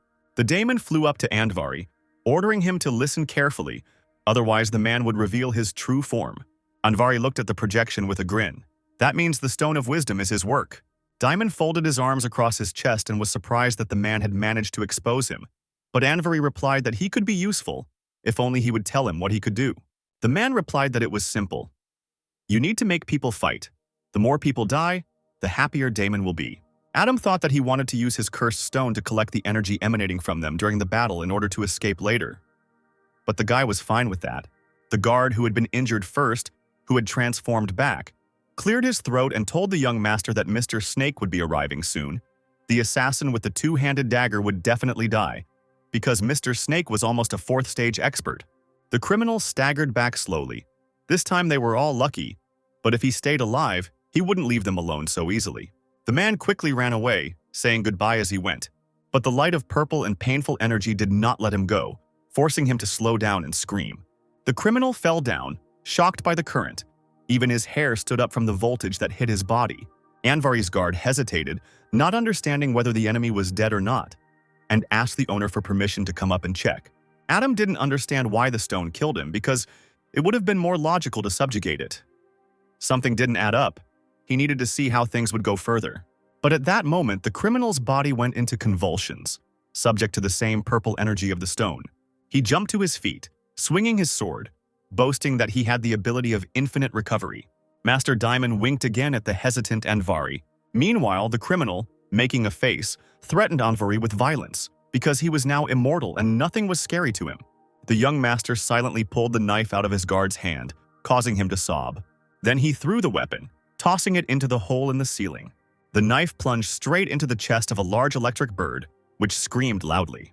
The criminal looked down at his knife, the thought taking a long time to form in his mind. It was too late to think. A blue lightning bolt, conducted by the first knife, was already rushing towards him. The bright blue light made those present in the cave squint. As Anvari and his guard watched the man being pierced by the bird's electricity, they talked among themselves, wondering if their opponent would survive. The one standing on his feet looked terrible, but was still conscious, screaming that he was completely invulnerable. Adam's people began to fly in one by one right through the hole in the roof, but the first one to enter the cave was the White Serpent, the master of the sword. He looked around with interest, asking how his nephew Anvari ended up there. The man narrowed his eyes and with a dangerous intonation in his voice, asked who dared to offend his nephew. Anvari ran up to Uncle White Serpent, complaining that the killer did not have the courage to go to his father, and he decided to finish off his son. Putting his hand on the boy's shoulder and squeezing it tightly, the white snake promised that his uncle was already here, and now no one would harm his beloved nephew. The maddened criminal stood in front of the crowd, counting each one, threatening to kill them all together if anyone came near him. Licking the blade of the knife with the tip of his tongue, the man promised to show them who a real expert was. Those present frowned. They understood that this was a provocation. The swordmaster, possessing an inhuman calm, said in a soporific voice that no one would have to attack the villain, because he himself would cut him into pieces with his white snake sword. With a precise movement, he drew the sword through the air, his other hand gently running his fingers over the surface. Let's see how long the criminal can hold out after the attacks. A white and bright light emanated from the tip of the sword. Something long whistled through the air, and a white snake appeared before everyone. As it descended in front of the enemy, clouds of lilac smoke burst from its mouth. The man realized that this was confusing him and shook his head. To wake up, he stabbed his dagger into his left leg without a second thought. The criminal realized with horror that this did not help him come to his senses. He could neither run away nor attack. The white snake, having grown in size, squeezed the man in its deadly embrace as if he were a desired prey and began to strangle him.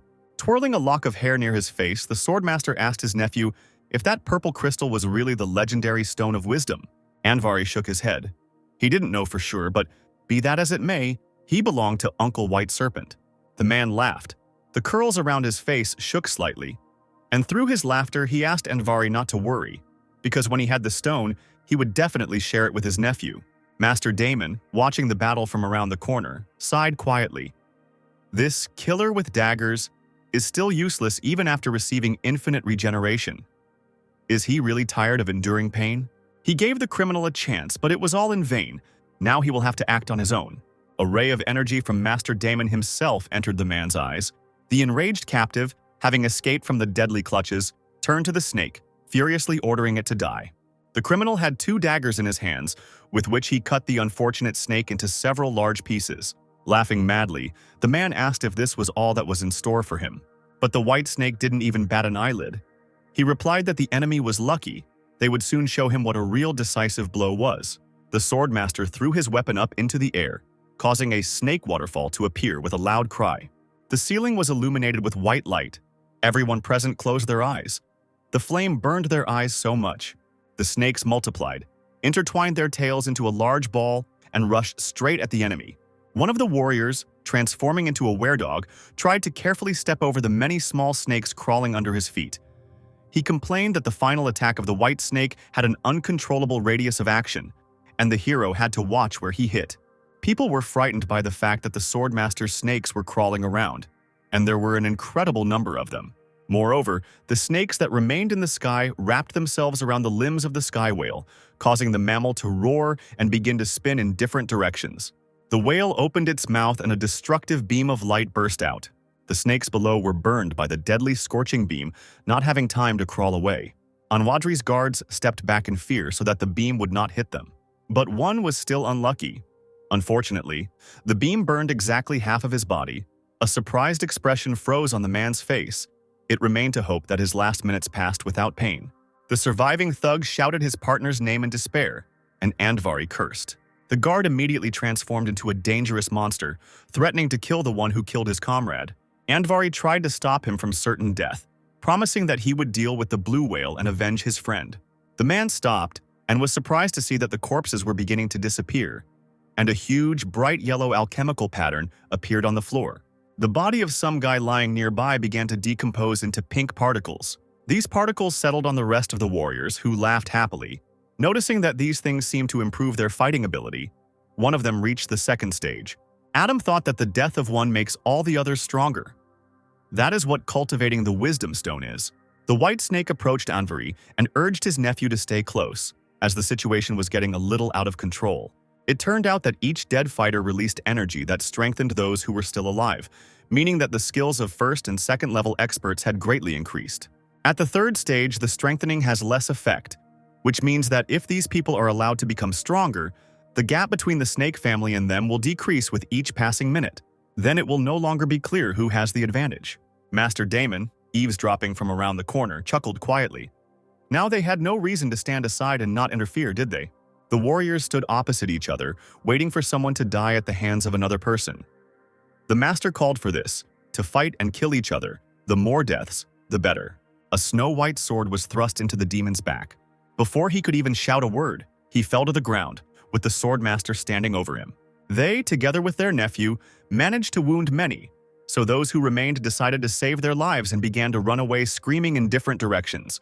The white snake told Andvari to follow his uncle because that was the only guarantee of safety. The guy replied that the snake probably had his own reasons for doing so, but he wanted to remind him that he never killed his opponent. The nephew simply hoped that the master would be able to deal with the bastard. The swordmaster chuckled. He didn't expect such loyalty from his nephew. It seems his family has an heir. The criminal, who was still alive, sat over the corpse of another warrior. He shouted to the snake and Andvari to immediately kill all the people of the second stage. This will reduce the gap. He stood up and looked at the men, saying that if the enemy attacked, there would be no chance of mercy. Pink particles rose up. The criminal, with obvious pleasure on his face, took them into himself. People continued to run, screaming at the top of their lungs that they wanted to be killed and eaten. Suddenly, the entrance to the street was blocked by a wall of pink energy. The chances of getting out were becoming less and less. The Queen of the Plucked Lotus and Mr. Benjamin Rowe flew up to the crowd, mockingly asking where they were going to run. The queen swung her leg and sent down a multitude of deadly rays. The white snake tried to protect the people because he knew that the villains would resort to such baseness as the mass extermination of innocent people. Benjamin replied that if the snake were in their place, he would have acted much more ruthlessly. Master Damon, watching the chaos, was amused. A bunch of idiots continue to kill each other, and it only makes him feel better. The bodies kept coming in numbers and they continued to decompose. Benjamin, enjoying what was happening, laughed loudly. His plan was to reach the third step and then fight the white serpent. The swordmaster flew up, swinging his sword. A smile lit up his face as the man ordered something to explode. He headed down through the purple mist. At the very top of the mountain, there was an explosion of incredible power. After some time, the fog began to slowly clear. The wounded Benjamin, who had lost one limb, and the Queen of the Torn Lotus, clutching her bruised side, rose to the sky. Benjamin angrily shouted that the white snake was completely crazy to do such things. The swordmaster, who also found himself under his own blow, smiled, preparing to respond to his opponent. He didn't have time to finish his sentence when a vile criminal jumped out from behind him with a blade in his hands, intending to hit him right in the temple. But the man didn't succeed. The white snake turned out to be quicker, and his sword passed right through the alien body the next second. He laughed, referring to his endless regeneration. The swordmaster smiled back, raising an eyebrow in disbelief. The criminal lowered his head. It can't be. His wounds won't heal. The swordmaster's lost arm has grown back. It seems the wisdom stone has given him preference. The criminal wanted to argue with dry lips. How could this be? The stone had chosen him in the first place. The swordmaster pushed the lifeless body of his enemy away from him with disgust. Straightening up, Whitesnake looked at the monsters surrounding him, led by the Queen of the Torn Lotus and Benjamin Rowe.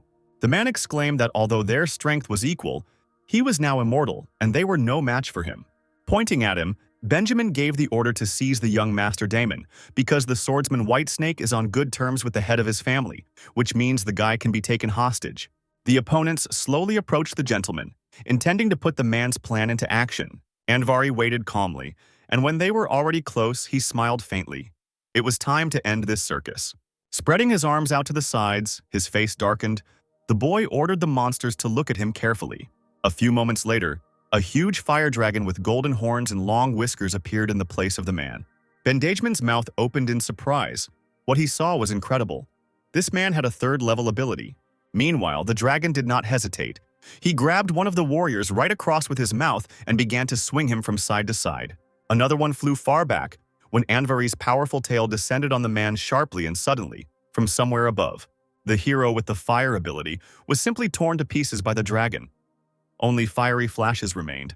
A girl from the crowd fell to her knees and began to tremble, unable to withstand the werewolf's power. Andvari roared, throwing his head with sharp spikes back. And, like thunder striking the sky, he began to talk about how even though his enemies possessed the third degree, he himself was from a noble family. Could some pathetic second degrees really capture him? Small pink particles began to rise into the air from the dead warriors. The dragon turned to Uncle White Snake, who was standing next to him, and told him that if they both worked together, they would easily defeat all the monsters. A shadow of doubt flashed across the swordmaster's face.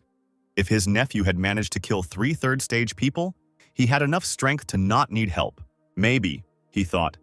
Andvari doesn't know that the third stage, having lost its fighting ability, gives the serpent its greatest advantage. What if he wants to kill more people to increase his power? After weighing the pros and cons, the swordmaster laughed briefly and agreed with Andvari, deciding to unite to win. Damon, who had been watching them unnoticed, decided that Adam was useful, one attack, and there were no 3 third-stage users. Bendageman, without further ado, suddenly and vilely attacked his now former partner, the Queen of the Torn Lotus. The girl was tightly wrapped in purple ropes extending from the man's body, and she screamed in fear, asking what he wanted. The ropes were tightened on the Queen's limbs and body, with the intention of strangling her to death. A few seconds later, Benjamin clenched his fist. The girl and several other warriors who were squeezed by the vice with incredible force exploded under incredible pressure. Looking at this with disgust, the serpent shouted at his opponent that his ruthlessness knew no bounds. The man suggested to his nephew that he first take control of this madman with ropes, and Andvari agreed. Adam analyzed the enemy, realized that Benjamin is still a trickster, and if he continues to strengthen, it is unclear who will ultimately win. At the moment, the new continent has lost 90% of its troops, but at the same time received 3 users of the third stage.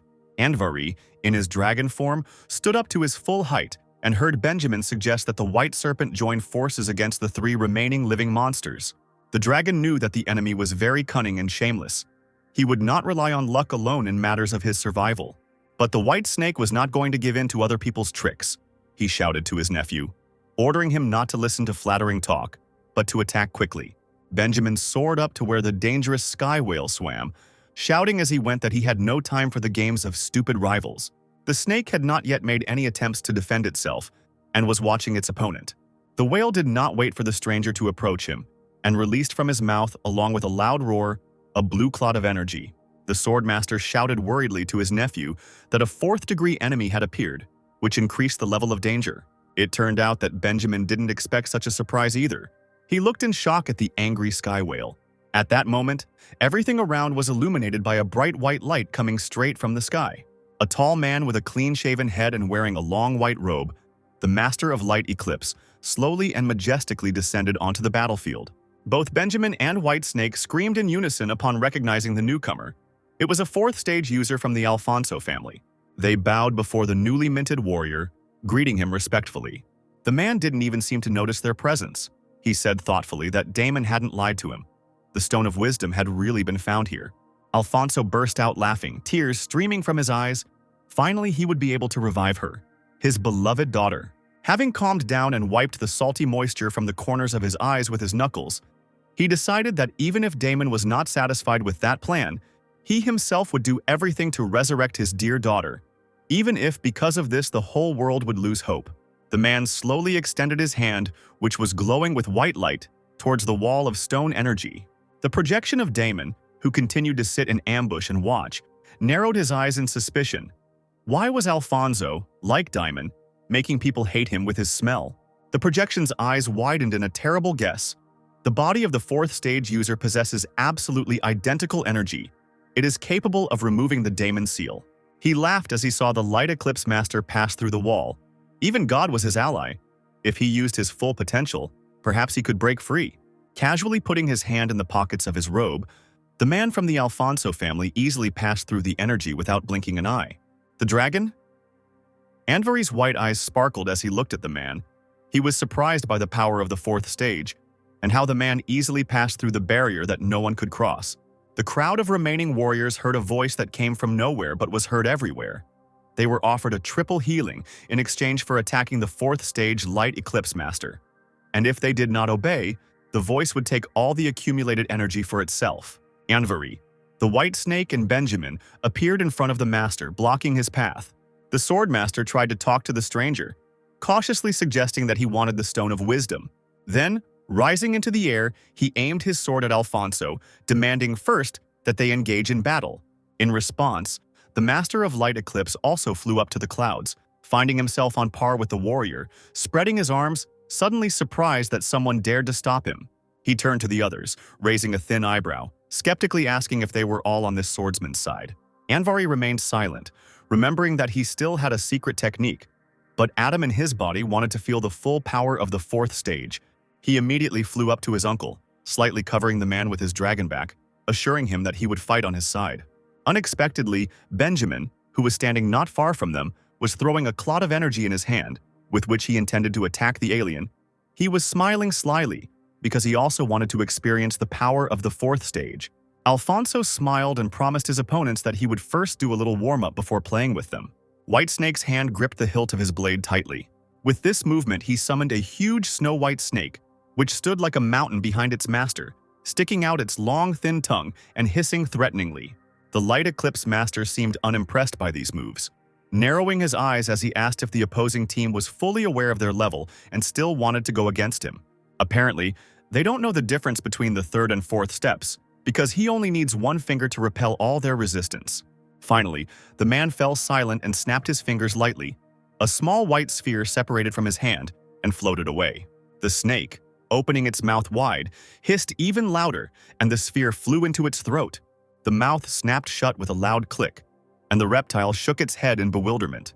In a quiet, ingratiating voice, Alfonso ordered the sphere to destroy the enemy. The snake, not having time to make an extra movement, began to disintegrate into particles, driven by the force of the fourth stage. At the same time, the acquired limb of the white snake also fell apart. He did not expect this at all, and was horrified when he felt that he had lost his hand. Fortunately, thanks to the energy of the Wisdom Stone, the hand was immediately restored. Snake cursed tiredly, wiping sweat from his forehead. Extending his hand, the Light Eclipse Master created a new spell designed to destroy his opponents.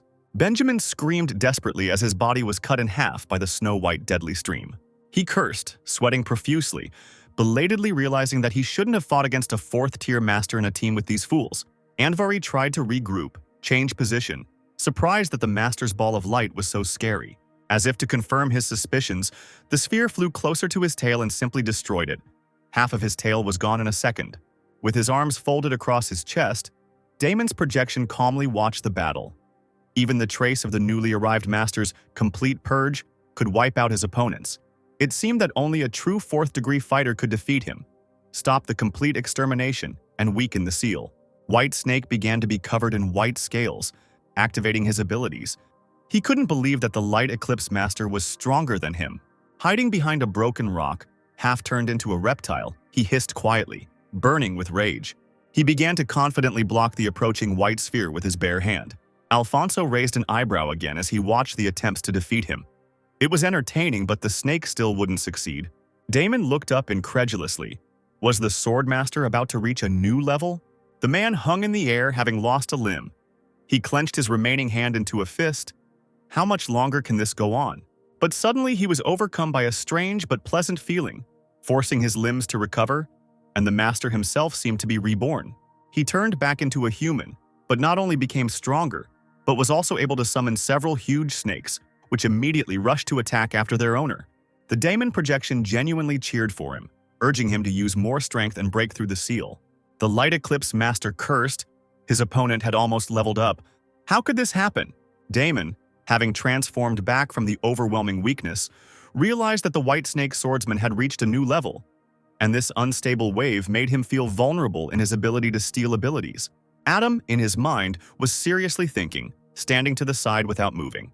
Could his uncle split, melt, or turn into energy? The Light Eclipse Master was seriously angry. It seemed as if the air itself around the sky was melting, and the white spheres were becoming more and more numerous. He shouted that as soon as he got the stone, he would be able to resurrect his daughter. Damon gritted his teeth. Why couldn't they hurry? There was still a little bit left. The seal had already weakened. Suddenly, he noticed something that made him flinch. The Light Eclipse Master was using a sneak attack. Oh no, he wouldn't let him do that. Meanwhile, the Master actually rose into the air and released several advanced spheres that looked like daggers at the White Serpent. But they were not destined to reach their goal. On their way, the daggers were blocked by a pink barrier that appeared with the help of Diamond's projection. He stood to the side, unable to contain his joy, because thanks to his barrier, these arrows became weaker. The last word was enough to stop them. The Light Eclipse Master's eyes were already burning like two fires. A stone is a stone. This barrier is too naive a solution to stop it. And indeed, the arrows of his deadly energy broke the barrier. It crumbled around like expensive porcelain. The daggers reached their target. The White Serpent fell to the ground as his entire body was pierced by the energy weapon. He could only sob in pain. He had almost reached. Raising his hand up in exhaustion, the snake's eyes opened in surprise, as if he had seen a ghost. He cried out that he saw him. In an instant, there was an explosion of incredible power, and it seemed as if the Swordmaster's body was burned in a fire. When the smoke cleared, a new user of 4th stage abilities appeared before those present. The Swordmaster shone in the clouds, dressed in snow-white clothes. Even his gaze became older and wiser. The Light Eclipse Master appeared before him, noticing that his attacks were a little late, allowing his opponent to successfully reach a new stage, to which the snake replied that without the pressure and ridicule of the opponent, he would never have been able to achieve this. Scratching his chin, he wondered how he could thank Alfonso, perhaps by causing him twice as much pain as he himself had experienced. But first the snake had to do something else. Benjamin, still screaming in pain and humiliation, hanging in the air, became even more worried when he saw the attention directed at him. They wanted to attack him. A second later, he found himself in the mouth of a huge snake, which acted on the master's orders. The white snake turned to his nephew, ordering him to look more carefully because, after he defeated the master of the Light Eclipse, he would definitely share the Stone of Wisdom with Andvari. Alfonso calmly advised the men not to rush, because they themselves felt that 2 more would come here. The snake turned its head sharply. He really did somehow sense the approach of 2 strong energy fields. Not far from them stood 2 strangers. One was young, with a bare torso, which was encircled by white bandages, the same ones he had on his wrist. The second was a man, 40 years old, in a formal green suit and with a stern expression on his mustachioed face. The guy, the dark blue lord, seeing the Stone of Wisdom, thought out loud with bated breath that with its help he could become a noble. The Light Eclipse Master created a dozen small purple gems behind his back, offering the dark blue lord the opportunity to exchange the Wisdom Stone for the Alfonso family's jewels, especially since there were 2 other people fighting for the stone. The guy decided that they were making fun of him because Alfonso's family are rich aristocrats on the Ocid Plain, and they want to take the planet's treasure too. The Light Eclipse Master gritted his teeth, irritably replying that he did not need the opinion of a dirty dark blue insect regarding their family's affairs. The man, number 003 Wind God Jack, stepped forward, hands on hips, and called for no unnecessary talk, because the Stone of Wisdom should still belong only to their group. Damon's projection rolled its eyes. These four just keep talking and talking, they'd be better off fighting. Flying up to number 003, he, like the voice of reason, whispered to the man that it was time for him to think about how much harm that guy from the Osid plane had caused and that he needed to deal with him quickly. A shadow fell across the man's face, and he decided to use his clear wind right now to eliminate the threat.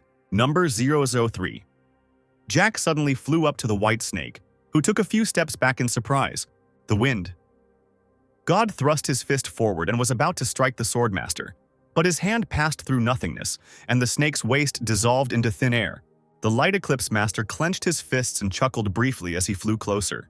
He rose high up and activated the shield of the righteous light. Everything around him was illuminated with orange fire. Number 003 remained, standing there in a daze, not lowering his hands. The swordmaster's body recovered for a moment, and he muttered in confusion, surprised that the two forces had absorbed each other. Sitting down in a respectful pose, he looked slyly at the light eclipse master's brother, offering him to forget their past grievances, even offering to do him a favor. Suddenly, the man felt a sharp pain in his chest. Lowering his head, he saw that a clot of blue energy in the form of a sword was sticking out of his chest. The snake didn't even have time to make a sound before it fell to the floor. The dark blue gentleman dealt him a crushing blow from behind. Anvari heard a heavy sigh, turned around, and saw with horror how his dear uncle lay prostrate on the ground. With dry lips barely raising his head, the man whispered to his nephew, urging him to run. Adam shook his head. Okay. Snake had been his uncle for half a day already, so he had to kill the Dark Blue Lord in the future to avenge the Swordmaster. From the box where the stone lay came a loud, even somewhat maddened laughter. At first, no one understood where the sound came from, but the stone really did acquire a human voice and began to laugh. A strange rectangular mark appeared on Anvari's forehead, and he froze warily. It was nothing more than a demonic letter. Meanwhile, the stone jumped out of the box, soaring upward. He screamed at the top of his lungs that he was finally free, still laughing madly. He jumped so far that everyone present began to jump like children, trying to reach him, each shouting that the stone was his, and that the others should not even look in his direction. Suddenly, a completely alien voice was heard, which made all the warriors turn around. It claimed that the Stone of Wisdom belonged to the Organization of Judges. Above the hand of the Pig of Judges, a card appeared that Adam had previously had, and he immediately called the stone to himself. Surprisingly, he began to slowly approach, cursing at Damon, who had tricked him again. The pig grabbed the pink stone in his hand, tying it with thin golden ropes. While he obediently levitated on someone else's palm and remained silent, all the warriors lined up around the judge participant, ready to attack the impudent fellow at any moment. The Master of Light Eclipse was the first to speak up, asking who the stranger was, and immediately demanded that he show wisdom and give him the stone. The dark blue gentleman frowned and assumed that it was one of the zodiac signs of the judge's organization. Number 003 raised his hand up, smiling unctuously, saying that he was in business with the judges, and if the pig shared the stone with him, the man would help him escape. The guy turned to the wind god and asked him to forgive him for his forced refusal, all because the organization really needed this stone. Jack asked why the judges needed the stone and what they would do with it. The pig asked if he remembered what happened to the dragon. The judges needed the Stone of Wisdom to revive him. The man was amazed at what he heard. Could this cursed stone really resurrect people? The dark blue gentleman replied that it could be used in many places, and originally this magical artifact of the plane could bring a person back to life. The Master of Light Eclipse impatiently hissed and demanded that they not chatter, but rather give him the stone, otherwise he would destroy the entire organization of judges. The dark blue gentleman with a bloodthirsty smile on his face said that his dark blue race would help the Alfonso family, since the judges were their sworn enemies. Then he himself would not mind killing one of the zodiac signs. Jack looked at the guy, frowning, and said that the artifact belongs to all of humanity. How can the dark blue race behave like this and want to steal it? The man placed his hand on Pig's shoulder, and Pig gently but firmly threw it off, turning to the wind god. 2 measly 4 feet won't do anything to him. The god repeated the judge's words hesitantly, without taking his astonished gaze off him. In the end, he gave up. Since the pig was so true to himself, together with the Master of Light Eclipse, they could do whatever they wanted. Alfonso and the dark blue gentleman looked at each other. They understood each other without words. The pig looked around and sighed. If no one was going to attack, perhaps he could go. The Light Eclipse Master released a white energy beam from his hand towards the boy. He hit Pig right in the left rib, but he didn't even stagger. Behind him was a huge black cube of abilities. Without letting go of the stone, he praised the man with poorly concealed irony in his voice for his demonstration of strength. But, unfortunately, it was harmless to him. A second later, he used his teleportation ability, shouting at the end that everyone present was awaiting a visit from the judge's organization. The pig disappeared into a dark portal, which closed behind him with a bang. The bewildered opponents were left with nothing and simply stood there with their mouths open. Jack said doubtfully that this guy should have been dead for a long time. The dark blue gentleman chuckled. Are these people really that strong and the guy is just a pig zodiac sign? Standing to the side, Anvari shook at their assumptions and prayed to keep from laughing out loud. On command mission number 5, Pig was spat out by a black teleportation cube, falling face down on the floor. He realized that the wisdom stone remained in the virtual cube. Adam silently digested the information that after so many trials, after many deaths of ability holders, he finally received the Stone of Wisdom, and now she will be able to use her purchase to the fullest extent. The wind. God turned and waved his hand, since the Stone of Wisdom was in the hands of the judges. Then he would go. He flew away, and Alfonso, looking thoughtfully after him, firmly decided that this stone was his only hope for the resurrection of his daughter, and he would never give up. The dark blue gentleman standing next to the man suggested that he go to the territory of the 4 seas and find the judges if he wanted. But Alfonso boldly replied, turning his back to the guy, that he hated them, the dark blue insects, even more. He didn't answer. He just smiled in response to the rudeness. The man, illuminated by white light, gradually disappeared into space, moving somewhere to a certain area known to him. The dark blue gentleman shook his head. How reckless. Hearing a noise behind him, the dark blue gentleman turned around abruptly. Adam froze, a drop of nervous sweat running down his cheek. What if this villain could predict the future? The guy with a condescending smile on his face spread his arms and asked Anvari to remove the corpse of his relative. He needed to be buried with dignity, as a user of the 4th stage. Of the countless people, only a few can comprehend the true deep meaning, and accidentally obtaining the 4th level means nothing. Finally, he left the battlefield just as Jack did. Anvari. Adam was left standing alone. A little later in the mysterious turtle's castle, Adam sat on a chair, his hands on his knees. He frowned, looking ahead and periodically cursed at something, asking to stop pretending to be dead. The Stone of Wisdom, tied with thin ropes, lay motionless on the floor. Tired of waiting, Adam exhaled. The lenses of his glasses flashed unkindly, and the guy, in a tone that did not bode well, asked how long he would pretend. The stone immediately, as if it had been shaken, began to spin and cried out that it surrendered.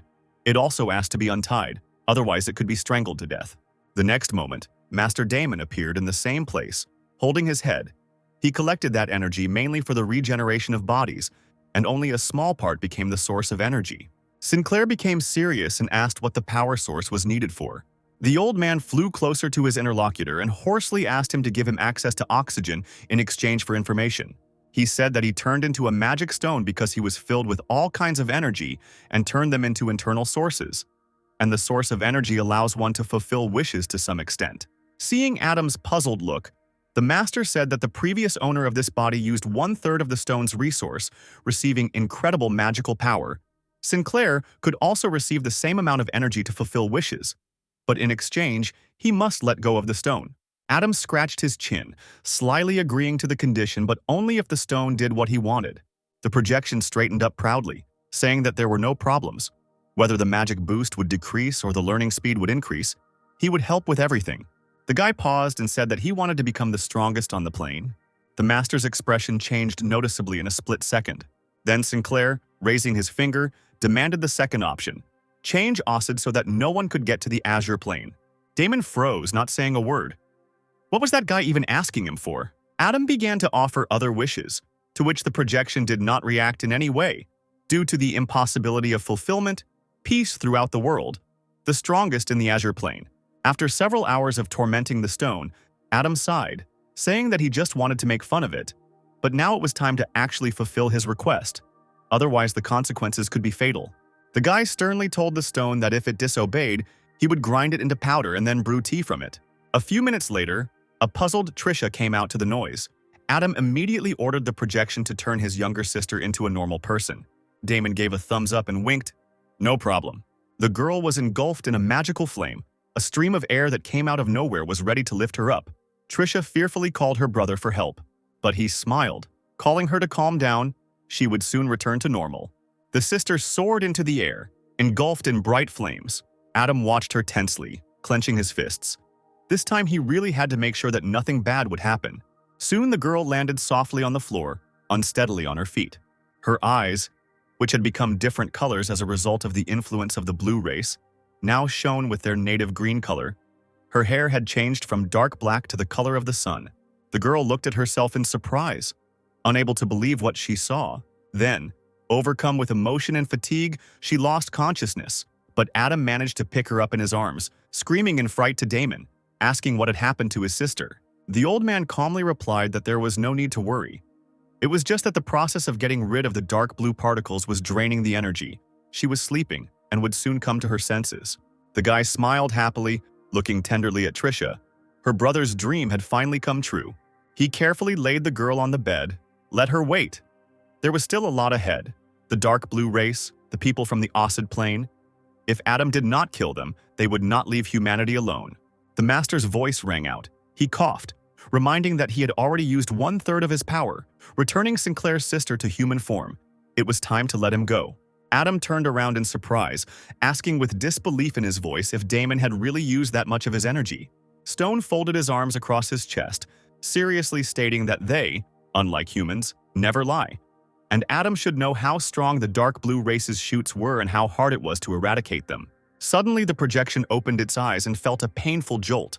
Adam squeezed the stone in his hand so hard it creaked. As if he were mad, he shouted that he wanted to learn how to control life force by right of stealing abilities. The guy laughed. He thought that the stone would not be able to refuse him this request. The stone in his hand glowed, growling that Sinclair was as greedy as Damon. The guy found himself in outer space, with long arrows of energy of the same color as the stone itself stretching around him.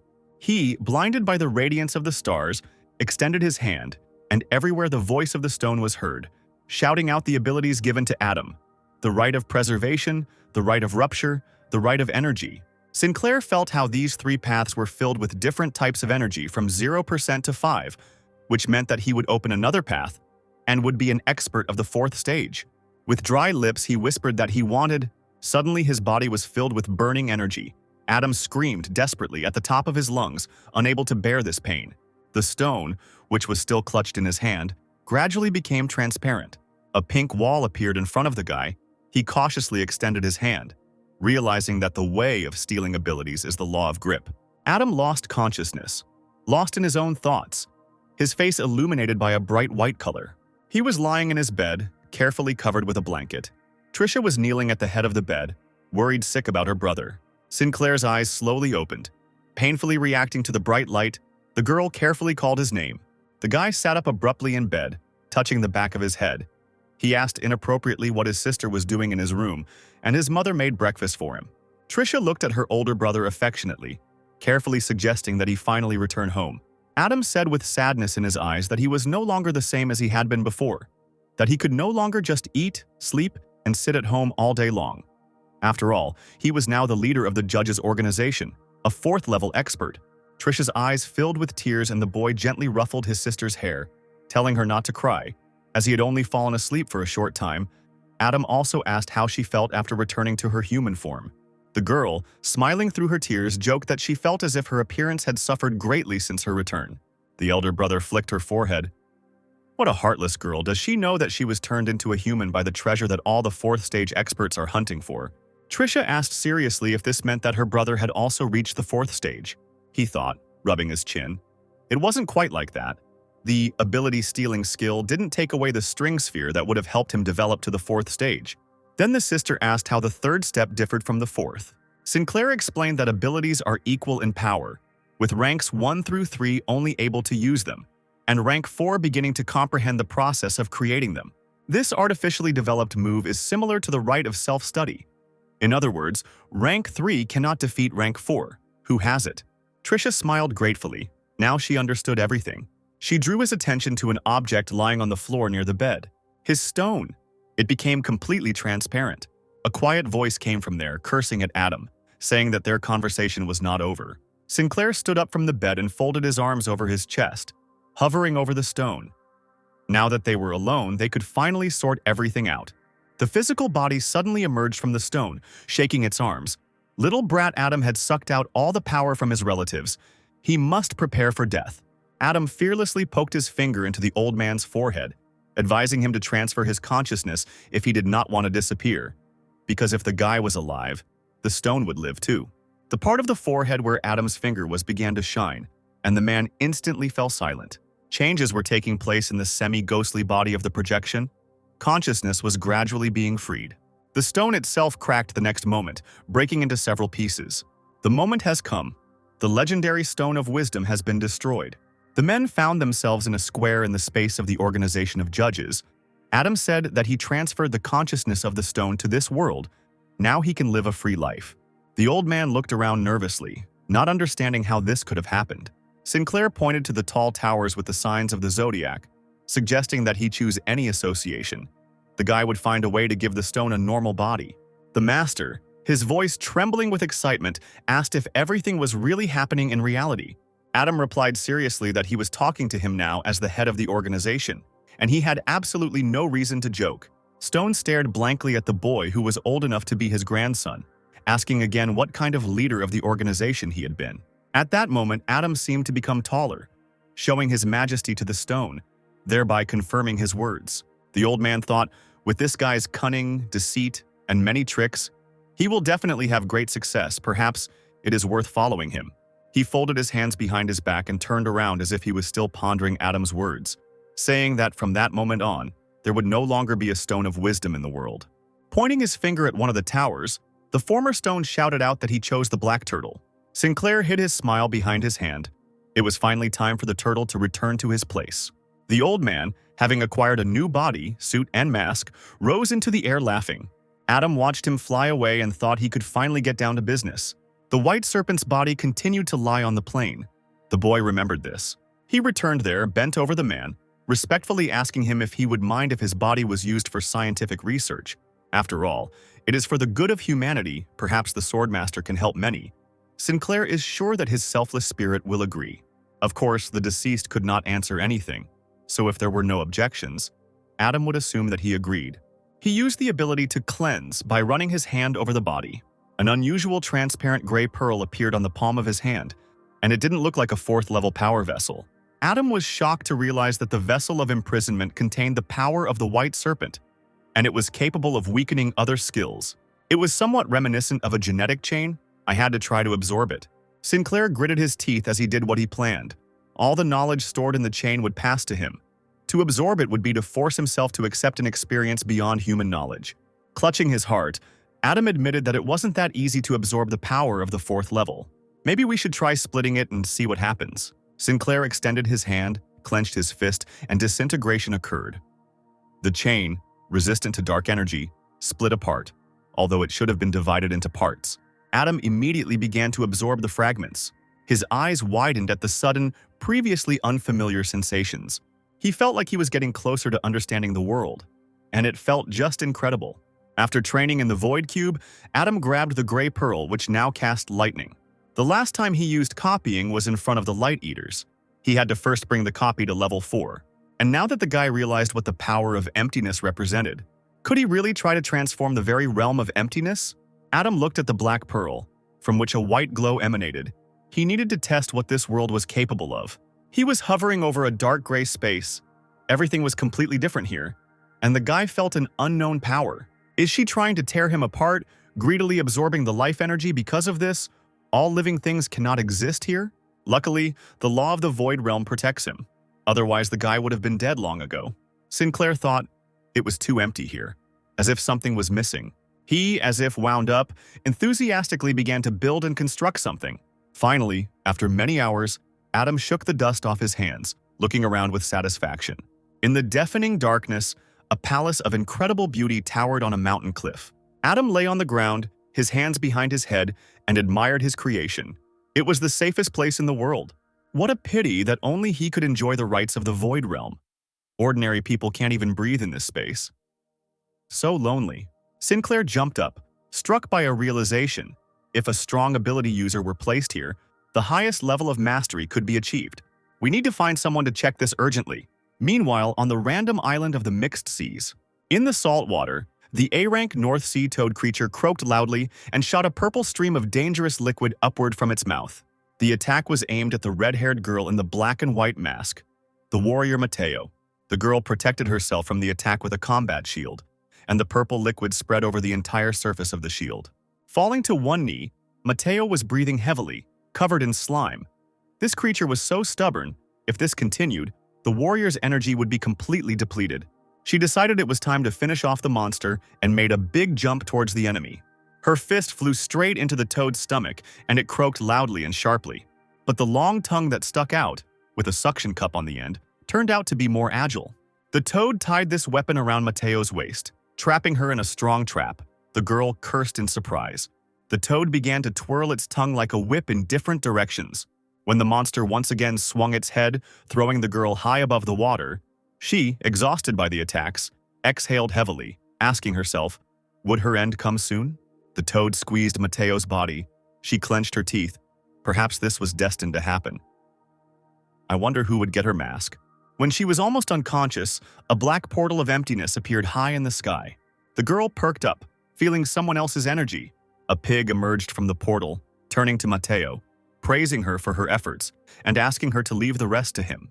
The girl turned towards the voice with the last of her strength, smiling. The pig snapped his fingers loudly. A dark portal appeared right in the middle of the long, extended tongue, and the toad's huge eyes widened. Not a second had passed before the tongue, like an arrow, stretched and broke with a loud sound, accompanied by the creature's plaintive croaking. The tip of the tongue, which served as a noose for Mateo, broke off and, together with its victim, flew down from a great height. The girl screamed desperately, calling for the master's help. The pig immediately picked her up in his arms, firmly embracing her thin body. The warrior blushed deeply and quietly thanked one of the judges. The pig carefully lowered himself down onto the soft sand. Mateo jumped out of her savior's arms and stood on stiff legs next to him. She was still very uncomfortable. The girl wanted to say something and began to stutter from excitement. Pig interrupted her racing thoughts, asking her to put on a mask before anyone saw them, and advised her to leave quickly if she didn't want everyone in the Four Seas territory to know her true identity. Mateo, still blushing, nodded immediately, promising that she would leave right away. Soaring upward, she turned around and waved to the pig, shouting that she would definitely meet the master again. The pig returned to the toad lying in the water, thinking that compared to the monsters of the same rank on the defensive front, there was something wrong with this monster. It was even more aggressive, and seemed to want to tear the Atom clone into pieces, as if it was being controlled by someone. Suddenly, the monster released a purple ball of slime at the unexpected enemy. Under the mask, the guy smiled, then described a circle in the air with his hand. A void portal immediately appeared in the air in front of him, instantly absorbing the dangerous attack. A few seconds later, a portal appeared right behind the monster, shooting at him with his own weapon. The toad croaked in surprise, struck by the sudden attack, the stump of its tongue moving comically in its mouth. The pig nodded as he watched this. This was his usual use, and now he could try the latest type. The monster, swaying heavily, stepped back, took aim, then with his entire corpulent body, he leaned forward and jumped on the enemy. The portal was still in front of the pig, and seeing this jump, he cursed. The monster that was planning to attack the guy ended up right in the portal. Finding itself in a dark space, the toad resisted the flow, twitching in the air as if someone had crucified it. Adam sat on the lounger with a glass of juice in his hands and relaxedly watched from afar as the monster tried to escape. Finally, the toad ran out of air or strength, his eyes darkened, and purple foam came out of his mouth, the consequences of mucus retention in his mouth. Looking at his watch, Sinclair made his verdict. The Void Realm needs 3 minutes to kill an A-rank monster. He got up from the lounger and stretched sweetly, thinking that it was incredibly boring here alone. He could try to change the palace so that at least there was oxygen in it, and Adam could invite guests. Suddenly, he perked up and realized that he had forgotten something very important. Nodding to himself, the guy realized that he had decided on the black turtle.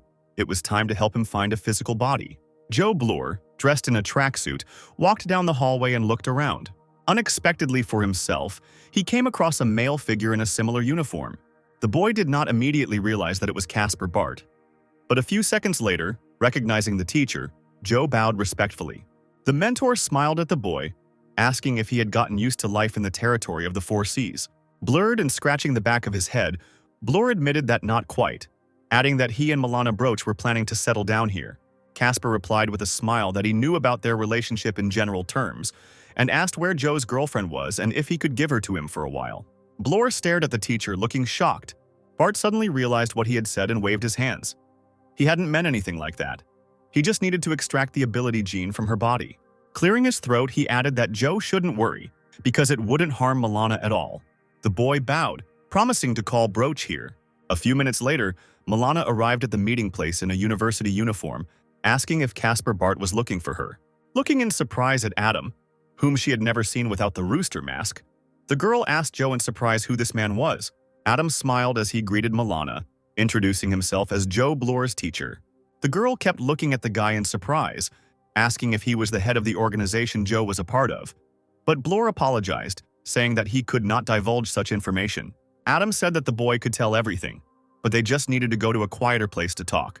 He added that as Joe Blore's girlfriend, she had a right to know some secrets. Milana stared at him, wondering what secrets the mysterious Casper Bart was hiding.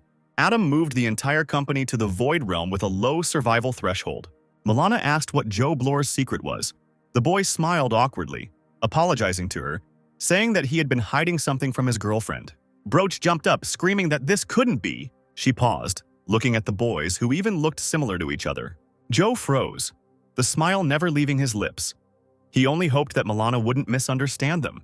Broach heard a commanding voice behind her, inviting them into the realm of the void. Turning around carefully, she screamed when she saw Casper Bart in front of her wearing a rooster mask. The girl repeated his name loudly once more, as if she still couldn't believe her own eyes. He finally revealed Joe Blore's secret. The boy was a member of the judges' organization. The girl quietly asked her boyfriend if this meant he was one of them. Feeling infinitely guilty, Joe apologized again, saying that he had not meant to hide it from Milana. But the girl's reaction was hard to predict. She beamed, saying that it was great, and that he should have told her about everything earlier, because Broach is a devoted fan of the judges' organization. Casper turned to Milana again, saying that he had called her here because he had one request. The leader of the organization needs her unique abilities, in particular the ability gene, to use it for research. Of course, not for free. The organization will provide the girl with a bottle of the elixir of abilities. It will allow her to rise to S rank. The girl shook her head sadly. Casper was surprised but didn't show it, and asked if that wasn't enough. Adam thought that since Joe's girlfriend was so greedy, he might have problems. He wondered what conditions she would set. Milana pressed her hand to her chest, seriously telling Mr. Casper Bart that she did not need the elixir of abilities. Only the opportunity to join the organization of the judges was important. She immediately took the guy by the arm, making him blush, and smiled sweetly. The girl also wanted to carry out missions with Joe. Adam cursed as he saw the couple holding hands sweetly. About an hour later, left alone, Sinclair exhaled. He finally got rid of this sweet couple, and now it was time to study the ability he had received. Sue's skill is transformation. As long as the user understands the structure of an object, he can transform it. Everyday objects that he imagined began to levitate above Adam's palm. A few seconds later, a men's magazine with a bunny girl on the cover appeared in their place. The guy blushed, shaking his hand. This was clearly not it. Adam became serious and forced himself to concentrate. Serious, dangerous weapons began to appear in the air, piece by piece. But apparently the guy's knowledge was not enough. The more complex the item, the higher its power. It won't be easy, but since that's the case, Adam should try to increase the power to the third level first. He stretched his arms forward and strained to create the same thing again. Adam realized that his actions were somewhat reminiscent of a 3D printer. The precision and accuracy entirely depended on the quality and quantity of dark energy. After some time, the black clots of energy that had appeared in different parts of space finally began to merge together. Sinclair's goal was to create a new body for Damon. He tried his best, and finally he really succeeded. A new avatar hovered among the clouds. A naked, strong body of a man in his 40s. After assessing his creation, Adam decided that it was quite good for a black turtle, just right. Putting his finger on the forehead of the body and looking at the crystal that appeared there, he realized that the next step was to strengthen the spiritual appearance and allow the black tortoise to penetrate the human body through a spiritual contract. Now all that remains is to wait until he tries out his new body. A little later, the men met on the grounds of the judge's palace. Damon looked at his new avatar, asking Adam for permission to examine it, then nodded. With a loud laugh, the projection flew towards the body. An unusual fusion occurred. Multicolored streams of energy blossomed in the air like a beautiful flower. Finally, the man opened his eyes, taking a deep breath. The naked Damon threw himself on his savior's neck, trying to embrace him for the new body he had received. But Sinclair did not share his joy and began to push him away from himself in embarrassment. Covering his eyes with his other hand, Sinclair demanded that the man get dressed. The man, dissatisfied with this attitude, grimaced. But a few minutes later he appeared before Adam in a new uniform. A beautiful, long, dark coat with a standing collar, white pants, and black boots. Sinclair asked him if he liked the new body, looking at Damon, who pretended to be displeased. But it was still clear how happy he was. It seemed that the master had gone mad with happiness. He was laughing, then shedding tears, and also complaining of a pain in his nose. Adam said that he gave the man a water-type ability and part of the fire dragon heritage. These abilities are quite strong and should suit his character. Diamond made a sweet face, telling the boy that after such an incredible transformation, he would be able to call him his father. But Sinclair did not share the joy. He became serious and reported that the organization had an assignment for Damon. To Adam's surprise, the man also suddenly dropped his cheerfulness and asked in the same tone as Adam what was the matter. The boy tapped his knuckles on his chin and told Damon that he knew something about the people of the Osid Plain. They were not one, and it was necessary to understand from the inside what differences they had.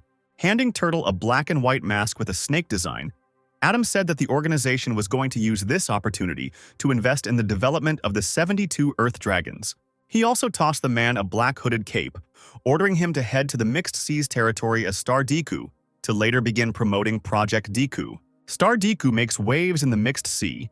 She is still one of the 3 most influential figures.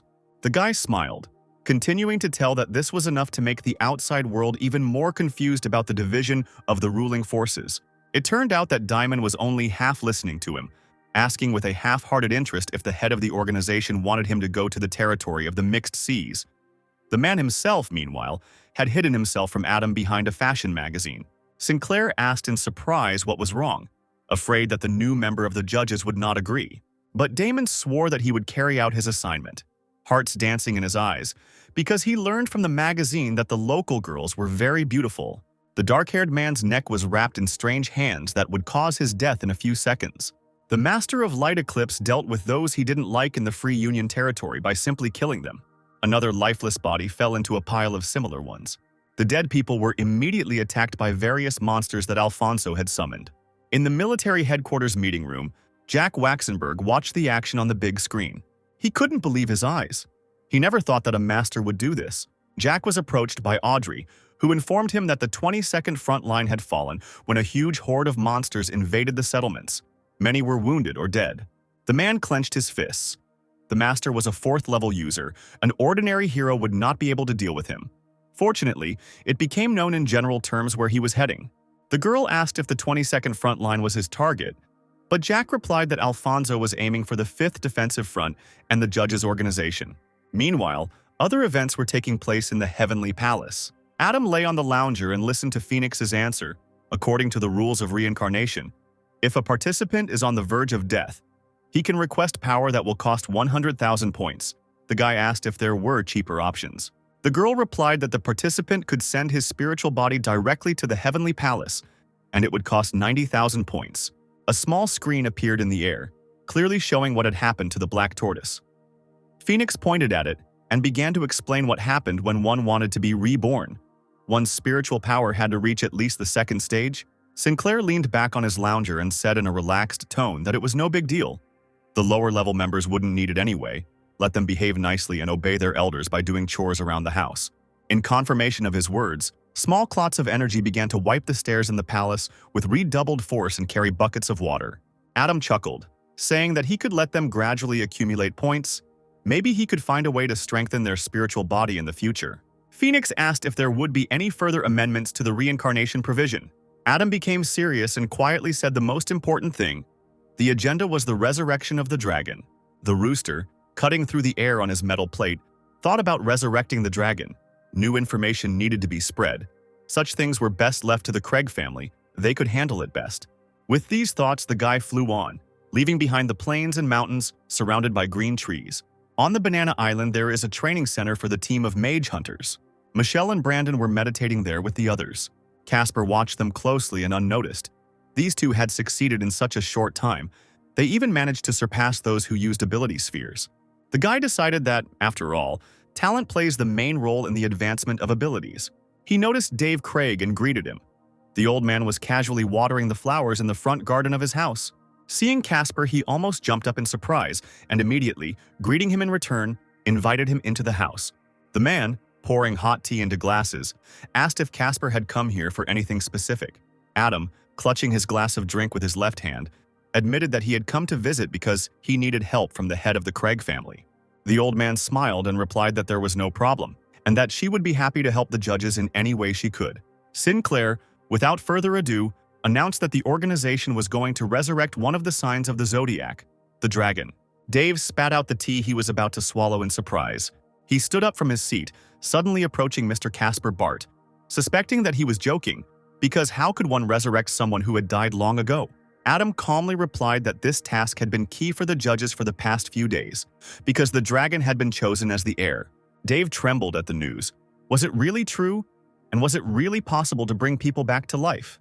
Sinclair replied that he understood the man's thoughts, adding that resurrecting the dragon would cost the depletion of the only treasure on the entire planet.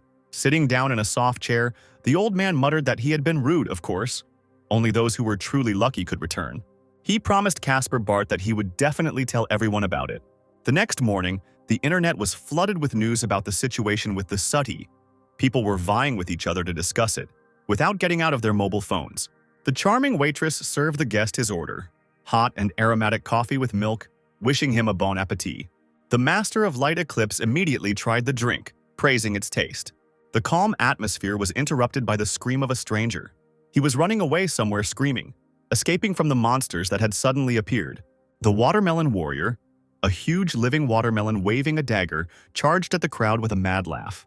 The waitress girl, waving her mermaid tail, excitedly cried out that she had just taken the elixir of transformation. And with this tail, she couldn't run far. She shouted at the light eclipse master to run away quickly, but the man sat quietly at the table and did not move. Unable to hold on, the waitress fell to the ground with a crash, almost injuring her face. She took her mobile phone out of her pocket and, sobbing, began to write a suicide note. A monster had invaded Cloud Island and no one could save her. If the judges' organization could resurrect the dragon within 5 days, the girl begged to be brought back to life. She felt a huge shadow looming over her, still lying down. The girl turned around and saw the watermelon warrior in front of her. The next moment, the master of light eclipse appeared before the monster, asking the mermaid if she had spoken of the judges. Watermelon, angered by this reception, attacked the people with knives, wishing them a quick death. The girl, sobbing, shouted to Alfonso that he himself could read about everything on the social network. The master, noticing Arbo's flickering behind his back, chuckled with displeasure. How annoying. He turned around and made one movement with his left hand towards the monster. The girl, seeing this, screamed in amazement, not expecting who the man would turn out to be. The watermelon immediately turned white and turned into a pile of sand, which gradually melted. The master of light eclipse put his hands in his pocket and turned to the waitress, suggesting that they go back to where they left off. The day before the press conference, Adam was relaxing, lying in the sun. Suddenly, something made him sit up on his lounger. He felt 2 four-step steps approaching. One of them was Jack Waxenberg, and the other was unknown, but with even stronger energy. He immediately called the rooster, the snake, and the pig, and disappeared from sight. Casper met the guests and greeted them. Jack folded his hands in a respectful gesture, saying that they had the courage to come and watch the ceremony, hoping that the hosts would not be offended. His companion, a long-haired young man named Peter, said nothing and looked somewhere to the side. Bart replied that he was glad to welcome guests, especially those who were the most elite heroes of the rating. Joe Bloor looked up at the sky and whistled as he saw the top brass of the judges, Peter, and the Windlord together, and wondered what the men could be talking about. The boy and Milana were talking, assuming that they were discussing the latest events. Ethan Wade was also watching from the sidelines, and he was angry at Casper, wondering what he could have been talking about with Peter and the Windlord. Explosive Fist approached him, saying that the judges may be fearsome, but in Louisville they still acted like weaklings. The girl sighed, remembering the dragon, because he sacrificed himself to save the city. She leaned on the high fence, remembering that tomorrow the judges would resurrect the dragon. It sounded incredible, but Fist hoped that they would succeed. Casper asked Jack why they came now, since there was still 1 day left before the dragon's resurrection. The man replied that he wanted to tell him something. The pig was probably familiar with the 4th level light eclipse master. Bart asked where he was from, And Waxenberg replied that he had already invaded the territory of the Four Seas more than once to obtain the Stone of Wisdom. And now, finally, there was a chance to kill him. Suddenly Peter spoke up, offering to help, but only on one condition: he wanted to resurrect someone, so he would need the stone for an indefinite period of time. The judges were dejected. Did the warrior really come here to create problems? Did he even have any brains? Didn't they discuss this beforehand? Casper firmly replied that the stone was needed by the organization, so they could not agree. At this, the magician turned around in an offended tone and flew away, saying at the end that the judges might regret this. Meanwhile, on Moonlight Island, in the Dark Blue camp, the Dark Blue Lord spoke to the group of selected warriors. He said that the plan developed by the camp leadership was to make the Dark Blue race stronger. The spiritual power of the warriors was stimulated to increase their power. Today they must pass a test. They will have to fight with others for their body. If they fall, their soul will be absorbed and made into an additive. But if the warriors manage to win, they will become completely new representatives of the Dark Blue race with enormous potential. Blue clots of energy flew out of the flasks on the table. The gentleman offered Chris, Ross, and Michael to choose any of them. Small energy balls scattered around the room, illuminating it with bright light. The boy's eyes turned blue. The clots rushed and hit the human body. The warriors screamed, and dark blue light shot out from their ears, eyes, and mouths. A minute later, 3 guys stood in front of the Dark Blue Lord, introduced themselves by name, and reported that their combat power had increased and reached the 3rd level. The last to speak was a stranger, introducing himself as Bruno. The gentleman rolled his eyes, not seeing Ross. He was no use if he got lost. The man allowed Chris, Michael, and Bruno to take 1 day to get used to the body, because tomorrow they would go to the 5th Defensive Front to fight the Judge Organization. The Light Eclipse Master, with an inscrutable face and a waitress girl he was holding tightly by the waist, was heading somewhere in flight.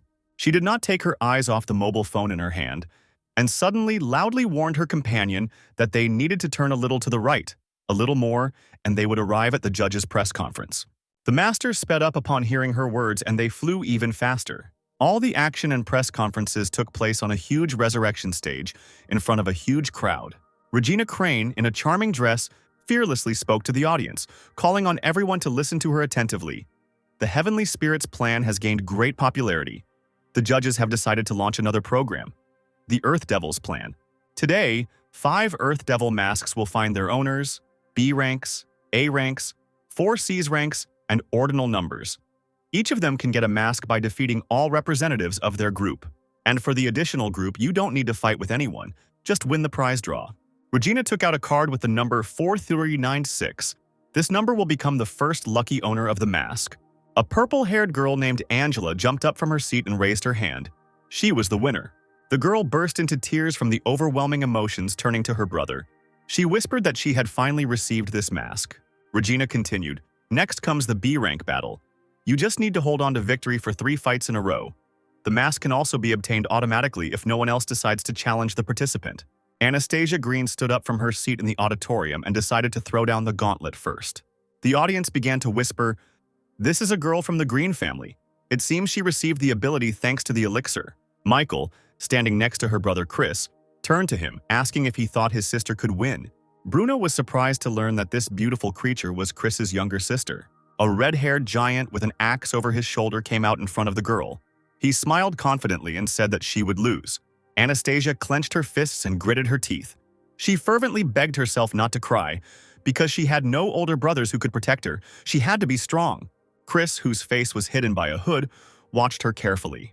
Even Lazel participated in the A-rank battle for the mask. She defeated the big guy who fought against the girl, politely thanking her for the battle. Adam's clone handed her the mask and praised her for completing the task perfectly. The girl's cheeks turned red and she sincerely thanked the guy. He shook her hand, cordially inviting her to the organization of judges.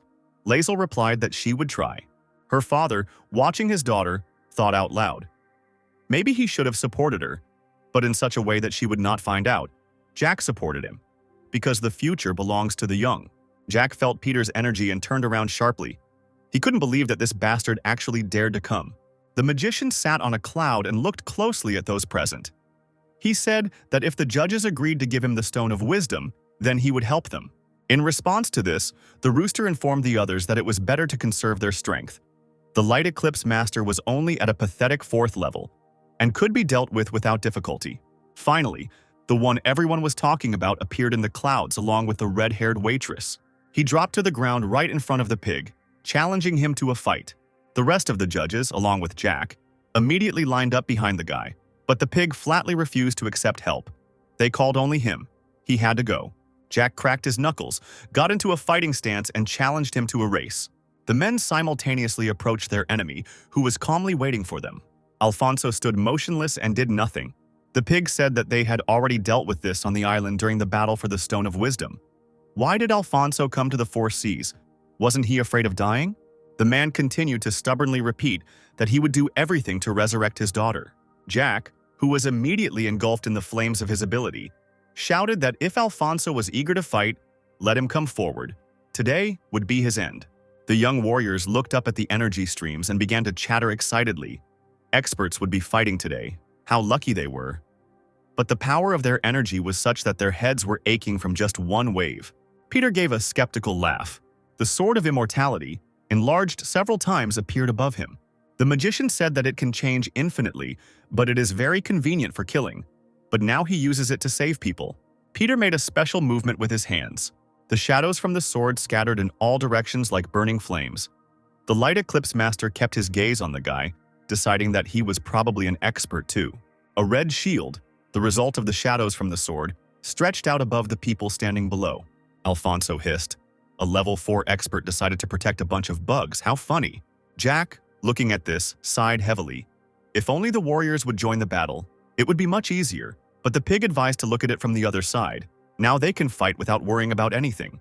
The light eclipse master was tired of playing games, straightening up. He was illuminated by a bright light, ready to attack. He pointed his hand to the side, creating energetic bright waves that were just waiting for their master's command to rush into attack. However, they did not cause any damage to the pig. On the contrary, the judge created a portal that successfully absorbed the energy. The pig drew his finger through the air, creating a black line, and urged the master to watch closely. This is called using the opponent's technique to defeat him. Many portals began to appear around the man, completely surrounding him, trapping him. And suddenly his own energy arrows appeared from there. Alfonso cursed when he saw this. Jack watched the attacks with admiration, and even muttered that he never thought it would end so quickly. As if from nowhere, the dark blue lord appeared, wounding those present by attacking them with his deadly blue energy. He rushed to help the light eclipse master, the boy's eyes glowing red. Alfonso's voice ordered him to kill the pig first, and then deal with Casper Bart. The warrior smiled slyly, froze, and asked the pig to show him his lifeline. A long blue line appeared in front of the judge, imitating the lines on the hands. Laughing madly, the dark blue lord ordered the line to cut through human flesh. He flew up himself and cut his own creation with one of the knives. Jack only had time to shout out a warning to Pig. He couldn't react to the attacks any faster. Indeed, the pig was cut into 2 parts exactly along the waistline. The audience stared in shock at the unfolding tragedy. They did not understand what had happened to the zodiac sign, since no one had cut it in reality. The 2 parts of Adam's clone began to fall into a black spinning portal. A few moments later, a guy's hand appeared from there. The dark blue gentleman, watching this, laughed loudly. The judges are really worthless. Jack narrowed his eyes as he peered into the portal. He couldn't quite believe that the pig was actually dead. The dark blue warrior approached him, confirming that the judge was dead, and said that the man should now consider his own death. The Master of Light. Eclipse, without descending to the ground, asked the boy if he had studied the lifeline technique. Adam remembered hearing about such a technique. Because of it, he had a deep wound in his body. Apparently, the secret technique can determine the end of the victim's life. Then if you stop his attack or change direction, can you simply defeat the enemy? A dark blue gentleman stood before Casper, and he imperiously asked the 4th-degree judge expert to give him the Wisdom Stone, otherwise he would kill all the members of his organization. The rooster slowly raised his head and asked if the warrior was really threatening him. Peter, standing behind Casper, said that he was no match for the magician, and that it was time to give up. Or better yet, let him use the Stone of Wisdom to resurrect the man, then the magician would help the judges. In response to this, Casper flew away on a metal plate, saying that he was able to deal with several pathetic ability users without anyone's help. Stopping in the sky in front of the Light Eclipse Master and the Dark Blue Lord, he ordered them to beg for mercy before the attacks began. Otherwise, it would be too late. Alfonso laughed, replying that Casper had become completely dull from despair after the death of the pig. The gentleman, flexing his muscles, said that he considered Caspar Bart not such a stupid idiot who was unable to come to terms with reality. It would probably be too boring to kill him now. The Master of Light. Eclipse mockingly told Adam that they held no grudges. It would be better if he simply gave the stone, and then the time for mercy would come. Caspar stood on the plate, listening to his opponents, and did not move. He took a glowing pink stone out of his pocket. Adam said loudly that if the men were not afraid, they should come and take what they needed themselves. The stone levitated in the air, casting soft pink reflections in all directions. Peter looked with all his eyes at the desired object. Could this stone really resurrect people? And could it even resurrect Rachel? Caspar smiled behind his mask. Great. Everyone mistook the fake stone for the real thing. The veins on the Light Eclipse Master's face bulged with anger, and he flew forward, shouting that the stone belonged to him. Caspar extended his hand, using the ability Create Metal. A sharp metal tip appeared in front of him. The Master shouted as he walked that Bart would not succeed if he wanted to stop him with a third-level skill, since everyone below the fourth level was worthless. The dark blue gentleman burst out laughing. He thought that Caspar was being arrogant and pretending to be cool, but in fact he was using a third-stage skill. Adam smiled. Let the enemies feel the power of the secret technique of creating metal with 1% control. He raised 2 fingers up, unnoticed by the others. A huge green sphere appeared above the small tip, and Alfonso froze in shock. The dark blue gentleman also froze, indignant that the judge had feigned weakness in order to lower their guard. Alfonso walked against the green sphere with his energy, scolding Caspar Bart with all his might. Adam snapped his fingers with complete calm. Unexpectedly for everyone, a whole and unharmed pig appeared on the field. Bart reported that when the dragon returned, the enemy would no longer be able to hide. The dark blue gentleman desperately screamed that this couldn't be. After all, he himself had cut off his only lifeline. At that moment, Caspar reached out his hand to the stone, commanding the dragon to rise again. The stone began to split into pieces and shine brighter than before. The Light Eclipse Master screamed in horror as he tried to circle around the green sphere to get to Caspar. The man, almost sobbing, shouted that the stone belonged only to him. Something happened. He suddenly fell silent and began to wheeze. A small portal of emptiness appeared in Alfonso's chest. It seemed to mark the end. The dark blue gentleman attacked Caspar with a knife, wanting to kill him. Bart waved his hand and the iron tip shot upward towards his opponent. It entered the guy's body sharply and flew out from behind, piercing him right through. In these tense seconds, the miracle of resurrection from the dead took place. The Master of Light. Eclipse began to cry and whispered that he was late. Realizing that he had nothing to lose, he began the process of self-destruction. Lightning and bright light began to separate from the man's body. He passionately wished for everyone and everything he saw to die. Jack screamed in horror that the Master wanted to self-destruct. If they continued to do nothing, the 5th defensive front would disappear entirely. Only the 4th stage experts would survive. The man rushed up, trying to help the judges in some way. Behind him, a huge, long-haired, airy figure made of Jack's energy appeared, ready to protect people. The 2 destructive forces of the wind, God and the Light Eclipse Master, clashed with each other. Trying to suppress each other, the energies each wrapped themselves in a ring around their opponent. It seemed that the wind god's energy was prevailing. The yellow power began to gradually split. Jack fell to his knees, blood flowing from the corner of his mouth, and the wind god whispered that he had accomplished his purpose. Holding his side, he slowly walked towards Alfonso, wheezing that he would never be able to break the barrier again, no matter how hard he tried. Meanwhile, the revived, completely naked, masked dragon was slowly descending towards the judges, still unconscious. His heart beat loudly and animatedly in his chest. Caspar ordered the dragon to rise again and threw him a cloak to put on. The Atom clone's eyes opened sharply, and the boy took a deep breath of fresh air. Having dressed, the dragon looked around, not understanding where he was, even assuming that he'd ended up in hell. Seeing the pig and the rooster, the boy was surprised by their presence in the supposed hell, and asked if the judge's organization had been wiped off the face of the earth. The pig frowned and asked the dragon not to act recklessly next time, because his resurrection cost the judges a lot, while Caspar assured the guy that he really died. But this is the territory of the 4 seas, not hell. Jack told the silent Alfonso, who was kneeling in front of him, that he must surrender.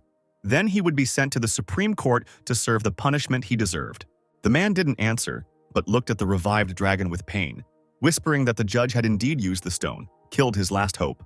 The Light Eclipse Master's eyes glowed yellow, and he screamed hysterically that if he died, he would take everyone with him. Gathering all his strength together, he rose again, releasing yellow arrows into the air. Jack cursed, sure that Alfonso was about to self-destruct. The maddened master laughed. No one could stop him.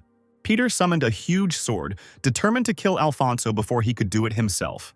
The young warriors began to run, shouting that if they were hit, it would be the end for them. Some pushed each other, trying to escape as quickly as possible. Suddenly, dark blue warriors appeared on the battlefield.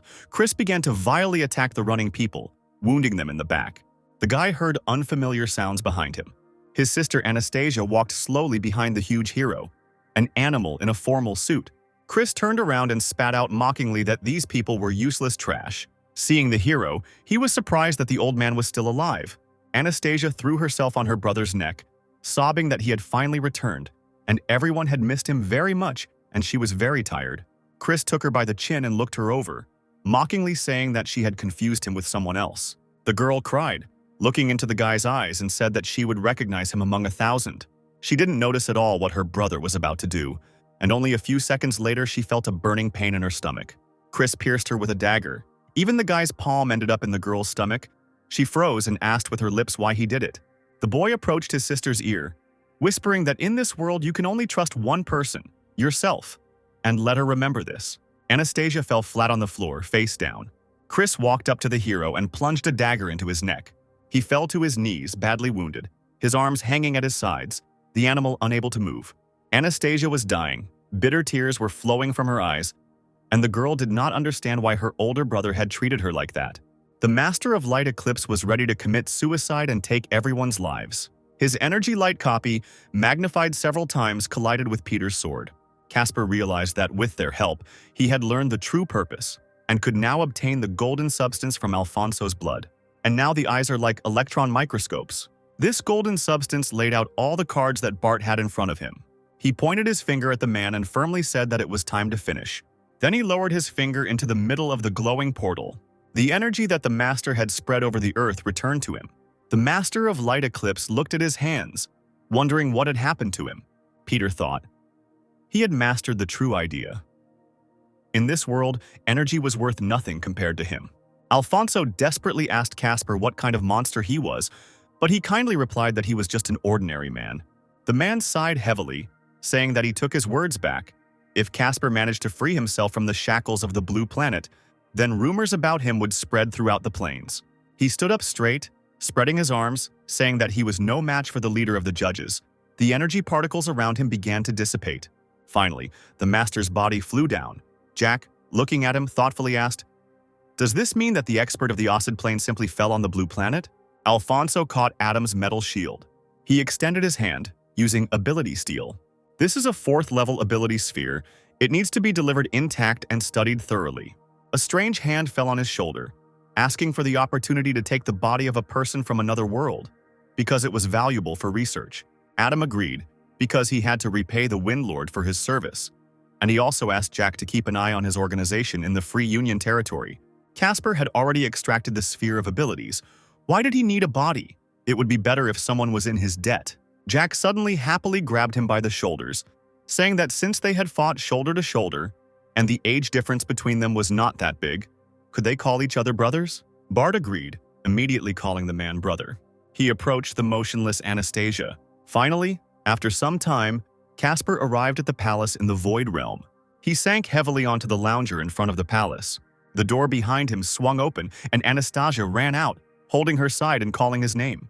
The guy turned his head towards her, asking if the girl was awake. He stood up and walked over to Anastasia, telling her that when he found her, she was unconscious. So the judge brought the girl here to heal her. And during the operation, a mask was found inside her stomach, which means that now the girl is an external member of the judge's organization. Taking the mask in her hands, the girl began to cry, remembering her brother. At their last meeting, he caused Anastasia so much pain, she fell to her knees, telling them that she had seen with her own eyes how her older brother killed their grandfather, and she hoped that Mr. Casper Bart would be able to catch him. Suddenly, Anastasia unbuttoned her dress and spread her arms to the side, exclaiming that she was ready to pay any price for this. She, swallowing tears, said that Adam could do whatever he wanted with her. The guy turned away abruptly, ordering her to get dressed immediately, because her brother was from the dark blue race and was already an enemy of the judges. Now the Green family's influence has fallen, Now, Anastasia would be better off strengthening her position, and the judges will help her. The girl got dressed and said shyly that Casper could turn around if the judges would help her family. She would do everything for them. They shook hands. Bart said that he was glad to cooperate with the Countess. Trisha bathed in the hot springs with Lady Blanch and the Craig sisters. She almost sank into the water, thinking that the next time they went swimming together, she should use her image change ability to show off her beauty to her sisters. Suddenly, she felt that her older brother was looking for his sister. The girl ran into the room, calling Adam. She threw it around his neck, and the guy immediately began to lecture his sister that she was now a big girl and it was time to behave accordingly. Trisha laughed. She was still young, but the Craig sisters were already adults. Adam easily threw his sister onto the bed, laughingly saying that it was time to teach his older brother a lesson. The girl screamed that she was wrong. The guy became serious, saying that he had come to see her on a very important matter. Trisha asked if her energy could reach the 4th degree. Adam stroked her head, replying that the crystal only helps her comprehend the new laws, but it does not give a 100% guarantee that she will become 4th degree. The girl stubbornly said that she was confident in herself and there was no need to underestimate her. A bright flash of lightning lit up the night sky. Trisha rose above the bed, her body glowing with a bright light, particles of energy spreading throughout the room. Trisha sank softly to the ground and exhaled heavily. Apparently, the process had not been easy for her. However, this state did not prevent her from perking up, cheerfully winking at her brother and sticking out her tongue at him, saying that everything worked. Adam asked what law or true design she had mastered, and at what level. The girl replied that the 2% law of resurrection. Sinclair was glad about this, because resurrection is almost equal to healing. Trisha frowned, replying that it wasn't just healing, as she felt that resurrection had great potential if used in an evil state. Adam waved his hands, saying that she needed to practice more to reach the 4th stage. A little later, he returned to the realm of emptiness. A gray pearl levitated above the guy's palm, casting streams of light around it. This time, Adam studied the magnetic law. Suddenly, he turned around sharply, sensing something was wrong. There were some waves behind him. At this time, a blue beam stretched towards the entrance to the cave. Chris Green stood with his hands casually in his pockets, surveying the battlefield strewn with monster body parts. A dark blue particle with a human face flew towards him. It screamed at Chris and scolded him. The guy didn't seem to react to the shouts, but only greeted the gentleman with a smile, saying that he had to wait a long time. An alien creature in the form of a pipe stretched out from Chris's mouth, becoming a part of him. It had a huge, toothy mouth. The dark blue particle screamed that the guy had opened the absorption skill, but had completely forgotten about the difference between the 3rd and 4th stage. No one had given him the right to do so. From the depths of the young man's body, his guttural voice was heard, mockingly saying that he could not forget about such a thing, because he had waited too long for this day. The dark blue particle was furious that Chris had the power to absorb him. In response to this, the huge mouth swallowed the master, not letting him finish. The pipe gurgled as it was sucked back into the human mouth, and the face returned to its original state, as if no transformation had occurred. A shining crystal flew out of the guy's forehead. Catching it and tossing it in his hand a few times, Chris told himself that it had become lighter. Let it lie there as a last resort. It would be better not to use it for now. Inhuman eyes burned with a dangerous red fire. The guy said contentedly that now there was much more in his brain. Caspar Bart flew high in the clouds on his metal plate. Jack and Peter were waiting for him at the entrance to the cave, Jack waving at him, muttering that he expected to see Pig, but not Caspar. Upon landing, Caspar replied that Pig was busy helping Dragon regain his form, then asked what had happened here. The man said that he had arrived earlier but had not found any traces. However, there was a suspicion that someone had broken through to the 4th step in this place. When Caspar asked Jack if he was sure the expert was human, he shook his head, wondering if it could have been someone from the judge's organization. The guy said that no one had risen above the 3rd level in the organization recently. Peter, who had been silent until then, suddenly said mockingly that this was inaccurate information. Jack felt embarrassed by his companion's behavior. He immediately changed the subject and suggested going and sorting everything out. In the new hot continent of Bright City, a meeting was held in a secret hall at a long table. The head of the mercenary guild, a red-haired man with a white blindfold, asked those present if they had any thoughts on the planned retaliatory strike from humanity. According to the available data, their counteroffensive will happen soon. If the guild does not prepare in advance, all plans for the territory of the Free Union will collapse. The Beast Alliance member Purple Crystal Python hissed that the guild was keeping the humans in check. Even if they risked a counterattack, they would still not be able to break through the defensive line. Bay City Federal Alliance member Platinum Deacon Greg shrugged and turned to the Python, saying that the Free Alliance was no longer what it used to be. If the emerging leading forces sided with the people, they would have more than 4 steps than the guild. Sticking out its long tongue, the Crystal Python asked if the Deacon was sure that this so-called organization of judges would participate. And all of the monsters that the guild sent out had the Seal of Rage on their foreheads. This spell affects them in such a way that they no longer fear death and are willing to risk their lives to attack. With an army of such monsters, the guild would be invincible. But if they were to continue to worry about being attacked by humans, then it would be better to focus on ensuring security during the technical blockade. That's what the Python thought. The leader confidently stated that any highly developed civilization would sooner or later crack. Since the Mercenary Guild possesses a secret seal, this time is greatly reduced. The organization of the judges has become an unforeseen factor, so the guild needs to consult on whether to send one 4th-tier expert from each side. The Tower General from the Bernadotte Empire raised his hand, shouting that the Red Empire Lord had said that they would not participate in the Free Alliance affair. The Platinum Deacon did not understand what the Bernadotte Empire was planning. The Python also asked, if they did not send their forces, then the Beast Army could retreat. The Tower General scratched his head, advising him to clarify this issue with his lord. From their dialogue today, he only knew that the man would not participate. The leader thought that the Red Empire Lord had sent this idiot on purpose. It seemed that Bernadotte's participation could not be counted on. He asked those present out loud not to quarrel, then said that he was going to introduce someone. Chris entered the room with a smirk on his face. He had returned to his previous appearance. The Platinum Deacon contemptuously called the newcomer a dirty scum of the dark blue race. Python was not happy with such a guest either. He turned to the head of the guild, asking why he had dragged the Dark Blues into the matter, since they could kidnap the subordinates of the Crystal Python. But the red-haired man smiled and ordered everyone to calm down, since the Bernadotte Empire didn't want to help. This guy from the dark blue race could take their place. Pointing his hand at Chris, the man assured him that he would be loyal, because his brain already had the seal of the Alliance, so he would definitely not become a traitor. In confirmation of his words, a seal glowed blue on the guy's forehead. The Deacon's face changed and he smiled when he saw the seal. Everything was fine. Since the guy had it, he was now a brother. Welcome to the big family. The Crystal Python hissed happily that there are good and bad people in all races, and he thought that brother Chris was a good person. A barely noticeable smile touched the lips of the subject of their conversation. Chris thought that everyone present here was a fool. If he wanted, he could easily free himself from this seal. He smiled widely and promised the guild his help. But first the guy wanted to play with the victims a little. The red-haired leader suggested discussing the plan if no one had any objections. The cave that Jack, Peter, and Casper entered still contained the remains of the monsters. Showing them on the big screen in the headquarters, Jack said that he and his team arrived too late. But judging by the current situation, it is not difficult to guess that a change has occurred. It's time for humanity to strike back. If things go this way, it will be more beneficial for people. The man at the table spoke about the need to attract the forces of the defensive front on the Red Frost Island and calmly attack.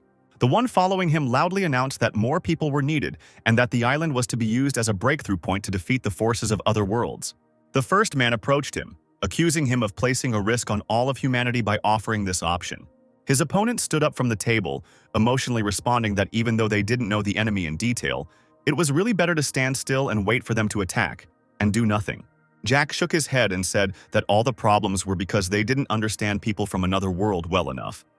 It was hard to even predict whether they would send a couple of 4th-degree experts or more. Suddenly, a muffled voice was heard in the room, suggesting that the companies could help the judge. Everyone suddenly stood up from the table. Jack noticed a figure in the corner standing with his back to them. Could it really be Casper, Bart, and the judges? Adam reported that the organization would send Pig, who would infiltrate the enemy base and gather the necessary information about them. It seemed like the adult mustachioed man was about to burst into tears. He muttered that he was no longer alone, that in such difficult times one could always rely on the judges. How wonderful it was to have allies. Adam, in Anvery's mind, arrived on the island of Red Frost. He stood on a rock looking at the scenery and smiled. Finally, he was back. A few seconds later, the man disappeared. In his place appeared a huge red dragon, which roared and, flapping its membranous wings, flew into the air. He was surprised when he heard a similar roar from afar. 2 other dragons were flying straight towards him. He turned into a human, and then strangers did the same. They turned out to be a man named Carl and a young girl named Jessica. The boy ran up to the man, delighted by their presence, and told him that not only had he not died, but he had also received third-stage combat power. He laughed, saying that the family no longer had 3 steps, and that was great news. The girl clicked her tongue in irritation, turning away. Anvari shook his finger in front of her face, laughing and saying that she wasn't strong enough. She had to try harder. She stamped her foot and shouted that he shouldn't worry. She would definitely get the 3rd degree, and it would happen at an earlier age than her brother. The man patted them on the shoulders and sympathized with Anvari because he had been through a lot, then sent him off to rest. When his uncle asked where the rest of the family was, the boy hung his head, bitterly replying that they had all died in battle. The uncle supported his nephew, saying that for the family they are heroes, and he should not blame himself because Anvari is the head of the family. The 3 figures proceeded home so that the boy could rest. Adam mused that the people of the Osid Plain were gradually becoming imbued with the culture of the Blue Planet. But when it came to resources, a fight would be inevitable, and their battle would only end after the death of one of the parties. At the same time, in the port, 2 strangers were chasing a boy who was running away from them faster than the wind. The pursuers had to catch the fugitive at any cost, because his ability to use lightning had awakened. This would be a great reward. The boy, breathing heavily, ran past Anvari, who immediately paid attention to him. Apparently, this boy awakened the ability quite a long time ago. He probably planned to escape for a long time. But he is about to become a victim of slave traders. He must be saved. Finally, one of the men caught up with the boy and threw him to the ground, firmly grabbing his arm with one hand and pressing his head into the asphalt with the other. Anvari immediately transformed into his second form, a huge red dragon. The man, hearing a loud roar, suddenly raised his head and stood up. The next moment he fell to the ground in a deep bow, kneeling, and asked the dragon how he could serve him. The dragon, stunning his pursuers, asked why he had to wait so long to catch an ordinary human child. When the men began to ask for forgiveness and promised to kill the boy, the dragon sent them away with a snap of his claws. The dragon turned to the fugitive and mockingly asked where he wanted to die, in his mouth or inside his belly. Having grabbed the boy in his paw, he flew back with him to Jessica.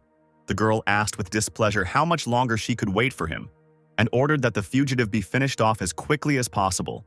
Anvari got angry at her for such a commanding tone, looming over his sister. Jessica clenched her fists, saying that the boy stunk and that he needed to be killed quickly. The dragon squeezed the boy sharply in his palm. In it, he seemed like a small reed. He screamed in pain. Suddenly, he stopped torturing the little man, loosened his grip, and said that he had changed his mind because he needed someone on his team who could be entrusted with dirty work, and the fugitive was perfect for this.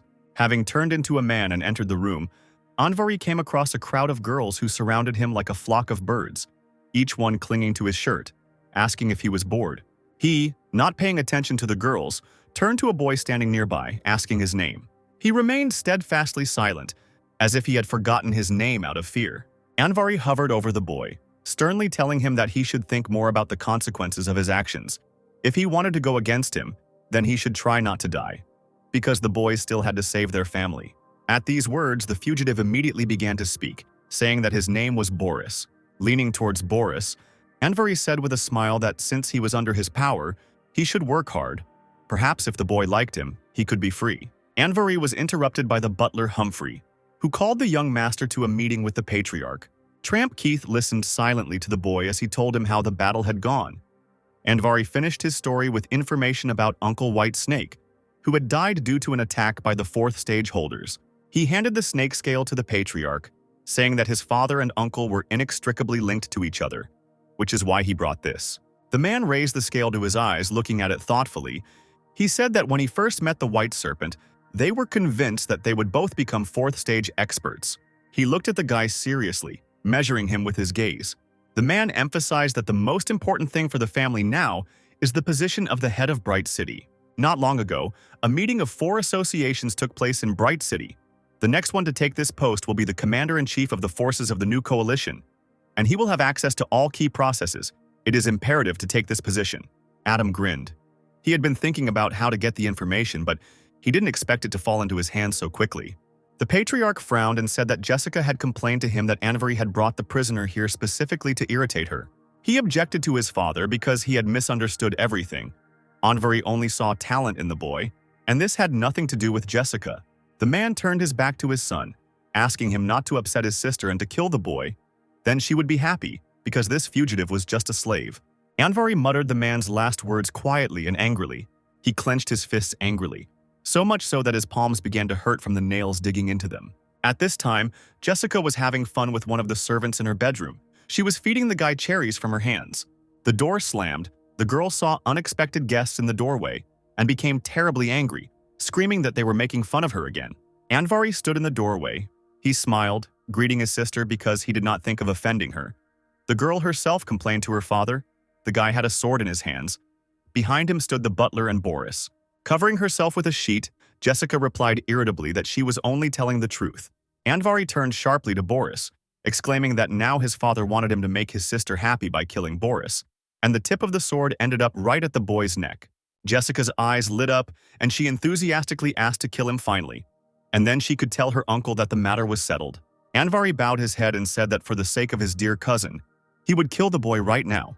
Boris closed his eyes, certain that his end had come. Suddenly, a girl's long, drawn-out scream rang out throughout the room. The servant she shared her bed with lay face down on white sheets with a hole in his back from which blood was oozing. Andvari, wiping his sword with a white cloth, told his sister in a threatening tone that to touch this slave would mean humiliating Andvari himself, and that everyone who did this would die just like this servant. Jessica screamed that her brother was crazy and only knew how to hurt her. He grabbed the girl by the hand, saying that if she was not satisfied with something, she should make more efforts to reach the third step. Tramp Keith turned around in shock when he was brought the news of Andvari's murder of Jessica's servant. The butler bowed his head respectfully, adding that this was the girl's favorite servant. The worried father asked the man if he had thought Andvari had changed a lot since his return. The butler said that, in his opinion, the young master had become somewhat more rigid. Before, if the master had ordered him, the boy would have killed that prisoner, contrary to his own opinion. Suddenly, Keith burst out laughing, replying that he had noticed it too. After that massive battle, Andvari had finally matured. The man dismissed the butler, ordering him to find a new servant for Jessica as compensation. Adam Andvari lay in his bed and thought about the fact that only a representative of the four main forces responsible for this has information. Everyone has the fourth level. When trying to do something, they immediately find out about everything. There is only one way. Let Kate's family take the position of the head of Bright City. Then, thanks to Father, Adam will be able to get information without anyone noticing. The guy sat up in bed and scratched the back of his head. Damn secrecy rule. It will take a long time to figure it out. If only it was possible to understand how people from the Osid plane use the meditation method. There was a knock at the door, the butler announced that dinner was ready, and the young gentleman asked for food to be served to him. He smiled to himself.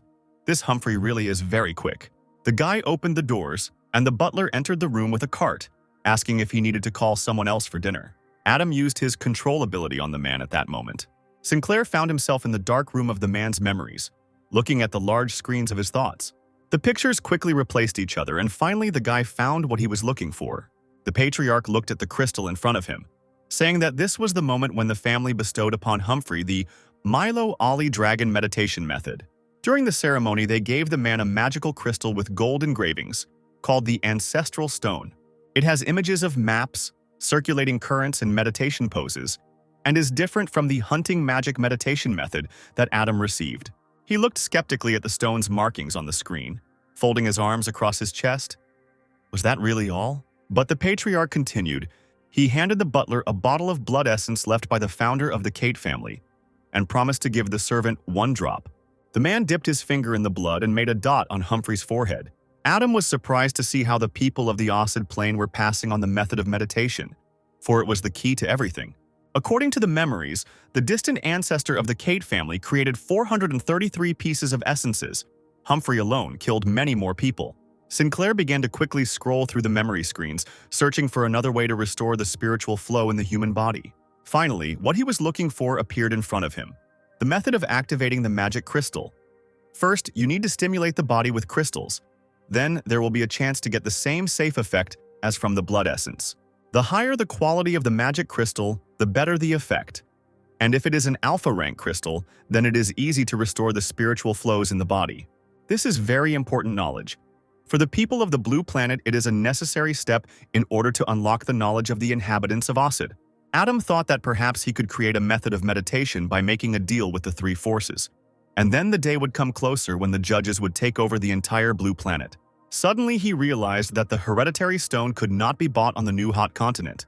The butler bowed to the young master, who waved his hand, telling him to behave as usual so as not to be exposed. Humphrey nodded, and Anvari let him go. He turned his head, feeling something strange from the side. The guy peered into the door of another office. A very unusual aura was coming from there. The Clark family was gathered in the hall, with the father of the family at the head of a large table laden with a variety of dishes. Joey Clark, the young beauty of the family, showered Anvari with unwelcome attention, asking if he had really been on the brink of life and death. Jessica walked up to her brother with a smirk, mockingly asking him to tell his sister Joey more about it. The guy smiled, trying to change the subject, and replied that there was really nothing to talk about. They were interrupted by the voice of the tramp Kate, who, together with her brother, informed the head of Clark that it was late and time to leave. Anvari, unnoticed by the others, breathed a sigh of relief. He could finally finish the conversation with Joey. The girl was upset. She was interested. Jessica patted her on the shoulder, assuring her that Anvari loved talking to her the most. The beauty suggested that she go to visit the guy so that he could finish his story. Anvari smiled. He just couldn't say no to the girl. A motorcade of cars accompanied Kate's family on their way home. Anvari squeezed Jessica's neck lightly, accusing her of insolence. The girl winked at her brother, replying that compared to the murder of her beloved servant, this was nothing special. At that moment, a massive explosion occurred right in front of their car, causing the young people to flinch. Figures in gray cloaks flew up to the glass, loudly announcing that the day of their father's death had arrived. The man lay on the ground, shaking from the lightning on his body. Rising up on all fours, he sharply asked how the figures dared to attack Kate's family. The man immediately turned into a huge red dragon with membranous wings. Uncle Carl ran to his brother, shouting at Anvari to take Jessica and run away. He turned into a blue dragon of dense build. The beast rushed to help the tramp Kate. Anvari asked Jessica to run to her family for help, while he himself would stay to help his uncle and father, who would definitely not defeat the enemy alone. The girl had tears in her eyes, and, unexpectedly even for herself, she ordered her brother not to die, because he had just received the 3rd level. Anvari patted her on the head, saying that he would definitely become the head of Kate's family, and that he had no intention of dying. A red dragon with yellow membranous wings flew into the air. He flew towards his uncle and father. Jessica pressed her foot on the gas pedal, trying to get home faster. She couldn't stop her tears, but she tried to control herself so that nothing would happen to her father, or even to Anvari, whom she hated. The patriarch roared, dodging the daggers flying at him. His son flew up to him, almost getting attacked by strangers. Tramp Keith was furious that Anvari had flown to him. The boy asked for forgiveness for arriving so late. Uncle Carl asked not to quarrel.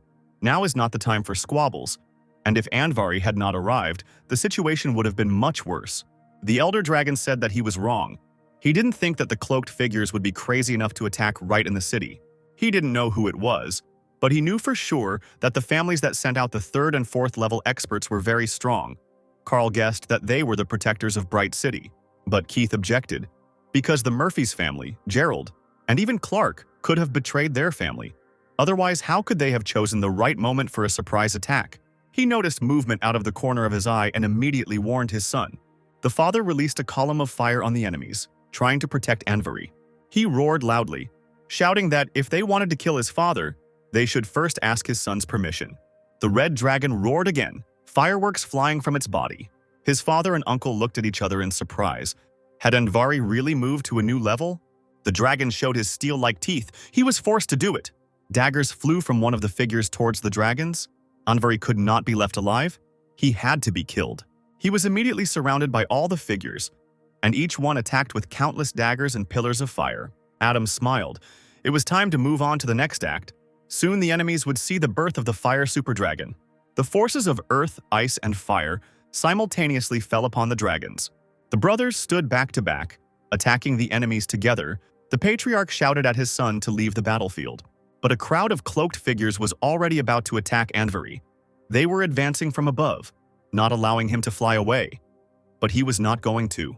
Both elder dragons realized that they had been deceived and desperately called out to Anvari.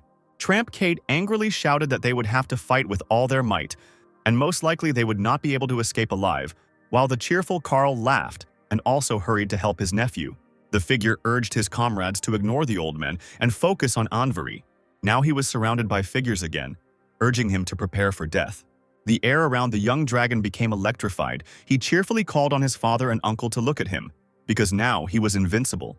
Andvari used the ability Energy Burst, and now a huge ball of fire emanated from his body. The figures recoiled in fear when they saw this.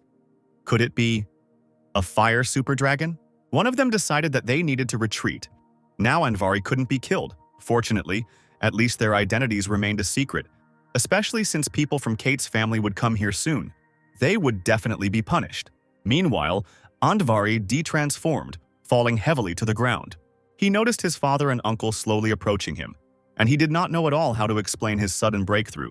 The guy couldn't think of anything better than to faint so that his relatives would forget about everything. Carl picked up his nephew, checking his breathing. Probably this happened because of the first breakthrough in his life. He did not know how to use the force correctly, and therefore lost consciousness. After some time, Andvari slowly opened his eyes. He was lying in bed, wrapped in a blanket, with his tired father sitting next to him. The patriarch exclaimed that what happened was expected from Kate's family and asked how his son managed to make a breakthrough. Andvari paused before weakly saying that it was all due to a collision of time. Tramp Keith became serious and replied that he had assumed the same, then added that he had something to tell him, something he had not even told Carlos. There are 4 clans fighting for the position of the head of Bright City, and the entire family is actually just pawns. The real battle is between the 4 forces. Among these clans are the Warriors Guild, the Bernadotte Empire, the Beast Union, and the Federation of 100 Cities. Originally, the Bright City was supposed to go to the Federation of 100 Cities, but the other forces did not want to give up this important position to the new army commander. Even the defenders of the Bright City were involved in this. Since his father trusted Andvari more than anyone else, he decided to tell them, and those who supported them were from the Warriors Guild. This surprised the boy quite a bit. The patriarch confirmed that their family was only temporary allies. The guild would help him become the head of the Bright City, and in exchange they would get what they wanted. The man was very confident about this battle. When the full colonization was completed, they would have enough resources to return to the Osid Plain. Andvari turned to the other side and made a face. With him in the role of a spy, victory would definitely be their family's. The guy burst out laughing and told his father out loud that under his leadership, Kate's family would definitely be successful. The next day, Kate's family had a large gathering around a long table. Carl pressed his hand to his heart, angrily exclaiming that he did not agree. He was not even allowed to interfere. Had his brother really forgotten about the last attack? But he was adamant and asked Carl not to worry. Now was not the right time to take many people with him to visit the Platinum Dragon. Andvari thought that the Warriors Guild had given something to his father, and he was going to use it. And that was also why he was so confident of an easy victory. 3 hours later, Andvari was slapping his angry sister on the cheek as she yelled at him. The girl tried to push his hand away from her bored brother and threatened that he would see no mercy if he didn't stop. Carlos paced the room, worrying about where his brother had gone after so much time. Andvari and Jessica heard a strange roar from the side. A worried Carlos ran out of the meeting room. Meanwhile, dragons of all stripes were already gathering at the city mayor's building on Myrtle Avenue. Near a tall building, the dead head of the family lay on the floor, his empty eyes looking away unseeingly, and blood flowing from his mouth. The Blue Dragon. Carl clenched his fists in rage and shouted loudly, asking who did this. He reproached himself for not insisting on a joint sortie. Andvari thought that since the patriarch was a 3rd-level expert, he was either killed by a group of such experts or by a 4th-level expert. He went to meet the Platinum Dragon, and he just happens to have the 4th stage, so his strength would be enough to kill his father in an instant. People in uniform ran out of the city mayor's building onto the street, looking around in fear. Andvari noticed that there was someone's shadow standing on the roof. Could it really be the killer himself? If this is true, then it means that Kate's entire family was killed at his hands. General Albert Barnes stepped forward and told Carlos that his men had nothing to do with his brother's death. But the hot-tempered dragon could not be convinced. He shouted that it was a lie, because only his people were on the street at that moment. The man gritted his teeth and said angrily again that the organization had nothing to do with the murder. Carlos pointed to the man on the roof, asking if the stranger was tied up. Standing on the roof was Platinum Deacon Greg, who immediately began to defend his reputation, offended by such an accusation. The dragons were attacked by sound waves from his side. This attack did not hurt. It just caused discomfort. Andvari shouted that since his uncle's emotional state was unstable due to his father's death, let their dispute be settled by battle. The blonde seriously replied that he would not kill Carl and confirmed that he did not kill the head of the family. Anvari thought that his father might have died because of the item that the warrior guild had sent. But could the Federation of 100 cities take such a risk? Jessica asked the guy worriedly what they should do now. The other dragons immediately turned to Anvari, asking him to give them orders. The red dragon folded his palms in a respectful gesture and asked the general for forgiveness for his uncle's behavior. He also said that he would take his father's body and leave with the others right now. The guild watched the multicolored dragons, each thinking about their own, that there were traitors everywhere, and that Anvari seemed to be a master at resolving conflicts. In a wooden coffin, wrapped in a white shroud, lay the body of the head of the family. Carl, who was standing nearby, quietly told his dead brother that now he was the only one left. Jessica tied his hand, reminding him that he would always have her and Anvari, while the man called his brother's son to him, saying that now their family needed a new leader. He placed his hand on the boy's shoulder, declaring him to be a father. Anvari began to deny it, saying that Carl should take this place. Adam thought that he was only pretending to be his son, and how could he now head the family? Carl stubbornly shook his head. Only Anvari should become the leader, and no one else because he is calm, reasonable, and has the potential to use the fire super dragon. Anvari, putting his hand on his heart, swore to his uncle that as long as he lived, the family would become stronger and stronger.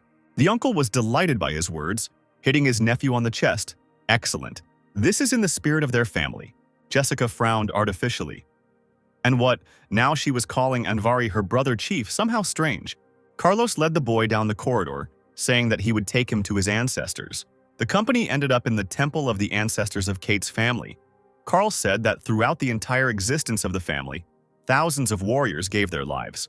But only those who have reached the third level can enter the temple of their ancestors and honor the immortalized heroes. A bald old man named Evans approached those present with a lantern in his hands and greeted Carl and Anvari.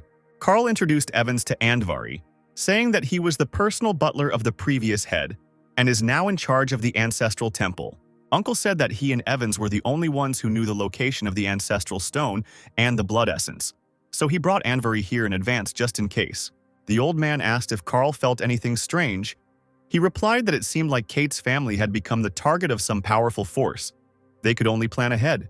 Evans invited the young master Anvari to follow him, because he must find out where the ancestral stone and the essence of wisdom are right now. Adam was jubilant. He would be told the main secret so quickly, he didn't even have to waste any effort. The old man opened the tall double door. Here, Kate's family has the ancestral stone and the blood essence of the expert. Putting on the glove, the old man asked Anvari to remember not to touch the stone and essence with bare hands until it reached the 4th degree. Evans approached the stone and took it. It rose into the air and began to glow purple. It was also possible to see a projection, a large-scale silhouette of a dragon. The butler said that this was the original form of the heritage, figures, steps, and asked if the young master remembered them. Weighing the bottle of essence in his hands, Evans also said that, compared to other families, Kate's background is rather meager, with some families having essence created by multiple ancestors. The butler asked Anvari to learn all the subtleties of etiquette in order to present himself with dignity at the ceremony of transferring the title of head, which will take place after the funeral. Adam Anvari, in a white suit, under the cover of night and rain, holding a black umbrella in his hand, wondered why people from another world like to hold funerals at night. A young man with glasses approached Carl and asked him to accept condolences on behalf of Deacon Lord Greg. The man thanked him and asked to also convey his thanks to the Lord for his concern, as well as greetings from Kate's family. Strangers in white cloaks appeared among the crowd, clearly late and perhaps not invited.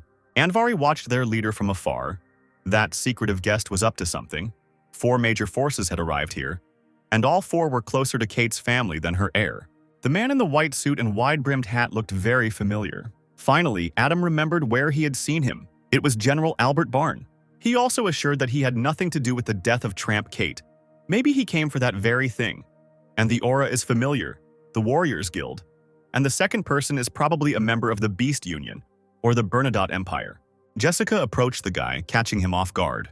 Anvari chuckled nervously, lying that he had a stomach ache. The girl began to lecture her brother that he needed to go to the toilet in such a case, but Anvari quickly covered her mouth with his hand, whispering that someone had infiltrated the family and he was spying on them. Jessica's eyes widened and she nodded slowly. When she was released, the girl, blushing from lack of air, asked her brother why he hadn't told their father, But the boy replied that the 4th stages were in operation, so calling his uncle would be useless. The best thing to do now is to warn him so that he can quickly prepare and come. Jessica ran away, asking to be careful. Adam thought that the girl was only preventing him from taking her family's secret safe for the snake from his organization and for all the people of the Blue Planet. In the Great Hall, Evans encountered uninvited guests. It seemed that all the organizations had flocked there. 2 figures asked the guy sitting on the floor if he was helping his master restore order. The guy with glasses and a sly look in his eyes replied that he was there solely because of his interest in Kate's family property. After all, Tramp Kate made a deal with Lord Greg to ensure his own safety. He gave several orders regarding the mysterious item. It must be taken before the leader's order is carried out. But the man in the cloak was not at all afraid of the threats he later heard from the guy, and assured him that he would take the item himself. He was interrupted by the butler Evans. Clenching his fists, the old man could not believe that someone with bad intentions dared to set foot on the territory of Kate's family.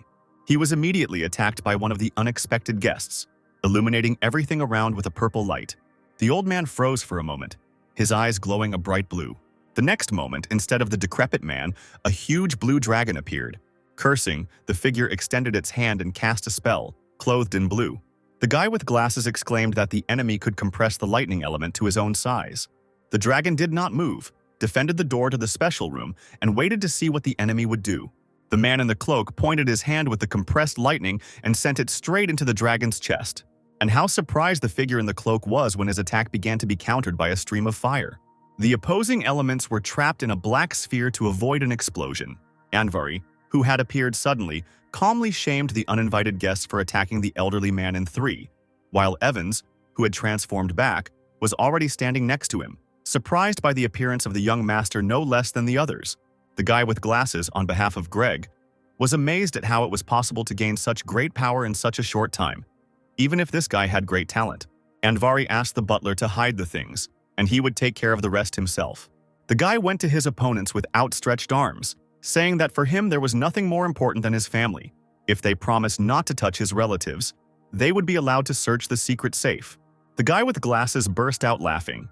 He clearly underestimated the heir of the Kate family and his cunning. The guy counted those who wanted to get to the artifact. 1 item, but 3 people who wanted to, and also General Albert outside. He even felt good about this thought. Those present looked at each other, considering the proposal. The general overheard this conversation. Meanwhile, Anvari said that there was no need to be nervous. First let them watch, and then decide whether the enemy had agreed to his proposal. Albert emerged from his ambush when Anvari invited everyone to follow him. Walking down the corridor, everyone noticed a soft blue crystal ball hanging in the air in the room. As if mad, the figures in cloaks and the guy in glasses rushed towards the object, overtaking and pushing each other, arguing along the way. Anvari wondered why they were hunting for this ball. Because the people from the Osid plane invented the ball to record pictures and sounds. Why would they need it? One of the figures reached the object faster than the others, but taking it in his hand, he sighed in disappointment that this was not what they were hunting for. The second figure angrily exclaimed that the ball was not here either. The man grabbed Anvari by the collar and, cursing, accused him of deliberately hiding the desired item from them.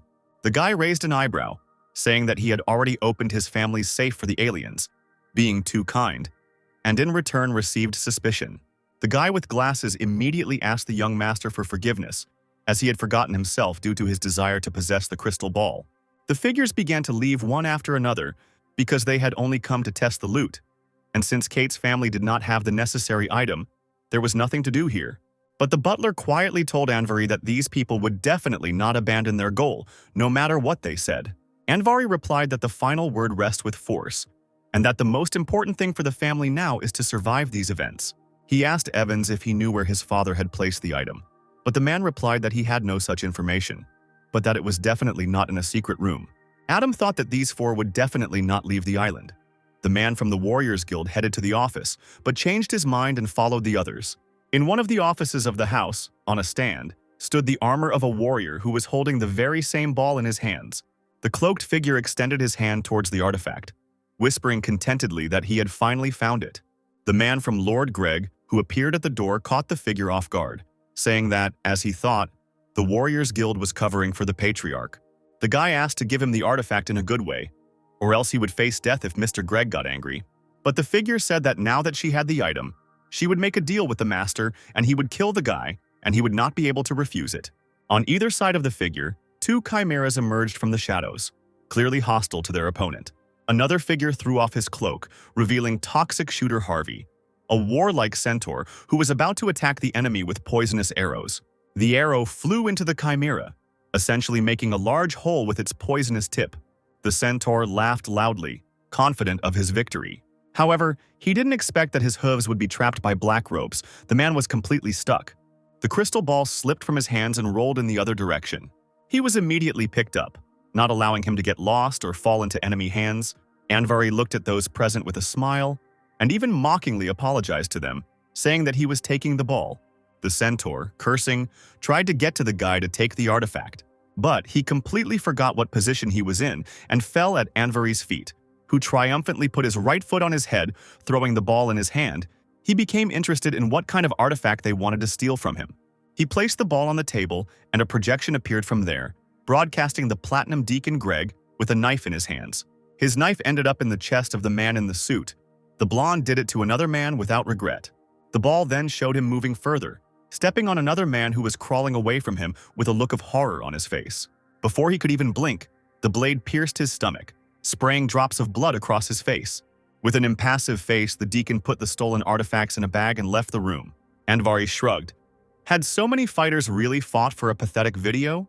The white-cloaked figure behind him clapped his hands, cheerfully noting that the man who had killed the wife, son, and son-in-law of the 100 City Federation chairman was Platinum Deacon's subordinate, Mr. Greg. The figure suddenly fell silent and began to cough. The guy with glasses and Gunner Harvey looked up sharply when they saw Mr. Greg in the window. He, shaking his fists, began to ask those present for forgiveness. After a pause, he narrowed his eyes and said that all these people would die today. The guy with glasses screamed in despair when he heard this. He didn't understand why they would do this to him, because he was loyal to his master. The centaur answered for the deacon, mockingly saying that he was too naive, because only dead people can keep secrets. Folding his arms across his chest, the blonde turned to Harvey with a chuckle, asking why the Warriors Guild had done such a thing. Was it really for the sake of the Bright City's position? The centaur, slightly embarrassed, pretended not to understand the question. But Adam understood everything.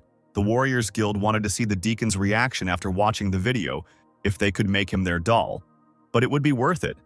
But suddenly the tramp Kate died, and to prevent the video from falling into the wrong hands, Harvey was tasked with stealing the ball. Greg took out a flute and began to play it, attacking with sound waves, intending to kill Harvey. He shouted that he couldn't be treated like that because a centaur obeys the law. Someone's heavy sigh was heard. A protective field instantly formed around the centaur, through which the waves could not break through.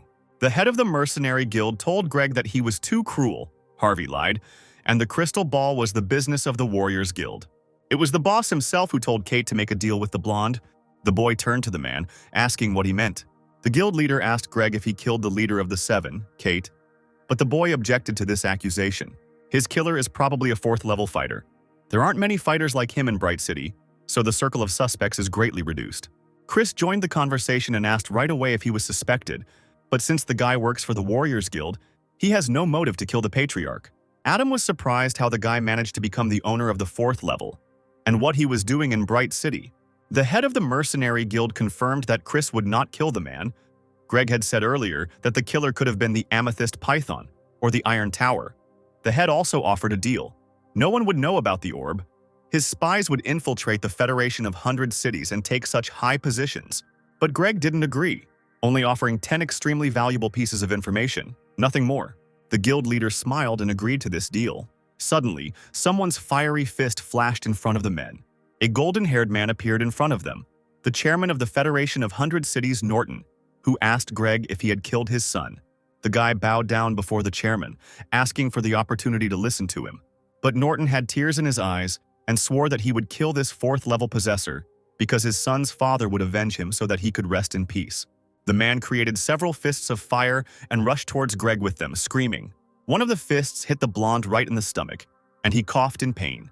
Immediately, there were explosions and flames raged everywhere. Greg fell to his knees and called on the others to unite and defeat the chairman together. Norton, hearing this, asked the leader if the Warriors Guild planned to stand in his way. The man asked the chairman to let Greg go, because the chairman had heard how difficult it was to develop the 4th stage strength. But Norton was adamant. He only asked the red-haired leader to get out of the way, or he too might get hurt. A water dragon appeared behind the guild leader. He asked the enemy if he intended to fight him. Norton replied that he would finish Greg off here and now. Those present looked at each other. They didn't want to get into trouble at all. The water dragon flew towards Norton, clinging to his sleeve. The man threw him away, shouting that the Warriors Guild didn't have the courage to fight him face to face. Occam, holding his hand to his stomach, shamed Norton for his strength, which he uses to humiliate the weak. Meanwhile, Anvari looked at Chris, who was standing to the side, and thought that the guy was the only fourth-level possessor who did not get involved in the battle, although he could have greatly influenced the situation. Greg ran up to Chris, shouting and asking why he was just standing there and not helping. The boy smiled, replying that he could not interfere in the battle without a direct order from his patron. Adam thought that from an information-gathering standpoint, Norton's presence would be a great help to Kate's family. For his personal interests, it is necessary for the owner of the fourth stage to die in order to obtain the genetic chain. Greg will probably die today if he's attacked secretly. That could work well. The blonde's sound waves traveled towards the chairman, injuring him. The man released a column of fire at his opponent in an attempt to stop his game. The head of the mercenary guild protected his ward, encasing him in an impenetrable sphere. Greg laughed evilly and asked if this was all Norton was capable of. Adam thought that he needed to increase the man's strength first. When the fiery fist increased in size several times, Norton was surprised to himself. What a strong blow it was. Did it really break through the unknown during the fight? The guild leader shouted, warning the blonde about the danger. Meanwhile, the fist slammed into the protective sphere with all its might, causing a surge of energy waves to erupt. The hiding guild members' mouths dropped open upon seeing this. They didn't expect the chairman to strike with such force. As expected, the sphere disappeared. Greg lay unconscious on the ground, covered in wounds. Norton looked at his hand in amazement, certain that he was under the influence of some spell. Turning around, he noticed the figure of the rooster, realizing that it was the one who had given him power. The guild leader stood over the shocked Greg, wondering what to do, because without the latter's help, he would become a laughingstock if he stayed. Together with Harvey, they took to the skies to escape the battlefield. Chris felt the energy of the hated Casper Bart, clenched his fists. The guy decided to follow one of the judges. Norton approached Anvari and asked if Tramp Keith was his father. The guy nodded timidly, embarrassed under the chairman's intense gaze. The man placed his hand on his shoulder, praising him for reaching the third stage at such a young age, and expressed hope that the fourth stage was not far off. Suddenly, Norton raised the boy's hand and shouted that, from now on, Anvari Keith became the new head of the Bright City, and this was not a joke. A little later, Advari came to the meeting in another world. The head of the Mercenary Guild was delighted to see the boy and introduced him to those present as the new mayor of Bright City. Also present in the hall was the Platinum Deacon, His Holiness the Thunderer. The Purple Crystal Python suggested that they discuss the main topic as quickly as possible, since with every day wasted, the front line loses some of its fighters. The head of the Mercenary Guild asked what the ratio of people sent to the battlefield from the three guild forces was. Thunderer replied that the 100 Cities Federation had sent 5,000 elite ability users. The military guild should have sent at least. Python rejected the offer because the Beast Alliance had been sacrificing its members for hundreds of years, and the Deacon was demanding that even more be sent for this most murderous attack. The debate was very heated, with everyone trying to defend their point of view. Adam thought that there was quite a serious internal division among those present. Jack Waxenberg asked his interlocutors at the discussion table if they had read the information received from the judges. There were 4 4th-level holders and 33rd-level fighters on the Ossid Plain. How to fight them at all? The man asked Peter if the Hero Association could send reinforcements. The guy replied that the situation on the field left much to be desired, and this answer was quite evasive. Peter asked if the military couldn't bring in his younger brother's troops, but Jack waved his hand, saying that it was better to ask the judges for help than anyone else. The man thought that if you look at it that way, they really are fighting with people from another world, and the few who can resist them are the judges. Only they are capable of fighting on equal terms with the enemy. Andvari sneezed loudly while sitting at the table. Scratching his nose, he wondered who could be remembering him. A man burst into his office and fell to his knees, demanding attention. Andvari demanded that he rise, saying that he had called him as the commercial director in charge of the slave trade. He smiled slyly, replying that he had been told the reason for the visit, and that the order would be carried out no later than tonight. The most beautiful slave would be delivered to the master's estate. Adam rolled his eyes. How far had the rumors spread that Andvari was a pervert? He became serious and asked angrily if the man really thought he had been called here only for this reason. The man fell to his knees again, begging for mercy. Andvari ordered the male merchants to watch their behavior and stop abusing the slaves, and he replied that there was no need to worry and that he would pass on the request. The guy ordered them to get lost and asked them to convey a request to the inspector to bring the recently captured leader of the rebel army. Apparently, Adam thought, there were survivors in another world who were organizing resistance, but it was unknown whether they deserved support. The door to his office opened cautiously. When he allowed them to enter, it swung open and a dark-haired girl appeared on the threshold. Andvari immediately asked the stranger's name. The girl remained silent and only angrily turned her head in the other direction. The guy smiled, saying that if she didn't want to talk, she should keep quiet. But he already knew everything. The man who had visited Andvari earlier pressed his cheek to the door, glad that the gentleman was still crazy about girls. He ordered his assistant to double the number of slave girls for Lord Andvari, and that one should be better than the other.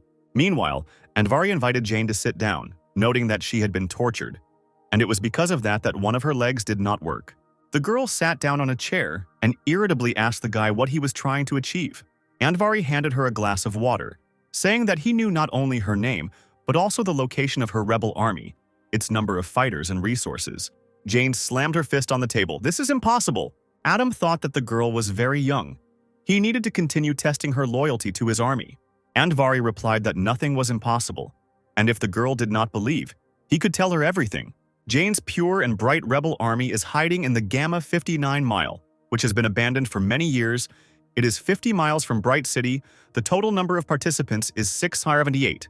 Jane interrupted him while he was talking about resources, ordering him to remain silent. Andvari listened and stopped listing the stages of the participants. Jane grabbed him by the collar of his shirt, shaking it violently, and asked who dared to give her away. The guy calmly replied that it was her deputy Joey, originally from Bright City. Some of the failed rebel operations over the years were directly related to him. The girl screamed desperately that she would never believe these words. Andvari shrugged. It was her right to believe him or not. The guy used the will suppression ability on the girl. Looming over the frozen Jane, he ordered her to prepare for the test, to submit to him, or she would die. The girl resisted with all her might. Clutching her head, she screamed that she would not join the people of the Osid Plain for anything, even if she had to die. Finally, she could not stand the pressure on her psyche and began to fall, losing consciousness. Andvari picked her up in his arms, realizing that Jane had quite a strong will, and that he needed to take care of her together with Boris. Leaving the office, Andvari ordered Boris to clean up there. The boy, having made sure that the gentleman had left, ran to the table. He immediately, as if by magic, found what he was looking for. A paper marked Top Secret. Andvari, hiding behind the door, saw this. Let the boy think that he was doing this in secret from him. There was no need to specifically expose him. It was time to begin the test. Boris went outside and met a green humanoid in armor. He forbade him to go further, saying that idlers were not allowed. But Boris showed the gold card of Kate's family. The creature became confused, asking the master why he had come to the territory of the Western Dungeon.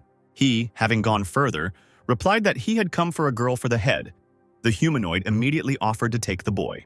Boris approached the cage with Jane.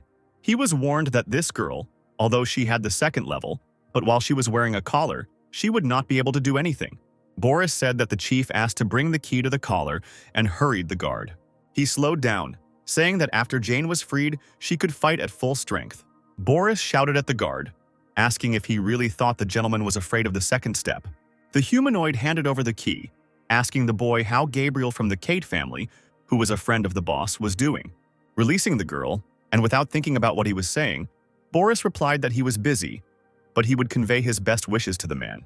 The humanoid shouted that there was no one in Kate's family with that name, since that was the name of the prison warden, and demanded an explanation.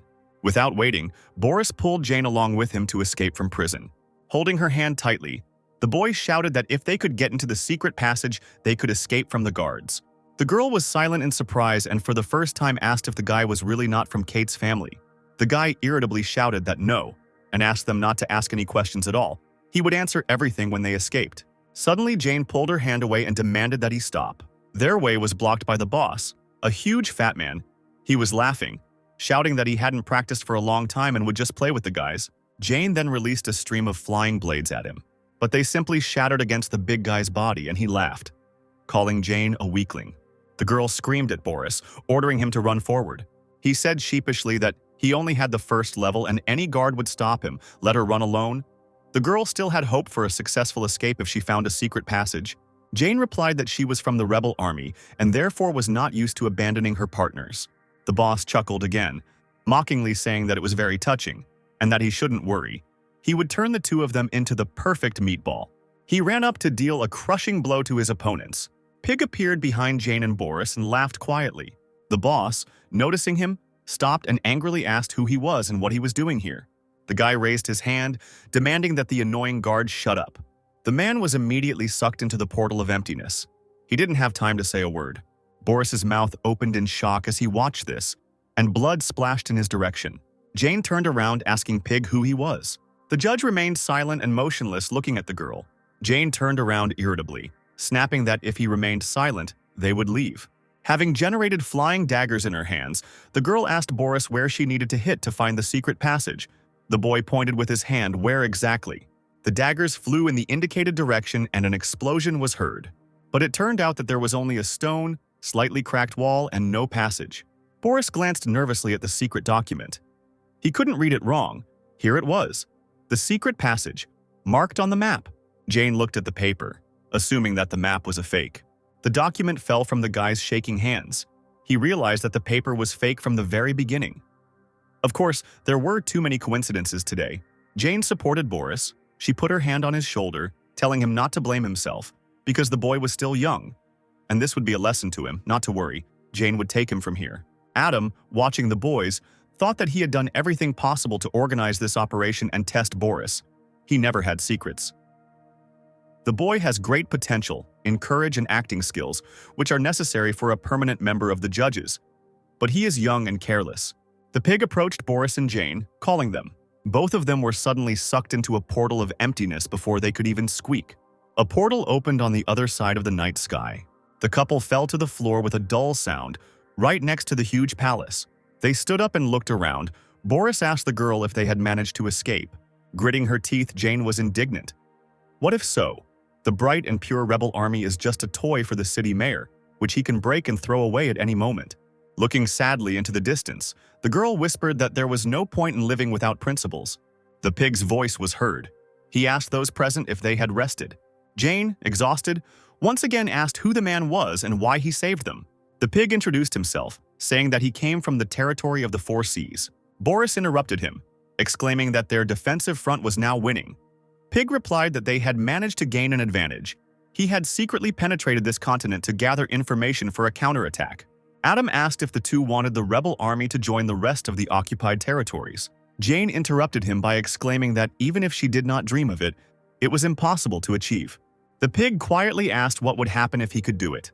The girl screamed at him. She was sure that the guy was deceiving her, promising her mountains of gold. This desire was very naive. Then the pig asked Boris if he wanted the army to unite with the occupiers, if he wanted to help his companions escape from slavery. Boris exclaimed that he agreed at any price. If only the pig was not lying. Adam put his hand on his shoulder, telling him not to worry. The judges could always be relied upon. Hearing that they were talking about the judges, the boy and girl's expressions changed. Entering the portal, Pig gave the guys 3 days. This would be enough for them to return to the rebel army, where they would all meet. After some time in the rebel camp, Boris and Jane, dressed in long black cloaks, looked down on the rebel army base from a tall building. There were even children on the premises playing with small multicolored balls. But the boys noticed that the children looked as if they were poorly fed. Perhaps it was unlikely that they would fill their stomachs with anything at all. They heard Pig's voice behind them, saying that Jane and Boris had arrived just in time. While the girl stood with her head held high, Boris bowed to Mr. Pig. The guy handed them the ampules. The liquid in them had to be drunk in order to become the owners of the third stage, and then they would have to immediately begin the operation. Boris drank the liquid in one gulp, feeling a surge of energy. The pig asked if he already felt the third stage. The boy joyfully exclaimed that he now understood what it was like when the whole body was filled with energy. He dropped to one knee, sincerely thanking Mr. Pig. Jane froze, not expecting the judges to have such miraculous elixirs. The pig handed over a list of those who had betrayed the rebel army. After a pause, the judge recommended killing them all. Jane ran her eyes down the list, not believing what she saw. The pig asked, If they didn't betray the army, how come the army lost 50% of its fighting strength in just 10 years? Weren't those dead people companions? The pig threw 2 masks to the children, asking them to put them on. Having fulfilled the request, both ran away.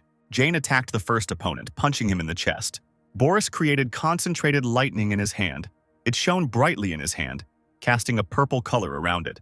The enemy screamed as he was thrown far back by lightning. With just one movement of his finger, Pig drew a black dot in the air, briefly ordering his opponent to disappear. 3 people were sucked into the void portals at once, and the men began to scream for help. Boris asked Jane how many traitors were left. She replied that there was only one, with 3rd-level abilities. Right on the tent stood a guy covered in bandages. He was shouting and asking if the enemy really thought he was from the resistance army. The deputy commander of the rebel army rushed to run at the boys, threatening their death. But he didn't manage to get close to the couple. Boris immediately threw him back with lightning. Hearing strange sounds, the deputy commander turned around abruptly. Behind him, the old man had already released a huge stream of fire in his direction. The man, burning alive, screamed terribly and asked the leader why he had betrayed him. The old man, scratching his beard, said that he knew that several years ago the deputy commander had betrayed the organization and had become a big boss later, so it was not easy to attack him. Along the way, 3 strangers dealt with the enemy's henchmen, but left the rest alone. The rebel army was purged of traitors. The man spread his arms in front of Jane, inviting her home. The girl took off her mask. Tears flowed from her eyes. She immediately recognized her leader. The old man turned to the pig, bowed, and sincerely thanked him for helping the army get rid of the rats.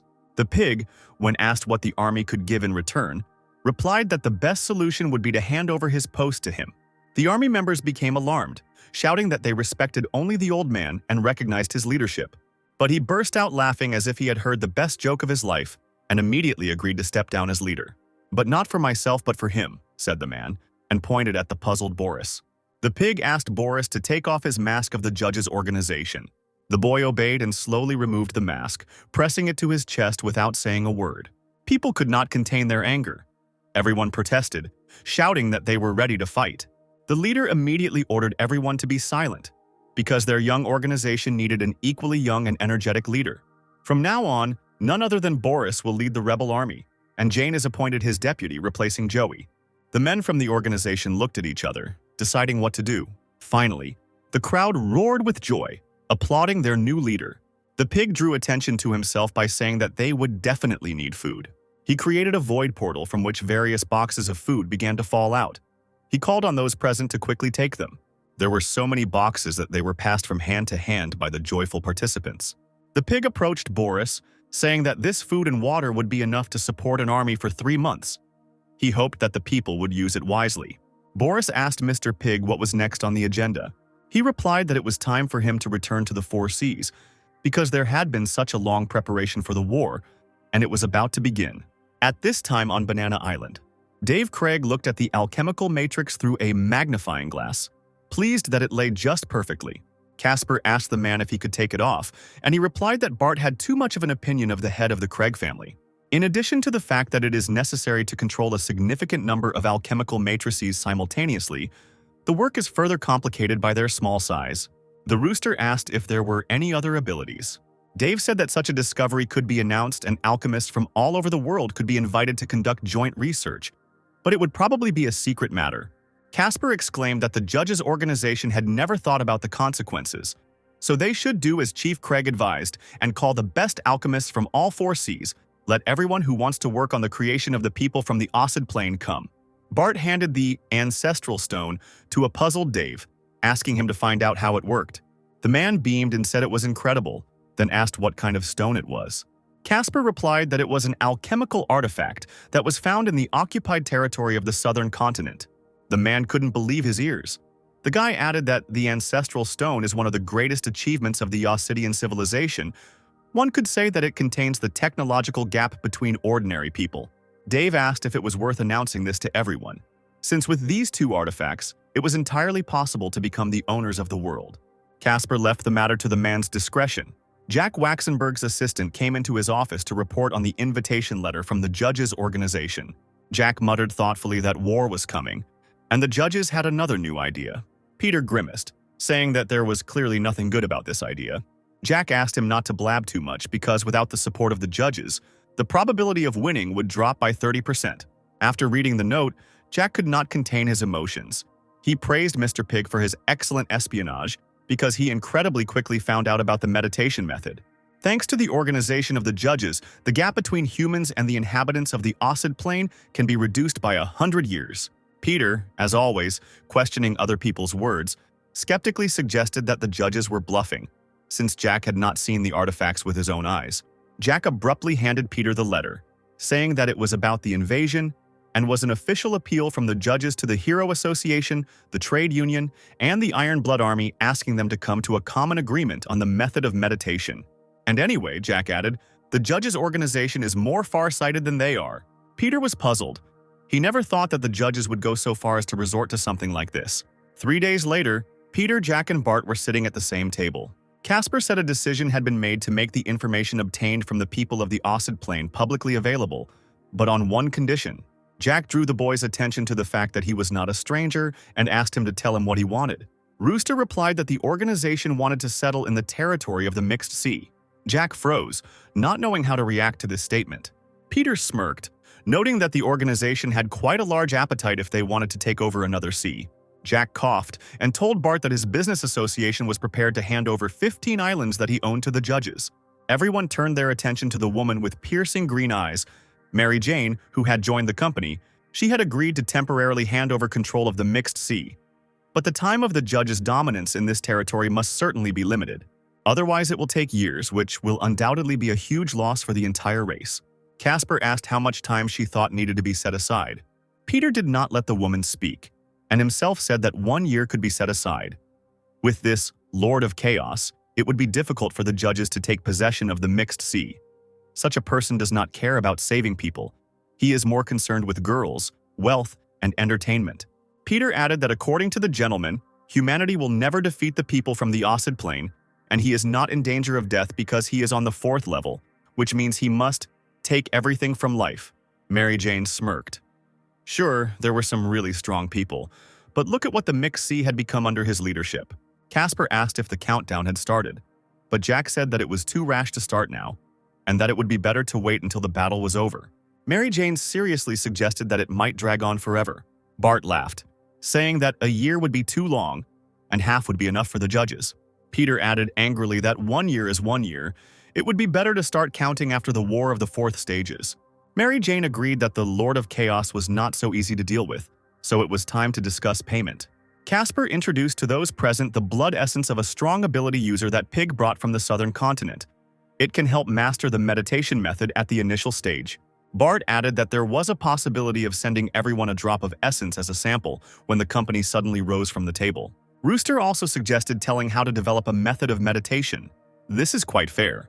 Mary Jane asked Jack if he had asked her for help in the battle last time. The man happily asked the woman if she agreed. She smiled, but in return asked for a few drops of the essence. Jack was immediately upset, replying that this was not the way to do it. But this time he promised to pay out of his own pocket, providing her with the latest alchemical accessories from Master Jaw. Mary Jane asked the man to use his tricks to fool girls with big breasts and small brains, and all she needed was the blood of the strongest. Peter mockingly suggested to Jack that they redistribute the blood essence, and why not give Peter and Captain Mary 1 drop each as a reward? Jack slammed his fist on the table, scolding Peter for his greed. Adam thought that the race for profit was apparently inevitable, despite the appearance of the creatures. Once again calling his companions ruthless, Jack agreed to give them a drop of essence each. Later, Adam returned to his palace of the judges' organization. He considered new possibilities. After improving the spiritual contract to the 3rd stage, he discovered a new skill called spirit summoning. It allows you to make the material immaterial in a special space and temporarily move it to the real world to attack. After thinking for a second, the guy realized that it sounded somehow useless. But after thinking a little more, he realized that Phoenix could also be classified as a spiritual body. Maybe it was worth trying out the ability on her? The girl appeared at Adam's first call. The guy used the summon spirit ability. There was an explosion that raised clouds of dust. Adam's eyes widened in shock, not believing his eyes.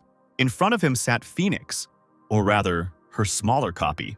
The girl rose into the sky with small, fiery wings behind her. Adam blushed and noticed that although Phoenix had shrunk in size, her appearance had not changed. Phoenix said she felt like her body could be changed again. She closed her wings, causing bursts of fire. She called her master and appeared again as an adult, but naked, covered only by fire. Adam looked away and waved his hand, realizing that the transformation still drained spiritual strength, and asked the girl to transform back. Phoenix mockingly remarked to the guy, who was burning with embarrassment, that she was a figment of his own subconscious. There was no need to go crazy. But suddenly, Sinclair heard some explosions in the distance and decided to go closer to see what was happening. The sea was raging. Here and there, something exploded, causing numerous birds to fly away screaming. Anvari looked through binoculars at the green dragon, which was breathing fire. General Albert Barn noticed that the battle had reached a stalemate, and the men of the Warriors Guild asked if the enemy wanted to continue. Adam thought that the purpose of his new infiltration among the enemies was to increase Acid's losses on the battlefield. Anvari shouted that it was a shame to disrupt the rhythm because of some low-level fighters. Let Albert give the order for the army to continue moving at the same speed. The Warriors Guild also wants to save their people. The city mayor allows them to send an elite rescue team. The man lowered his head, promising to give immediate orders. Anvari mentally wished for the strong member of the military guild to go to the island of Red Frost and die there. The waves cut through several multicolored ships. One of them contained Howard, a member of the Red Demon race, who boasted that once this human trash met the monsters, it took 3 times the number of men to achieve a draw. The master of the green flame element, Patrick, replied to Mr. Howard that when they arrived on the battlefield, they would immediately cut everyone down. Patrick, coming out on deck, shouted to his subjects that they needed to speed up. They couldn't wait to deal with these idiots. He laughed bloodthirstily, promising that the last one to reach the island of Red Frost would be burned by his wonderful fire and would receive a lovely mark on his back. The board with strategic pieces began to wobble. Jack slammed his fist on the table, shouting that he was the commander-in-chief of this counterattack, not the Iron Blood territory. Mary Jane yelled back, telling Jack not to be a fool, because if they wanted to land on Red Frost Island, they had to use crowd tactics. The man said that the Free Army would split into 4 detachments that would head towards the island in different directions. Then the people of Acid would not be able to escape. The Hero Association also sent people there under the guise of an elite team. Jack asked why they were nowhere to be seen. Mary Jane shouted to Peter, who was calmly drinking coffee, ordering him to go to Red Frost Island and fight them, because newbies like his soldiers would not survive there. The guy mockingly replied that he shared Waxenberg's concerns. Let Mary Jane go to the island herself because it was an excellent opportunity for training. The woman clenched her teeth, glaring at Peter. She asked Casper if he was willing to sacrifice those important people from his leading organization. The guy threw up his hands, exclaiming that he was for the second option. Jack burst out laughing, saying that since it was now 3 against 1, it meant that they had to immediately send an elite team to the island. Adam looked at the restless sea, thinking that he had a restless feeling, but soon he would show everyone. The ship was heading straight to the battlefield. 2 hours later on Red Frost Island, Snake, Zachary, and the girls were walking somewhere. The young werewolf said that he heard that 10 elite teams had been dispatched and that the Hero Association was coming here from the west. But for some reason, no one was in sight yet. As they reached the plain, several groups of people and creatures collided. Snake said his command from the judges was called Nori Sandwich. Zachary rolled his eyes. Joe Bloor, the leader of one of the teams, froze, feeling the familiar aura of the teacher. He folded his palm in a respectful gesture, introducing his team, Dark Knight, from the Hero Association. Swordswoman Blanch noticed that they sent 3 high-ranking people, the weakest of them being an A rank. Joe asked the captain if they were going the right way. The snake nodded, replying that although there were a couple of weaklings left on the island, they still needed to be on guard. Adam thought that the guys didn't yet know that a strong army of Acid was coming here to help. A fierce battle was simply inevitable. Suddenly, the snake ordered everyone to stop. There was a military guild ahead. We needed to prepare for battle. Zachary immediately turned into a werewolf, letting out a long growl. Swordswoman Blanche drew her sword. Lae'zel assumed a fighting stance, ready to fight. The snake released a metal ball into the sky. It opened slightly, revealing a complex structure, and an elongated chamber emerged from the ball. A member of the association, the team of Wolffan, Hawk, came out to the judges and demanded that they wait outside. A girl from the Ironblood Army, Team Bright Energy, rudely interrupted Hawk, ordering him to shut up before he was eaten. The bird threateningly moved its beak, asking the girl if she wanted to repeat what she had said. The girl from the Ironblood Army, holding a deadly weapon on her shoulder, dismissively offered the bird-headed man a fight with her. Their squabble was closely monitored by an inconspicuous round surveillance camera, gently swinging in the air. Casper Bart and his partners stood silently at the table watching what was happening on the big screen. Jack Waxenberg broke the awkward silence with a forced cough. Meanwhile, the snake explained to the fair-haired girl that he only had time to ask if the strangers had penetrated, but they immediately ran away. The bird and his accomplices ran headlong out of the portal. The girl with small red horns on her head noticed him and shuddered, sensing danger. The demoness screamed shrilly and ran away, escaping from her pursuer. The huge bird with a human body did not lag behind. He waved his arms wings and shouted, asking if the girl wanted to run away. Finally, he caught up with the demoness, wrapping his huge clawed hand around her waist, pinning her to the ground. The bird winked at her without removing his hand and asked her not to worry, because she wouldn't just die like that. Those present looked around warily, hearing a suspicious crackling sound. Apparently, everything around them began to break due to the intense battle. The monsters finally broke through the walls of the building when their friend Miss Kaylee Bailey found herself in the clutches of the Birdman, one of them furiously threatening to kill anyone who dared to touch the demoness. They reached the battlefield with huge leaps, the monster named Patrick promising to use the most sophisticated method to turn the enemy into ashes as he ran. The bird belligerently placed his foot on the girl's stomach, calling her to come and take her, holding the demoness while she clenched her teeth in pain. The demon's forehead bulged with rage as he screamed even louder, promising that he would kill anyone who stood in his way today. The bird took a few steps away from the barely breathing Kaylee, flapping his wings, the corners of his lips twitching mockingly. Bailey rolled heavily onto her back, blood dripping from her mouth as a result of the blows. The bird pushed off the ground, moved his wings and flew up. He did not understand where the monsters got so much courage to call him a freak. A clawed hand reached forward towards the grinning face of the monster, intending to grab it by the neck, just like the demoness. But someone's fist struck the bird straight in the side, completely confusing him and knocking all the air out of his lungs. Another demon, with red skin and hair, struck Bird with such force that he was slammed into the wall, drowning in debris and a thick cloud of dust. The monster, flashing a sharp row of teeth, laughed shrilly. He didn't even use all his power, and the enemy had already flown away. Jack Waxenberg, leaning on the table, shouted that the situation on Red Frost Island had changed. These Osid people were difficult to deal with. Since there were third-level holders on the island, every death was a huge loss. Mary Jane sighed heavily, replying that she would definitely think of something. She gradually disappeared, moving in space. Casper noted that this was exactly what one would expect from the owner of the fourth stage. If Mary came, then the enemies could be dealt with faster. The blue demon, hovering in the air, folded his arms across his chest. He dismissively called his opponent a pathetic spawn, suggesting that, while it was not too late, he fall to his knees and beg him for mercy while the resident of Osid was in a good mood.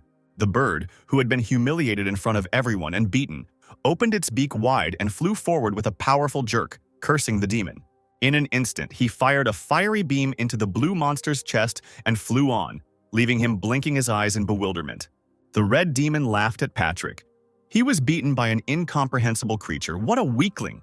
Patrick, with a hole in his chest, muttered with a frown that he didn't expect such strength from the bird. Now he would have the honor of being eaten. The next moment, Bird realized that he had lost sight of the demon. There was no trace of him. Only a trace of sand remained on the floor. It turned out that he had broken through the roof of the building, flying out into the night sky, and the bird immediately rushed after him. The silence of the twilight was broken by methodical blows, with which the opponents covered each other right in the air. Finally, Patrick managed to get close to Bird, grabbing the man by the neck. He threw his head back, and for some reason suddenly went limp in his arms. The demon hissed that the enemy was a strong warrior, but the gap in their combat power was too great. It could not be reduced by willpower alone. The Osid resident smiled broadly and predatorily. Since his enemy had lost, Patrick opened his mouth so wide it was as if he had rubber skin, and leaned towards Bird, intending to devour him. Suddenly, a searing, deadly beam pierced his lungs. The monster's mouth returned to its usual position, and he screamed shrilly. The Iron Army warrior held the bulky weapon on her shoulder, indignant that this damn monster dared to eat the people of the Azure Star, and was not even afraid of losing his teeth. The bird fell to the ground and did not move. People ran up to their team captain, concerned about his condition. The bird weakly suggested that perhaps the attack of the elements would change the course of events. The girl shouted at the captain, ordering him to be silent. She herself would find a way to win. Pointing the gun at the enemies, the girl screamed that she was coming. And at that moment, multicolored bullets continued to appear from the barrel of the gun. The red demon found himself under attack from unusual bullets, which exploded near his body, turning into clouds of deadly smoke. A few minutes later, in place of the monster, there was only a huge dust cloud. Catching her breath, the warrior pushed back the hair that was stuck to her forehead. Finally, the demon was dead. When the smoke cleared, an eye with a small pupil, torn out of the body, lay alone on the floor. But suddenly, a hand with long nails reached out to him. The red demon, almost unharmed, chuckled that he had acted too recklessly and put his eye back in place. Distraught by what had happened, he spread his arms out to the side, causing streams of fire to appear. Everyone present began to run in fear in different directions. A demonic cough was heard, and the eye that had just found its owner flew out of its socket with a smacking sound. Little hero Joe Bloor destroyed the red demon with one blow, literally dissolving it with his blow. Patrick stared in bewilderment at the place where his comrade had been a second earlier, and stupidly asked if he was really dead. Behind him stood a horde of the same monsters. He clenched his fists, admitting that he did not expect such fervor from his opponents. His comrade died at the hands of such stupid warriors because of his own arrogance. Perhaps his army would kill all the Ossids today. With a hammer at the ready, wrapped in bandages, a small demon next to him waited for orders because they could not ignore the honor of the people of Ossid. After thinking for a few moments, Patrick spat on everything and ordered his army to kill all the enemies. Not a single one could be left alive. The Iron Blood army saw a whole horde of monsters running towards them. The man from the squad became worried because the opponents had 9 owners of the third stage. The snake, holding his hands in the pockets of his cloak, shrugged. Now he insisted on their exit. Zachary Wade, having turned into a werewolf, in his own style asked the demons who would dare to attack a wolf from the judge's organization. Patrick grinned. He didn't expect this meat grinder to turn into anything interesting, but it always becomes more fun when the owners of the third stage appear. Zachary raised an eyebrow, asking the green-haired freak if he knew who his godfather was. Patrick rolled his eyes, but still asked who the young werewolf's godfather was. With his hands on his hips, Zachary asked Patrick not to be afraid of his next words, because his godfather was Caspar Bart himself from the judge's organization. But this didn't bother the demon at all. He had never even heard of such a thing. But he did promise to cut off Zachary's wolf head to make shashlik out of it. Wade was furious at these words. He shouted that his godfather, Caspar Bart, was the head of the judge organization and was a very powerful user of the fourth stage ability. The monster's ardor subsided when it became known about Caspar's level. He urgently needed to see the man with his own eyes. Suddenly, Zachary did the unimaginable. He pierced his chest with his paw, screaming that the enemy would regret it. His own heart was beating in his fist. This is how the young werewolf wanted to prove that he could fight even without a heart. Patrick's eye twitched, questioning Zachary's sanity. Snake shook his head. Zachary was such an idiot he couldn't be allowed to disgrace the honor of the entire organization. He flew forward using the ability Plum Blossom Steps. A string of ghostly plum blossoms followed behind him. Patrick roared in dismay. He never thought that someone so strong would be here. The snake's fist landed with a clang on the hammer of one of the demons. The warrior thus jumped forward, covering Patrick from Adam's clone, so that his leader could prepare for his final blow.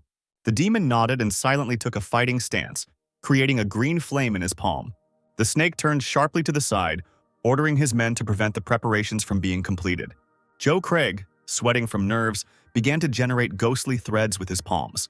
A few seconds later, Patrick found himself in a huge web, realizing that a non-verbal attack had been used against him. The fire was still burning in his palms. He knew that there was no way he could let this continue. He released the flame upward, calling upon the power of the green lotus, and the flame immediately took the shape of a flower. The flower began to descend gently but quickly towards Joe, who was running towards it. Unfortunately, the girl did not have time to escape, and the light landed right on her left eye. Joe screamed in pain. The snake picked her up in his arms, stroking her back. He promised his partner healing. Joe paused, breathing heavily, and realized she could see again. There were still pinkish scars on her cheek. Mary Jane was in no hurry to come out of her hiding place, and was surprised by what she saw. The deep penetration of light. The judges had 3 users of the fourth stage.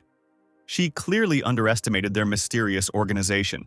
The walls around those present began to crack and the floor shook. The earth opened up, and the body of an ancient saint appeared before the crowd.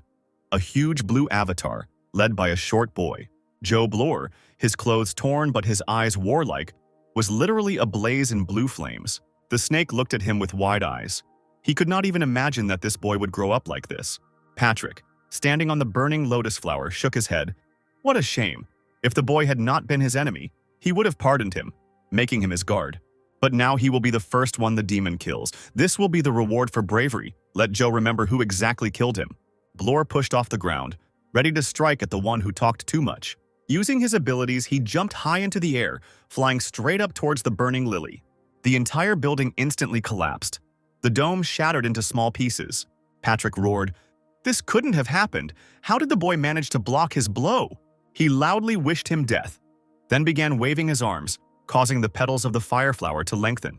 Joe lunged at the lily, striking straight into the center of the deadly fire. Meanwhile, the petals began to attack the human teams. A guy from the crowd started running away, escaping from the beam. He screamed that he didn't want to die. Joe, without thinking twice, suddenly dropped down straight into the clutches of the bloodthirsty lily. Landing at a distance, he picked up a heavy stone. The random weapon immediately flew into the lily beam. It was aimed straight at the man sprawled on the floor. The stone, imbued with the power of blur, instantly destroyed the deadly beam. The man on the floor covered his face with his hand to protect himself from the bright flash. This only seemed to anger Patrick more, and he smirked and hissed that the boy was very strong, since he could block his flames. Now the attacking lily petals have increased in number several times. People scattered like ants, and the demon laughed at their attempts to escape. Joe clenched his fists and exclaimed that he hated the monster who hurt innocent people. Still hiding in the shadows, Mary Jane decided to take action. It seemed the time had come to intervene. The snake watched Joe, eager to see how the boy would get out of this situation.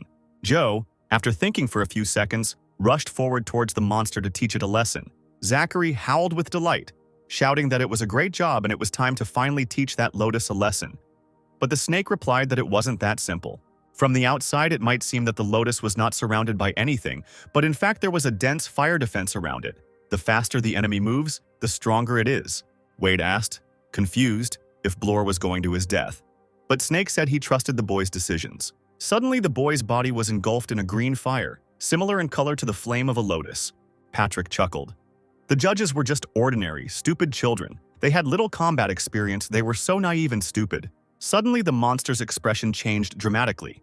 He saw something that made him wince and be amazed. The boy clenched his fists. Even the veins on his handsome face bulged. He found himself in a cocoon of blue flame. Seeing Joe flying straight at him, Patrick cursed, not understanding what kind of unkillable monster he was facing.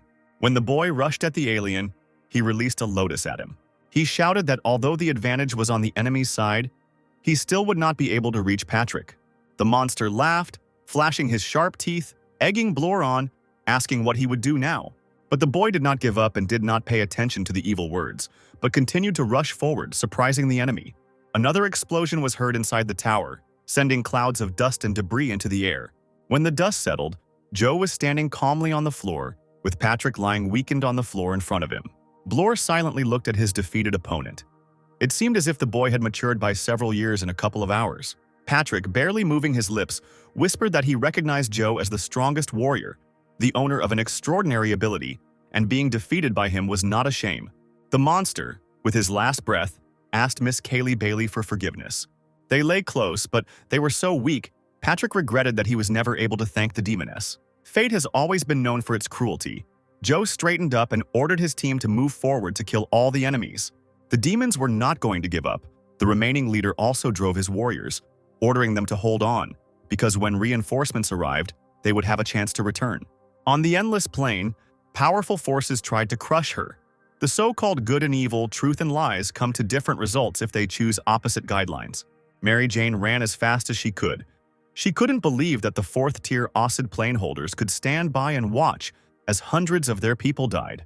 Suddenly, she heard someone's voice behind her, saying that he had finally found the owner of the fourth stage, who, moreover, turned out to be a girl.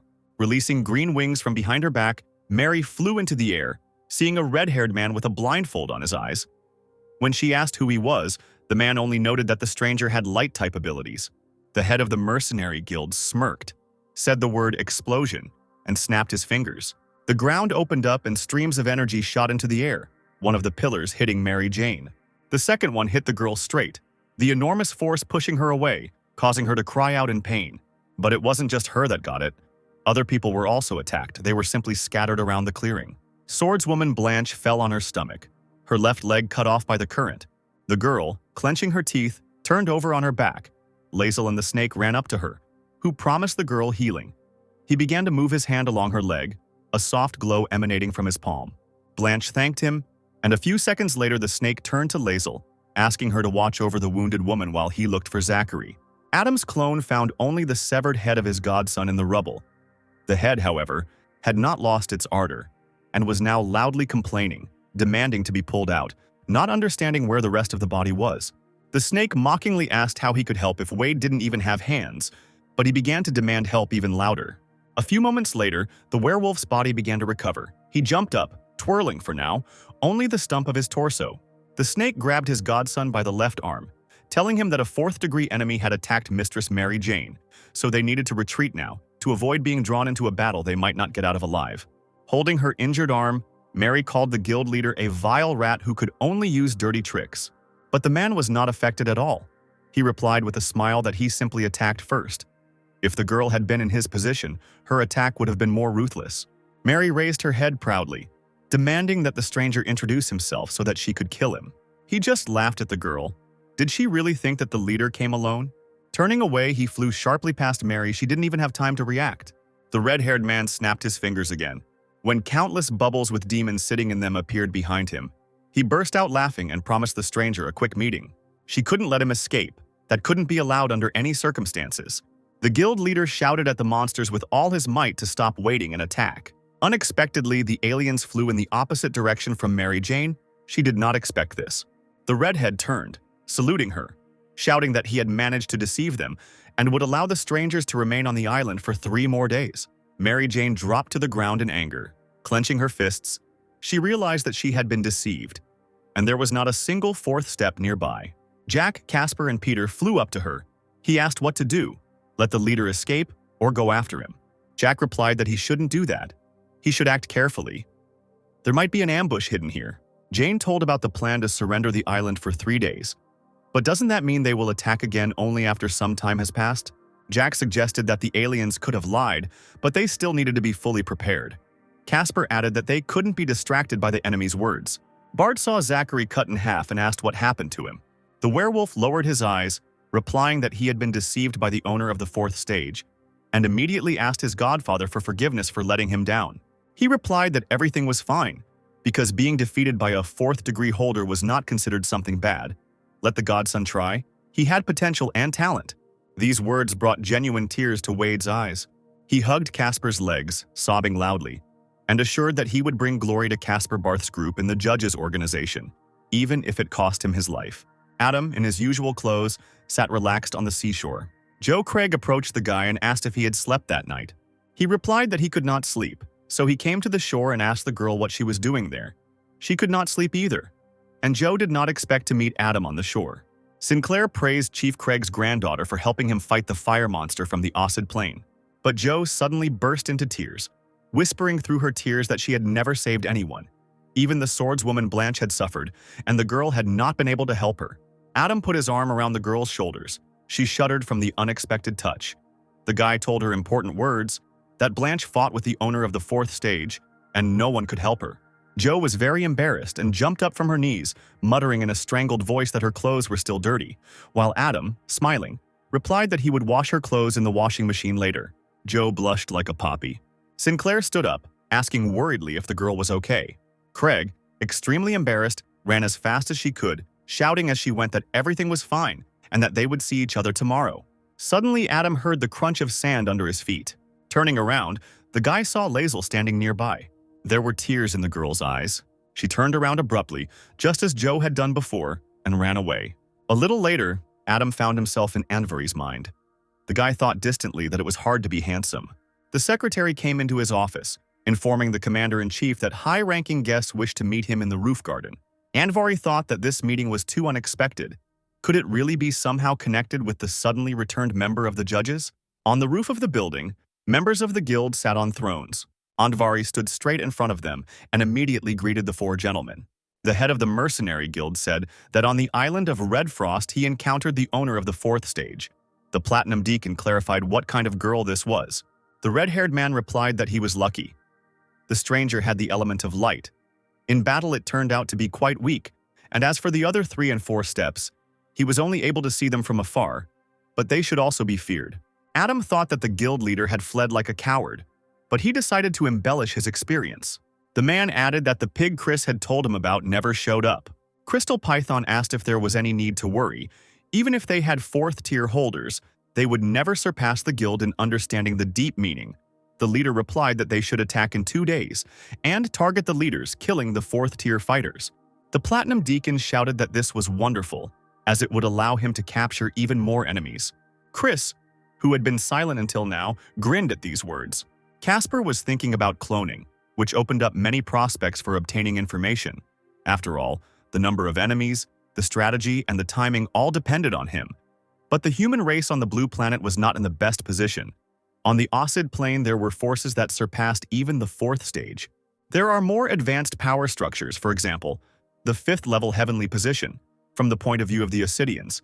The 4th level of the human race from the blue planet is not the 4th level in the full sense. They do not know many basic things, and these laws cannot be comprehended by chance. Peter interrupted his thoughts, noticing that the guy seemed completely calm. After all, they had a difficult mission, and with his vast combat experience, Peter himself is still nervous before the war. Bart chuckled, guessing that it was because Peter had more wars behind him than he did. Jack straightened up and asked Casper's permission to thank him for his help. He replied that it was not worth it, because in the end they were all fighting for the name of humanity. It was their duty. Jack put his arm around the guy's shoulders, laughed, and said that if everyone shared his worldview, then humanity would have a better chance of winning. Casper frowned, thinking that Max was more open than his sly father. A huge modern ship sailed on the sea waves. The captain stood on the deck, looking intently through his binoculars, wondering when the people from Ossid would come, because the warriors stood guard every day out of fear of them. Meanwhile, the warriors were calmly talking among themselves, offering each other a drink, and were completely unaware of the danger lurking overboard. Before the blonde could finish speaking, a huge tentacle emerged from the depths of the ocean and grabbed his waist. It dragged the boy into the cold water, he screamed, begging the captain to save him, and the man rushed after his warrior. Suddenly, he saw something that made the commander shudder with horror. 3 unimaginably huge monsters rose from the water. One of them had an alien on his head with a body similar to a human one, but which was crowned with tentacles, like an octopus. The monster folded his arms across his chest and laughed at the people who couldn't see through even such a simple trick, while a first-degree fighter would be turned into meat. Narrowing his eyes, the alien ordered the monsters to kill the man. A huge shark, opening its toothy mouth, flew out of the water straight at the man. The warriors standing on the deck screamed in horror as a large fish swallowed their captain. The alien chuckled, laughing dismissively at the pathetic man who wouldn't even hit back, but would just wait to be eaten. A few seconds later, the ship and the alien were separated by several beams. They reached into the sky straight from the water. Jack clenched his fists. Ready to fight to the last, they had finally arrived. Let the enemies prepare for death. The warriors on the ship shouted with delight that the owner of the 4th degree had arrived, which meant that the battle was about to begin. Now they had nothing to fear. Finally, the 2 opposing forces collided. Adam's team and the guild leader looked at each other, hanging over the sea depths. The red-haired leader calmly said that his army needed talented heroes, and if the judges asked, they would have a brighter future than death in the middle of the ocean. The deacon added that the 100 Cities Federation was interested in cooperation. Mary Jane brushed off the offer, saying that she would not stoop to their level, abandoning her own race, and would run to her enemies like a dog with her tail between her legs. Jack pointed his finger at the head, saying that he didn't expect such naivety from the Federation. Were they really going to get rid of their opponents with chatter? But when the deacon heard Jack say that either the guild would die or the judges would survive, he suspected something was wrong. The man thought that they were being used. The leader hissed, assuring his partner that the opponents wanted to confuse them. Infuriated beyond measure, the Platinum Deacon released clots of colored energy into the air, wishing death upon his enemies. But Jack parried the blow with a powerful stream of blue energy, laughing at the man's attempts. Mary looked at the red-haired leader carefully, accusing him of running away, and mockingly asked him to show his skills. Peter ran towards the purple crystal python with his sword at the ready. Chris was the last one left, hanging calmly in the air, and greeted Casper in the same tone, noting that they hadn't seen each other for a long time. Chris looked behind Bart with a smile, asking him to turn around to meet his old friend. And indeed, right behind Casper, closer to the water, a man in a blue robe was descending. Bart was amazed by the appearance of Craig Sr. He was sure that the dark blue plant had absorbed him, and suspected that Regina's father was being controlled by someone, so he needed to penetrate his mind. The man's eyes widened as Adam carried out his plan. Sinclair found himself in a completely dark space, not realizing at first that this was Craig's inner world. Raising his head, he was genuinely confused, frozen in midair. A huge blue face looked at him. The face came closer, recognizing the alien as an interesting bug. While Adam, led by the power of the creature and its tentacles, was flying into the trap, he thought that he should not fall into the abyss. Was his abilities really only good for testing such things? The boy found himself in the strong grip of the tentacles. The face whispered to him what he could gain with the help of the dark blue knowledge, tempting him with strength, power, and talent. Anvari suddenly began to tremble, right in his office. Fear also overwhelmed the snake, who began to look around nervously, not understanding where the danger was coming from. The last one to panic was the pig. What was that? Uncle Anvari ran into the office, sensing something was wrong, and began asking his nephew what had happened. The rest of the staff hurried after him, but Carl ordered them to return to work because the commander was very tired and needed rest. The man asked Jessica to take her older brother to his room because he needed to rest. Meanwhile, Snake and Zachary stood back to back. The werewolf didn't understand why the snake was standing motionless, because a man with a sword was trying to attack them right now. He raised his weapon right above the snake, ordering him to burn in hell. Wade turned to the swordswoman Blanch in a panic, realizing that Casper's psyche was being attacked by some supernatural being. Blanch raised her sword, ordering the squad to form a line to protect the captain first. Trisha ran up to Pig and shook his hand, asking her older brother not to scare her. Chris, standing in front of Bart, laughed. His opponent acted like a complete idiot when trying to penetrate Craig's mind. Now his mind was absorbed by a dark blue consciousness. Mary Jane asked in a trembling voice if it was done on purpose. Craig stood silently, not uttering a word. Taking advantage of the situation, Chris raised his dark blue weapon over the motionless Casper, shouting that he never thought that the famous Bart would die today. Suddenly, someone's attack whistled right past his sword, creating a cloud of dust. A disheveled Joe Bloor rolled up his sleeves, shouting that the third stage was seeking death if it was going to fight the fourth. The boy called on them to protect Mr. Casper Bart at the cost of their lives, because the holder of the fourth level is the most valuable thing they have, and it is impossible to win without the judges. Chris's blue weapon knocked the fighters off their feet. The guy even whistled at such a number of warriors. He was immediately attacked by an angry werewolf, who was outraged by the attack on his godfather without his permission. The dark blue weapon instantly cut off his arm above the elbow. Zachary only had time to bite his lip in pain. Chris lowered the dagger down, cursing at Wade, asking if the wolf knew who he was. As if by inspiration, he was thrown up. Everything around him was illuminated with a bright blue color. The guy shouted that he was a highly respected holder of the fourth level. Zachary was thrown away from Chris, falling awkwardly with one arm flailing. The werewolf fell, leaning on his feet, but it cost him incredible strength. Joe Bloor immediately rushed to his aid, waving his sword. Chris appeared in front of Casper, who was frozen in midair, and extended his blade towards his opponent's face, announcing that it was time to end this. A stranger's palm grabbed the sharp blade. Thick blood flowed, spreading in a stream across the floor. The werewolf gripped the weapon tightly. He was truly ready to give his life for his godfather, and despite the incredible pain, he could not allow Casper to die. Chris looked at Zachary with disgust, hissing that he shouldn't test his patience unless he wanted to die in agony. When a person is consumed by the dark blue entity, their mind becomes like Craig's, losing its independence. Casper wasn't going to give up. He knew that the mother dark blue plant was too advanced to escape from its captivity. He would have to use a power that was superior to his level. Is it possible to find something more advanced than the true meaning of the law? Zachary and Joe Bloor now stood in front of the immobilized Bart, Chris openly mocking them, asking why they would risk it to save someone who was already doomed to die. Bloor replied that whether he was doomed or not depended only on himself, and the task of Bart's partners was to protect him in battle.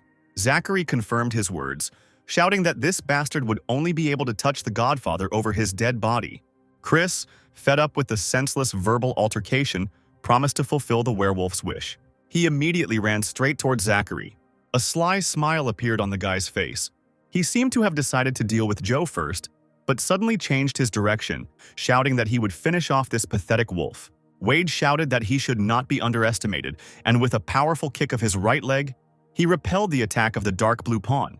He smiled awkwardly at Joe, groaning that he suddenly felt sleepy because super fast generation had its limits and his energy was running out, so he left Chris with Bloor. Joe, feeling his eyelids sticking together, was ready to sleep too. Chris, hearing this, burst out laughing. Since the enemy can no longer maintain his previous body, he will finally finish the job. Joe stepped forward and covered Zachary, who had fallen to his knees, and Casper, who was frozen. The maddened Chris attacked the boy with a dagger. There was a brave man who dared to block his path.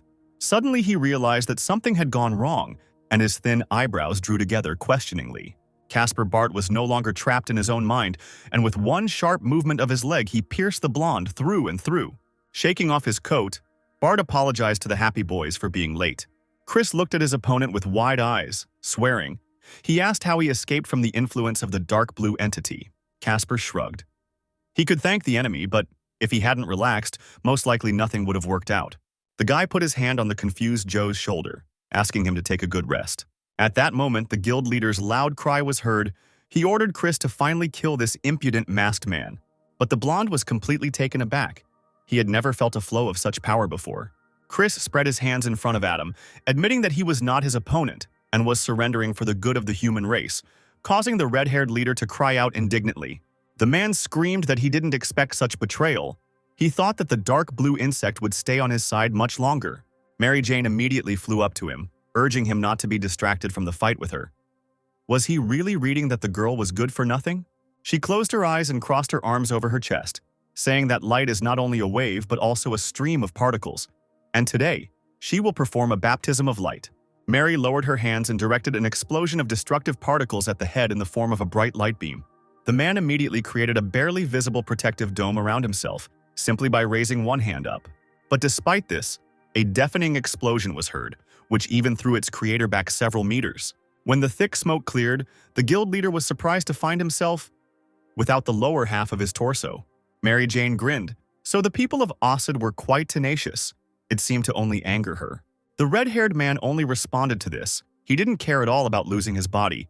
He mockingly said that scum will always remain scum. Behind the girl's back there was a clone of the leader, but completely healthy.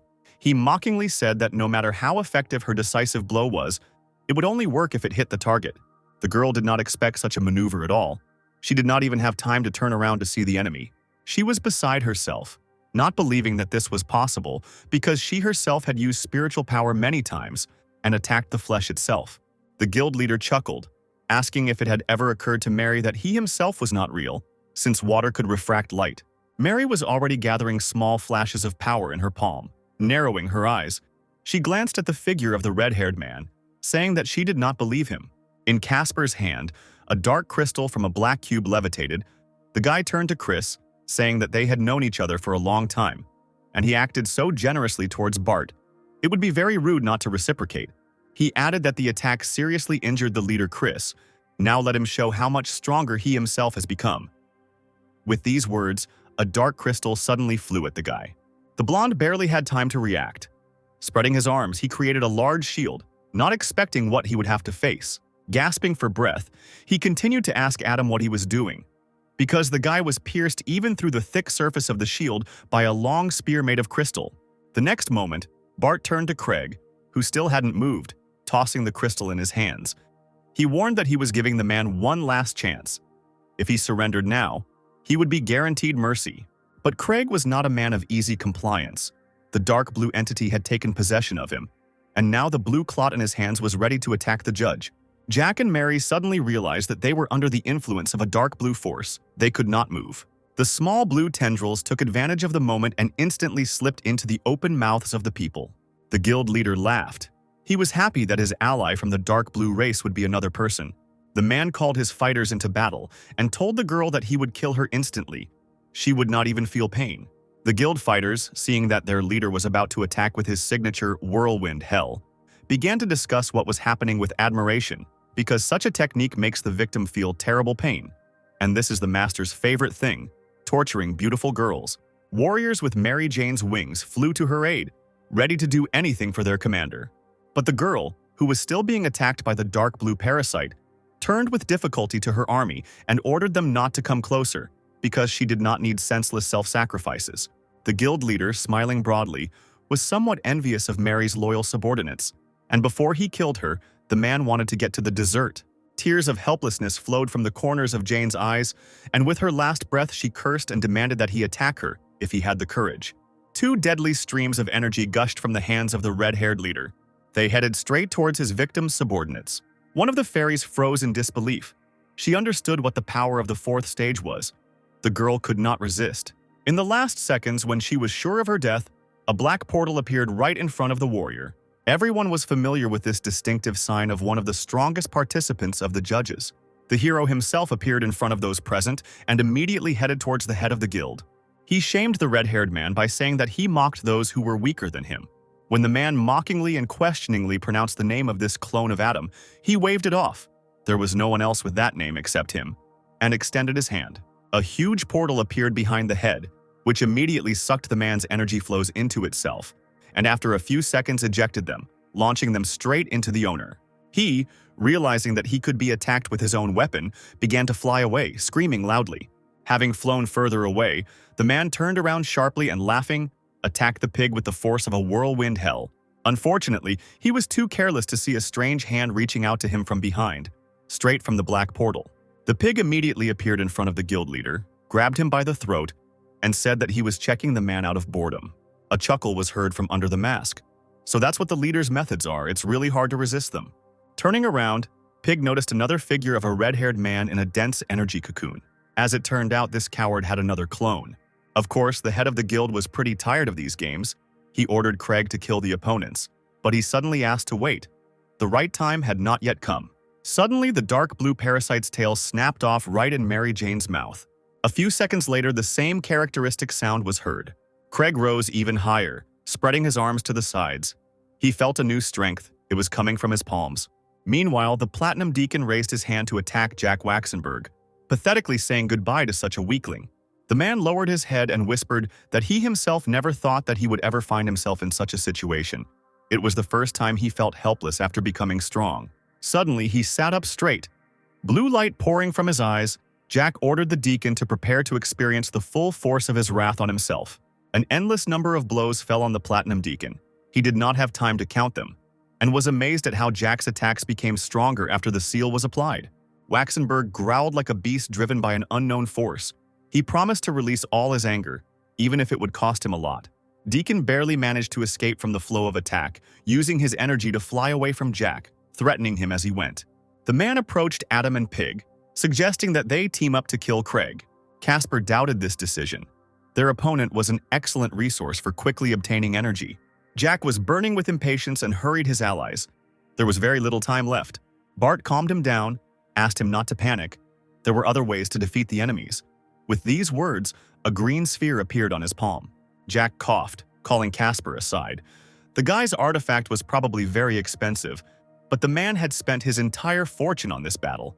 Bart responded irritably that it was Jack's reward, and in general they should talk later, because it was impossible to check yet whether it was possible to stop the flow of the man's life energy.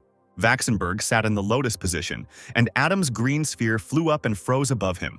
Now the man is not in the best position. As soon as the energy source catches fire, the flames immediately spread everywhere, so Casper asked to give him time to find a way out. By the ocean, Peter fought a purple crystal python, pointing several huge swords at it. The daggers immediately obeyed their master and pierced the python's body and mouth, causing it to wriggle. Casper saw this and mentally praised Peter for killing the main enemy force, thinking that he should send a clone to steal the ability later. Peter approached the head of the judges, assuming that the experiment with the elements was their main one, but the supreme judge did not look like the master of the clones. Bart confirmed his partner's guess. There's nothing to think about here. Everything is so. A sly smile touched the long-haired warrior's lips, and Peter suggested killing this traitor first. Craig turned to the guildmaster and deacon, asking why they were watching their only healer being killed. The man's face showed no emotion as he offered to sacrifice the rest of himself for him. A dark blue race larva immediately crawled into the deacon's mouth, and he was caught off guard by Craig's attacks. The head of the guild suffered the same fate, but he managed to hide behind a large stone.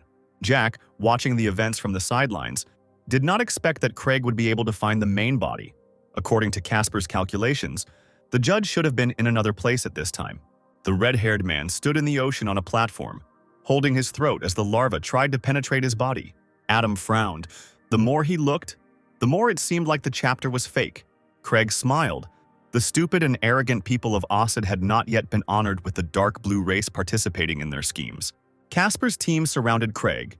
Jack Waxenberg ordered an attack. The dark blue ray frowned and cursed. Several blue tendrils appeared behind his back. Bart was the first to attack them, cutting one of the appendages into pieces. Jake then used his dark blue race influence to attack. With a long dagger, Peter cut and shredded the blue tentacles. Mary Jane used an aerial attack in combat. Bright butterflies that bit into blue flesh. Peter told Casper that their attack had worn Craig down enough that it was time to send Pig to kill those two first, since if Craig died, the two with the 4th degree would simply run away. Suddenly, Adam noticed that the guild leader had personally killed the platinum dragon by piercing its neck. The man trembled in his arms, screaming that the chief was mistaken if he thought that by killing him, the dark blue infection would not affect him. Craig fought back with all his might against the oncoming attacks of the judges and their partners. The red-haired man chuckled, replying that he had his own reasons for doing so, and that it was no longer the deacon's business. It was his own fault for choosing the wrong side. He turned to his warriors who had just arrived, asking if an attack had been made on the enemy. One of the strongest warriors burst out of the water along with Chris. He cursed that he had to wait so long to attack. Mary Jane flinched in fear. She couldn't believe that Chris was still alive. The guild leader's warriors were unhappy that they couldn't finish with their rivals for so long, but Chris reassured them. After all, the leader was doing everything possible. Coughing hard, the deacon realized that the military union had long ago decided to join the Bernadotte Empire. The red-haired leader replied that the 100 Cities Federation had done too much. Fairmont would make a breakthrough, then Norton would be in trouble. The deacon did not expect such an outcome. He was sure that Fairmont would not be able to break through. The guild leader noted that after the Lord was given a gift of a 4th-level soul essence, he would definitely be able to reach the 5th stage. His warrior clenched his fist in approval. It should be an honor for the leader to assist Lord Fairmont in breaking through to the 5th step. Mary gloomily noted that events were moving too fast and asked Casper who this lord was. The guy replied that in the depths of the southern continent there was a Bernadotte Empire, and Fairmont was its leader. Jack scratched the back of his head, asking if there was a way to increase someone's strength by absorbing the energy of others.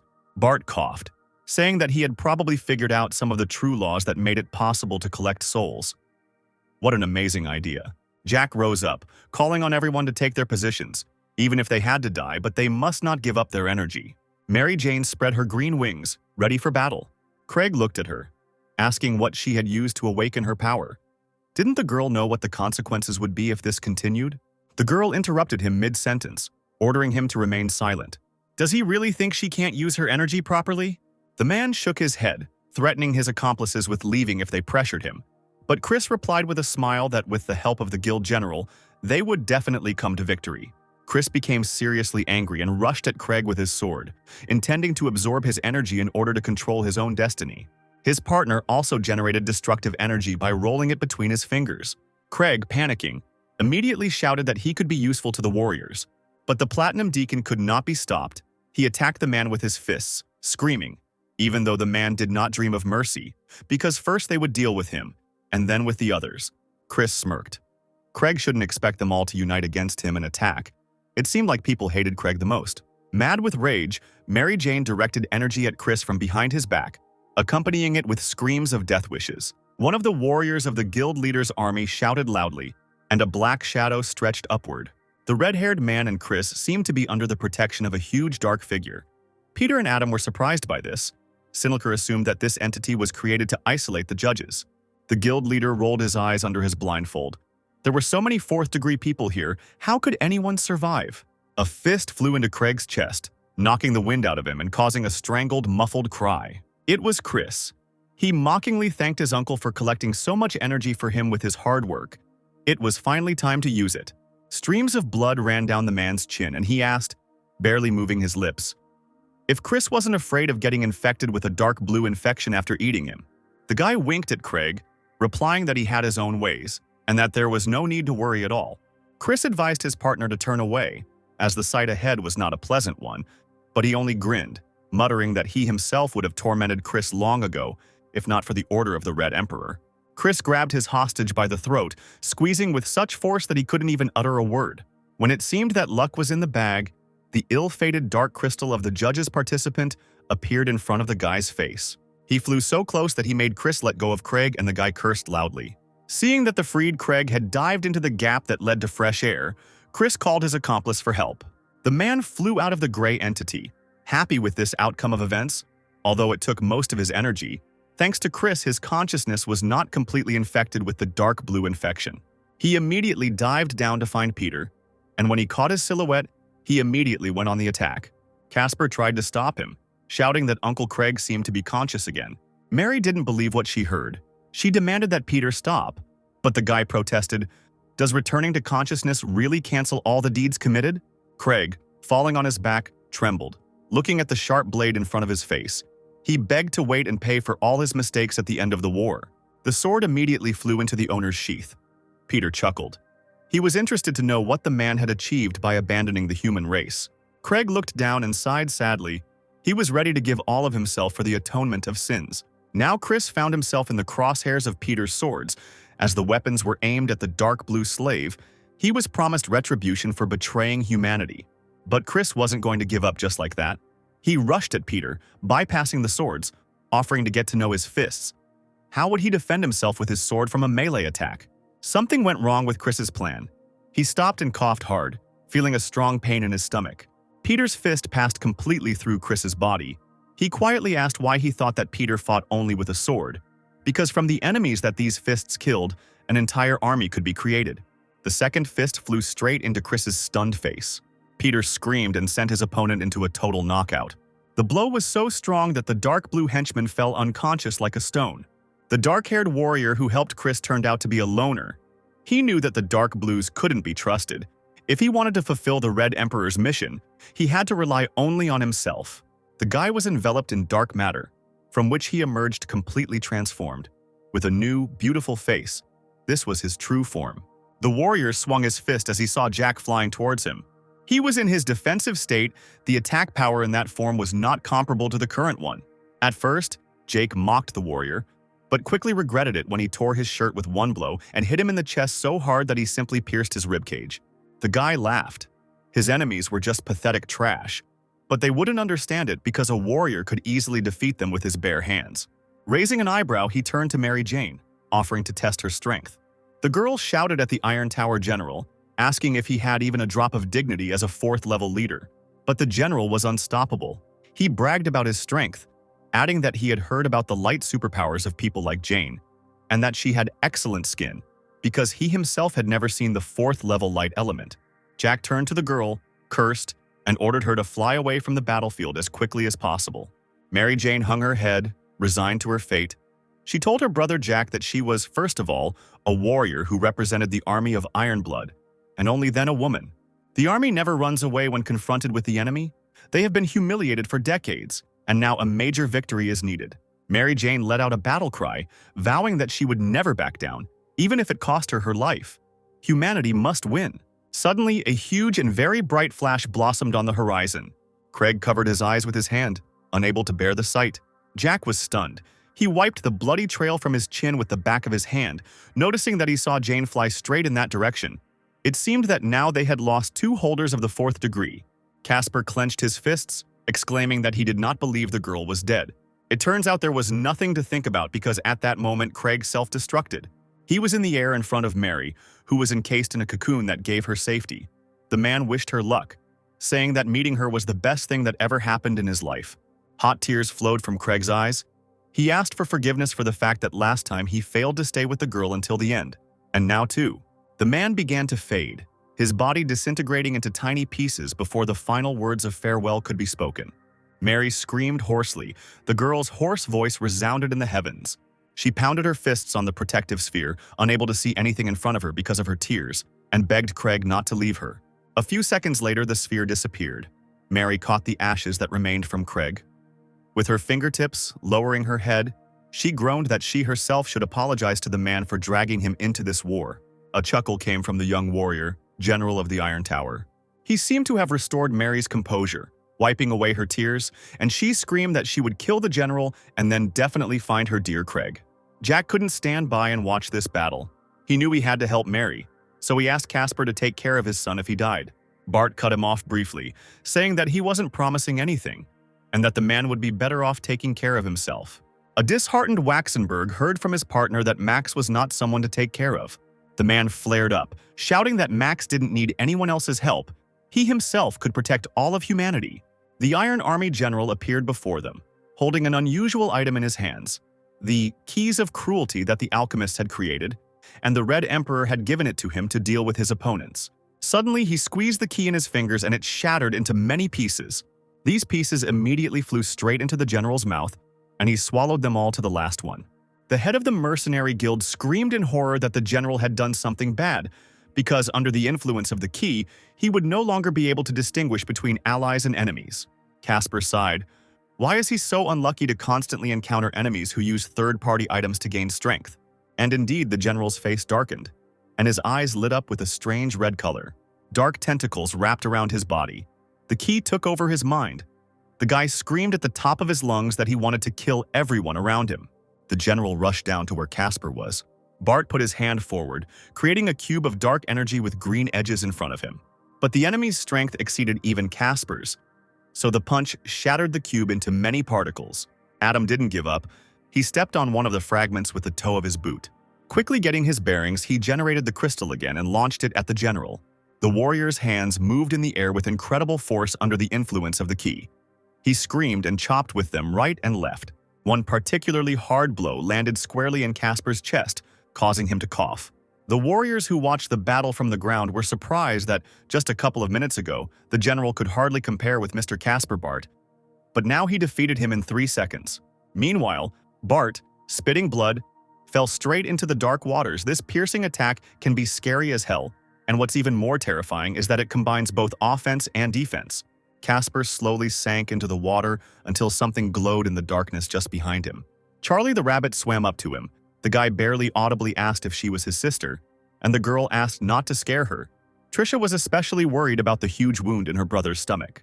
She stretched out her hands to heal Adam. He reassured her that his heart was still beating. He would have saved himself without Trisha's help, but of course the fact that she came was for the best. Meanwhile, the maddened general had already attacked the head of the guild, dreaming of killing him. The man put his hands forward, shielding the warrior from himself with a stream of energy, shouting that he was not an enemy. But the Iron Blood Army general punched through the stream, hitting the red-haired man right in the face. He grimaced and leaned back in the air, but suddenly it simply dissolved, leaving behind a transparent outline. Jack exclaimed that this was not his real body, but Pig thought that there must be a resemblance between this entity and the real Supreme Judge, because when another clone disappeared, he managed to get information about its location. It was underwater. Casper, being in the dark depths, reacted sharply to an extraneous sound. Now it became clear to him why he constantly felt someone's presence. Adam thought that the reason for this was a creature from the depths, but it turned out that it was the true body of the Supreme Judge. He assured Trisha that everything was fine and the girl could leave, and besides, her brother needed to meet an old acquaintance. Above, Peter joined the battle and attacked the maddened Ironblood general. He tried to dodge the streams of energy that were flying at him from all sides. Finally, the warrior raised his head and, seeing Peter and Chris, growled terribly. Chris winced, exclaiming that it was not worth provoking the general. Let Peter sort it out himself now that he had attracted his attention. But the guy didn't manage to fly far. He was outwitted again. Chris lowered his head. The general of the Iron Blood Army pierced his body with his fist. Peter smiled, saying that this monster uses smell to detect enemies. He left Chris with so many cuts, he would not be able to pass by their smell. The blonde swallowing blood called Peter a crazy bastard. Chris's body slowly dissipated into the air, turning into tiny particles. Meanwhile, the real guild leader was on the seabed, meditating on a huge shell. He was thinking about how the situation had taken a new turn, and Chris and the general, both of them couldn't deal with the stupid enemies without him. Suddenly, the man was surrounded by a multitude of black crystals, with their sharp ends pointed at him. The crystals rushed straight at him. The leader managed to jump aside, loudly asking who dared to disturb him, and the attack fell on the shell. Casper stood right in front of him, arms folded across his chest. He addressed the chief, saying that he was a pathetic coward and had hidden well, but that today he would have to die. The red-haired man launched an attack with a powerful stream of water. This stranger in front of him must have been that very expert who controlled metal, and the skill of the leader, the dragon, was the best weapon against such desperate fools. The man froze for a moment, screaming piercingly that water was his element, and it was time for Bart to die. A bright light lit up on Bart's finger. and with this victory awaits him. Meanwhile, the guild leader shouted that the scum never changed. The difference in abilities was too great. He released a water dragon at the stranger, confident that its power was stronger than the metal force. At this, Casper extended his hand, pointing his finger at the man. A single movement stopped the terrifying power of the water dragon. The master screamed in horror, asking the guy who he was and what tricks he used, while Casper poked his index finger into the man's forehead. He immediately changed his tone, waving his hands. His minions do not treat the strong like that. They are the friendliest of all the 4 armies of the continent.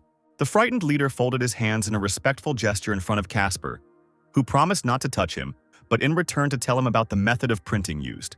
But the red-haired man began to lament that this was the secret of his people, and if he said even a word, they would rip out his spine on his home continent. Casper shrugged. Well, if it was that difficult, he wouldn't insist. The guy threw the man aside with a light movement of his hand, saying goodbye to him. The head of the guild squeaked in flight, waving his hands comically. Why didn't Casper Bart ask again? The guy shook his head, surprised by this answer. After all, the master himself had just said that. The man was breathing heavily, clutching his chest and asking why there was such a hurry. How did Casper even get to the 4th rank? He also asked to call the rabbit Charlie, who would teach him everything. Bart laughed at this request, saying that he would do everything his own way. The guild leader replied that they were both 4th rank, and his knowledge could not be stolen so easily. Adam approached the protective sphere that the red-haired man was trapped in and dangerously whispered that he could turn him into an ordinary person using the steal skill. Feeling his strength slowly draining away, the guild leader screamed shrilly, asking Casper how he could steal other people's abilities with only metal manipulation skills. Casper grabbed the man's face, angrily asking how such a barbarian could know about the abilities of the 1st generation of experts, especially since he had become ordinary, which meant there was no need to waste time on him. It turned out that the seal's shape was similar to a jellyfish, and it compressed spiritual power, hiding in the expert's spiritual body. The seal of the master and the servant, the secretary, the comrade. It doesn't matter, they all have different forms, without exception. Bart cursed with regret in his voice. He understood everything. The leader didn't even know how to cultivate the seal. Completely useless. The red-haired man's body slowly sank into the dark waters. He didn't even try to swim to the surface. It was all useless. Adam thought distantly that the man was much better than Anvari, but not even a few moments passed before a new clone appeared next to Casper, which did not surprise him at all. Both of them flew to the surface. The guild leader said that he underestimated Casper's search skills. The guy replied that he had figured out his scheme, and today would be the day of his death. The warriors chatted among themselves in admiration, discussing the fact that Casper Bart was looking for a real judge, because then the counterattack would not have worked. As Bart's crystal pierced the guildmaster's hand, he screamed in pain, acknowledging the judge's power and his defeat. The man called out to the leader of the Iron Blood Army, calling for a joint effort to change the situation and lead the people of Osid to victory. The people on the ship began to urge the general to wake up and free himself from the influence of the key. But the guy could no longer be helped. The redness completely flooded his eyes. The general saw only death and destruction before him. The head of the guild waved his hand at him and shouted that the people of Osid had lost their pace. It was time to retreat, and he himself would answer for the consequences. Warriors and demons all looked up at their leader, repeating after him that it was time to retreat. Peter laughed at the fleeing enemies. Only one opponent remained, Casper thought. He barely understood the principle of the blows of the general of the Iron Blood Army. Casper suggested that Peter and Pig support him during the main attack, to which Peter laughed. However, the long-haired guy agreed he supports Casper Bart attacks. Meanwhile, the general did not calm down. The darkness completely captured him. The man screamed that he would kill everyone around him. Jack wondered why Pig didn't even move, considering his earth spirit was so fierce.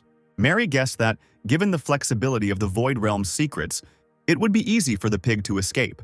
The girl watched in amazement as the pig lured the Iron Blood general into a trap. He, having approached the judge, immediately fell into his portal. Everyone watched as the portal completely swallowed the man, leaving no trace behind. Of course, a moment later he managed to break free, but on the way out the general was already met by many of Peter's swords. The man tried to break the multiple attacks with his iron fist, but the steel clashed tightly together. Behind the focused Peter, Casper was already generating a bright yellow glowing sphere in his hand. Mary Jane stared at the guy, fascinated, asking Jack what skill he was using. The man replied that he didn't know either. Judging by the density of the elements, the skill wasn't very powerful. The general of the Iron Blood Army ground his fist to blood on his swords, shouting that he would kill everyone around him. Bart gave the signal, and Peter jumped to the side, causing the swords to disappear. The general fell right towards the finger of the leader of the judges. The man's eyes widened as the warm beam of destruction touched his forehead, and a loud "die" came from Casper's lips. Adam and Peter froze in midair. Peter couldn't believe that they had managed to deal with such a strong opponent. The general, like a rag doll, fell from the sky straight into the water. The warriors watching the battle from the allied ships began to shout loudly and clap. They had won! Peter smiled at Casper, breathing heavily, and called him a real good boy. Adam thought for a moment. He realized that he had fallen into a trance. It had not been long since he had watched his sister lying helplessly in the hospital. It was as if he had seen his terrible dream in reality and was about to indulge in bitter memories. But Jack did not allow him to do this. Unceremoniously approaching from behind and hitting him on the shoulder with his palm, the man loudly thanked the organization for saving him. Otherwise, he himself would have become the culprit of the death of the human race. Bart objected to Jack because Waxenberg was not to blame, and together with Mary Jane, their auras, the girl smiled and shrugged weakly. Yes, they had now dropped below the 4th degree, but there was a distant hope that Mary would someday be able to comprehend the secrets. Jack smiled. They lost their understanding of the laws but retained their physical bodies, like 4th-rank power structures. But in strength, they are higher than the 3rd level. Approaching Casper, Waxenberg suggested discussing something, since now he was below the 4th level, and the Chamber of Commerce Union could be called leaderless. Maybe Bart would be interested in this. The guy turned around and without further ado asked Jack not to delay the search for a candidate for the position, because the Chamber of Commerce would soon have a new leader. When asked in surprise who it could be, Casper replied, Jack Waxenberg's son, Max. Max Waxenberg sat on a rock, the sky gray behind him, and lightning flashed, making the night bright. He stood up, stretched his sword to the sky, deciding to try his understanding of the secret of army destruction. Because the guy had already reached the 4th level, the ship with the victorious people sailed towards the shore. A small television camera followed it. The people around rejoiced, wishing long life to the human race, greeting Casper Bart, Jack Waxenberg, and Mary Jane with an ovation. Jack spoke to the crowd, introducing himself into the microphone and saying that the army had played a courageous and fearless role in this counterattack. Mary Jane whispered that the time had come for the main announcement. Jack repeated her words, clutching the piece of paper with the decision in his hands. The man looked forward with a serious expression and was silent for a few seconds, but then took a deep breath and exhaled, stating that he had an announcement to make. His rank had been damaged in the battle with the Iron Blood Army commander, and he had dropped from level 4 to level 3. The listeners could not contain their emotions, talking among themselves. They could not believe that the leader had lost his level. Casper intervened in the speech, saying that in this battle the human race lost 2 guardians. Residents watching the broadcast on large screens worriedly talked among themselves. What will happen now if there are no defenders of the 4th stage with them? And in general, these words do not raise people's morale at all. Human civilization has developed over centuries, but the enemy has a longer and more complex system of abilities. People cannot compete with the Ossidians either in the field of alchemy or in extrasensory heritage. Casper was silent for a few seconds, then added that people also have confidence in victory. Because besides the belief that they are protecting their race, it is because of ordinary people that this happens. The human race is a race of miracle workers. Although they lost 2 strong 4th stage men in the battle, just a few days ago, Commander Jack's son, Max Waxenberg, also broke through to the 4th stage. The strongest representatives of the human race are becoming more and more numerous. That's why the guy firmly believed that the human race could defeat the colonists of Ossid. The judges' team listened to this speech with pride. People shouted loudly that humanity would win. Casper Bart soared into the sky to loud cries of victory for humanity. Enemies must fear the human race, the race of victors. Adam Sinclair looked at what was happening in virtual space with displeasure. The monsters he defeated did not want to decompose. This was because the accumulated dark energy is enormous, and the important point is the degree of meaningfulness of the axioms. Adam called his sister for help, who immediately flew to him. The girl excitedly asked her brother if he wanted her to use the new armor. Sinclair threw up his hands and replied with a smile that nothing could be done. She was not good enough to play Charlie Rabbit. Trisha burst out laughing, of course. She couldn't compare to her brother's acting skills. Adam flew closer and began to tug at his sister's cheeks. The girl desperately fought back. At this time, on a high cliff, which was miraculously not struck by lightning, the monkey, fully armed, was pondering the understanding of the power of the Upanishads. His armor was from the soul weapon system, almost the same as that of the strongest man. The law of the Upanishads is like the truth of heaven and earth, and supernatural powers are like a book. A person with different abilities understands different axioms. The monkey closed his eyes, trying to feel the power with his whole soul. The next moment his eyes widened. Did it really work? The monkey moved somewhere far away into the wilderness, to the raging sea. In an attempt to develop the skill, he began to practice. The impact of his fist caused a whirlpool in the water. Then there was an explosion that sent huge waves and spray flying over a great distance. The monkey wondered what to call this movement. It seemed as if the sky itself was falling. So let it be heavenly fall. Trisha jumped joyfully. Now her brother was invincible. But Adam objected, because on the southern continent there was a strong man who had advanced his internal axioms to 9.9%. His name was the Bone Emperor. There were 5 units of law fragments left, which was clearly not enough to raise the level of understanding of the Upanishad mastery to 9.9%. The girl chuckled. She didn't like the Emperor's nickname. She asked how to collect more fragments of the law. Monkey replied that there were no major battles at the moment, so it would be difficult to collect a large number of fragments like it was in the counterattack. The only way out is to go fight on the southern continent, in the Empire of Bernadotte in the Emperor's Palace. Red Emperor Curtis turned to his brother. He didn't expect that the general wouldn't be able to complete the task, even after using the Berserker key. Blue Emperor Finwade offered to take the essence of the soul of these losers from the 100 City Federation, because here they are far from the island laws. Bone Emperor Nathan Bellamy, who sat majestically on the throne, frowned. These guys can be killed, but not their soul essence. The mercenary union will continue to watch. If something goes wrong, even if the Emperor breaks through to the 5th stage, he will no longer be able to get the approval of the family. Curtis approached Nathan. He had an idea that would keep them from being harmed. You will just have to use those people for your own purposes. In another space, a spear driven by purple lightning pierced the ground. Damon, pretty battered, fell on his back, clutching his side. A young man in long green robes loomed over him, and he clicked his tongue when he realized that his opponent didn't even know his name, but dared to cause disorder in a world of chaos. This place was under the control of the Lord of the Sea of Chaos, and he, the Spring Messenger, came to tell Damon this, and now the man must die. Phoenix turned off the screen that was broadcasting these events. Adam heard what Damon experienced before his death. The girl said that the Spring Messenger is the man of the Lord of the Sea of Chaos. He just killed 3 members of the organization judges. The spirits of the murdered are now waiting outside the temple, on the one hand, waiting for resurrection, on the other. I would like to hope that the organization will cope with them. Adam folded his arms across his chest. He was unhappy. The guy was going to wait a while to deal with the Sea of Chaos, but it looked like he would have to start a little earlier. Phoenix told Adam that the Spring Messenger had a 3rd level of power. Sinclair smiled to himself. Well, he had a suitable candidate. Meanwhile, the tired envoy was getting ready to rest. He had had a difficult day. He actually took out 3 judges and didn't know if he could stand up to them when they came back again. The man threw one of the judges' masks over his shoulder. That's enough killing for today. A strange voice was heard laughing at the man, asking if he could leave after killing so many.